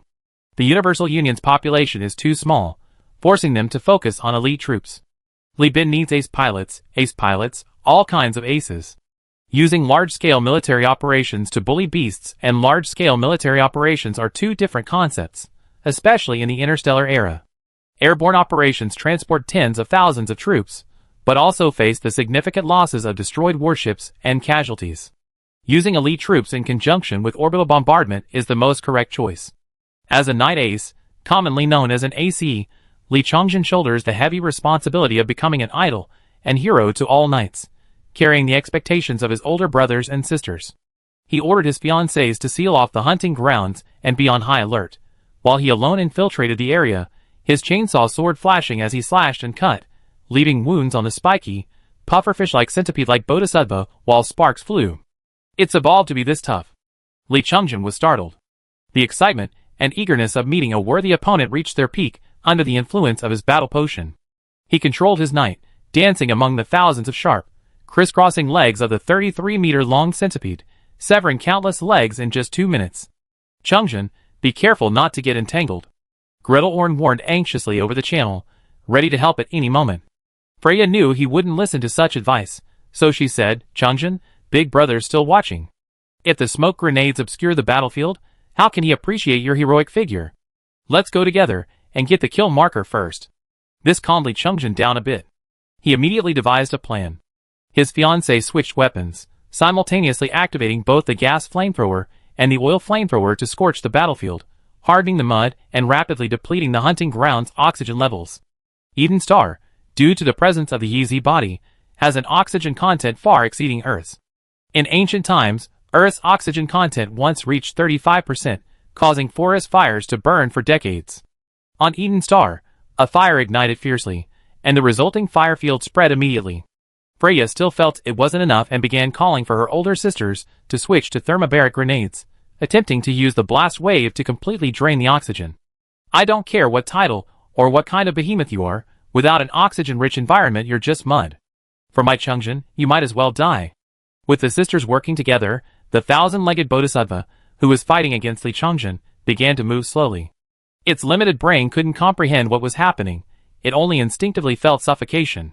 It shook the mud off its cheeks, trying to breathe, but instead inhaled a dry, burning sensation. The flame spread, but the Giant of Light ignored the intense heat, sacrificing its rider capabilities to launch a ferocious attack, targeting its respiratory organs on both sides. The flames cleared a path, and the chainsaw sword was casually thrown, piercing its cheek. Amidst the thousand-legged bodhisattva's shrill screams, Li Chungjin sensed his old adversary's attempt to escape. I won't give you a chance to evolve to conceal your weaknesses, he roared, the thrusters on its back unlocking. As the Giant of Light bent low, the thrusters activated at full power, transforming from a short-range boarding backpack into a tightly packed, low-profile crossbow, locking onto the thousand-legged bodhisattva and firing. The crossbow, its back tightly slung and head bowed, was once one of the escort guard's concealed weapons. The distance was too close, the attack too sudden. The thousand-legged bodhisattva, already dizzy from the suffocating sensation, was caught off guard and struck. A pillar of fire shot into the sky, ripples spreading through the clouds. Numerous behemoths and knights were knocked down by the blast. Li Chungjin took the power axe handed to him by his fiancée and rushed in before the aftershocks had subsided. At the same time, the thousand-legged bodhisattva, half-headed, its carapace scorched, its muscles and organs covered in oily fire, rose up and burrowed into the ground. On Earth or any other alien species, this would have been dead 1,000 times over. But the behemoths of Eden have multiple brains. After the main brain dies, they can hibernate and forcefully molt to seal the wound, then consume nutrients and muscle through self-eating to promote the development of the secondary brain, thus reviving. Many of the tidal behemoths were formed from the corpses that were not properly disposed of during the early colonial period, which recovered and underwent repeated molting and tempering. Therefore, Li Chungjin gave it no chance to live. He cleaved the thousand-legged bodhisattva's back with an axe, easily crushing its brittle, burnt carapace, biting into its flesh, and pinning it to the parched ground. The Giant of Light strode forward, stepping on the axe and pinning it firmly. With a swift movement, its mechanical hand, forged from ship armor alloy, covered the axe's claws, grabbing the thousand-legged bodhisattva's body and pulling it out. With each section pulled, the Giant of Light severed it, like pulling a leech from a sandpit. It pulled out the thousand-legged bodhisattva, its legs mostly severed, its carapace fragile, burned, and suffocating. As Li Chungjin crushed the long worm piece by piece, then raised his power axe to sever its head, the once monstrous beast was finally truly dead, leaving only its twitching, semi-cooked muscles. Li Chungjin excitedly raised his hand, his knight's armor riddled with cracks and scratches in the flames, waving towards the observation tower. His elder brother's generous encouragement came through the private channel, making the muscular man as happy as a child. The slaughter continued. The most troublesome thousand-legged bodhisattva was dead, but Li Chungjin didn't rest. Other tidal behemoths remained. He briefly went to the rear for repairs, and then launched another attack. Li Bin surveyed the battlefield, assessing the knight's skill levels, and selecting those suitable for titles. While he hesitated, a civil servant elite recommended by Alyosha and personally promoted by Li Bin leaned in and whispered in his ear, "CEO, the Lloyd's escort ship has arrived on Tanfa Star and is undergoing maintenance at the space station. It will arrive on Eden Star in about 10 days. So soon?" Li Bin was overjoyed. Chapter 499. The civil servant nodded. The escort ships are fast to begin with, and the Lloyds spared no expense to achieve their cooperation. By the time their ships reached Tanfa, they were already badly damaged, and their food supplies were exhausted. They had to rely on catching crawling insects and rats from the cracks in the deck to survive. They didn't resupply along the way. Furthermore, according to the Lloyd captain, their immigrant ships were indeed attacked by the Hell Legion. Over 800,000 Lloyds were sunk or captured, and ships from other neutral factions were also seized and looted. They probably can't provide the 600,000 immigrants they need. The people, but they will still offer up the blueprint and technology. That's natural. Their population has been plundered, their home planet destroyed, and the Lloyds have fewer and fewer resources. They're becoming increasingly attractive to giant corporations. If they don't show sincerity and surrender early, wouldn't a giant like Hyena Mining, which is short of manpower, dare to snatch them? They're using my name. Hyena Mining at least has some reservations. Li Bin snorted coldly, thinking there was no need to wait. After the battle at Sunset Fortress, he would arrange for Li Shu to be sent as a special envoy to widely bestow titles, using titles and undeveloped land to stimulate consumption, and increasing the money supply to drive large-scale infrastructure construction through inflation. Once the foam ceramic metal technology is in place, the nano-forging furnace can be legitimately started, pushing the production capacity issue onto technological optimization. With this thought in mind, he pulled Kong Jicho, who was watching with great interest, aside. Hey, you need to hurry up and get to Granada. What, are you already kicking me out? I only been here for less than 5 days. Kong Jicho complained. I still want to ride a knight and fight those behemoths. Granada also has its own specialties, a kind of metal behemoth called mobile cities and mobile fortresses, controlled by the Caudillos, who wage war against each other. The entire continent is their hunting ground. Li Bin said, activating his terminal to show Kong Jicho the video. Compared to the knight's thrilling but actually small-scale melee battles, the activities of these alloy behemoths were more captivating to Kong Jicho and Kuning. The Lloyds are coming. I need to get the production machines running immediately. We need someone to go to Granada for surveying and mapping, and come up with a design plan for the pirate-free port in advance, Li Bin said seriously. Hearing this, Kong Jicho's joking expression vanished. After briefly understanding the Lloyds' dire situation, he sighed, these people are even worse off than us under Susie back then. The Hell Legion is just too inhuman, aren't they determined to fight the Lloyds to the death? He lamented as he put on his helmet.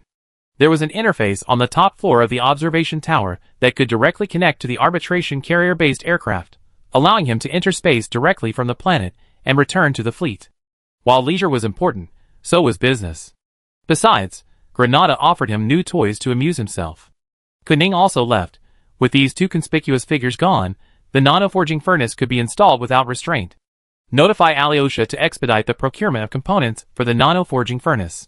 If needed, request more from the governor's office. I looted quite a few relic components, don't worry about the price, speed is crucial. As a technological marvel of humankind, the nano-forging furnace is not something that can be immediately installed and put into production. The more sophisticated the instrument, the more demanding it is on its operating conditions. The nano-forging furnace itself is merely a production machine with technology, so advanced it's almost magical. Its supporting assembly line, refining, cooling, electrical grid, and wastewater treatment systems all require targeted reconstruction. Furthermore, a cover-up is essential to prevent agents from powerful corporations, like the Hegemon Corporation, from easily discovering the company's possession of the nano-forging furnace. This would mislead them into believing that the explosive growth in Universal Union's production capacity is due to systemic superiority rather than technological advancement, thus lulling them into a false sense of security. Especially the damaged nano-forging furnace, which releases toxic substances that pollute the atmosphere. If it weren't for the need to conceal its activities, Li Bin would never have placed it on the surface. It's a pity that Eden's industrial capabilities aren't yet up to orbital industry, otherwise, the pollutants could be directly released into space. Li Bin rubbed his temples, thinking that time was limited and he couldn't worry about such things now. He could simply pollute first, and then clean up later, trusting in the wisdom of his ancestors. 10 days passed quickly. During this time, Li Bin installed the second beta core on Blessed Light Island and activated a large amount of quantum solution, publicly announcing that with the help of these two technologies and Hyena mining technology, the colony's production capacity would rapidly increase. When the Lloyd Sheriff-class gunboat, escorted by 2 Tonfa Thunder Elf-class ships, successfully docked with the Eden space station, the scientists who were already prepared swarmed aboard, taking away all the data that filled half the cargo hold. Compared to interstellar information networks that are easily hacked and eavesdropped on, and have the risk of packet loss, this traditional transportation method is much safer. Furthermore, the fastest and most convenient method for transferring massive amounts of data is neither wireless nor wired transmission, but rather downloading the information and data and transporting it by spacecraft. For example, transferring 100 million gigabytes of data from 115 cloud drive to Alibaba Cloud Drive using 100 megabits per second fiber optic cables would have taken approximately 31 years. The final solution involved trucks carrying hard drives, completing the transfer in 45 days at a speed of 120 kilometers per hour. In a universe teeming with AI cores and giant corporations, and plagued by interference from neutron stars and black holes, transporting data by spacecraft remains undoubtedly the fastest and safest method. These Lloyd soldiers were dressed in neat uniforms, but were emaciated. It was learned that to accommodate battleship blueprints and various technologies, half of the already limited cargo space on the Sheriff-class gunboat was used to load data and protective equipment, leaving them with severely insufficient food supplies. Originally, this group consisted of two teams, one destined for Magius, and the other coming to Eden for resupply in the Magius system. However, the captain and his men, determined to complete their mission as quickly as possible, refused to linger. The captain, wolfing down a liquid nutritional paste in the harbor, looked at Li Bin with tears in his eyes. "Mr. Li Bin, I beg you to keep your promise." The acrid smell of long-term lack of bathing filled his nostrils, but Li Bin showed no discomfort. He nodded tautly. "I will keep my promise. Send a message to your immigrant ships, tell them to come. 600,000 people in 3 batches, I take them all." "Where are the remaining 600,000?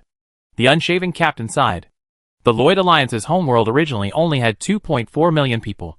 Over 300,000 died in the war, and another 800,000 were robbed en route. Add to that the missing, and there are only 1.1 million left on the immigrant ships. We left in too much haste. So many people, so many ships, food, fresh water, fuel supplies weren't enough. Over 300,000 disembarked along the way from the Lloyd settlements. Magnus took in 600,000, but only 30,000 can come.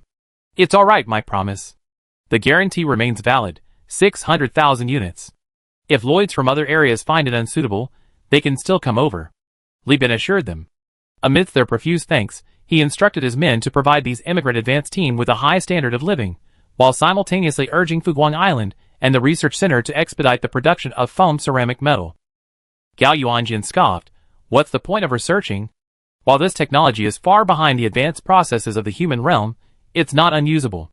Just feed the technology to the AI core, let it develop a production plan based on Fuguang Island's industrial layout, and then directly launch the project. We can even shut down all the cement plants, and use the excess calcium-rich soil to fill in the swamps. Don't tell me you're going to use a nano-forging furnace to build this thing. Using a nano-forging furnace for this kind of building material is like using a nuclear power plant as a stove. A shameful waste." Old Dang was certainly knowledgeable, although his mouth stammered like a crab swear words. His technical skills were undeniable. In just over 2 days, Fuguang Island, which had only recently quieted down due to the installation of the nano-forging furnace, was once again bustling with activity. As the toxic fumes dispersed through the sewage pipes into other chimneys, the previously dense and conspicuous column of polluting smoke was dispersed across dozens of discharge outlets, minimizing the impact. Inside the factory, bathed in the crimson glow of the damaged nano-forging furnace, Alyosha anxiously discussed matters with the engineers. Cigarette butts littered the ground beneath their feet, and behind them, a projection showed the massive Enterprise-class cruiser being dismantled layer by layer. The ship from the blueprints Li Bin had purchased from Prism Freeport years ago, at a discount, slowly unsealing itself. The damaged nano-forging furnace. Chapter 500. With the support of the AI core and tens of thousands of seasoned civil servants, Li Bin's control over Xinjiang City, and even the entire colony, as well as his administrative efficiency, significantly improved. Engaged by Li Bin's generous rewards, land, high-ranking positions, status, and favorable policies, these civil servants rummaged through their belongings, retrieved their most presentable uniforms taken with them during the immigration process, removed the hyena mining insignia, sewed on the Golden Eagle trading the Earth Gold emblem, and proudly boarded half-tracks, heading towards Sunset Fortress. Their arrival was met with the full cooperation of a group of families led by Freya, who quickly seized command of most of the local administrative institutions, and began to instill Li Bin's will. All active duty officials received civil service exam materials, training courses were established, and officials with outstanding performance were promoted to positions without examination to assist in management. With a numerical advantage, this new fiefdom, with only a few thousand people, quickly achieved a terrifying ratio of 1 to 2 between civil servants and commoners. Their salaries, food, and lodging were entirely covered by the governor's office, and they refused any bribes from the local authorities. What a joke! How can a newly established fiefdom, a small, insignificant power, compete with the mighty Universal Alliance for manpower? These families don't even care about asking for hundreds of star coins or vast amounts of land.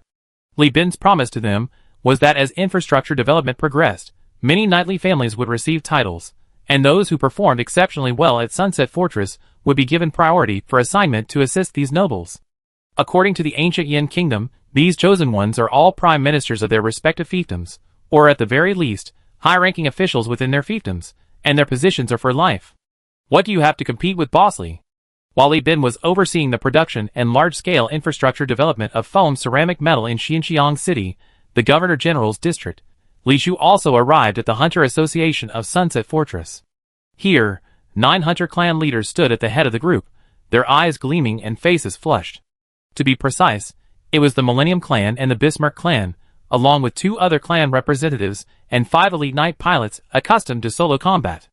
The Millennium Clan and the Bismarck Clan, for example, had obtained their titles through a group assessment. Some of their members were at the Emerald rank, and most at the Gold rank. The other 5, however, were true masters at the Diamond rank. Currently, only Li Chongjin was a Grandmaster, truly far ahead of the competition. Of course, among the hunters behind them, casting envious and even jealous glances at the 5, there were also many skilled players exceeding the Emerald rank. Yet, all 9 had signed harsh contracts, relinquishing a portion of the profits from the completed fiefdoms, as well as the fiefdoms they had obtained through loans. In other words, this was a meticulously planned sale of titles. Despite some discontent, the majority remained positive. These hunters, honed by years of hunting, adopted a cautious and shrewd approach, allowing 4 families and 5 hunters to probe and confirm the validity of the nobility and fiefdom policies, as well as the governor's authorities' actions regarding the fiefdoms, before they themselves would apply. This was the wisdom of the people. But what they didn't know was that these first 9 non-Li family members who received titles were selected by the AI Corps, chosen from among those with the highest loyalty to the Universal Union. They couldn't possibly refuse the company's offers. Millennium Falcon pursed his lips, trying hard not to laugh out loud. Yes, the Millennium family was very young and vulnerable. They had taken out substantial loans to purchase knights and signed stringent terms for the titles. But so what? Risks were ever present. He was betting that the Universal Union would keep its word. Governor Li Shu remains governor. Li Bin is currently only performing the duties of governor, but once he leaves, Li Shu will resume the leadership after elevating Li Chongjin to Viscount, presented Millennium Falcon with a platinum cast Universal Union badge, an artificial diamond seal, and a family banner. The diamond seal was laser engraved with the Millennium family's smiling Sun Clan crest. He straightened his back, glancing sideways at his brothers, his heart brimming with pride. When it was time to bestow the red-based Black Eagle Clan crest upon Finn even knelt directly before Li Shu, pounding his chest with one hand and loudly swearing his loyalty to the Li family and the Universal Union. Angela and other family members followed suit, their knees digging into the mud, each displaying unwavering spirit. This made Millennium Falcon frown. A miscalculation. The limelight had been stolen. At the end of the ceremony, Li Shu lit up the projector, and the 9 individuals drew lots, taking turns to claim their territories. This scene truly made the other hunters regret their actions immensely. Who could have imagined that the Universal Alliance would be so generous, not proactively allocating land, but allowing them to choose? Didn't this mean that the later they arrived, the more passive they would be? Those who arrived first would definitely claim the land closest to the governor's district, with the best terrain. This would facilitate both expanding their fiefdoms and purchasing goods and resources from the governor's district. We miscalculated. The hunters gritted their teeth, but still maintained an air of pride. Those qualified for the front row were naturally the highest-ranking hunters. Among the bronze and iron-ranked hunters behind them were many who had entered the trade early but had amassed few kills. They had long since abandoned the idea of obtaining a title, but the desire for land remained burning brightly. Since they couldn't become nobles, becoming civil or military officials under a noble, and then acquiring land, shouldn't it be easier? Viscount Chongjin's family, supported by the Li clan and his 7 wives' families, had no shortage of capable men. But these 9 barons, their businesses were still in their infancy, desperately needing help. The wolf-like eyes of this group were fixed on these 9 men, especially the 5 who had earned their titles on their own merits. They were practically spitting fire. Li Shu watched the lively atmosphere with satisfaction, thinking that her plan to further stimulate the hunters by selling titles had succeeded. In Xinjiang City, people were wearing helmets today. Normally, in the tundra region, the climate and humidity were unfavorable for insect eggs, and the people living here enjoyed the best conditions on the planet. But as industrial machinery equipped with hydraulic breakers broke ground at various construction sites and on the roads throughout the city, dust filled the air. The citizens initially expected the project to last months or even years. After all, the city's construction and expansion had taken so long, so replacing the entire road infrastructure should take roughly the same amount of time. However, surprisingly, the satellite districts designated for resettling hyena mining migrants were built simultaneously with the city's demolition, and at an astonishing speed. With the aid of heavy machinery, a massive raw material storage plant, called the foam ceramic steel plant, with alloy plates and steel trusses as its framework, rose from the city ground, housing countless storage tanks. Wherever there was a need for infrastructure within a 10-kilometer radius, external pipelines extended across the rooftops of low-rise buildings, transporting the lightweight and sturdy expanded foam ceramic metal to the site. A layer of silver-gray foam ceramic steel was sprayed on, and upon contact with air, it rapidly heated, foamed, and expanded, growing along the directions confined by the alloy plates, filling every inch of space.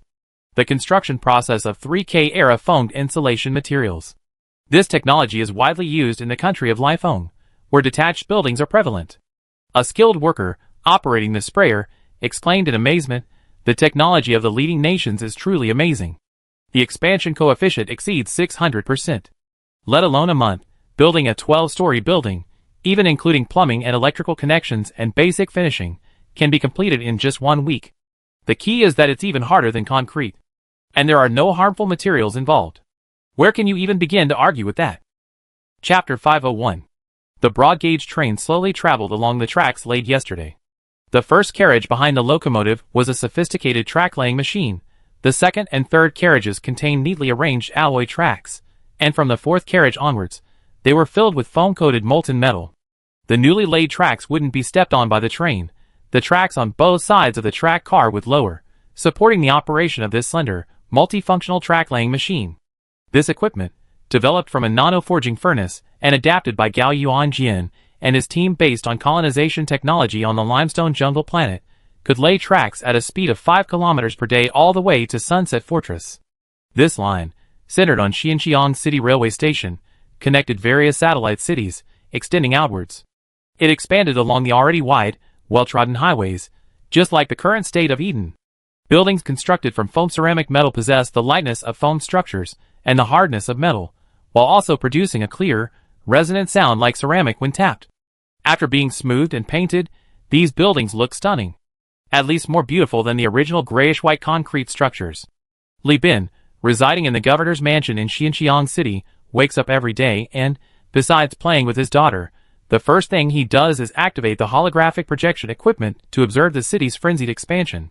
Along the coastline in the governor's district, even a lavish dam-like protective wall is being built to defend against rock crabs or other amphibious giants that might land at any time.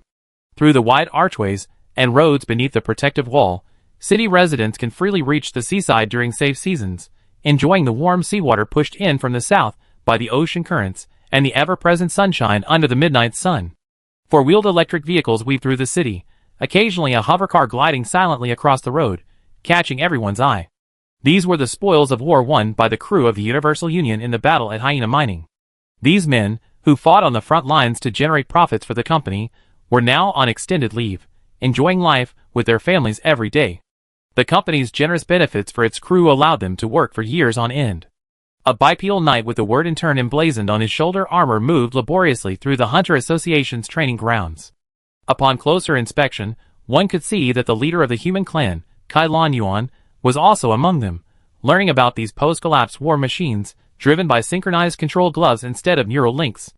On the newly demolished construction sites and undeveloped land, children on holiday, still enjoying their brief 8 years of youth, gathered early, using the knowledge instilled in them at school and in training programs to assemble remote-controlled robots from junk and discarded electronic parts, simulating night battles.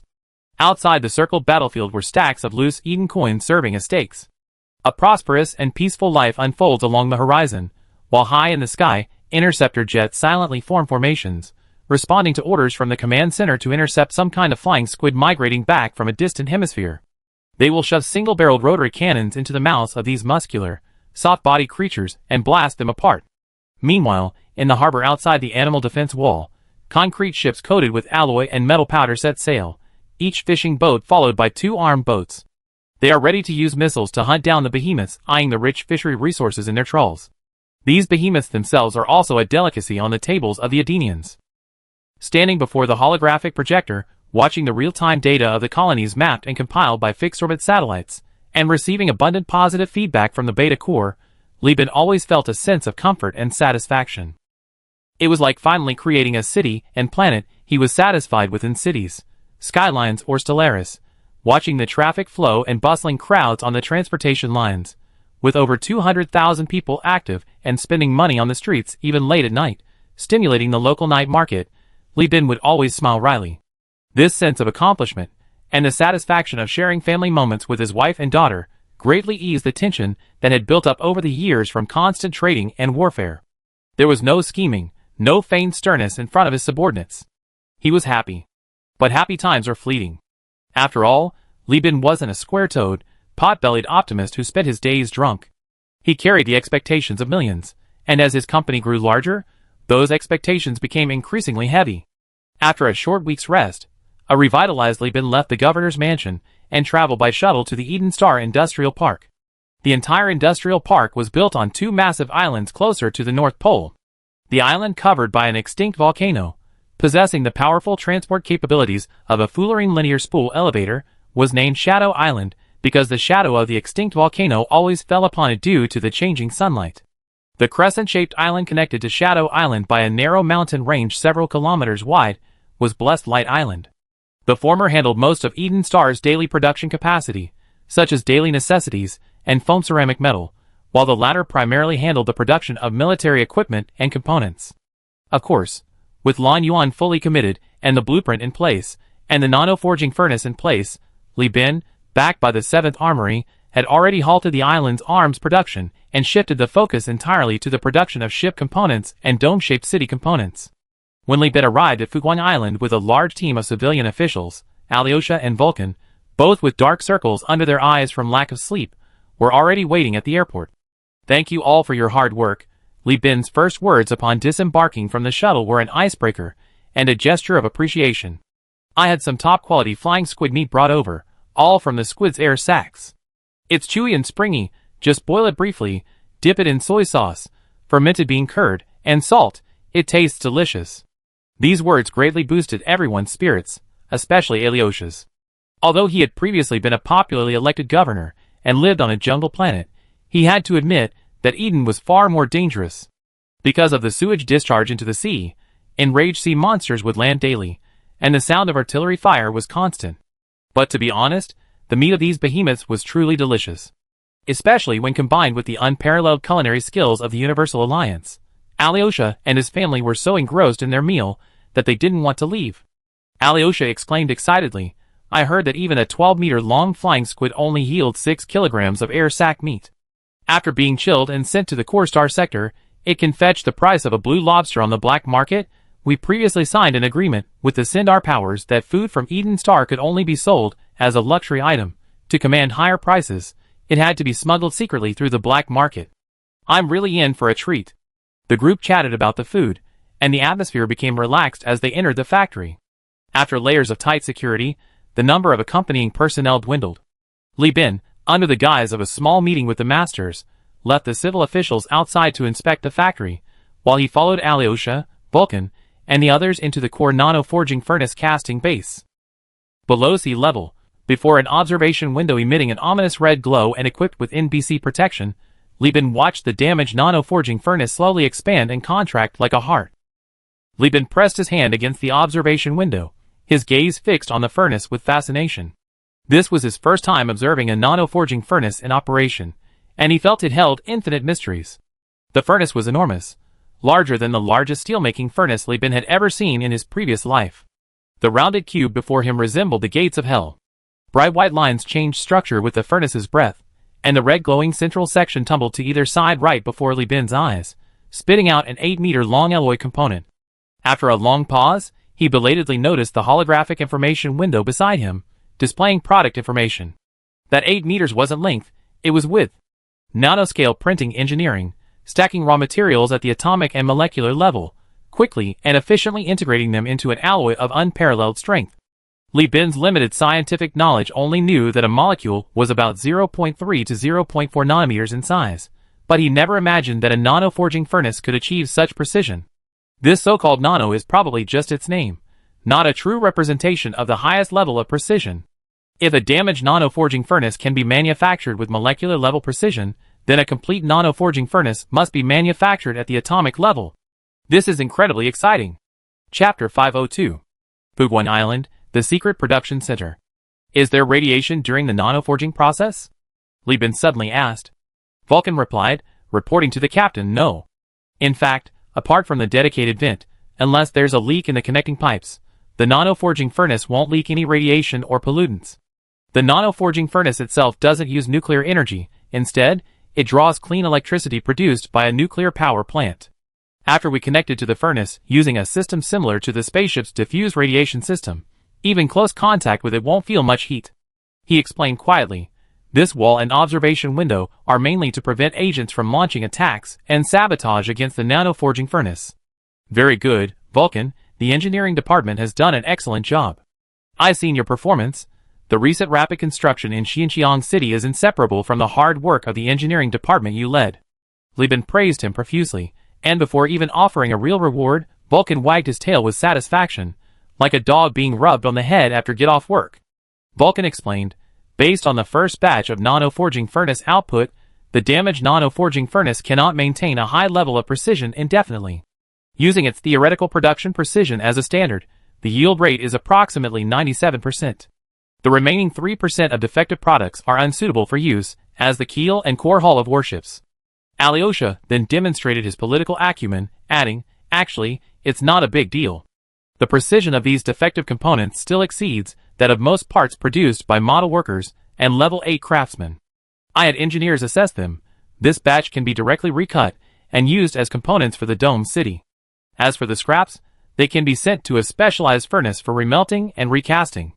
As long as all scraps are used and the alloy composition remains unchanged, secondary production can still be carried out quickly. According to Beta Core calculations, if the forge is fully operational, the actual ship and weapon production capacity of the colonies can increase by 20%, and the output of heavy industrial goods can be boosted by 15%. Furthermore, with Beta Core coordinating the production planning, cargo logistics, and manpower allocation of Blessed Isles and Shadow Isles, maintenance costs can be reduced by up to 25%. Combined with the quantum solution, theoretically, costs can be compressed to 70% of the original. Vulcan excitedly said, Captain, with Beta Core and the Nanoforge, the cruiser hulls that would have required the 3 colonies to pool their resources, halt internal industrial production, and pour all their resources into production to build in a year and a half, can now be built much faster. This addition and subtraction not only ensures the supply of daily necessities to the colonies, and squeezes out all of Shadow Isle's production capacity, but also significantly reduces resource input. We can really build cruisers. Nanoforge Plus. The AI Core's impact on colonies, especially their production capacity, is terrifying. It's both open source and cost-effective. Forget about price wars, dumping goods on free planets, and plundering their assets is absolutely possible, easily achievable. Li Bin chuckled. If I had to tighten my belt to build cruisers, why would I go through the trouble of immigranting hundreds of thousands of people? Have you forgotten we still have many engineers and technicians from Hyena Mining? If they were in their positions, this speed could be increased significantly. At least we could build branch factories in the governor's district, freeing up all the production capacity of Blessed Isles and Shadow Isles. Right. Vulcan slapped his forehead, realizing that most of these people were still undergoing their second round of assessments and hadn't even started working yet. In his frenzy, he completely forgotten to count them. Li Bin, hands behind his back, encouraged Vulcan to keep up the good work, then looked at Alyosha. Alyosha, I plan to transfer you. I already witnessed your talent. Working in industry would be a waste. I intend to make you the Minister of Colonial Administration, specializing in administration and efficiency improvement. My current requirement is that you properly settle these civil servants, and handle the resettlement, employment, and allocation of Hyena Mining and future Lloyd immigrants. In these matters, You have the authority to mobilize resources from other departments. If you have any problems, come to me. If I'm not there, contact Li Shu. I hope these immigrants can integrate into Eden as soon as possible and get involved in production. I guarantee I complete the mission. Alyosha was overjoyed. Before, as the elected governor, he was nominally the highest leader, but in reality, he was just a rubber stamp. Now, although he's only a minister, this is a powerful and lucrative position. The difference is like heaven and earth. He had already betrayed Hyena Mining, originally thinking he could spend the rest of his life in a sinecure here, never expecting to experience a second spring in his career. Li Bin looked at Vulcan. You still be in charge of the engineering department, but it needs to be separated from the industry department. The head of planetary industry is Beta Core on Blessed Island. You be responsible for the construction and development work across the entire planet. After you leave with the fleet, planetary engineering will be handed over to the deputy minister. Aye, Captain! Vulcan shouted energetically. Li Bin nodded in satisfaction. He then asked, how's the dismantling work on the Enterprise-class cruiser blueprints going? The engineer replied, it's been ongoing, but progress is slow. Because Mr. Gao Yuanjian isn't a company employee yet, we can't directly ask him for help. We can only contact Deputy Director Nikolai. But his tasks are very demanding, and he has no experience in cruiser development. His experience only extends to the destroyer level, so a large portion of the work has been assigned to Beta Core. The engineer honestly stated, if we're going to launch the cruiser project, the construction efficiency of the first ship will be much lower because the workers and production lines will need to be rearranged, and the AI core will require further optimization of algorithms and production capacity layout in practice. This will take time. As expected, Li Bin thought to himself. Indeed, one must take things one step at a time. Thinking this, he tossed a terminal onto the table, and countless data points and images lit up on the projector. Those were mature spacecraft test data and blueprints that had already been analyzed by Gao Yuanjian. These are the blueprints for the experimental ships. The Hades class, Armbone class, Epimetheus class, and Pony class. The original hull blueprints for these experimental ships are available from the company, or have been purchased. Except for the Pony class, which is currently being reverse engineered, the blueprints for the other two experimental ships have already been reproduced by Gao Yuanjian. Destroyer, Pony class and the original hull Mule class, belonging to armed merchant ships. Frigate, Hades class and the original hull Cerberus class, belonging to armed merchant ships. Destroyer, Armbone class and the original Tarsus class, the original hull is simply. It's a cargo ship. Destroyers, Epimetheus class and Phaeton class. This one is even more heavyweight. Its original hull was a fuel ship, converted into a warship. Li Bin flicked his fingers, and the projection displayed the immense popularity and discussion surrounding the IBB series of holographic novels online. The IBB series, which the company previously invested in, has already filled the core star sector. Because the Thunder Elf class and Wood Elf class, developed based on the Water and Fire Elf class, are of reliable quality, the company has accumulated a core fanbase. Coupled with the new followers attracted by the IBB's popularity, more and more independent captains are hoping to obtain better or more versatile holographic novel-themed spaceships. Before returning to Eden, I contacted manager Qian Lu of Li's first shipyard for the launch of their new ship, and so far we secured pre-orders for 23 ships. The cruiser construction simulation will continue, but production is suspended. Your current task is to build these frigates and destroyers. Li Bin pressed his hand on the table. On Granada, I authorized Conda's Nest to build a pirate-free port. A large number of pirates will gather there, and they will need to upgrade their ships. Our various colony patrol teams also need to upgrade their vessels. All things considered, there's a production pressure of approximately 100 ships. You need to build the test ships as soon as possible and conduct safety tests. If there are no problems, these high-performance experimental ships will become the company's best-selling products. At this point, Li Bin said earnestly, Eden is too remote. The colony needs these high-quality, unique ships to attract other merchant captains. Only in this way can we establish connections and procure equipment to upgrade the colony's orbital industrial facilities. Your task is heavy. Can you complete it? Actually, after dismantling part of Hyena Mining's orbital industrial infrastructure, Li Bin could easily produce the remaining equipment within 3 to 5 years and transfer the colony's heavy industry to space. But he couldn't wait any longer. Alyosha and Vulcan stepped aside, and the engineer leaned in to carefully examine the blueprints. After about half an hour, the engineer straightened his back and said decisively, CO, the Hades class and Armbone class are modified from the Cerberus class and Tarsus class. The other two types of ships are slightly more difficult to produce, but not too difficult. Gao Yuanjin has already marked the production processes and methods. The key is that they are all civilian hulls, which isn't difficult. I dare not say anything else, but just these frigates and destroyers. Once one ship rolls off the production line, the efficiency can be quickly increased. Hades class, Armbone class, Epimetheus class, Pygmy Stallion class, this one with an ingeniously built-in tachyon spear, but the Universal Alliance. The engineer, lacking blueprints for the tachyon spear, opted to modify it with an internal large-scale Locust missile launcher. With a nano-forging furnace and an AI core, producing 30 frigates and 15 destroyers a year is no problem. If you can procure hulls for the Hellhound and Tarsus classes and let us directly perform the conversion work, then 100 a year, even 150, would be no problem. Fuguang Island is preparing to produce cruisers to cruiser standards. Compared to cruisers, destroyers and frigates are much easier to produce. Moreover, conversion is even easier. These hulls are small, and most are civilian hulls converted to military use. A piece of cake. The engineer became increasingly excited. A shipyard capable of building cruise ships needs extensive preparation to transform into a warship manufacturer, but a shipyard capable of building warships can seamlessly transition into cruise ship manufacturing, except for adjustments to the technical solutions. Chapter 503. On March 2nd, Star Calendar 213, the representatives of the Holographic Novel Investment Group finally arrived at the Eden Star Space Station. These representatives included Zhang Kui, CEO of Von Bleer Industries, as well as owners of other industrial, shipyard, and mining companies. In addition, there were representatives from major banks. Li Bin had promised these people that Universal Union would support them in opening branches and factories. Now, Li Bin had returned home with tens of millions of star coins.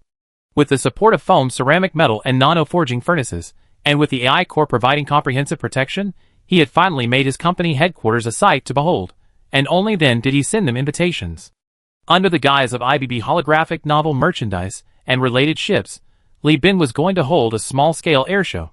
Originally, Li Bin only intended to show off his cash and reserves, but he underestimated his own fame. Perhaps the farmers and middle-class people living on land in Giangela or Byzantium didn't care what happened under the stars above them, and even the name of the Universal Union was only mentioned in passing in the news. But anyone who relied on space, shipping routes, and spaceships for their livelihood could not ignore the name Li Bin. This name belonged to one of the first groups to severely damage giant corporations since the Second AI War. Just as Bob's reputation was within the Risk Mining Group and the Naval Academy, and Kong Jicho's influence among pirates, Li Bin, who rose from a lowly sailor to his current position, was equally prominent among seamen, sailors, and independent captains. Therefore, Li Bin never intended to suppress the news. After news of Li Bin's plan to hold a Universal Union spacecraft exhibition on Eden was confirmed, it quickly spread throughout the star sector after it came from the mouths of these bosses and representatives. It not only attracted a large number of giant corporations, but also agents from free planets disguised themselves and spread rumors. This also attracted the attention of fans and viewers of the IBB series of holographic novels, as well as Li Bin's personal fans and admirers. With the encouragement and funding of various agents, these individuals formed multiple waves of mixed fleets, following large and medium-sized transport fleets to Eden. Among them, the most vocal was Captain Tuavila, whom Li Bin had accidentally discovered at Prism Freeport, and who had treated the entire ship to a meal. Tuavila was a subordinate planned by Chung Beiyang of the Intelligence Department. Although not yet officially recruited into the Intelligence Department, as a die-hard fan of Li Bin, he actively sought investment from agents, successfully converting his small fleet's cargo hold into dormitories, and bringing many penniless fans from his fan groups aboard for free. Although Tovia wasn't yet a formal intelligence agent, merely an outsider, his years of business experience made him realize these investors were no ordinary individuals. He secretly memorized their distinctive features and appearances.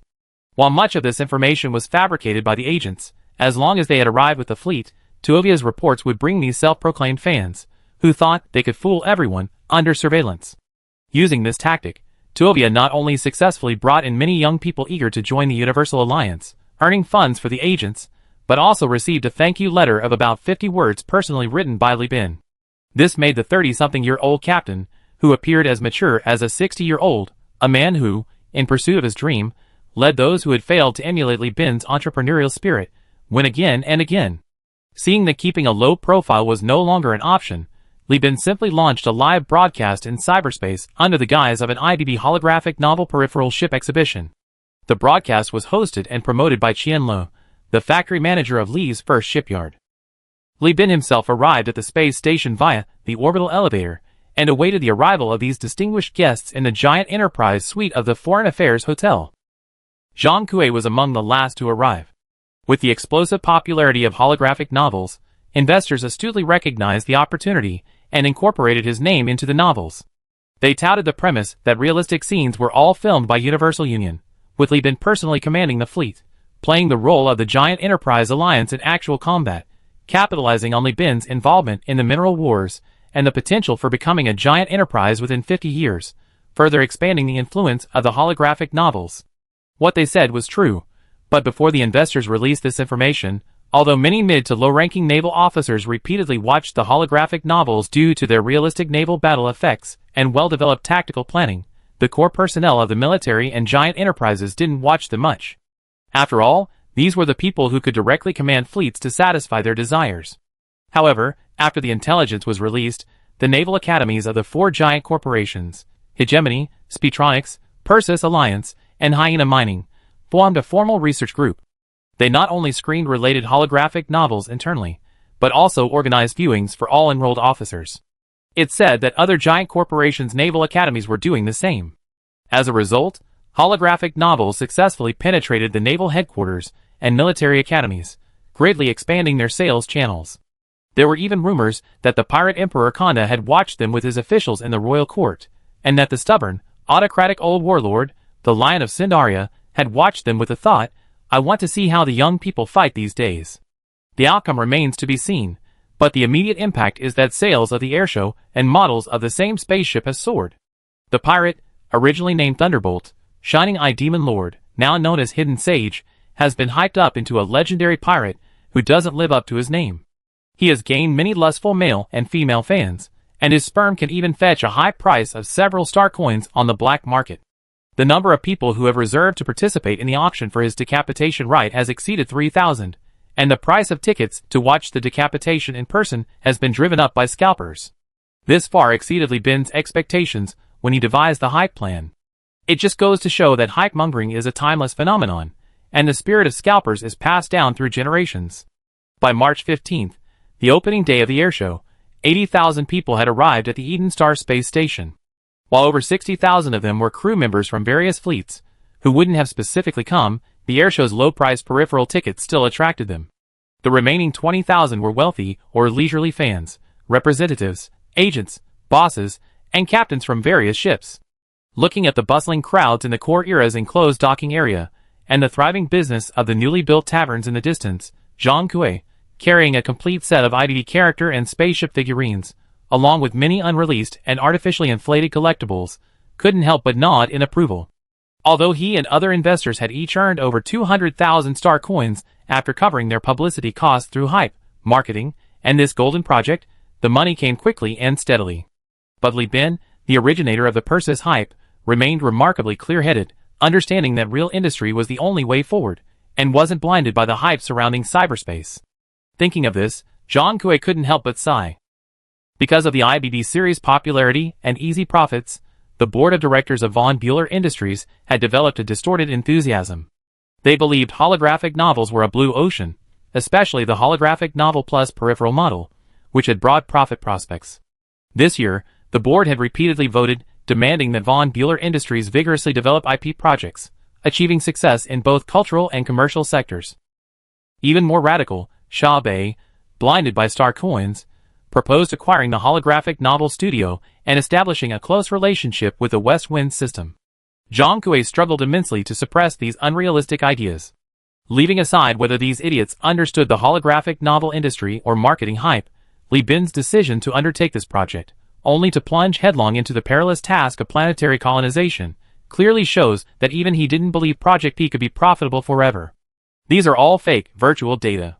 But factories, workers, and the alloys and goods produced, these are the real, undeniable things. Owning a factory means having the right to switch to military production at any time, and the power to physically eliminate competitors. In the Persis star system, dominated by giant corporations, Do you really think you can drown your rivals with online traffic and mudslinging? Factory workers can use impact drills to kill opponents. What use are online trolls? Thinking of this, Jean Coué felt no joy at making a fortune. He only felt that his CEO's seat was a volcano beneath him. But seeing the smug looks on the faces of the other representatives and bosses who greeted him and flitted about the port, he knew that the truly shrewd were always in the minority.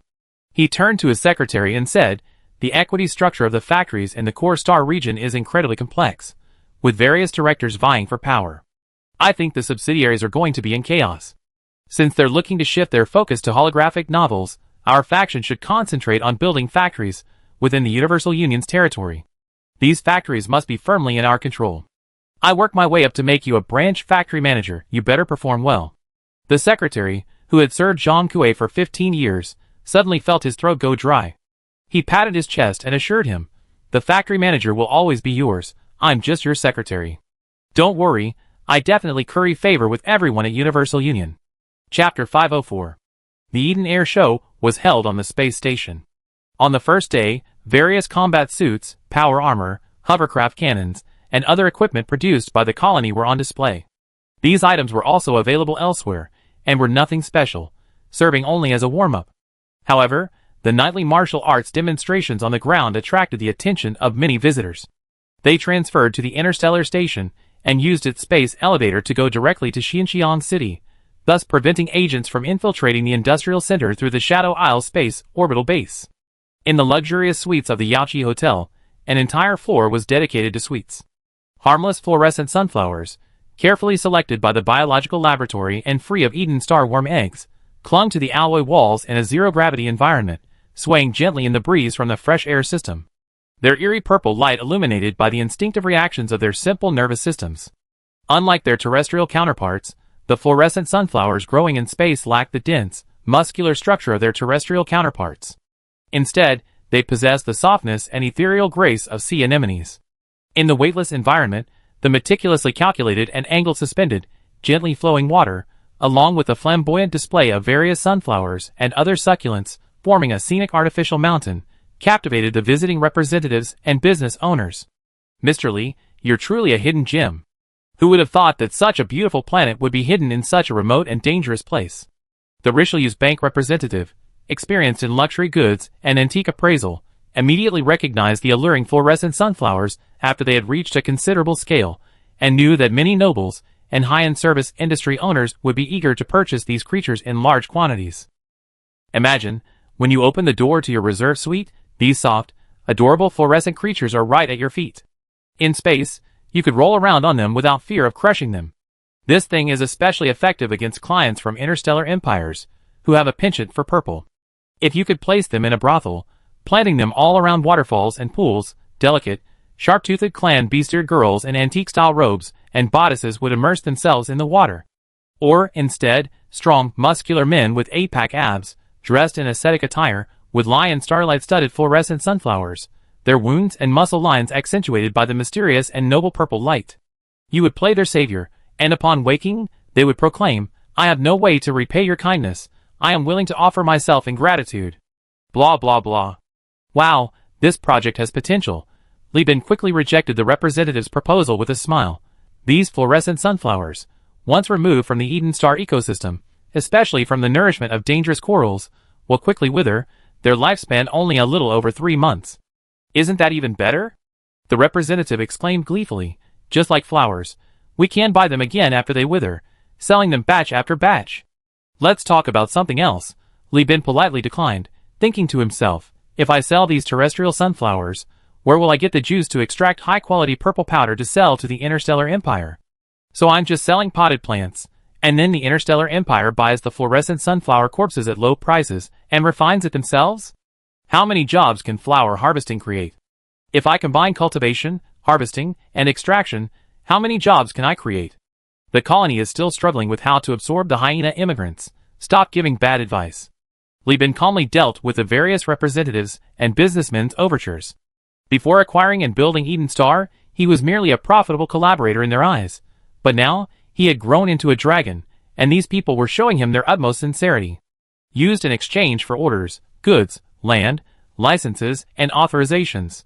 just as ancient merchants knelt before the throne, using every means of flattery, even becoming court jesters to win the king's favor. Persephone, the legendary socialite from Elf, stood in the crowd, a broad smile on her face, yet her expression was incredibly complex. Years ago, she had scrutinized Li Bin, this newcomer, with a critical eye at his court society induction ceremony. But in just a few short years, Li Bin had trampled her, North, and Mu Yao underfoot, even reversing his position with Governor Shera. The battlecruiser docked in the harbor, and the rows of cruisers in the naval port, along with the numerous cargo cruisers bearing the Universal Union Golden Eagle emblem, constantly stung her eyes. From the moment she set foot on this space station, she had constantly regretted not acting sooner, not seizing this unicorn while he was alone. Now, she couldn't even win over Qian Lu, the old factory manager of Li's first shipyard, whose wife was dead and whose daughter was older than her. Mu Yao, who had reportedly served as Li Bin's second mate and participated in several of the Universal Alliance's expansionist voyages, became addicted to alcohol after hearing the news of Li Bin's successful colonization. He was constantly drunk, and his most frequent saying was, "I originally had the opportunity to command a cruiser fleet soaring through interstellar space, but I messed it up, and can only be a branch manager of a stupid bank." Welcome, friends of Elfie. Thank you for your continued support of the Universal Alliance. May our friendship last forever. In Parsifern's dazed state, Li Bin gently touched his glass to hers. The crisp, pleasant signal pulled her back to reality. She instinctively greeted him with a practiced, formulaic sweet smile, but when she met Li Bin's dark, deep eyes brimming with ambition and aggression, surrounded by countless resources, military power, and manpower, her smile faltered. Her weak, sociable nature and her petty ambitions were laid bare, as if she were standing naked among the crowd. Persephone instinctively covered her chest with her hand, but Li Bin had already passed her, and clinked glasses with Zhang Kui. Persephone lowered her eyes, dejected, the irritating voice in her ear, "Mr. Li. Great news. The average number of views for each IB series holographic novel has now exceeded 300 million, and there are over 20 million active users participating in discussions daily. If it weren't for the inability to constantly connect to cyberspace during hyperspace travel, the number of daily active users would likely double. I wonder how many people want to buy your ship. Once it's released, it will definitely be everyone's first choice." Li Bin's voice was calm and impeccable. "Not at all, not at all. All the profits from the holographic novels go to you all. Even the peripheral models are free for our company. My motto is to share the good fortune." That's right, Zhang Kui nodded repeatedly. "We all hope that Mr. Li will expand his business and achieve even greater success. I know you never boast, you always keep your word. You must have some impressive projects up your sleeve for this airshow. We at Von Bueller Industries will give you our full support, and in this business, we hope you give us your guidance." "Of course." Parsifern turned his head, looking at Zhang Kui, whom even Governor Sharapova treated with utmost respect. Upon hearing Li Bin's two-word reply, Zhang Kui revealed an undisguised joy. Li Bin announced loudly, at this airshow, besides showcasing daily necessities, alloys, night mechs, and shipborne weapons, the flagship product of Huanyu United is the IBB series of spaceships. You all seen this in the invitation, so I just give you some specifics. Tomorrow, the company will hold a large-scale night combat exercise to demonstrate the excellent battlefield control and stability of our night mechs. The spaceship showcase will begin the day after tomorrow, allowing the public to observe the ships up close and tour parts of their interiors. As outstanding partners of the company, you will all be eligible for test drives the day after tomorrow. Furthermore, on March 18th, I will assemble a fleet of identical spaceships to launch an expedition to wipe out the Lud-Left Path stronghold near the Eden system. You will be able to observe this closely from the ships, and the battle will be streamed live for a fee in cyberspace. Everyone present will be eligible to act as resellers. Once our company opens reservations, you can send your transport fleets to Eden to conduct business, pay a deposit, and take the spaceships to the buyers." As Li Bin explained clearly, Zhang Kui and the others quickly grasped the core of his plan. It was a hybrid agent online sales model. These spaceships would be sold in two ways. First, users could personally come to Eden to test drive and purchase the ships, or place orders online. Ships purchased on Eden could be driven away immediately, while those ordered online would have to wait in line. When the fleets of companies, like Von Bueller Industries, arrive on Eden, they will take away the ships purchased online. Simultaneously, they will purchase a batch of IBB model ships at a lower price and distribute them to various downstream sales points. Users picking up their ships at nearby sales points will create the illusion of high sales volume.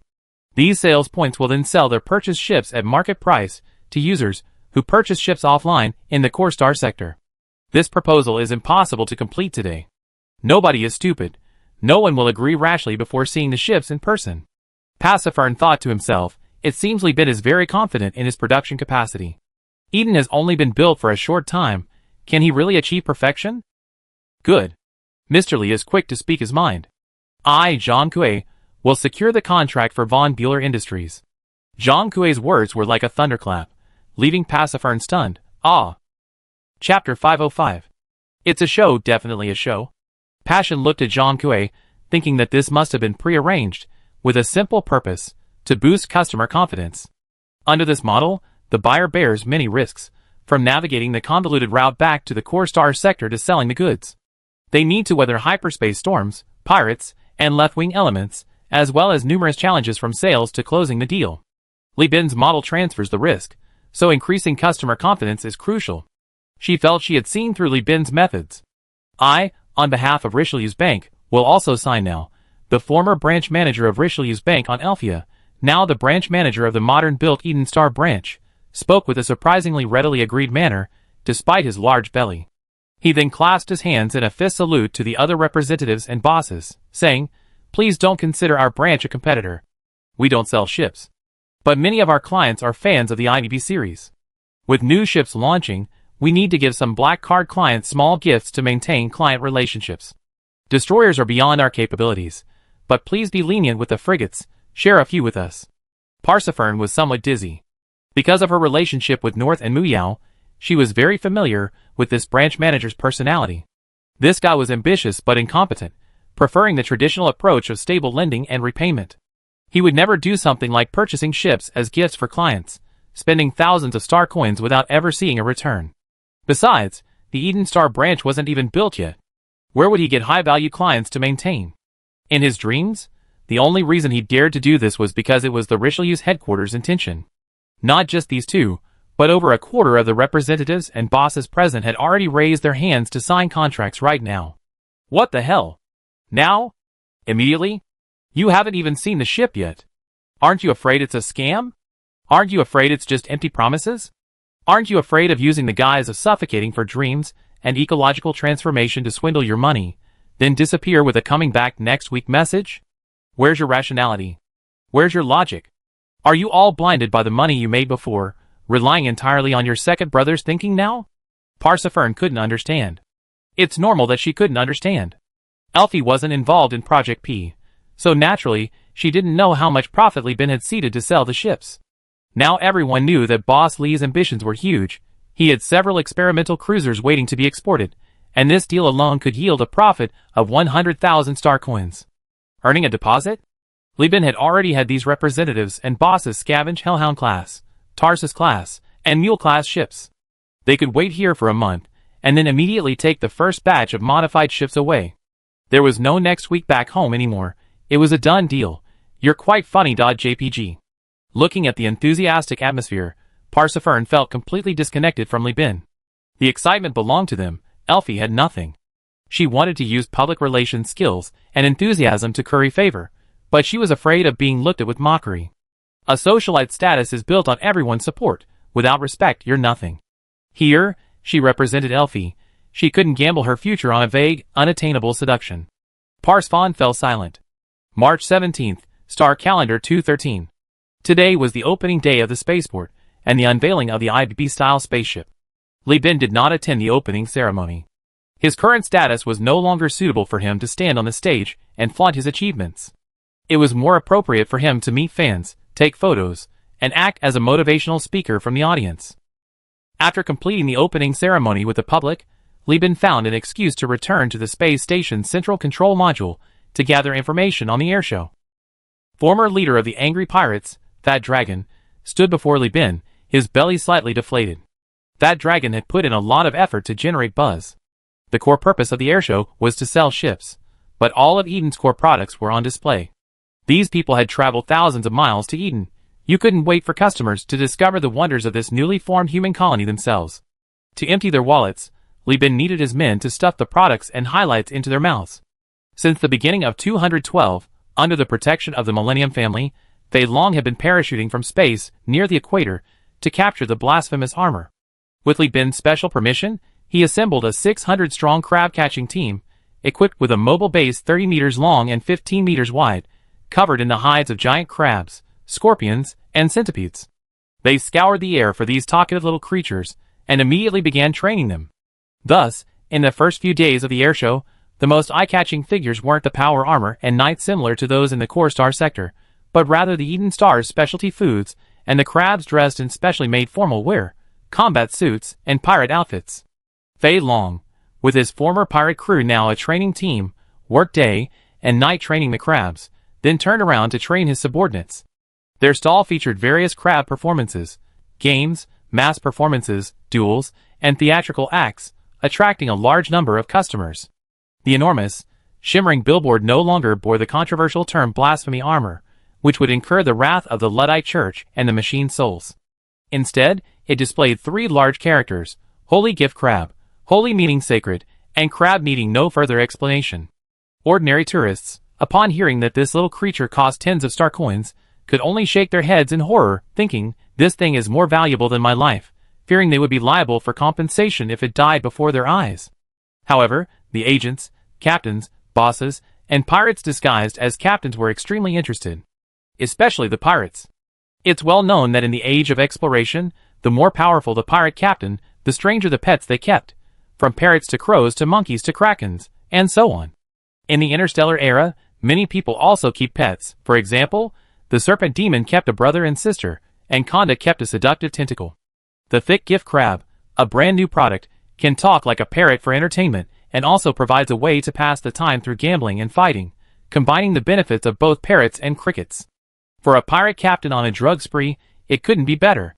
Furthermore, Fat Dragon, being a pirate himself, can easily distinguish imposters from a crowd. Through his diligent efforts, he sold 400 thick gift crabs and secured an additional order for 1,200. This sales figure wasn't included in the contracts with the various giant corporations. It was a windfall. However, as the thick gift crabs circulated outside of these corporations, news of Eden's valuable goods would spread further. At least some pirate crews would be willing to disguise themselves as smuggling fleets and come here to purchase thick gift crabs. Thank you for your hard work. Each thick gift crab is worth 60 star coins and 100 star coins for completing the breeding. This is your share and your men's.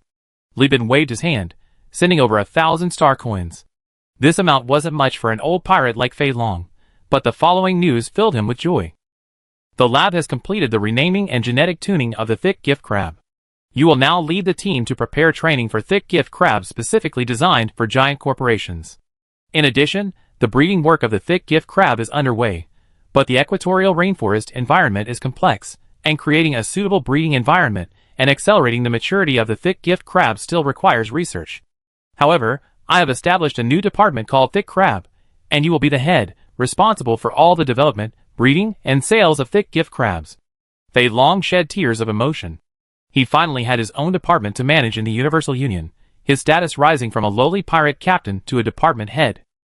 Of course, it wasn't that being a pirate was bad. After all, Fei Long still often dreamed of the days of free flight and plundering. It's just that the path of a department head offers far more possibilities. While Li Bin was reorganizing company departments, constantly meeting with various figures, arranging anti-bandit missions, using the airshow to attract investment, selling ships, and using the exercise as a pretext to simultaneously wipe out the group of idiots from the lewd left path entrenched in the nearby star system, captains from all walks of life and fans of holographic novels, with pilgrimage-like feelings, boarded their idle spaceship. Some overly excited fans even fainted, and were dragged away by the prepared medical team. Chapter 506. The security forces under the Universal Union are divided into two parts. Those responsible for perimeter security are called sheriffs, and those responsible for protecting classified information are called enforcement teams. Both teams were black, form-fitting combat uniforms. The sheriff's uniforms are woven with gold-threaded, circuit-like lines, creating a cool, futuristic style.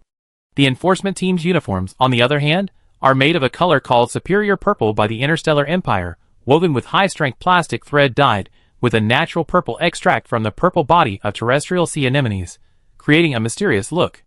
On March 18th, Star Calendar 213, at 9 a.m. Earth time, in the dead of night in Xinjiang City, the Eden Space Station spaceport and surrounding observation decks were packed with people. Under the orders, commands, and control of the gold-patterned sheriffs, countless small vendors skillfully maneuvered their jet suits through the crowd. These people were technical workers, who had received short-term training to become waiters, lured by the governor's mansion's high salaries. They were originally skilled laborers working in dangerous, complex void shipyards, their mobility honed through wastewater, sparks, and assembly lines. Driven by the desire to squeeze every last penny out of tourists, Li Bin provided a plethora of services for the airshow, meticulously organizing everything from food and lodging to guides. The space station's restaurants offered takeout. Tourists could reserve seats, order food, and enjoy the spectacle while watching. Even special attractions were available, but not provided by the Universal Union. Instead, they were offered by third-party hotels and brothels built on land purchased on the space station. The interstellar humans' moral standards in this regard were so low that if Li Bin were to ban them, it would only lead to serious trouble and potentially a business collapse. On the bridge of the Candle Dragon, with the assistance of First Officer Qian Tao, the neural probe successfully connected. Li Bin's spirit sank into the world of the machine soul, only to be met with endless resentment. "You haven't come to see me in so long." She sounded like a resentful wife neglected by her husband. Li Bin tried to persuade her for a long time, even revealing several movies he had seen and travel experiences from his previous life. Through a combination of coaxing and coaxing, he finally tamed the resentful Celia again. Okay, I be good." The white-haired, red-eyed woman pouted, reluctantly holding Li Bin's spirit to her chest.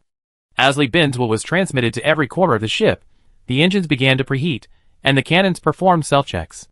In the center of the ship, the hanging incense burner in the mechanical chapel swayed in the wind, scattering a waterfall of white smoke. Having undergone a massive overhaul, the crab servants, their sanity restored by the machine spirit, emerged from the shadows. Under the awe-inspiring gaze of the red-robed engineer, these crab servants leaped onto the bulletin board using alloy prosthetics. Megaphones implanted with their gills and mouthparts emptied unleashed a cacophony of synthesized voices, high-pitched, low-pitched, hoarse, and clear, as the hymn began, 111001111101. Hail the God of Machines. This binary code was translated using a converter, meaning Hail the God of Machines. I wonder if the mechanic's efficiency in reciting binary code is truly efficient. Celia, who was originally like a resentful woman, understood the mission through her spiritual connection with Li Bin. Her fighting instincts flared, and she screamed shrilly. Steam, boilers, gears, and alarms blared in unison as the machine spirit's bloodlust surged. Kill the heretics. Burn their homes, shred their flesh, whip their souls. Remove their brains, and make them thinkers. I will torment these heretics for 10,000 years. Amidst the roar of the machine spirit, the crab servant screamed in empathy. With a slight tremor from the massive spaceship, the awakening ritual of the Candle Dragon was complete. Li Bin's voice resounded throughout the fleet. Announcement. This mission is to eliminate the Lud left-wing elements entrenched near the company's homeland. Our company has obtained permission from the Lud Church through Bishop Pucci, the sole lifelong bishop of Eden Star. Furthermore, the entire naval battle of this mission will be broadcast live. We hope everyone will perform well. Yes, my lord. Aye, Captain. Booster surged, and the Candle Dragon, accompanied by the Enlightened Beast and the Siege, with ISA as fleet commander, began its battle as part of her recovery activities after a long maternity leave. Besides the 3 large ships responsible for securing the rear and taking over the Lud outpost, there are 2 Hades class, 1 Armbone class, 1 Epimetheus class, and 1 Ponytail modified class. The modified version replaces the weak Tachyon spears with Locust missile launchers. Destroyer-class armed merchant ships simply can't handle such high-energy weapons. They are the true protagonists of this battle. And Li Bin? He will be responsible for reducing the scale of the battlefield to a level that the protagonists can withstand. The tourists on the observation deck are already excited. They only just learned that this exercise is real, and it's against the Lud left ridge. This excited the small fleet commanders, captains, and disguised pirates, who excitedly tossed their food into the air. Kill! Kill! Kill all the idiots on the left ridge. Can I join? I pay for the ship and fuel myself. At that moment, a mechanical female voice announced, "Attention all visitors, those who have purchased tickets to the offline airshow can board the company's observation ship for free to experience the combat effects of the exhibited ships up close. Given that this exercise is a live-fire exercise, no non-company ships are permitted to follow." This announcement was like adding fuel to the fire. The already excited tourists instantly erupted in cheers. Awesome. Damn. I should have bought tickets. This is such a rip-off. 2-star coins to seize would Jing get destroyed. Wow. Those who were prepared, company employees lying in wait in the crowd, pretending to be surprised, shouted from various observation decks, "Hey! Tickets are still on sale. Hurry and grab some, they're limited." The displayed remaining tickets were just a false number used to create anxiety and competition. The giant Kuan and giant Peng, already prepared, could hold tens of thousands of people, and they would take all the ticket buyers. As the information spread, ordinary crew members, who were short of money and unable to witness the event in person, who had previously spent their time in taverns, brothels, and restaurants watching the live stream, revealed bloodthirsty smiles upon learning that there were still tickets available. These men, who had been on the sea for decades, and had been bullied by pirates and Zhujiang members at least 10 times on average. Yay! Oh my god! Damn, seeing Zhujiang get beaten to a pulp is worth every penny. I want to see rivers of blood. Anyone need a loan? I use my implants as collateral, lend me 1-star coin, I want to board the ship. A bank employee in a suit and belt happened to pass by, and upon hearing this, shrewdly adjusted his terminal glasses, abruptly stopping the guy shouting about a loan. "Sir/Madam, do you need a loan? I'm an employee of Richelieu and Niche Bank. This is my professional qualification certificate and bank code, genetic certification. Our bank is currently setting up a branch on Eden Star, and the funds are in place. Although the branch isn't built yet, service comes first, and our bank sincerely offers you small loan services." With the assistance of AI, Li Bin's shady calculations, and the cooperation of various banks, these businesses, some without even a proper storefront or location selection, were already operating. Lan Yuan, queuing on the planet's surface for her coach's guidance on how to drive at night, watched the blazing schemes inside draining wallets and accounts, and couldn't help but sigh. Capital. Chapter 507. The Justice Judgment Outpost is a cramped left-radius outpost, sealed with alloy after a directional asteroid explosion, with an interior space of only 82,000 cubic meters. Looks pretty big, right? But considering its distance from the base, it needs a large enough cargo hold to store fresh water, food, compressed oxygen, spaceship repair equipment, and spare parts. This space also needs to accommodate about 600 people, plus life support and circulation equipment. Doesn't that seem a bit insufficient? After all, this is space, not an Antarctic research station. The Left Radius members can't wear down jackets to enjoy the vast space outside the outpost, playing with penguins and fishing for seals. Even their sexual activities have to be scheduled, otherwise, there won't be enough umbrellas. Life is undeniably tough. But these holy warriors remain steadfastly rooted here, vowing to spread the glory of Ludwig, liberate their lost religious brothers, and free the people exploited by the giant corporation. These people believe this so unilaterally, without caring whether others can endure it. May the light of Lud shine, my brother in battle, Eric. The outpost commander, Ferreira, over 40 but short in stature, looking almost like a little girl, yet with a stern face and clenched jaw, gestured a circular Luddite gesture to her chest as she greeted Eric, the fleet commander preparing for the next holy war. Eric removed his shirt, his well-muscled muscles gleaming with sweat and engine oil, gleaming with a bronze sheen. This muscular man was currently crouching, adjusting the wiring of the drum self-destructing oil tanker in front of him. He didn't turn around, because Eric knew that this overaged commander harbored feelings for him beyond those of a fellow believer, but he was not interested in the opposite sex. He was a cyborg, only fond of bulky, heavy cannons, rugged, angular armor, and powerful, roaring spaceship engines. As one of the few cyborgs among the Luddites, Eric vehemently disliked the high-tech spaceships of tachyon technology. He preferred heavy, reliable, and technologically mature, albeit outdated, ships. To defend these lovers who were being rendered obsolete by the times, Eric became a leftist, a minority within the leftist movement. Sisters Farella, the latest reinforcements have arrived. I need to confirm their condition as soon as possible to ensure these ladies are in top condition to spread the glory of Luddites to the unbelievers on the next sortie. Unless it's urgent, please don't bother me. The Justice Judgment Outpost has fewer than 10 engineers capable of repairs. I have many tasks to complete. Eric stated succinctly. All right. Ferreira slumped her shoulders in disappointment, but quickly rallied, changing the subject. My knowledge of spaceships is limited. Could you perhaps introduce them to me? After all, we're deep within the law sector, and as the station master, I have an obligation to understand these ladies who protect the outpost. She gritted her teeth, suppressing her jealousy as she referred to these ugly, technologically advanced creations that defied the doctrines of the left path as ladies. Of course. Eric's eyes lit up, and he launched into a long explanation. The Justice Judgment Outpost now has 9 ships, including 2 Hellhound, LP, meaning left-hand modified, 1 Phaeton-class modified destroyer, 2 Hound, LP, class, and 3 drum self-destructing oil tankers. Eric clenched his greasy fist, staring at the self-destructing oil tanker in front of him, his eyes full of sweetness. This time, 3 ships were sent as reinforcements. The flagship is an Enforcer, LP, class. She is so beautiful. Cough cough, sorry, I digress. In addition, 2 drum fuel ships were also sent as reinforcements, with modification equipment in their cargo holds. I already completed the self-destructing oil tanker modification on one of them overnight, and the other will take about 3 more days. Phaeton, modified, Hellhound LP, and Enforcer LP. Lud self-destructing tanker, modified dram fuel frigate, and Hyena armed merchant ship. Eric grinned at Varela, revealing 2 rows of perfectly maintained, ivory-white teeth.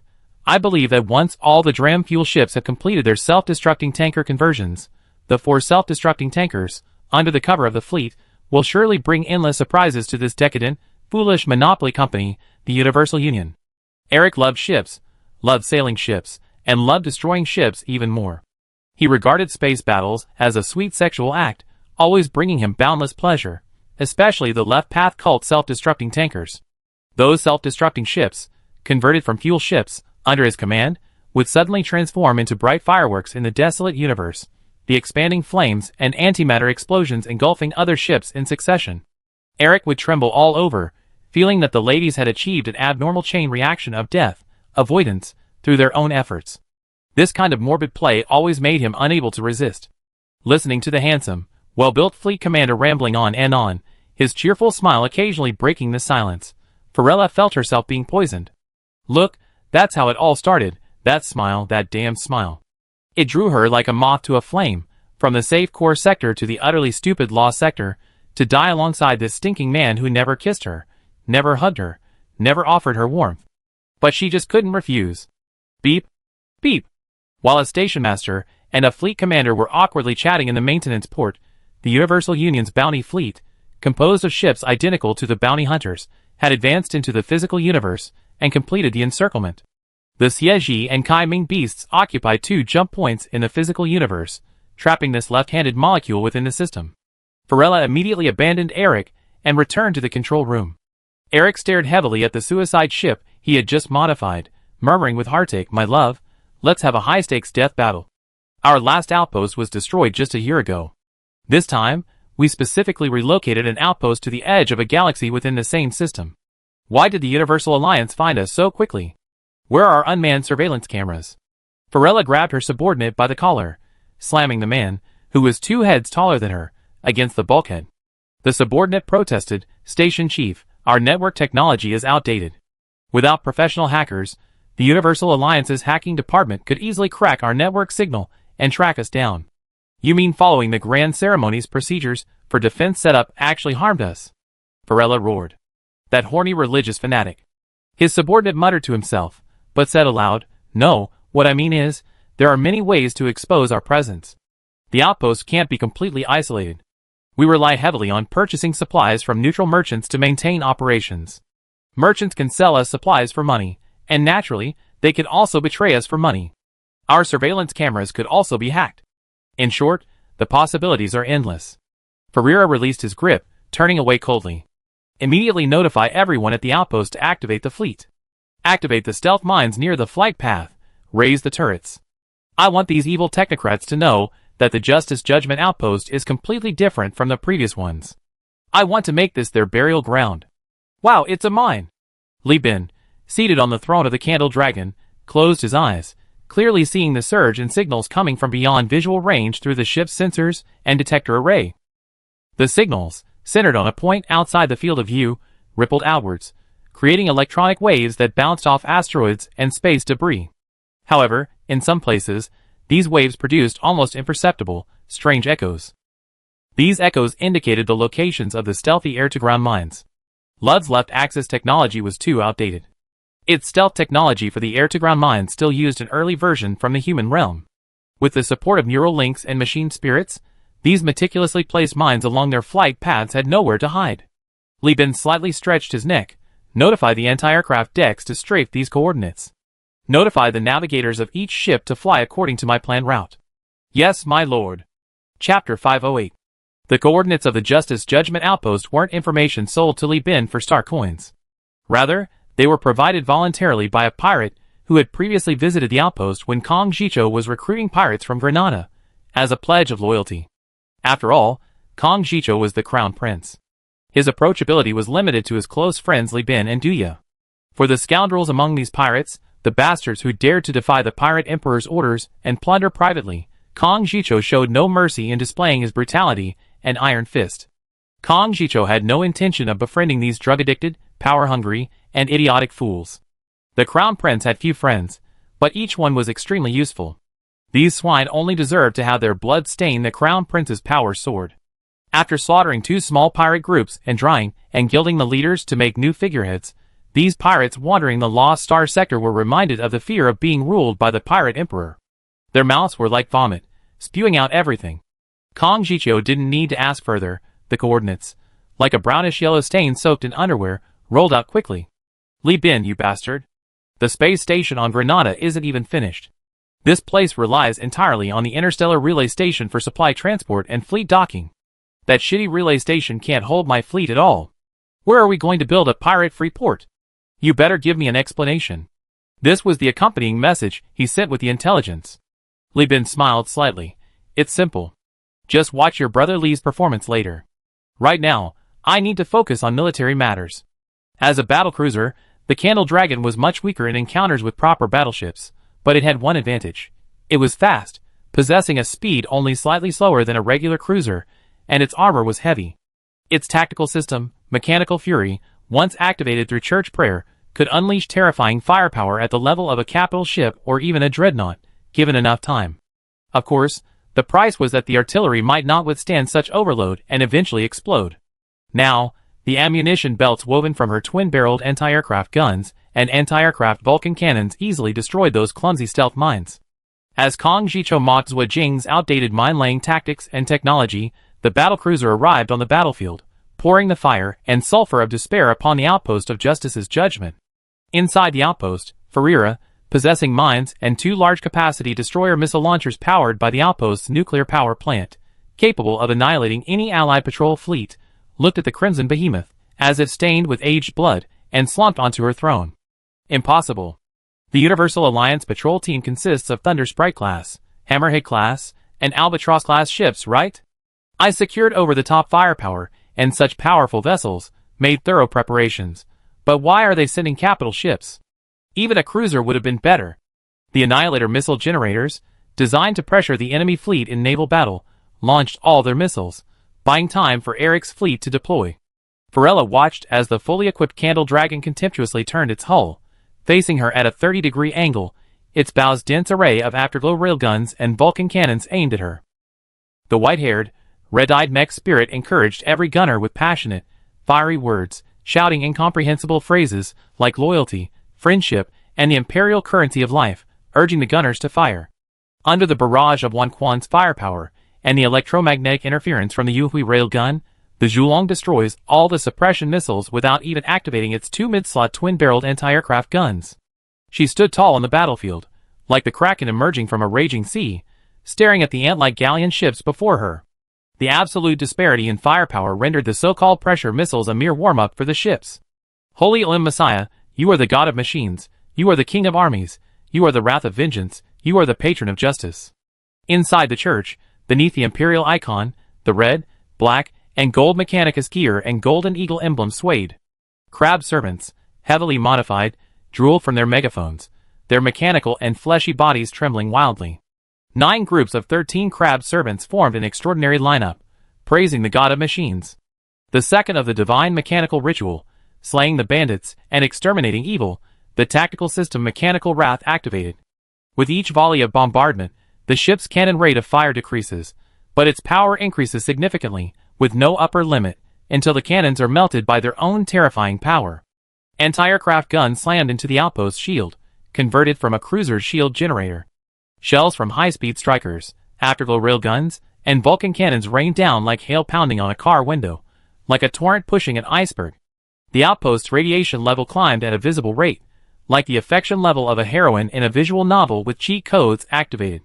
This isn't right, this can't be. These are just small and medium-sized cannons, not even missiles. How can they have this kind of firepower? The staff officer stammered, looking at the radiation readings. Station commander, please hold on. I successfully led the fleet into flight, and am currently circling. We have 3 drum self-destructing oil tankers. If they self-destruct at close range, even if the ship activates its shields, it will overload. Eric's reliable voice rang out. I brought all the holy warriors. After overloading the ship, I launch a death boarding maneuver and use the antimatter fuel tanks to destroy the bridge. Sharira, witness me. He was now like a hero, leading a fleet vastly outmatched in strength, attempting to achieve victory against overwhelming odds. Captain, the detector array has detected that no ships have left port for 5 minutes. All ships should have been deployed. The enemy fleet has 3 drum suicide ships, which may threaten our bounty fleet's performance. Qian Tao stood with his hands behind his back, looking like a security guard.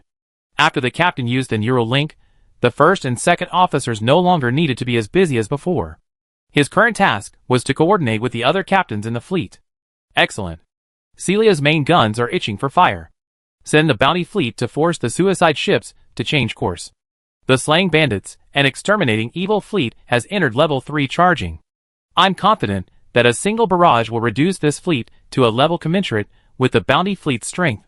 Soon, under Eric's tense command, a large number of spaceships emerged behind the fortress-like Candle Dragon. The hulls of these ships were familiar, but their weapon positions and equipment were completely contrary to previous experience. What model is this? Looking at those modified spaceships, like beauties adorned in heavy makeup, dazzling like stars on a stage, Eric was mesmerized. Main gun calibrated, afterglow railgun test firing complete. After compiling the gunner's firing data, Celia screamed in her machine soul space, "Shoot these heretical bitches." Li Bin's thoughts raced, his neural signals converted into electrical signals, instantly reaching the main gun deck. The EDA-style mechanical flipping structure turned the green standby sign upside down, revealing the scarlet fire sign, with a crisp, melodious click. The gunner pulled the trigger, the small trigger propelling the large-barreled cannon, blasting the afterglow Gauss cannon and 4 cannon towards the enemy. The afterglow Gauss cannon, intended as a shield-breaking weapon, was aimed at the drum's self-destructing oil tankers. These tiny, pitiful creatures had no shields. The Gauss cannon, carrying a flashing arc of electricity, instantly pierced the first ship, embedding the projectile, carrying unparalleled kinetic energy, into the second self-destructing oil tanker. The Candle Dragon's weapon assembly. The second ship instantly twisted, first collapsing, then expanding and exploding. The first tanker to be pierced seemed oblivious to its impending doom, still slowly drifting along, parts of its body torn away by the shells, not even having time to explode.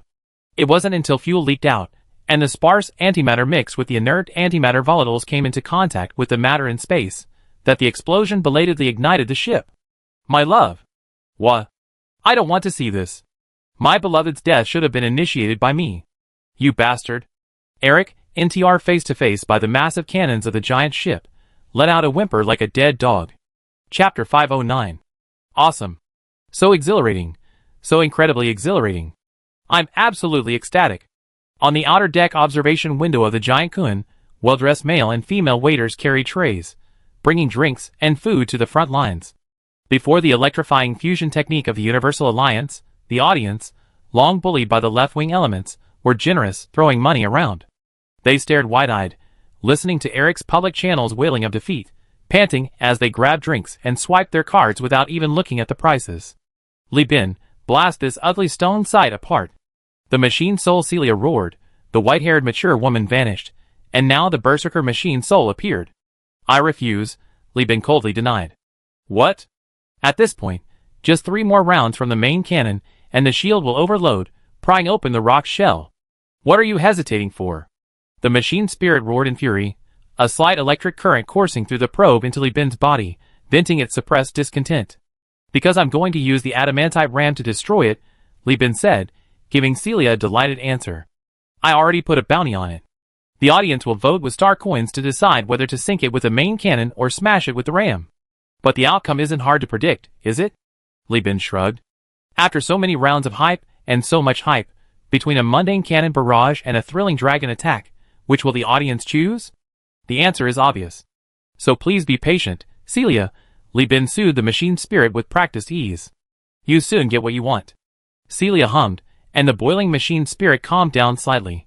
But this was merely a stopgap measure. Her rage and fury were brewing. New crab servants were already in place in the church, their alloy legs shifting restlessly in the command of the supreme machine spirit in their minds, spinning in place. Why did the firing stop? A spectator, seeing the Candle Dragon's main guns retract into their turret armor, scratched his head in frustration. What's going on? Someone angrily questioned the waiter. Amidst the pleasant tinkling of the mechanical voice, new consumption options appeared on the projectors and screens in the passageway. Execution by cannon or ramming. A few seconds later, the crowd erupted like a volcano. Commander Isa, the captain's preparations are complete. He's asking when we finish the performance, Zhu Jin asked, his voice slightly tinged with a quirk. Isa, controlling the modified miniature pony through the neural link system, didn't open her eyes. Tell the commander-in-chief I slowed down, avoid tight battle formations, and use hit-and-run tactics to eliminate this leftist group. It should take about 3 hours. Isa herself wasn't particularly adept at flexible hit-and-run tactics. Coming from a powerful background, she possessed rich and powerful experience in positional warfare and decisive battle doctrines, but she had faced many enemies skilled in hit-and-run tactics and had practiced with Lan Yuan on the sand table multiple times. This tactic was sufficient to bully the leftists. As for the reason? It's simple. Sinking the space station was just the climax. The main focus was still the bounty fleet. She needed to showcase the performance of each ship in the bounty fleet, enticing users to take out loans and mortgage their assets to buy ships. She also needed to conceal the company's domineering nature during the live stream. If it started with a tight military battle, that would be too much of a problem. A company isn't incapable of using decisive battle doctrines, but it's best not to rely on them excessively.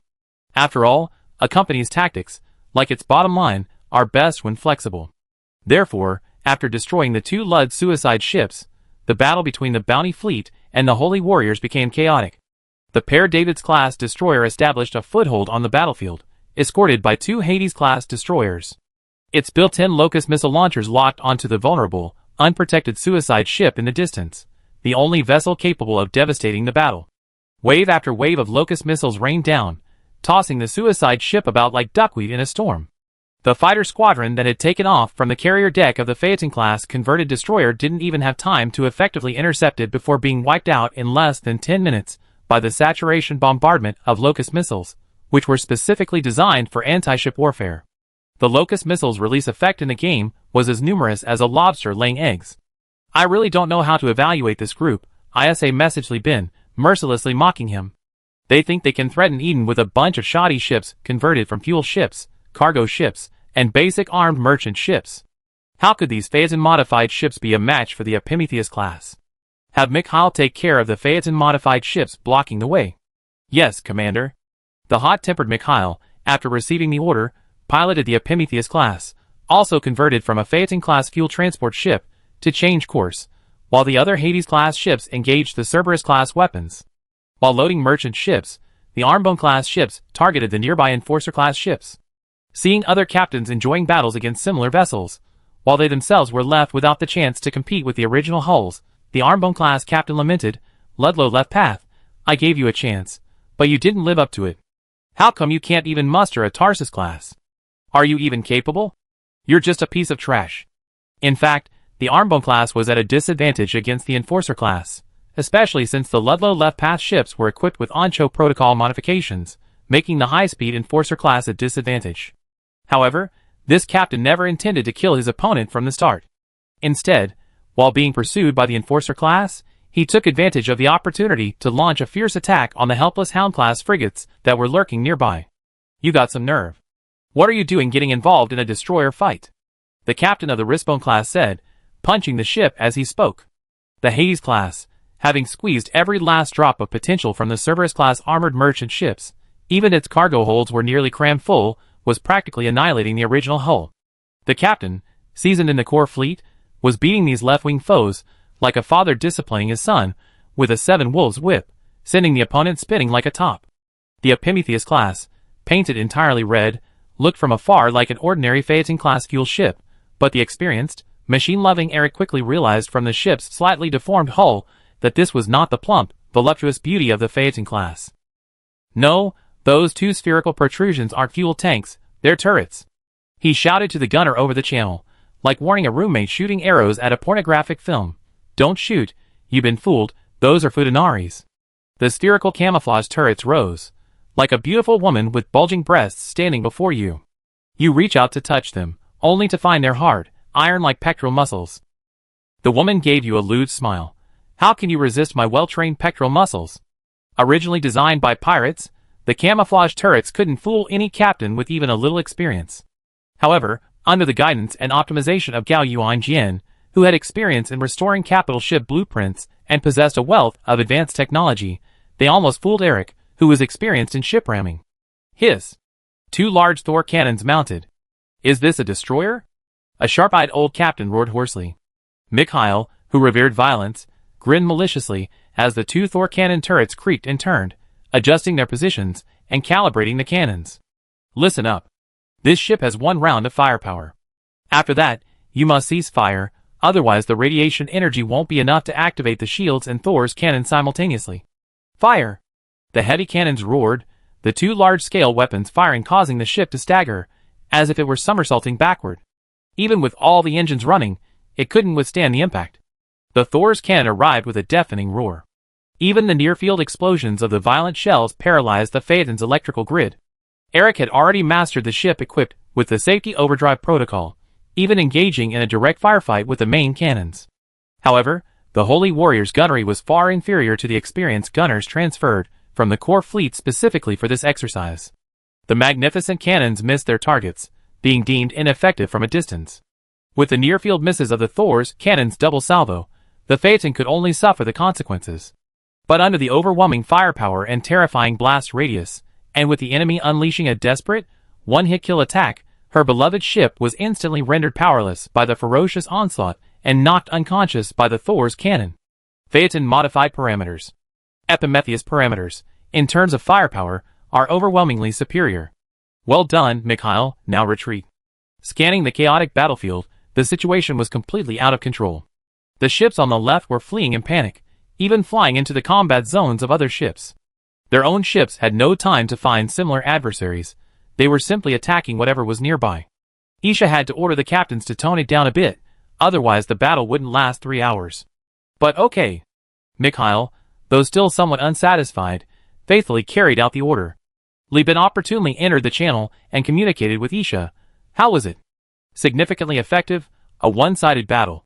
Isha said casually, effortlessly wiping out the entire carrier air formation with locust missiles, incidentally detonating suicide ships, leaving behind an orange star in the system that lasted only a few seconds. In the game, the self-destruct effect of the drum self-destruct ship is shown. Game stats. The side and tail armor of the heavy pressure class heavy armored combat vessel were destroyed, and its structural value was reduced by January 3rd. Of course, it wasn't this bad in the book. Amidst the fleeting birth and death of stars, Isha continued, but I want to deliberately delay the time and show the viewers in the live stream the capabilities of my ship as much as possible. Although a fully immersive live stream can maximize the first-person experience for the viewers, it's still not as good as offline. And you also need to crash outposts, right? In your words, you need to keep the viewers interested, make them scratch their heads, and keep spending money to urge them on. But I prefer to call it the Don't Shoot Challenge. Li Bin grinned, earning a playful scolding from Isha. Chapter 510. On the battlefield of the outpost of the Justice Judgment, Eric, captain of the Phaeton-class destroyer and commander of a small holy war fleet, suddenly opened his eyes. The piercing alarm sounded like the desperate wail of a lover before death, breaking his heart. He wiped his wet forehead, blood stained his fingers. Fortunately, the lack of gravity in space prevented the blood from blurring his vision. He struggled to sit up. Most of the bridge operators below were stunned by the shockwave from the ship's overload and the near miss of the Thor cannon. Eric bit his lower lip. The shame of defeat was unbearable. There's still the Enforcer class. I still have a chance. Already delirious, he subconsciously ignored the candle dragon pressing down on the outpost's radiation. His mind was now filled with thoughts of crushing the Epimetheus class, which dared to defy his beloved ship to his face. He stumbled into the escape pod and pressed the button to disembark the ship. On the way to the Enforcer class, he wailed, looking at his beloved ship, its armor shattered and multiple compartments torn apart, his bloodied forehead slamming against the observation window, leaving a trail of blood. I'm sorry. I'm sorry, my love, forgive me, I'll be with you soon. Perhaps it was good luck, or perhaps it was the protection of St. Lud, but in the chaotic battlefield of the hunter tactics, he actually managed to land on the enforcer class. He suppressed his anger and climbed onto the high platform. How is the situation now? Very bad. The captain of the enforcer class, also one of Eric's capable subordinates, was now ashen-faced. The enemy's escort ships, Pluto class, have destroyed our Hellhound class, and that Green Tarsus class refused to fight us head-on, and also... Speak, Eric said sternly. The captain whispered that Pygmalion class is too agile. It's already dealt with the ships blocking our rear, and now we're attacked from both sides. On the bridge of the Pygmalion class, Isabella loudly commanded, don't attack all at once, take them one by one. Also, Eugene, you take the Hades class to control the Phaeton Kai. We need to recover the Lude left path's cabin layout. We don't need too many people here. Under this maneuvering and teasing tactic, as all the suicide ships sank one by one, this space had transformed from a battlefield into a pure stage. ISA unleashed her command skills, like a cat toying with a mouse, catching and releasing it repeatedly. Eric's command abilities were actually quite good, otherwise, he wouldn't have been chosen as the commander of the Holy War Fleet. However, his skill level was far inferior to Isabella's, and his ship's performance was extremely outdated. As a heavily armored destroyer, the Enforcer class struggled even with its air defense against the Pygmalion's barrage of Locust missiles, not to mention the other ships lurking nearby. That was exhilarating. Absolutely exhilarating. Countless spectators in the observation ships and cyberspace were writhing with ecstasy, wishing they could personally pilot the ships and fire, sending these scumbags soaring into the sky. Thanks to Mr. Cat Meow Meow for the 9.8-star coins donation. Thanks to Ms. Blackwind Stronghold Chief for the 18-star coins donation. Donations poured in, and the airshow livestream room, one of the few dared to broadcast live from the battlefield and even accept customized donation services, saw an influx of viewers. These people, who usually lived on the ground, farmers, estate owners, factory managers, had their feet firmly planted on the earth their entire lives. Their impressions of space and naval warfare were limited to holographic novels and propaganda clips. But today, for the first time, they participated in a naval battle. As various donations were announced, shells and missiles arrived simultaneously. Each missile and cannon shot was marked with the donor's name in cyberspace. These people, from all corners of the world, cheered as the shells and missiles bearing their nicknames flew towards them. They rejoiced when a shell hit its mark and cursed when their missile missed. Li Shu watched as these small donations accumulated, already covering all the Bounty Fleet's operational expenses except for cruisers and capital ships. Seeing the cannon execution or ramming fund pool pile up to a terrifying level, she thought to herself that her boss was playing too extravagantly. On Salamanca, Bourbon, a former Special Forces member, and now the leader of the Mercury Gang, who had betrayed the old one-eyed man and established his own power base, watched the heated artillery battle in the holographic projection, watching the carrier-based aircraft being targeted and destroyed by anti-aircraft guns. He exhaled a puff of white smoke, his heart filled with bitterness. Li Bin's casual action revealed a level of skill that none of the Salamanca gangs combined could reach. Salamanca's wildly growing live-streaming industry was lucrative, but even with that, they couldn't afford to field cruisers and capital ships for the show. They certainly wouldn't dare use a gimmick like beating the left ridge of Ludlow to attract viewers. Not to mention the incredibly low cost of donations. Other gang leaders watching the live stream angrily waved their cigarettes. This is market disruption. The worst Salamanca ever went was when mercenary groups used artillery to bombard creditors. Back then, a missile cost 99-star coins in the live stream. Bourbon rolled his eyes, too lazy to talk to this idiot. How could this be compared? Salamanca's free industry was fragile. Besides selling volatile organic compounds, they had no other real-world exports, relying entirely on live streaming for income. The hollowing out of industry caused by the virtual economy led to persistently high prices. How could the cost of living and weapons here be compared to a large corporation like Universal Union? Besides, mercenary groups fighting creditors are likely to die, so they definitely try to make as much money as possible. As for fighting the left cavalry, would the Lud left cavalry really send its invincible fleet to the lost sector to cause trouble for Li Bin? Wouldn't they be afraid of their fleet being destroyed en route? Wouldn't they be afraid of their base being wiped out? The risks are completely different. Thinking of this, Bourbon's melancholy was about to sprout, blossom, and bear fruit. He once had an opportunity to ascend to immortality, but didn't cherish it, only regretting it when it was lost. If he could start life over, Bourbon swore that when the Universal Alliance first came to Salamanca, he would definitely join them on the spot with all his men. Boom! Cannon execution or impact. The voting results are complete. The entire voting interface exploded into a firework of virtual ribbons.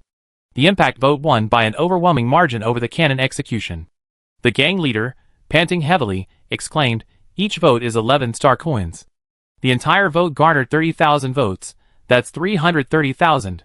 Even after deducting the protection money paid to the giant corporations, it's still over 200,000. Bourbon kindly reminded him, Universal Union isn't a subsidiary of any giant corporation, nor does it rely on any giant corporation's orders for survival. They don't pay protection money. The gang leader was even more frustrated. How many live streams would Salamanca have to do? How many top streamers would she have to hire to earn that much money? This money came far too easily. He gritted his teeth. Bourbon shrugged. If you have a fleet centered around capital ships and cruisers, you can too. Don't be silly. Salamanca only has one cruiser made of meteorite. We're not qualified. Looking at the incoming star coins, Li Bin grinned. Celia, let's begin. Let's further provoke the consumers. Have the church begin the ritual rare plow, activate the adamantite rams, and engage the shields. Ha, here I come. Celia, who had been holding back for a long time, cursed, and two thick, large adamantite rams, coiled like dragons around plasma coils, emerged from her head. The outpost shields, already suppressed by the candle dragon and on the verge of collapsing, were rippled by the artillery fire. May the light of Lud shine. Lud above, save your lambs. Inside the outpost, the holy warriors knelt in despair, praying to the gods. Muda. How could your false gods be a match for the emperor?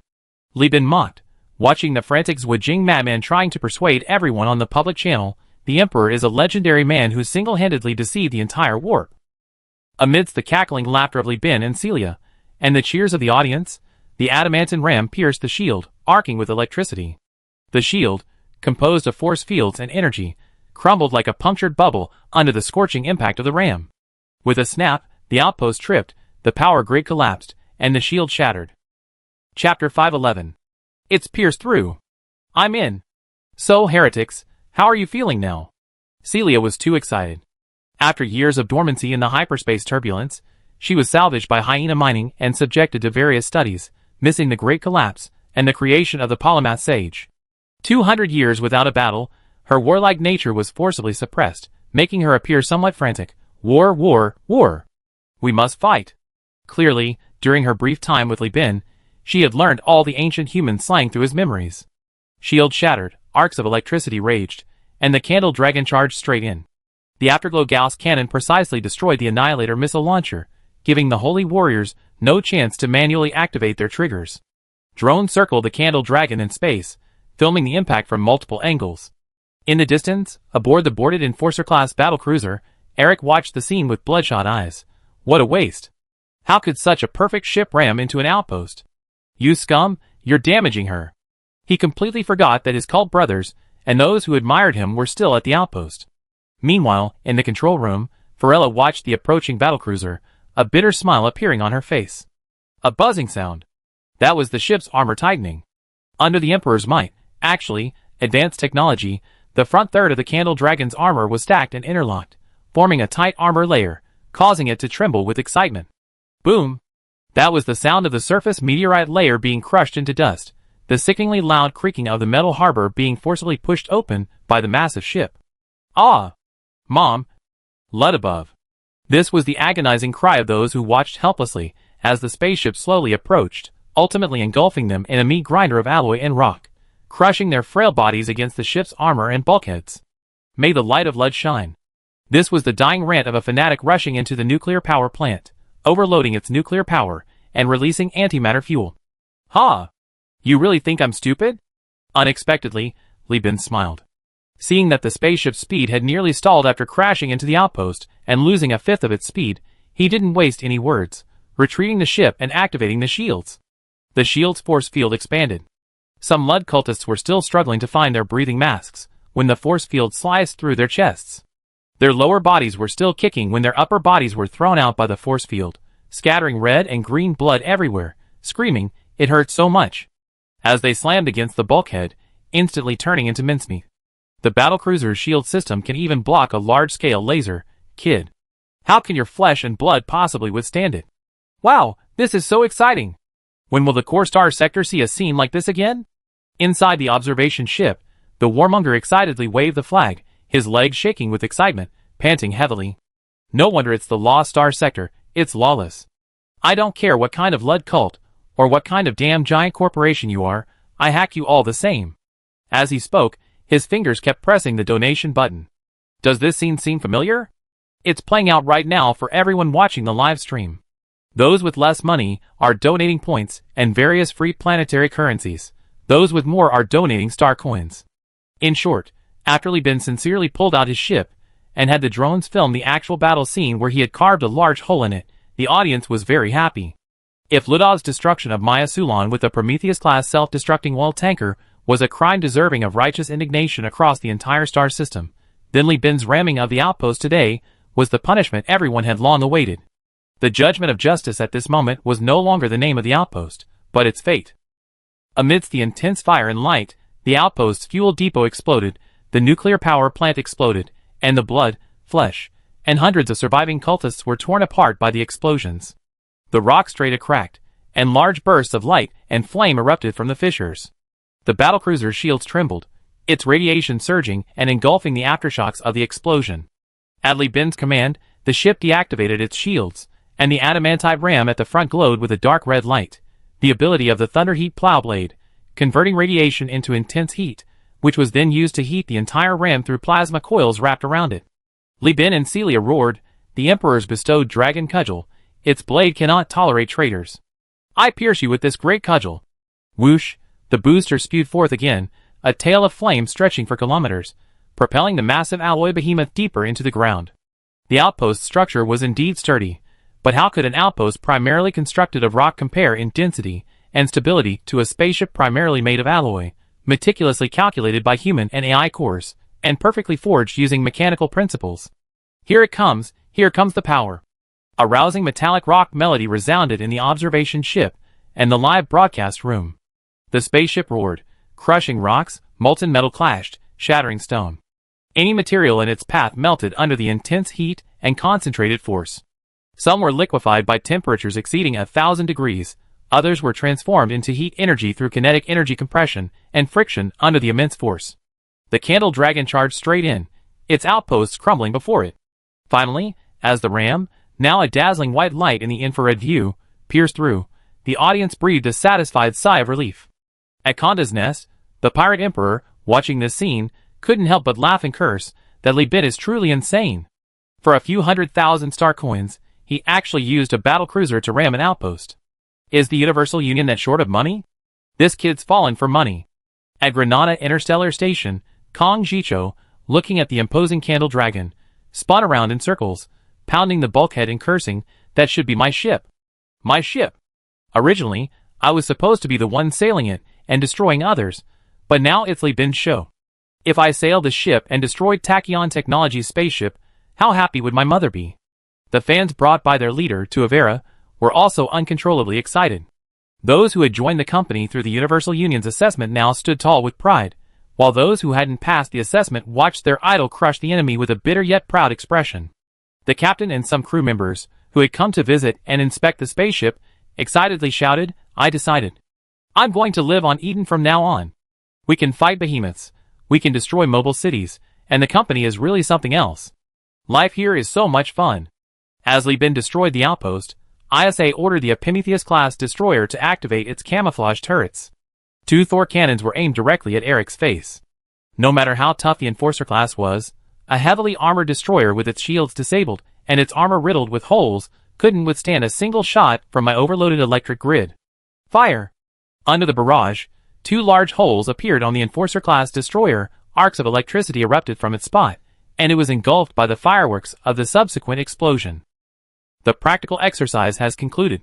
All destroyers and frigates showcased this time are now available for pre-order. Interested viewers can begin pre-ordering today. Our company will arrange sales based on the user's VIP level and order time. At the Eden Star Governor's Mansion, looking at the 540,000 star coins she received as a reward from the airshow, and after deducting publicity, fuel, and crew wages, she still managed to earn over 300,000. Li Shu's eyelids twitched. She looked at the dumbfounded civil officials around her and said softly, I feel like our colony's annual earnings are less than what my brother makes from organizing live streams. The civil officials were speechless. Star coins earned through feuding with Wujing weren't something everyone could earn or spend. Chapter 512. Leaving the battlefield to his subordinates to clean up, and satisfied with Celia's return to the space station for armor replacement and maintenance after the groundbreaking outpost, Li Bin and his wife, Isa, spent a brief moment together before Li Bin returned alone to the luxurious suite in the Jade Pool, where fluorescent sunflowers swayed, resembling a sweet dream. Isa had long since recovered, but as the reputation of the Universal Union grew, so did the number of people paying attention to him.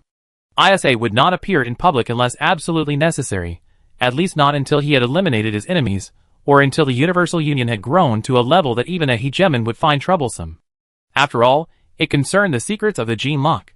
Before leaving, Li Bin earnestly said to Isa, honey, trust me.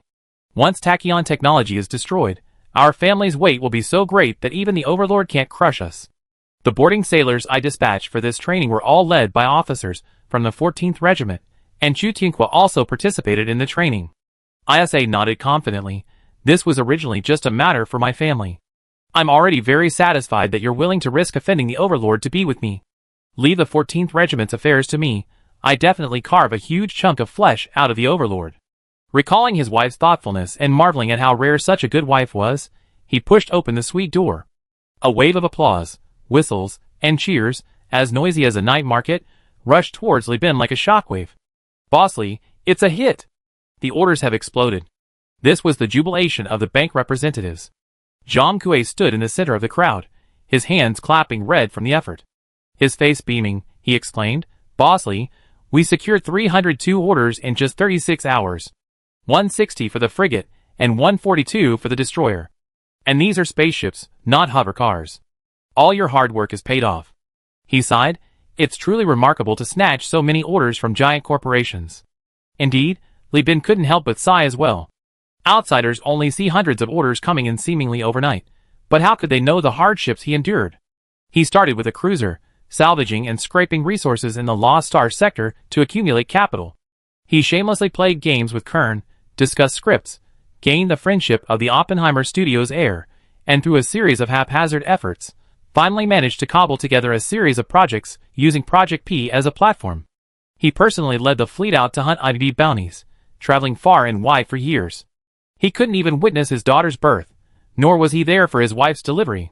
He didn't take a single penny of the revenue or peripheral output from Project P.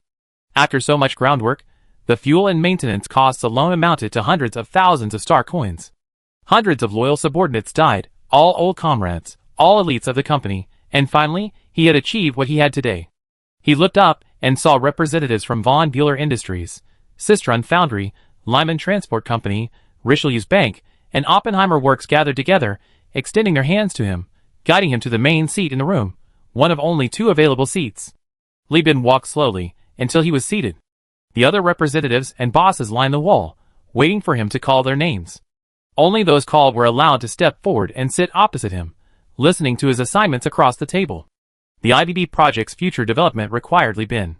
Everyone had initially thought that holographic novels had reached their peak, but Li Bin's series of actions, his ship crashing into an outpost, live streaming for donations, and hosting an airshow, made them realize that Old Li was a money-making machine. With him and his other experimental ships, there was still plenty of room to make money. A fleeting, unrealistic sense of power crossed his mind, but the bitterness of the past and the cold stares pierced this boundless illusion. Li Bin knew these people were his partners, not subordinates. A towering tree needs many trees to support it. They were gathered around him because of friendship, relationships, and interests, but that wasn't enough. Li Bin cleared his throat, and the boisterous suite quickly quieted down. He pulled a terminal from his pocket and placed it on the table. Prepared data popped up, data from Eden, Tanfa, and Granada. The CEO of Universal Union, the initiator of Project P, glanced around, his tone reserved as he spoke. Li Bin raised his hand and said, the ship modification technologies that the company currently possesses are primarily aimed at users on free planets, medium-sized fleets, small fleets, and independent captains. These individuals have limited personal spending power, but whether it's the Tarsus class, Hellhound class, or Mule class, not counting newly built ones, Just considering the current stock in the star system, the total exceeds 1,500 ships. This is only the publicly disclosed number. The stock held by pirates, Ludlow left path, and giant corporations is not included in the statistics. A complete modification of each ship typically takes half a month to a month. Universal Union currently has 2 Level 1 space. The station has hundreds of thousands of unemployed technicians and engineers. It can support the simultaneous modification of up to 60 destroyers. I plan to offer modification services in addition to ship sales. Li Bin slammed his fist on the table. According to our company's financial, AI core, calculations, the average gross profit for modifying a frigate is approximately 1,200 to 3,000 star coins, and for a destroyer, it's 5,000 to 12,000 star coins. Depending on the user ship modification plan, the installation of ship mounts, and hull upgrades, we support customization. In total, this market size is roughly between 1.8 million and 9.9 million star coins. Destroyer modifications, especially the Pyrenees modification, involve huge upgrade potential with added ship mounts and internal weapons. This market segment isn't dominated by giant corporations, it's mainly supplied by various shipyards. However, our ships possess many unique modification capabilities, such as camouflage turrets. So although the money isn't much, it's a monopoly, an exclusive right. There will be even more profit from subsequent cruiser upgrades and modifications.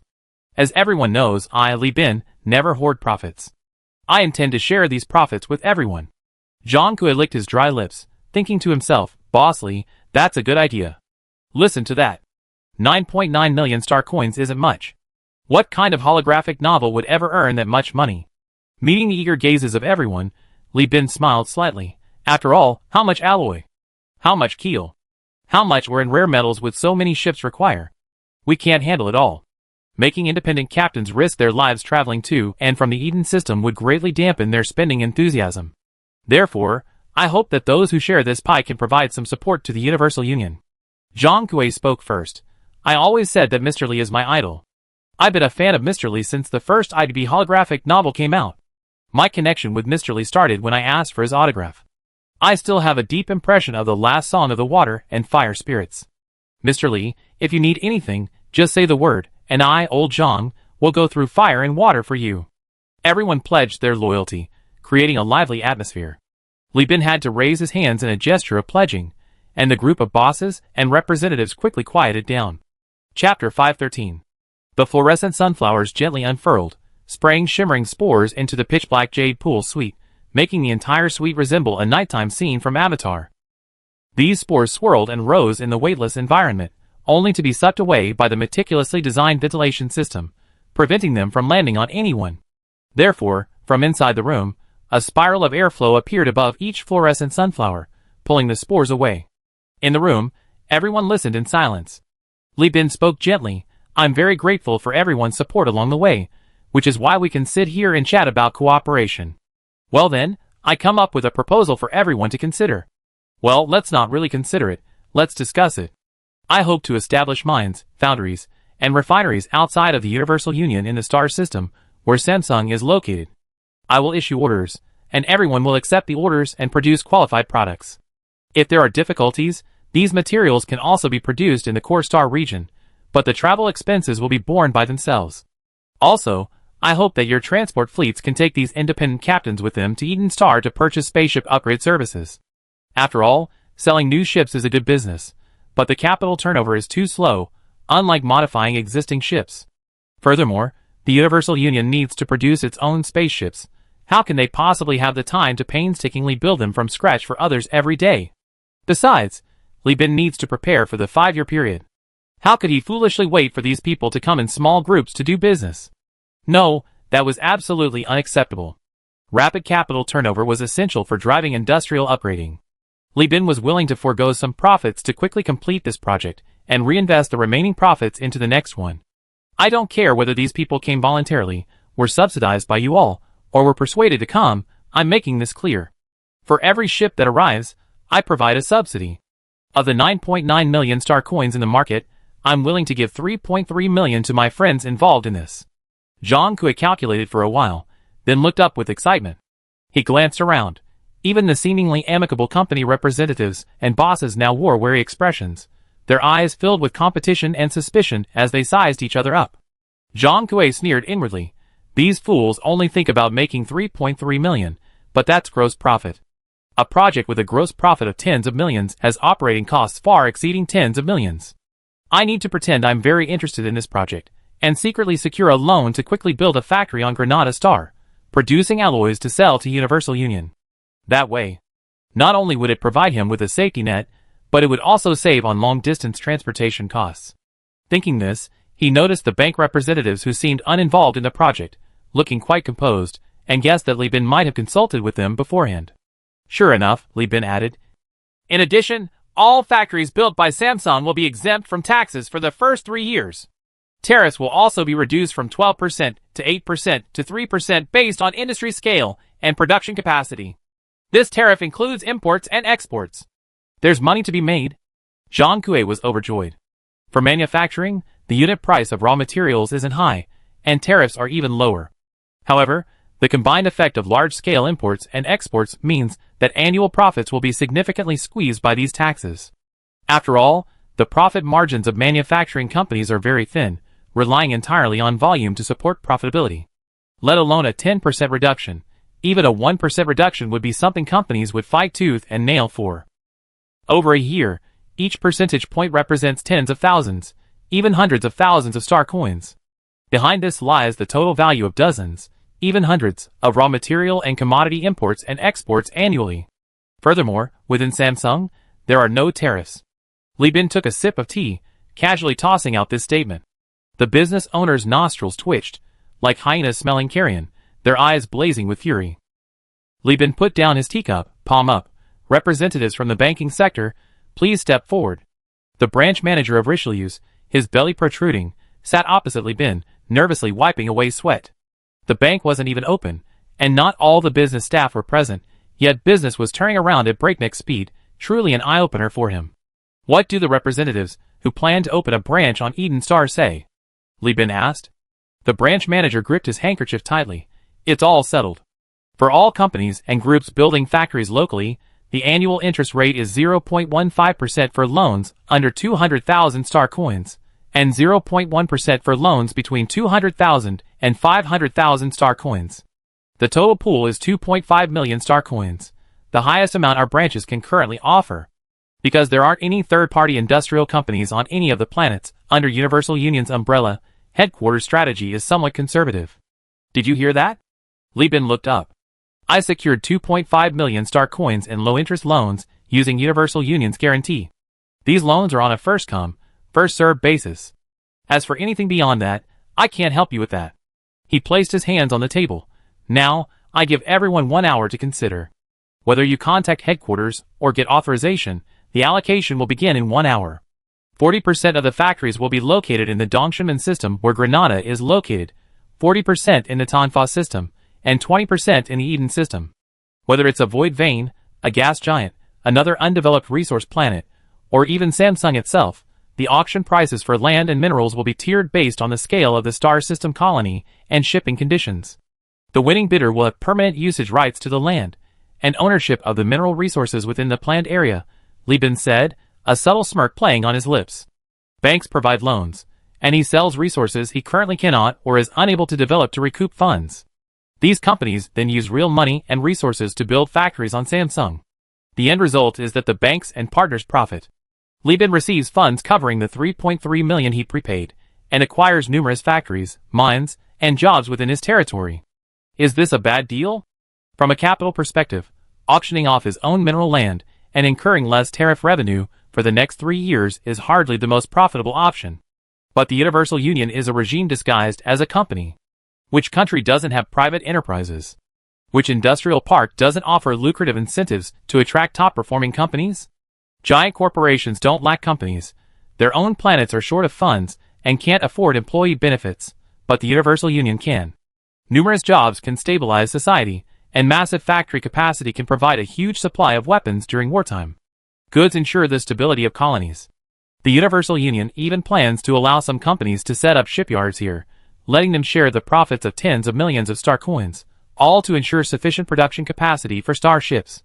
Cruisers that originally took a year to build in the colonies can be further reduced to 6 to 9 months by rationally transferring production capacity, shifting outdated production, stabilizing colonies, and having these factories help train skilled workers and engineers. This is the result of comprehensive planning, rational allocation, and profit sharing. They thought they were making a fortune, and in fact, they were. But what Liban gained was a thriving colony, faster and more efficient starship launches, and factories that could be confiscated and nationalized at any time. This is what they call spending your money, using your factory, and doing my business. An hour later, watching his partners bustling about, even vying for his attention, Liban leaned back comfortably in his upholstered wooden chair, letting them put on their act without flinching. I already won too much. Chapter 514. The influence of the Eden Air show far exceeds the current size of Universal Union. The company is currently enjoying great success in the star system. After all, it's a special force rated as a quasi-giant, and being isolated outside the core star region, it poses no direct threat or competition to other giant corporations. The only thing that could potentially affect the market is food production. However, Liban has a good relationship with the Ludd Church. He's one of the few large company CEOs willing to accept Orthodox Luddites, and Pucci, who also serves as the deputy minister of the food department, is actually a Luddite bishop. With Liban's deliberate influence, Universal Union's food supply is simply synchronized with the Ludd Church. If you want to manipulate food prices, I cooperate. If you want to dump food, I actively respond. Therefore, although Universal Union severely humiliated Ludd left path during the live broadcast, in the eyes of the Ludd Church's higher-ups, this was not a big deal. After all, the Starlight Pirates are the Sudden One's chamber pot, and the Ludd left path is the Ludd Church's chamber pot. All fanatical, and radical believers are sent to the left path by the Church to ensure their own purity and peaceful attitude towards other giant corporations. Therefore, the current situation of the Universal Alliance is not just good, it's excellent. Kong Jicho's long-awaited space station has also been addressed. 40% of the partner company's factories will be located in the Granada system, which will clearly make the interstellar transport capacity insufficient. Liban has instructed the companies and banks to take out loans from banks in the name of the Trade and Industrial Alliance to build the space station. But in reality, this money will be used to place orders directly with them after the factories are completed, using the bank's funds to purchase materials for the factories and build Liban's space station. Kong Jicho will be responsible for protecting the void mines, gas extraction stations, and planetary security within the system during the construction period. This pirate prince had already become a sheriff before his mother, achieving his long-cherished career transition a step ahead of time. On May 1st, Star Calendar 213, nearly 2 months after the Eden Air show, the captains and tourists who had toured the area had departed and were now on their arduous journey back to the core star sector with the transport fleet. The fans, immigrants, and agents who remained to settle down were also properly accommodated. Liban got up early, as usual, watching the projection of yesterday's colony expansion, staring at it for a long time. After Lee Brown got up, he played with his daughter's pet crab, Holy. By the time Li Shu and Isa got up, the twin stars in the star system had just risen, scattering countless colorful lights across the sky. The people of Yen have a long-standing tradition of discussing family matters at the dinner table. Although there is also the saying one should not speak while eating or sleeping. Since the spring and autumn period, discussing matters while eating at banquets has been a habit of the nobility, especially powerful officials and kings. Family matters are also national affairs, and no matter is insignificant to the state, therefore, the rules of eating are secondary. Li Bin, cracking a crab leg as he dismembered it, asked, "How many immigrants from the hyena mine have been resettled so far?" Li Shu put down her spoon. 400,000 have been resettled, 200,000 from Granada, and 50,000 from Tanfa. Li Weiming is implementing a permanent residency program on Granada. The local residents aren't used to permanent residency, so a lot of immigrants have been sent there to set an example for them. These people have all received their own land, and the company has promised to give them priority in hiring once the factory is up and running, and also provide low-cost loans for handmade machine tools, allowing them to make and sell their own equipment from their garages or homes. Tanfa, due to its harsh environment, couldn't accommodate many immigrants before the Dome City was built. Furthermore, Governor Jia introduced a birth control plan 2 years ago, and now Tanfa has many newborns, putting considerable pressure on its population. Li Bin nodded. We not only need to attract investment, but also encourage our own people to establish companies. We offer preferential land policies, interest-free loans, mineral grants, basically anything that can stimulate their creativity and productivity, we give it. At worst, they can repay with company shares. If even 1 out of 100 small companies succeeds, we won't lose out. In fact, theoretically, over 600,000 immigrants shouldn't be difficult for a mature small colony to absorb, because besides the governor's office, there will be a large number of private companies needing labor. We can't expect the governor's office to handle everything, or it would all become state-owned enterprises. However, the most popular activity on Eden Star right now is the Night Conquest activity course. Granada and Tonfa are different. The colonization systems on these 2 planets are incomplete, which ironically provides fertile ground for small companies to thrive. Here, these immigrants unleashed astonishing vitality. Although local conditions are harsh, the support provided by the Universal Union is very lenient. These shrewd engineers and technicians quickly realized the opportunity to make a living, and in their spare time, they took initiative and started their own businesses, centered around their families and communities. If they had enough capital, these people would even dare to buy cargo ships and armed merchant vessels to engage in short-distance transportation and smuggling between the 3 kingdoms. Seeing Li Bin still wondering how to quickly find jobs for the remaining hundreds of thousands of people, Isa couldn't help but reassure him. Things will get better. The domed city at Sunset Fortress is nearing completion, and will be operational in another month or 2. Then, with Sunset Fortress as its core, the other barons we appointed will recruit soldiers on a massive scale and launch attacks in all directions. Whether it's a night mechanic, the Hunters Guild, or a transport fleet, there will be job opportunities. I was chatting with Changzhen the other day, and he mentioned seeing several transport companies with different names, specializing in taking orders from the Governorate and Sunset Fortress. These companies were started by immigrants from the Hyena Mine who pooled their resources and took out loans to buy vehicles. She grasped Li Bin's hand. As long as we offer the right conditions and provide an environment conducive to entrepreneurship, the people will find their own way. Li Bin was deeply moved, gazing tenderly at Isha. Seeing that they were about to get down to business without even eating, Lee Brown, who was eating nearby, saw his parents' hands clasped together, threw down his spoon, ran over, placed his little hands on them, and joined in. Ahem. Well, Li Bin coughed, trying to get his sister to distract his daughter, when there was a knock at the door. Li Bin stiffened, his brow furrowing. Alyosha, the Minister of Administration of Eden Star, entered. Seeing the scene before him, he tactfully tried to leave, but Li Bin stopped him. He subtly withdrew his hand, gently adjusted the trajectory, and straightened up. What is it?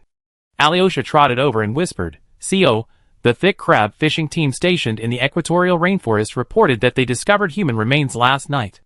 Fei Long has arrived at the scene and, after investigation, confirmed that they were left by the Academy's research team. They also discovered a hibernation site with 25 hibernation chambers still in operation. The 3 of them exchanged glances. Hearing the new information, Li Shu, fearing being caught by her older brother, quickly finished her crab porridge, put down her chopsticks, muttered, I'm done eating, picked up Li Brown, and, with an air of I'm going to stay with my niece and don't look for me, slipped away at lightning speed. Ayase leaned back in her chair. I'm going to talk to Chu Tianqua about the 14th Regiment. Thank you for your trouble, honey. She knew Li Bin valued talent, especially scientific research talent. The Universal Union now had over 1 million people, but only about 1,000 scientists. They had taken a batch from the Lime Mine years ago, but it was far from enough. Some people came this year with the airshow, but they were still under observation. It was impossible to let them take over core work. There were many academies in the Core Star region, but only one could be called an academy without any prefix. It was the one Jeffrey dropped out of, known for its rigorous academic attitude and its admissions method that value potential over background. The academy's coordinates. This academy is incredibly powerful in the game. Their dean pulled off a remarkable feat, creating a device to restart stargates, something even tachyon technology hadn't mastered. The star system's location. The Janus device can restart stargates, but it loses previous data. Players can only use stargates by lighting them up one by one to collect data. Although Jeffrey only got into the academy through family donations, there are countless people willing to donate. His admission through supplementary enrollment indicates he has talent. It's just that he's obsessed with traversing the stars as an adventurer, which has held him back. In other words, the 25 researchers who graduated from the academy are worth a special trip. Let's make a trip, Li Bin said, munching on a crab leg. Chapter 515. Flying from the Arctic to the equator by atmospheric transport would take several hours, but by first entering space in a shuttle and then returning at the right angle to reach the equator, the speed is much faster. By the time the shuttle arrived at the equatorial crab base, the sun was already scorching, and the temperature had reached a terrifying 69 degrees Celsius. The air humidity was supersaturated. Anyone stepping out of a 26 degrees Celsius indoor environment would experience terrifying condensation on their protective suit within seconds, enough to make a drizzle. The power armor's built-in air conditioning hummed. Even the shuttle's cabin door had an extra space carved out as an isolation chamber for people entering and exiting in such a place. As soon as Li Bin stepped onto the foam ceramic metal surface, still covered in mud, the shuttle's external door immediately closed, and the isolation chamber was quickly pumped out for disinfection, preventing bacteria, viruses, and insect eggs mixed in with the supersaturated humidity from entering the cabin. Every cabin and room here required at least one or more disinfection isolation chambers. Li Bin watched the power armor's air monitoring system, which started alarming just seconds after landing, and wondered how Fei Long had managed to fish year after year in such a vibrant place without company support. No wonder his pirate crew was dwindling. The risks were just too great. Fei Long, wearing a hazmat suit, looked even more bulky than before, his body, which had been thinner, standing awkwardly and obsequiously to the side. Fei Long led Li Bin to the construction site, speaking rapidly, as if afraid of wasting Li Bin's time. The thick crab department was originally just researching the ecology of the thick crab. We would dig up some of the thick crab burrows, or implant monitoring devices into the bodies of the juveniles. You know, crabs molt, so we can't install monitoring devices on their bodies. The project was going well. We even mastered a monitoring implantation surgery that wouldn't harm the juveniles. But a few days ago, we discovered that the monitoring here was frequently malfunctioning. Before them lay a mound of earth, covered by low-lying calcareous trees. From a deliberate perspective, it certainly seemed out of place amidst the surrounding towering calcareous forests. But how many colossal beasts roamed Eden? Many of these creatures, upon their death, would crush the rainforest, their corpses turning into mounds, becoming fertilizer for the next generation of calcareous trees. Therefore, this place had initially gone unnoticed. We initially thought the magnetic field here was unusual, perhaps indicating abundant shallow mineral resources. Only after bringing in exploration experts to test it did we discover that beneath this mound lay a buried laboratory. The laboratory's self-defense system had been corroded and broken, so we opened it without much effort, only to find the Academy's insignia. The Academy's technology is impressive. Their underground miniature nuclear power plant has been operating for over 90 years without damage. Of the 31 hibernation chambers, only 6 resulted in the deaths of the hibernating personnel due to malfunctions in the oxygen recirculation system and other problems. The rest are alive. We already awakened and interrogated them beforehand. They just finished eating. Fei Long explained, leading Li Bin into the laboratory. The lab style was exactly like those white-walled labs in movies, filled with operating lights, except that due to oxidation and equipment malfunction, the walls were yellowed, and many lights were broken, giving it a somewhat eerie look. However, the veteran prosthetic soldiers had already arrived and taken over the place. With them fully armed, let alone ghosts, even if Sadako and Kayako appeared together, they'd be met with overwhelming firepower. If live ammunition couldn't handle them, energy weapons would show them what true firepower meant. Just before opening the door, Fatty Dragon awkwardly reminded them, "These guys aren't very good with words, Seo, don't take it to heart." Dong Lixiang sipped his hot coffee, cautiously glancing around. Wanyu United was a company he never heard of. From the moment he awoke and saw these menacing strangers with golden eagles treading on Earth emblems, he knew the Academy and the 14th Legion hadn't come to take the experimental data and himself as promised. He wisely chose to cooperate with their demands, accept the inspection, and appease the other lab personnel. In his early years, he was a genius. After graduating from the Academy, he joined his professor's biology group, collecting samples of various strange alien creatures from the star system, dissecting and analyzing them, until he grew to the point where he could independently manage a laboratory, and his professor became the department head. He had always thought that at 30, in his prime, he had plenty of time to dedicate to scientific research. Then, during a mission to investigate a lost star sector, his professor's spaceship crashed, killing the Dindine. He went from being a favorite of the department head to his former lackey, ostracized from the inner circle. He and his team, along with the newly appointed dean and department head, were assigned to the 14th Legion, like other losers in the internal power struggle, to carry out various dangerous missions with the fleet. During those bitter times, his genius pride bowed to reality. Countless nights in hyperspace and on the surfaces of various planets, he lamented that he had matured too late. If he had learned to pledge loyalty to the new department head earlier, his life would have been different. However, thinking of his mentor's assessment of him as rigid, introverted, and taciturn, he couldn't help but smile bitterly. He joined the 14th Legion's expeditionary force in the IS-987 system, carrying out a gene collection and behemoth research project on this jungle planet. The project ran for several years, and the fleet made numerous trips back and forth. They had promised to come back to pick him up in 5 years, but they never did. Years passed, but the 14th Legion never came, nor did the Academy. Food supplies dwindled, and their self-defense system was destroyed by the planet's native behemoths. They were forced to shut down their laboratories and retreat into hibernation pods, awaiting a sliver of hope. Until today, 90 years later. The hatch opened, and Dong Lixiang, alone in his single dormitory, heard a sound and wearily complained, "They asked me 5 times already, random questions, memorization, cross-referencing, I done it all. Let me rest a bit, I just woke up from hibernation." Dong Lixiang looked at the person before him, his spirits lifting. The newcomer was young and handsome, exuding an air of authority, but faint wrinkles around his eyes bore the marks of long hours and hard work. His movements were wary, and his hands were calloused, clearly not just a typical rich kid. He was at least a member of a powerful family, specially trained and groomed as a core member. He noticed everyone else lagged half a step behind this man. The once ferocious fat man was now hunched over, head bowed. He decided he needed to be more enthusiastic. He didn't want to sleep in the hibernation pod anymore. Even in hibernation, a person isn't static. In his 90 years, he wasted at least 9 of his prime. Dong Lixiang wanted to say something auspicious, but he stopped himself as soon as he opened his mouth. The words swirled in his throat, but he swallowed them back, only managing a muffled "what's up?" It made him seem like the master of the place. "You got some nerve, acting so arrogant in front of the CEO." Fei Long was furious. He thought, damn it, if it weren't for your technical expertise, why would I have brought the CEO to see you? What kind of talk is that? What kind of prisoner talks like that? It's like an old man hanging himself, tired of living. Li Bin, however, didn't seem to care. He's seen arrogant types like Gao Yuanjin, and hot-blooded young types like Nicola. He's seen plenty of scientists in his past and present lives, but those naturally suited for socializing like Chen Luo were rare. He pulled out a chair and sat opposite him, tilting his head to examine the terminal, even projecting the interrogation records and videos onto the screen.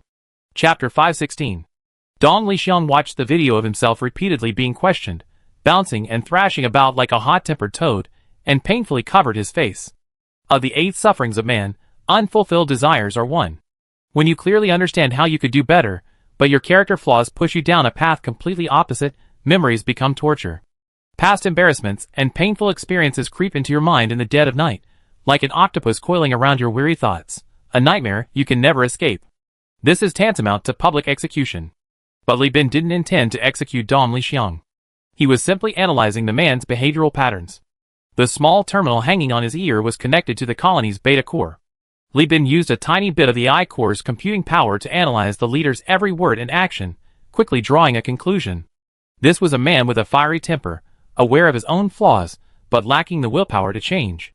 In short, he possessed intelligence, but also clear flaws, somewhat similar to Nikolai. Even geniuses are human. This analysis, based on a comparison of big data from 890,000 colonies, achieved an accuracy rate of 99.3%. This is Beta's core conclusion.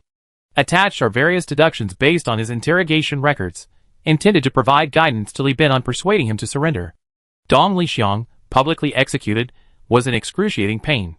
He wanted to rebuke Li Bin for telling him to turn off the recording, but his instinct for death kept him silent. Snap! The projection ended. Li Bin bit down on a cigarette, lit a brass lighter, and took a deep drag. "Mr. Dong Lixiang, hello. I am Li Bin, CEO of Huanyu United, and also the master of this planet. I am basically aware of your experiences and past.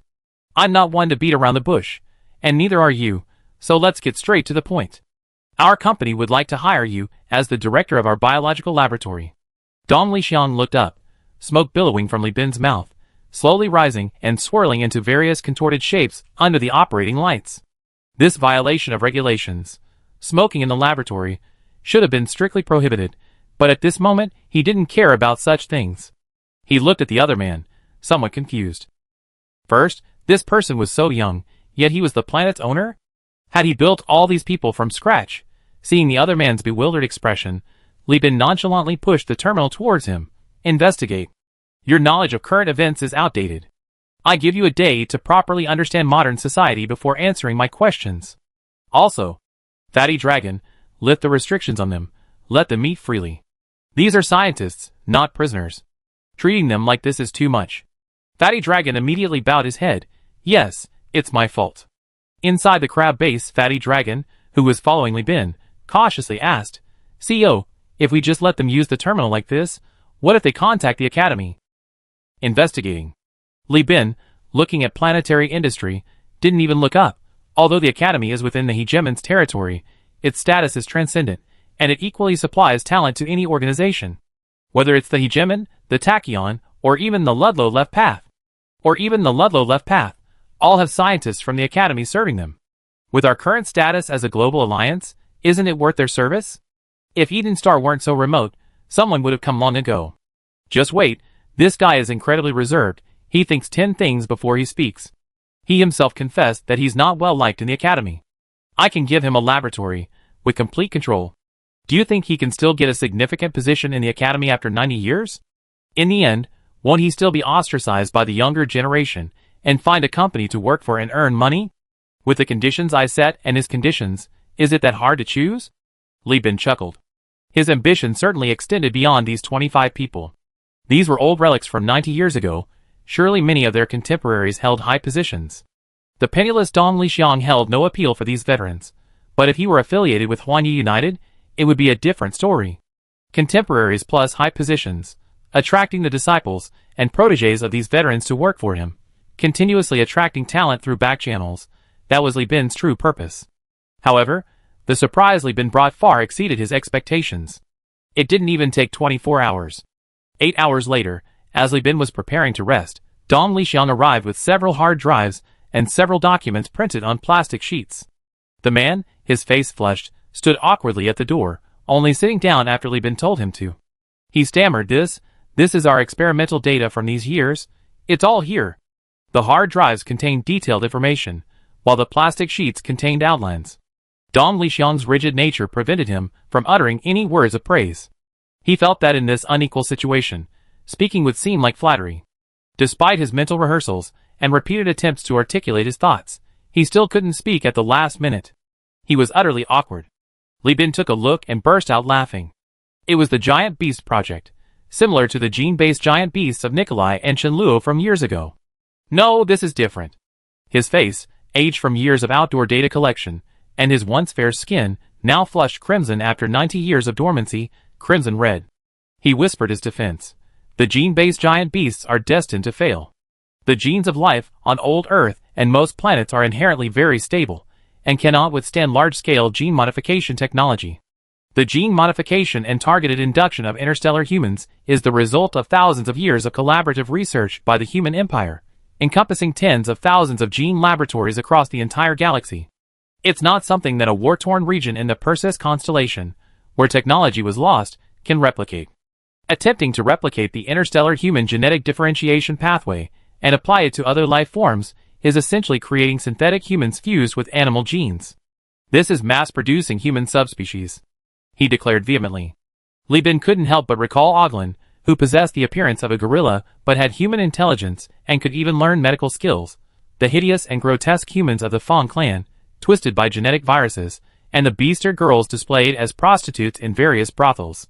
He had to admit, what he said made sense. But IS-987. Eden is different. The creatures here are naturally large, and their genes possess an innate ability to self-select and improve. My experiment involves surgically modifying the multi-brain nervous system of these behemoths, coupled with raising them from a young age to cultivate human-like traits, like training dogs. Speaking of his area of expertise, Dong Lixiang's tone became practiced. Genetic modification is also involved, but its main purpose is to suppress the behemoth's resistance to the controllers and prevent them from being cloned by the enemy after obtaining tissue samples. These behemoths can be used as pack animals to transport heavy artillery and weapons on the battlefield, or even have heavy artillery welded directly to them. They can also be surgically implanted with biological agents, releasing them into dangerous battlefields, where they can go berserk and wreak havoc. At this point, Dong Lixiang's spirits waned again. My original intention was to donate this technology to the 14th Legion after its successful research, to accelerate their planetary conquest and contribute to the unification of the star system, hoping to reduce casualties. But who knew the 14th Legion would be gone, leaving only the Overlord Warlord organization? Li Bin had no interest in listening to his inner thoughts. He looked at the outline, inserted the hard drive into the terminal, recruited Nicola into the meeting, bypassing Gao Yuanjian, and had him evaluate the data. He kept muttering aha to himself. An hour later, in the lab, Nicola, aided by AI core calculations, excitedly sent a message: "We must keep this guy. His genetics and biotechnology are too strong. This behemoth project is at least 95% complete. All the theories are finished, only animal experiments remain. It even includes biological maturation and some special gene catalysis for the Eden behemoths. If he can lead the development, in just 1 or 2 years, the colony can cultivate an obedient behemoth army. These behemoths are much more reliable than tracked vehicles. They can transport and fight. Also, I completed about 67% of the gene lock project, but progress is limited because old man Gao Yuanjian isn't allowed to participate. If this guy joins, I estimate the first batch of gene surgeries can begin this year." A genius, an undeniable genius. Nongxia Base, Li Bin's bedroom desk. Looking at Nikolai's reply, the first one was alright, but the second one made Li Bin's eyelids twitch involuntarily. What's with the awkwardness and the secret passion? That's just a bold life that doesn't need explanation, okay? Dong Lixiang, who was recounting his experiences, was suddenly caught off guard when Li Bin grabbed his hands. Li Bin's eyes were bright. "Mr. Dong, you don't need to say more. I understand your personality. Everything is understood without words. This is the contract. Once you sign it, our company guarantees to provide the best conditions. In addition, this confidentiality agreement needs your and your team's signatures. After signing, you will be under our highest level of protection, and the project cannot be disclosed to anyone. Furthermore, I can only show you the contents after you sign." Dong Lixiang, looking completely bewildered, signed the 2 contracts, then took the terminal from Li Bin, still equally bewildered. He looked down at the documents on the terminal, and after a few minutes, looked up, his brow furrowed, and asked, "How did the template human genes end up in your hands? Didn't the 14th Legion become the dominant force? Are you another branch of the 14th Legion?" Li Bin was dumbfounded. He stared for a long time before finally speaking. How did you know?" "I'm a researcher in biogenetic engineering. Back then, the 14th Legion monopolized 6 graduating classes in this field at the Academy to tackle this problem. Ever since I joined the 14th Legion, my seniors have mentioned this project to me. I even participated in the optimization and sequencing of the template human genes of the family, to which the fleet I served belonged. If it weren't for the unexpected situation that prevented the expeditionary fleet from picking me up, I should have already joined the Prague family, and was working as a family genetic physician," Dong Lixiang said with a sigh. Li Bin was impressed. He thought he had found dozens of biological experts, but he hadn't expected to catch such a big fish. Suppressing his excitement, he asked, "So, what do you think of this gene lock unlocking project?" "Oh, that?" Mentioning the gene lock, even the usually conservative Dong Lixiang realized his value at this moment. His reserved nature made him lean back, and he uttered 3 words with a mixture of restraint and swagger: "It's not difficult. Please be sure to join the Universal Alliance. The terms are negotiable." With his wife being a gene archetype and a group of officers from the 14th Regiment of Atonement under his command, Li Bin, as the current head of the Brown family, considered himself half a member of the 14th Regiment and was confident he could handle this genetic master. "Even Lude couldn't take him away," I said. Chapter 517. Using the Gamma Core to assist in assessing the target's personality, and then reviewing how various protagonists in his past lives' history books recruited talent, Li Bin accurately grasped the psychology of this biological research leader. Simply put, this kind of person needs to be approached with the right attitude. Yes, he's reserved, rigid, and stubborn. But does that conflict with your needs? You need his research capabilities, you need his output and applications, just like raising chickens. As long as the hen can lay 18 eggs a day, is her constant pecking at the door a flaw? That's called the little thing is quite cute, that's the spirit of a strong person. Li Bin, willing to uphold Dong Lixiang's integrity, pulled out Byzantine red wine from the shuttle. He had the black-clad, purple-lined enforcement team, accompanied by the Fat Dragon faction, use the shuttle's carrier-based cannons to kill a giant crab, extracting the finest meat. He also summoned airlifts of freshly harvested grains and fruits from the Lud parish of the colony. On the table were the colony's top-of-the-line Cosmos brand cigarettes. He personally cooked a lavish feast for this old man, who hadn't eaten for over 90 years. Amidst the clinking of glasses, Li Bin adopted his old businessman persona, charming the simple-minded man completely. They chatted about everything from daily life to current affairs, offering sharp critiques of various giant corporations, spouting phrases like bodies in a tomb, sick horses on the ground, and half-crippled. Finally, they discussed scientific research, and after a series of boastful remarks, the man felt that Li Bin was the kindred spirit he had ever met. He explained that having found such a confidant made the 90 years of sleeping with him worthwhile. You? Hiccup. Don't worry. Leave the gene lock project to me. They're all my apprentices, I know their personalities. Your company can easily retain these people, especially since your lab doesn't have any high-level talent. Holding the template human gene as a universal key, and still trying to unlock the gene lock after so long, you're just a bunch of nobodies. You can pay them less, but their positions must be secure, and their research funding must be sufficient. Li Bin patted his chest. Enough talk, the salaries have to be enough. Otherwise, you're disrespecting your brother. Here's the deal. You get a base salary of 3,000 star coins a year, your deputy 2,000, everyone else 1,500, performance-based pay based on results each year, with no upper limit. The lab is already set up. You can adjust it to your liking once you get there. If you need more equipment, just tell me, and I buy it immediately.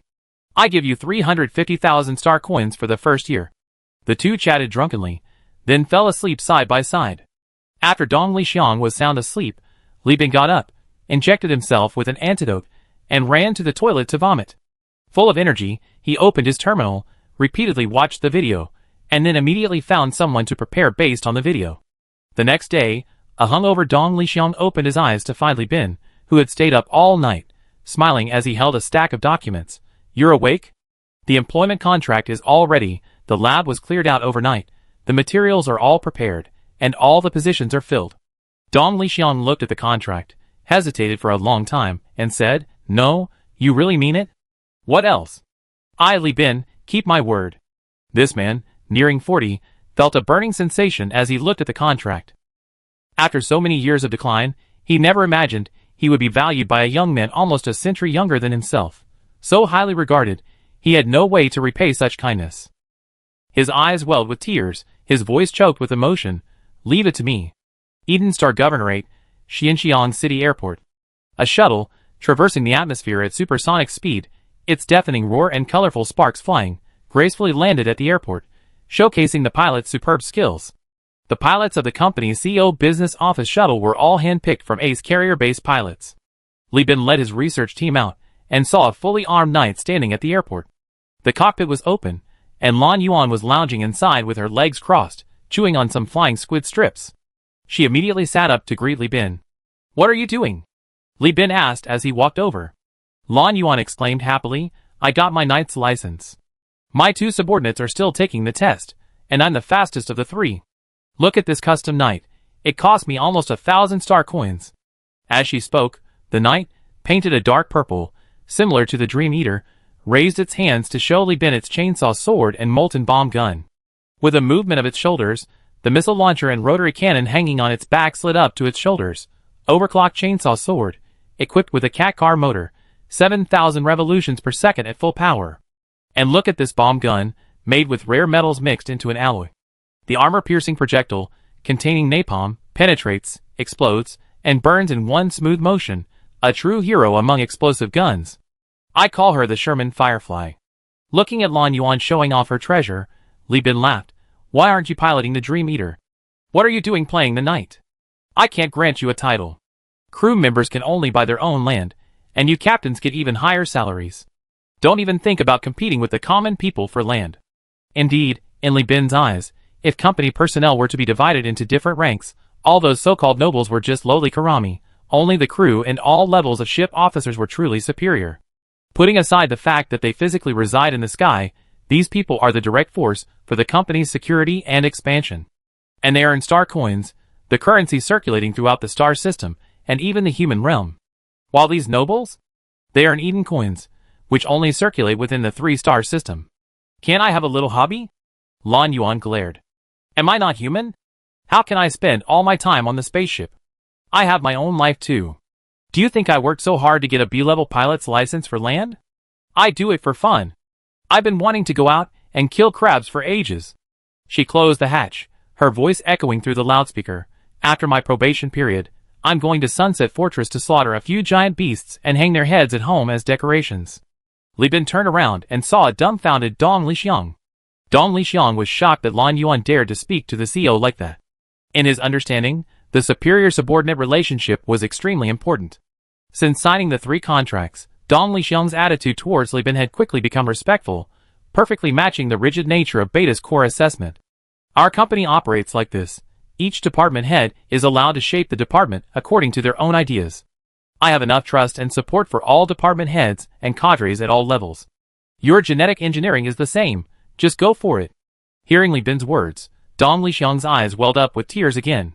Listen to this, what a great boss. He entrusts professional tasks to professionals, showing trust and support. He rarely heard such words in the academy. There were always people who liked to criticize him, especially after the former director passed away. Internal competition had once overshadowed academics, making his life miserable. Dong Lixiang's gratitude reached its peak upon arriving at the lab. Li Bin connected 3 biological labs, opening all equipment to him. These items were top-tier goods, 99% rare, sourced from the Hyena Mining Company. They had once been the prized possessions of some academy scientists who worked for the mine. However, they were transferred away prematurely during the war. Li Bin hadn't managed to acquire them, and the scientists exchanged later mainly dealt with machinery and spaceships. Li Bin's strong support quickly paid off. In less than 10 days, good news came from the lab. He arrived at the research center's biological lab in a hover car. Dong Lixiang, who had once had fair and delicate skin after 90 years of dormancy, now had messy hair, his skin ruined by blackheads and acne, and the entire team sported dark circles under their eyes. Upon seeing Li Bin, his first words were, "I have fulfilled my mission." Nikolai, watching the project's rapid progress, felt a mixture of resentment and admiration. When the gap in talent and ability is too great, one cannot even feel jealousy. Moreover, this person's attitude towards his peers was peaceful, without any competitive intent. This actually reduced his research pressure, allowing him to focus his energy and saving him a lot of time. Chapter 518. Outside the laboratory labeled Beast Project, which was actually currently conducting genetic lock engineering research, the law enforcement team and the Bismarck family Knights of Baron Finn were on high alert. The head of the hacking department, Zhuge, Elder Sailor One-Eye, Bond, investigator, former head of the Eden Star Police Department and current head of the Security Department, Dolly, veteran demolition expert, commander of the Marine Corps, Yin Chung, former medic, head of the medical department, and Lorne, a former sniper specializing in special operations and assassinations, now president of the Hunter Association, were all gathered together. They were the core force for the stability of the colony. In Li Bin's absence, Li Shu relied on these elders and their rich experience to maintain the colony's administration. These people were all subordinates of Old One-Eye, and all were elderly people nearing the age of genetic lock activation and physical collapse. They hadn't gathered so neatly in a long time. Their faces, once weathered by their mercenary service, now appeared rounder in the humid and stable environment of Eden. However, Zhuge Po's health was deteriorating, requiring constant care. Seeing her reminded Li Bin of old Chauvin in the Lloyd settlement. The old man was as thin as a stick, reeking of a foul odor, suffering from multiple organ failure. He needed constant support, and the boxes his entourage carried were integrated life support systems, replacing the functions of his kidneys, liver, and small intestine, filtering toxins, and providing nutrition. Zhuge Po's physical functions hadn't reached that level of decline, but she was close to needing dialysis every month. Dong Lixiang, hands on his hips, exuding an air of arrogance, then feigning indifference, said, "Based on the preliminary research of experts like Nicola, we completed the research on unlocking the gene lock. Actually, it's not really research, just the implementation of the plan." Nikolai, hearing that the other party hadn't overlooked his team's contributions, scratched his face and remained silent. Frankly, if he were in that situation, he knew he couldn't have avoided downplaying someone else's achievements. The one-eyed old man raised his hand. "Sir, I don't mean to attack you, but this is a matter of great importance, and I can't afford to be careless. You only been here a few days. How could you complete the design so quickly?" Dong Lixiang's smile paused, and he slowly said, "Your concerns are not unfounded. The answer is actually quite simple. Every year, the Academy sends a large number of researchers abroad, aboard exploration fleets and expeditionary fleets of giant corporations, to the Lost Starfield to conduct various investigations and recover artifact technologies. Not to boast, But our knowledge base is greater than that of researchers trained by most giant corporations themselves. This is thanks to the Academy's technological foundation. Everyone turned to look at Jeffrey in the crowd, the meaning unspoken. He's so capable. Why haven't you demonstrated any professional competence? Jeffrey awkwardly scratched his head and smiled, hiding behind his wife, Anna. He was also quite aggrieved. I studied scientific archaeology, he said, which focuses on classifying artifacts and technologies, dating them, not teaching you how to use them or conduct research. If I had that talent, I would have been a scientist long ago. Why would I study archaeology? Besides, I only studied it for a year. How far have I even gotten? Actually, it's not Jeffrey's fault. Li Bin has a photographic memory. He can memorize most technologies simply by browsing the internet, which overlaps with Jeffrey's areas of expertise. In the past, whether it was the corona diffuser or artifact exploration, Jeffrey had contributed significantly. It's not that he was completely useless, at least, he personally trained the engineering guys, like Vulcan from Rookies. That's real merit. Secondly, I served in the 14th Legion and communicated with the head of the Prague family at the time, learning about the Legion's gene lock unlocking plan. This information guided our research and saved us a lot of time. Finally, rest assured about safety. We actually completed the plan design 3 days ago and conducted human trials for verification. Wait a minute, there aren't many death row inmates left in the colony. Where are you going to find people to do experiments? Minister of Security Bond's eyes narrowed. Dong Lixiang pointed behind him. Our cells. The Academy doesn't restrict admissions based on background. Anyone with a talent can enroll. 8 members of our team were born in a fertility factory. After confirming the feasibility of the plan, they voluntarily applied for human trials. After all, unlocking the gene lock and extending life is the dream of everyone born in a fertility factory. As he spoke, he pulled a lever, revealing a 3-meter-tall. A transparent tank, 1 meter in diameter, rose up, revealing a clump of disordered tissue, quietly floating in a sterile sanitary solution connected by numerous pipes. This is a biological tissue, combining the characteristics of bone marrow and liver, cultivated through gene-directed induction based on an umbilical cord sample provided by the CO. It can simultaneously purify toxins from the body's genetic locks and, through machinery, continuously provide gene fragments carrying some of the original organism's superior genes for subsequent gene modification. Li Bin frowned. You reached this level so quickly? Dong Lixiang nodded and answered loudly. Yes, many gene technologies are actually not complicated in practice. The difficulty lies in the thinking and knowledge reserves. Long ago, the first method humans used to extract DNA was called the boiling method or thermal lysis method. The process was like stewing meat, and the equipment was like a pot. By breaking down tissues, lysing cells, and removing impurities, DNA can be roughly extracted. The process of culturing tissue itself isn't much different from culturing other cells. As long as the equipment supports it, it can be done. Li Bin knew this, but what he knew was the bone cancer treatment method from the 3K era. The cancerous bone was surgically removed, the proliferating and deformed tissue was scraped off, and then it was thrown into a boiling pot to inactivate the cells. Once all the cells in the bone were killed by the high temperature, it was then put back into the patient's body. Back then, the entire operating room smelled of stewed pork ribs. If the patient's family members were in the operating room, the smell would probably make them want to vomit at the sight of bones for years to come. It's all stewed bones. Can your kitchen be the same as an operating room? After receiving the evaluation report from Nikolai and Chen Luo, and confirming it was okay, Li Bin asked, how many people can you operate on at once? The surgical cycle is very long, especially for elderly people like Ms. Zhugapa, who may need lifelong regular surgical maintenance. A batch of universal keys will decay after multiple rounds of toxin filtration. We need time and manpower to cultivate multiple batches of universal keys. Initially, about 50 people will use it for 5 phases. That's enough. Li Bin and Li Shu take turns performing the surgeries, ensuring the colony remains under the control of the Li family. ISA provides behind-the-scenes support, while other company executives perform surgeries under the pretext of high survival risks on Eden Star requiring regular checkups. This is enough to complete the gene lock unlocking secretly. Lying in the medical pod, without even needing anesthesia spray, Li Bin lay in the pod.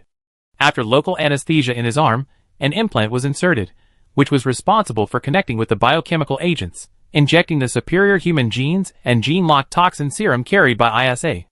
Li Bin swiped the terminal in the pod for 2 hours, and the surgery was over.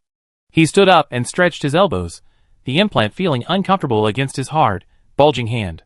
That's it? I didn't feel anything at all? Yen Chong, who was discharged with him, laughed. You're young, your gene lock hasn't been activated yet, of course you won't feel anything. Old people like me feel much better. She pointed to old one-eyed, Shugapa, and the others still receiving treatment. They're much older, with more toxins, and they're still receiving treatment. I bet when they get out, the captain will feel a few years younger, and he'd be so happy he'd do somersaults on the spot. Yen Chong's face showed a mixture of relief and melancholy. CO, thank you so much. We're still getting a chance to be reborn at our age. Alas, it's a pity about the other old guys. They're too stubborn and missed their opportunities. She was naturally referring to people like Bourbon, the leader of the Mercury gang in Salamanca. What good is it to be successful locally? Once you reach 65, even if you're a master swordsman, who can fight your way from the South Pole to the North Pole without batting an eye, you still be in trouble in a few years. Who will still recognize you as their leader then? Therefore, choice is more important than effort. How many years has it been since Yen Chong joined the Universal Alliance that he's personally been on the battlefield? How much money do you even make each year? The group chatted and laughed as they left the Beast Project Lab, only to see Gao Yuan, unusually, having changed out of his white lab coat and into a well-tailored suit, anxiously stamping his feet at the door. Upon seeing Yen Chong, his eyes lit up. He nodded to Li Bin in greeting, and then eagerly approached Yen Chong. This arrogant, talented old man had been completely captivated by Yen Chong, the former Special Forces medic, a woman so mature and alluring she seemed to bend the branches of a tree. This wasn't the first time he pursued Yen Chong, but it was certainly the first time he made such a formal and proactive move. Li Bin suppressed a laugh, abandoned Yen Chong, and quietly slipped away. I need to think of a way to keep the old man at the company. Doesn't he like familiar women? If Yen Chong doesn't work out, I find a few more well-acquainted ones, Li Bin thought wickedly. He wasn't afraid of desire, he was afraid of someone without desire. If you have no weaknesses, how can I poach your women from Suzy? So what if it's a fetish? This fetish is fantastic. Chapter 519. In the days that followed, Li Bin enjoyed a rare period of leisure. The colony was expanding at a rate that left the 3K humans speechless.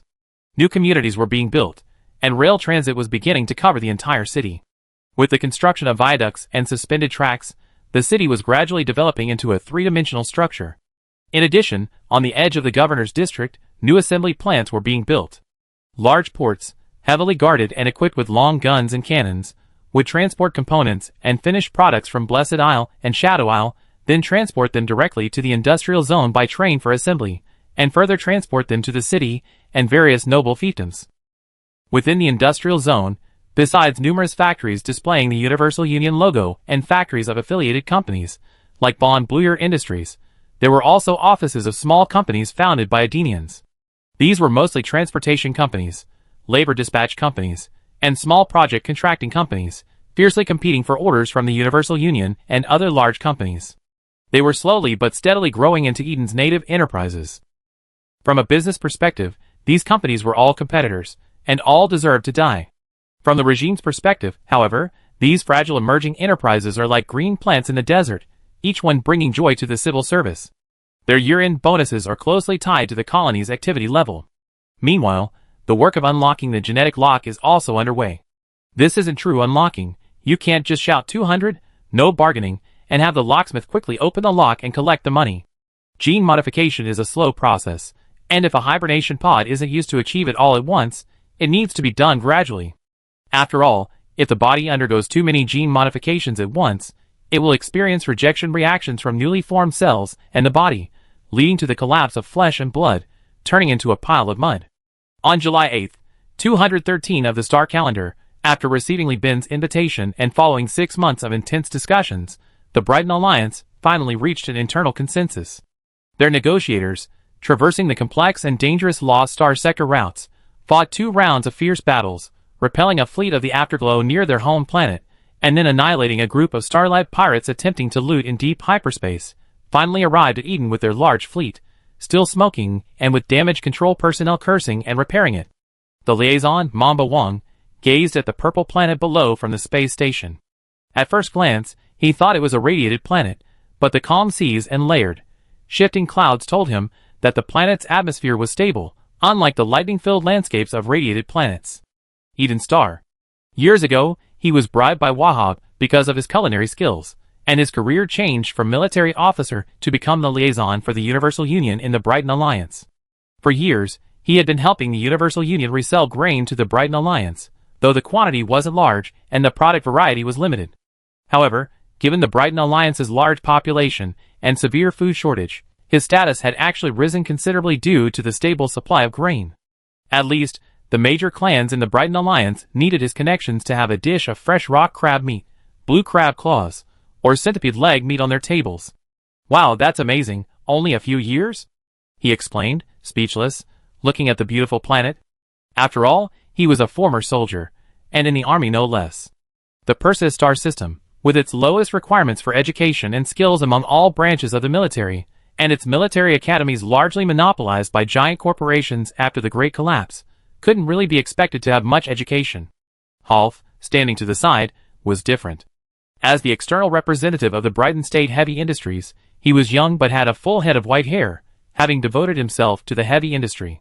He looked at the planet with envy, muttering to himself that he wished it were near the Brighton Alliance. One was the liaison, and the other was the representative who had previously been in charge of Lee Bin's procurement for the High Point BRV reconstruction project. As the two most knowledgeable about the Universal Union, they served as the representatives for this negotiation. Jeffrey was responsible for welcoming them. "Come, come! Don't stand there, we need to get to the Interstellar station quickly." Jeffrey, with his scarred face, smiled like a chrysanthemum. He loved doing this kind of reception work. Not only could he brag legally and legitimately, but he could also see the exaggerated, stunned expressions of these people from the core star system upon seeing Eden. Jeffrey wore a loose-fitting protective suit specially designed for the environment of Eden. The built-in miniature air conditioner could regulate body temperature and dry sweat at any time, making it the most suitable clothing for civilians in non-combat zones. These clothes were developed by an engineer from Hyena Mining. The Universal Union didn't have time to develop everyday clothing for civilians. After all, combat uniforms aren't unwearable, even though they're stuffy, get damp with sweat, and can cause skin redness and wrinkles. But military supplies aren't primarily about comfort.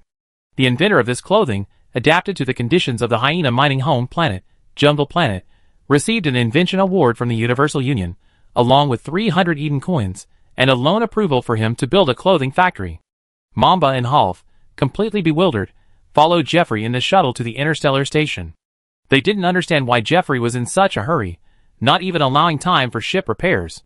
But it wasn't until they arrived at the Interstellar station that Mamba understood.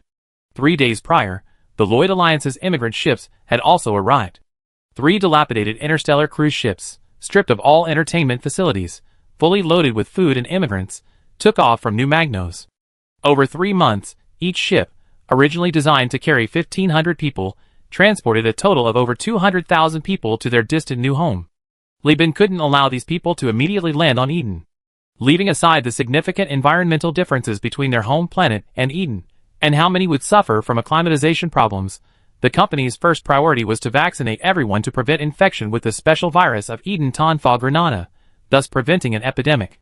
Secondly, they needed to undergo quarantine to prevent large corporations from using the immigrants to release viruses and destroy the colony. They also needed to identify spies, verify personnel identities, build appropriate housing, and transport food to ensure their survival in the void. In short, immigration is a troublesome matter. Just 3 months ago, over 600,000 Hyena miners were finally resettled, and now new immigrants are arriving. Customs officers and security personnel in black uniforms, their uniforms intertwined, carrying air rifles and wielding chainsaws and large-caliber pistols, are all incredibly busy. Half, his eyes gleaming, watched the passing civil servants and sheriffs, and the small group of immigrants who, after passing through security, thanked them profusely and left in the elevator. He couldn't help but say to Jeffrey, "Your civil servants and sheriffs are very professional." So many immigrants crammed into such a small space, yet no trouble has broken out. Jeffrey scoffed, "That's already considered good. What you're seeing now is the result of a series of painful lessons. We only finished settling the last batch of Hyena immigrants 3 months ago. Before that, it was a real problem. There were so many people, and so many troublemakers. The Lloyds are mostly void miners, experienced in space life, unlike the Hyena immigrants. They're supposed to be engineers and technicians, but they managed to overflow the toilets, creating rivers of excrement in the ship's hold, polluting the entire cruiser." As he spoke, he arrived at customs, swiped his card to verify his identity, and readily led his negotiation team, led by 2 men, into the queue. Before closing time, Rolf looked at the numb, uneasy, and slightly expectant eyes outside the customs gates, but mostly weary ones, and sighed inwardly, the Lloyd Alliance has been destroyed, and what about the Brighton Alliance? Constantly being blackmailed by Tachyon technology, forced to send young men to their deaths, and with the annual hunting season Sunset Fleet failing to arrive, we have to actively send our own fleet to find targets. Even cooperating with Li Bin has to be done secretly behind Tachyon's back. When will this ever end? He looked at the Lloyds as if he saw the Brighton's bleak future. As for Mamba Wong? He was currently rubbing his stomach, chatting and laughing with Jeffrey. When are we eating? I haven't eaten a bite today. I'm waiting for Eden's authentic cuisine. Ever since your air show, everyone in the eastern part of the sector says Eden's food is the best. Chapter 520. The banquet was lavish. Superior purple-dyed synthetic fiber curtains and drapes adorned the governor's mansion's dining room. Exquisite 3K-era classical music, with a retro feel, played, accompanied by a holographic orchestra. Long tables were laden with a dazzling array of delicacies, many of which Rolf had never even heard of. An AI-generated scene. A wine tower, constructed from the most authentic Byzantine wines exchanged from the Interstellar Empire via the superior purple export, was available for free. The oxygen-rich environment kept everyone energized. Every breath felt like wearing an invisible oxygen machine, revitalizing their spirits after the long journey. Mamba King ate and drank lavishly, treating the Byzantine wine like water. Rolf, however, maintained his Brighton Alliance habits, eating and drinking in moderation, his eyes glued to the fluorescent sunflowers caught from the depths of the jungle and the flying, glowing squid that served as levitation lights. The Brighton Alliance was in dire straits. One was a desert planet, the other an ice volcanic planet. The desert planet's native life had gone extinct millions of years ago. He had never seen such a rich ecosystem so vividly. The thought of such beauty stretching across thousands of miles made even the alien plants in the underground ecological park of his home planet seem pale and shallow. He had more than once maliciously considered persuading the Brighton Alliance to take advantage of the Universal Union's weakness and launch a military campaign to eliminate this force, thus monopolizing this rich planet. But reason always held him back. Rolf, of course, was unaware that the Overlord was secretly supporting Li Bin. However, before his arrival, the Alliance's politicians had already analyzed the situation quite clearly. Tachyon technology has become increasingly greedy in recent years, demanding more and more AI cores. This year, they set a requirement of 2 alpha cores, 5 beta cores, and 40 gamma cores. The Alliance's plan to secretly export AI cores in exchange for resources and food has been severely disrupted by Tachyon technology. But we're too far from other giant corporations, too close to Tachyon technology, surrounded by the Afterglow blockade and interfered with by the Tachyon loyalist faction. The Alliance simply doesn't dare, nor does it have the energy, to challenge Tachyon and win independence. This is different from Magius. Our status as a giant corporation was given to us by Tachyon, part of Sun Ihouse 3 Wars plan. In this bitch's eyes, we're just her dogs, and the consequence of our troublemaking is being slaughtered. Indeed, the Magius system is bordered by the Lud Church to the west, the Hegemon to the east, the Condon Nest, a pro-war faction, to the outside, and the survivors of the Magius incident to the inside. Its political, diplomatic, and economic conditions are far superior to the Brighton Alliance. Putting aside other factors, just considering the situation after independence, the Mega system has cheap food provided by the Church of Lud. Who will the Brighton Alliance rely on? Will it rely on the interstellar empires closely allied with the Sudden Force? Or will it rely on the Universal Union, tens of light years away? The Universal Union's current food production can't even cover the majority of Brighton's population, let alone the refugees it absorbs from various regions. Such a so-called behemoth is utterly incapable of launching an expedition. Even if it were to miraculously conquer Eden before the afterglow of the Sudden Force arrives, the Sudden Force wouldn't allow its pawns to break free of their leash. This is a predicament, a calculated scheme. From the moment the Brighton Alliance accepted the Sudden Force's aid, everything has been under Sun Ihouse control. He was lost in thought, thinking until the banquet ended, until he boarded the hover car, his eyes looking out at the mobile vendors coming and going in the night, the sheriff chasing unlicensed vendors in hover motorcycles, the startled screams and complaints of passers-by, and the desolate bombardment planet above Eden Star, which had been called the Moon. This relaxed lifestyle was something unheard of in the arduous and ruthless Brighton Alliance. Upon entering the Luddite parish, the hover car slowly came to a stop. He was led to a Gothic church called the Holy Scripture Church, entirely covered in limestone, and cast in a single piece of foam ceramic metal. A man in a dark green robe, the robe tied with colorful loops of straw rope around his arms and waist, a man so dark he seemed to reflect moonlight, with compassionate eyes, walked with leisurely steps. "This is the Luddite church?" Mamba's confused voice startled Rolf. He looked around, his eyes taking in endless fields. Under the meticulous care of the Luddite parishioners, the fields had become fertile farmland, yielding far more than when they were first cultivated. Fed with countless terrestrial sunflowers, rock crab entrails, and coral carcasses, and nourished year after year with chemical fertilizers, the crops here thrived. This is the second high-yield crop of the year. Near the church's rice, the rare green ears of rice, encasing still juicy grains, are a sight to behold. At this stage, picking a handful of rice seedlings and chewing them reveals a slightly bitter, grassy juice that, after being chewed away, leaves a fresh, moist, and subtly sweet taste. Wheat waves ripple in the moonlight and gentle breeze, playing a harmonious and warm melody. Countless ridge-like ceramic metal bridges, with alloy frames, span dozens of acres from one end of the road to the other, facilitating farmers' field inspections. To utilize the land as much as possible, Ludd farmers no longer need to divide the fields into plots with furrows and inspect them.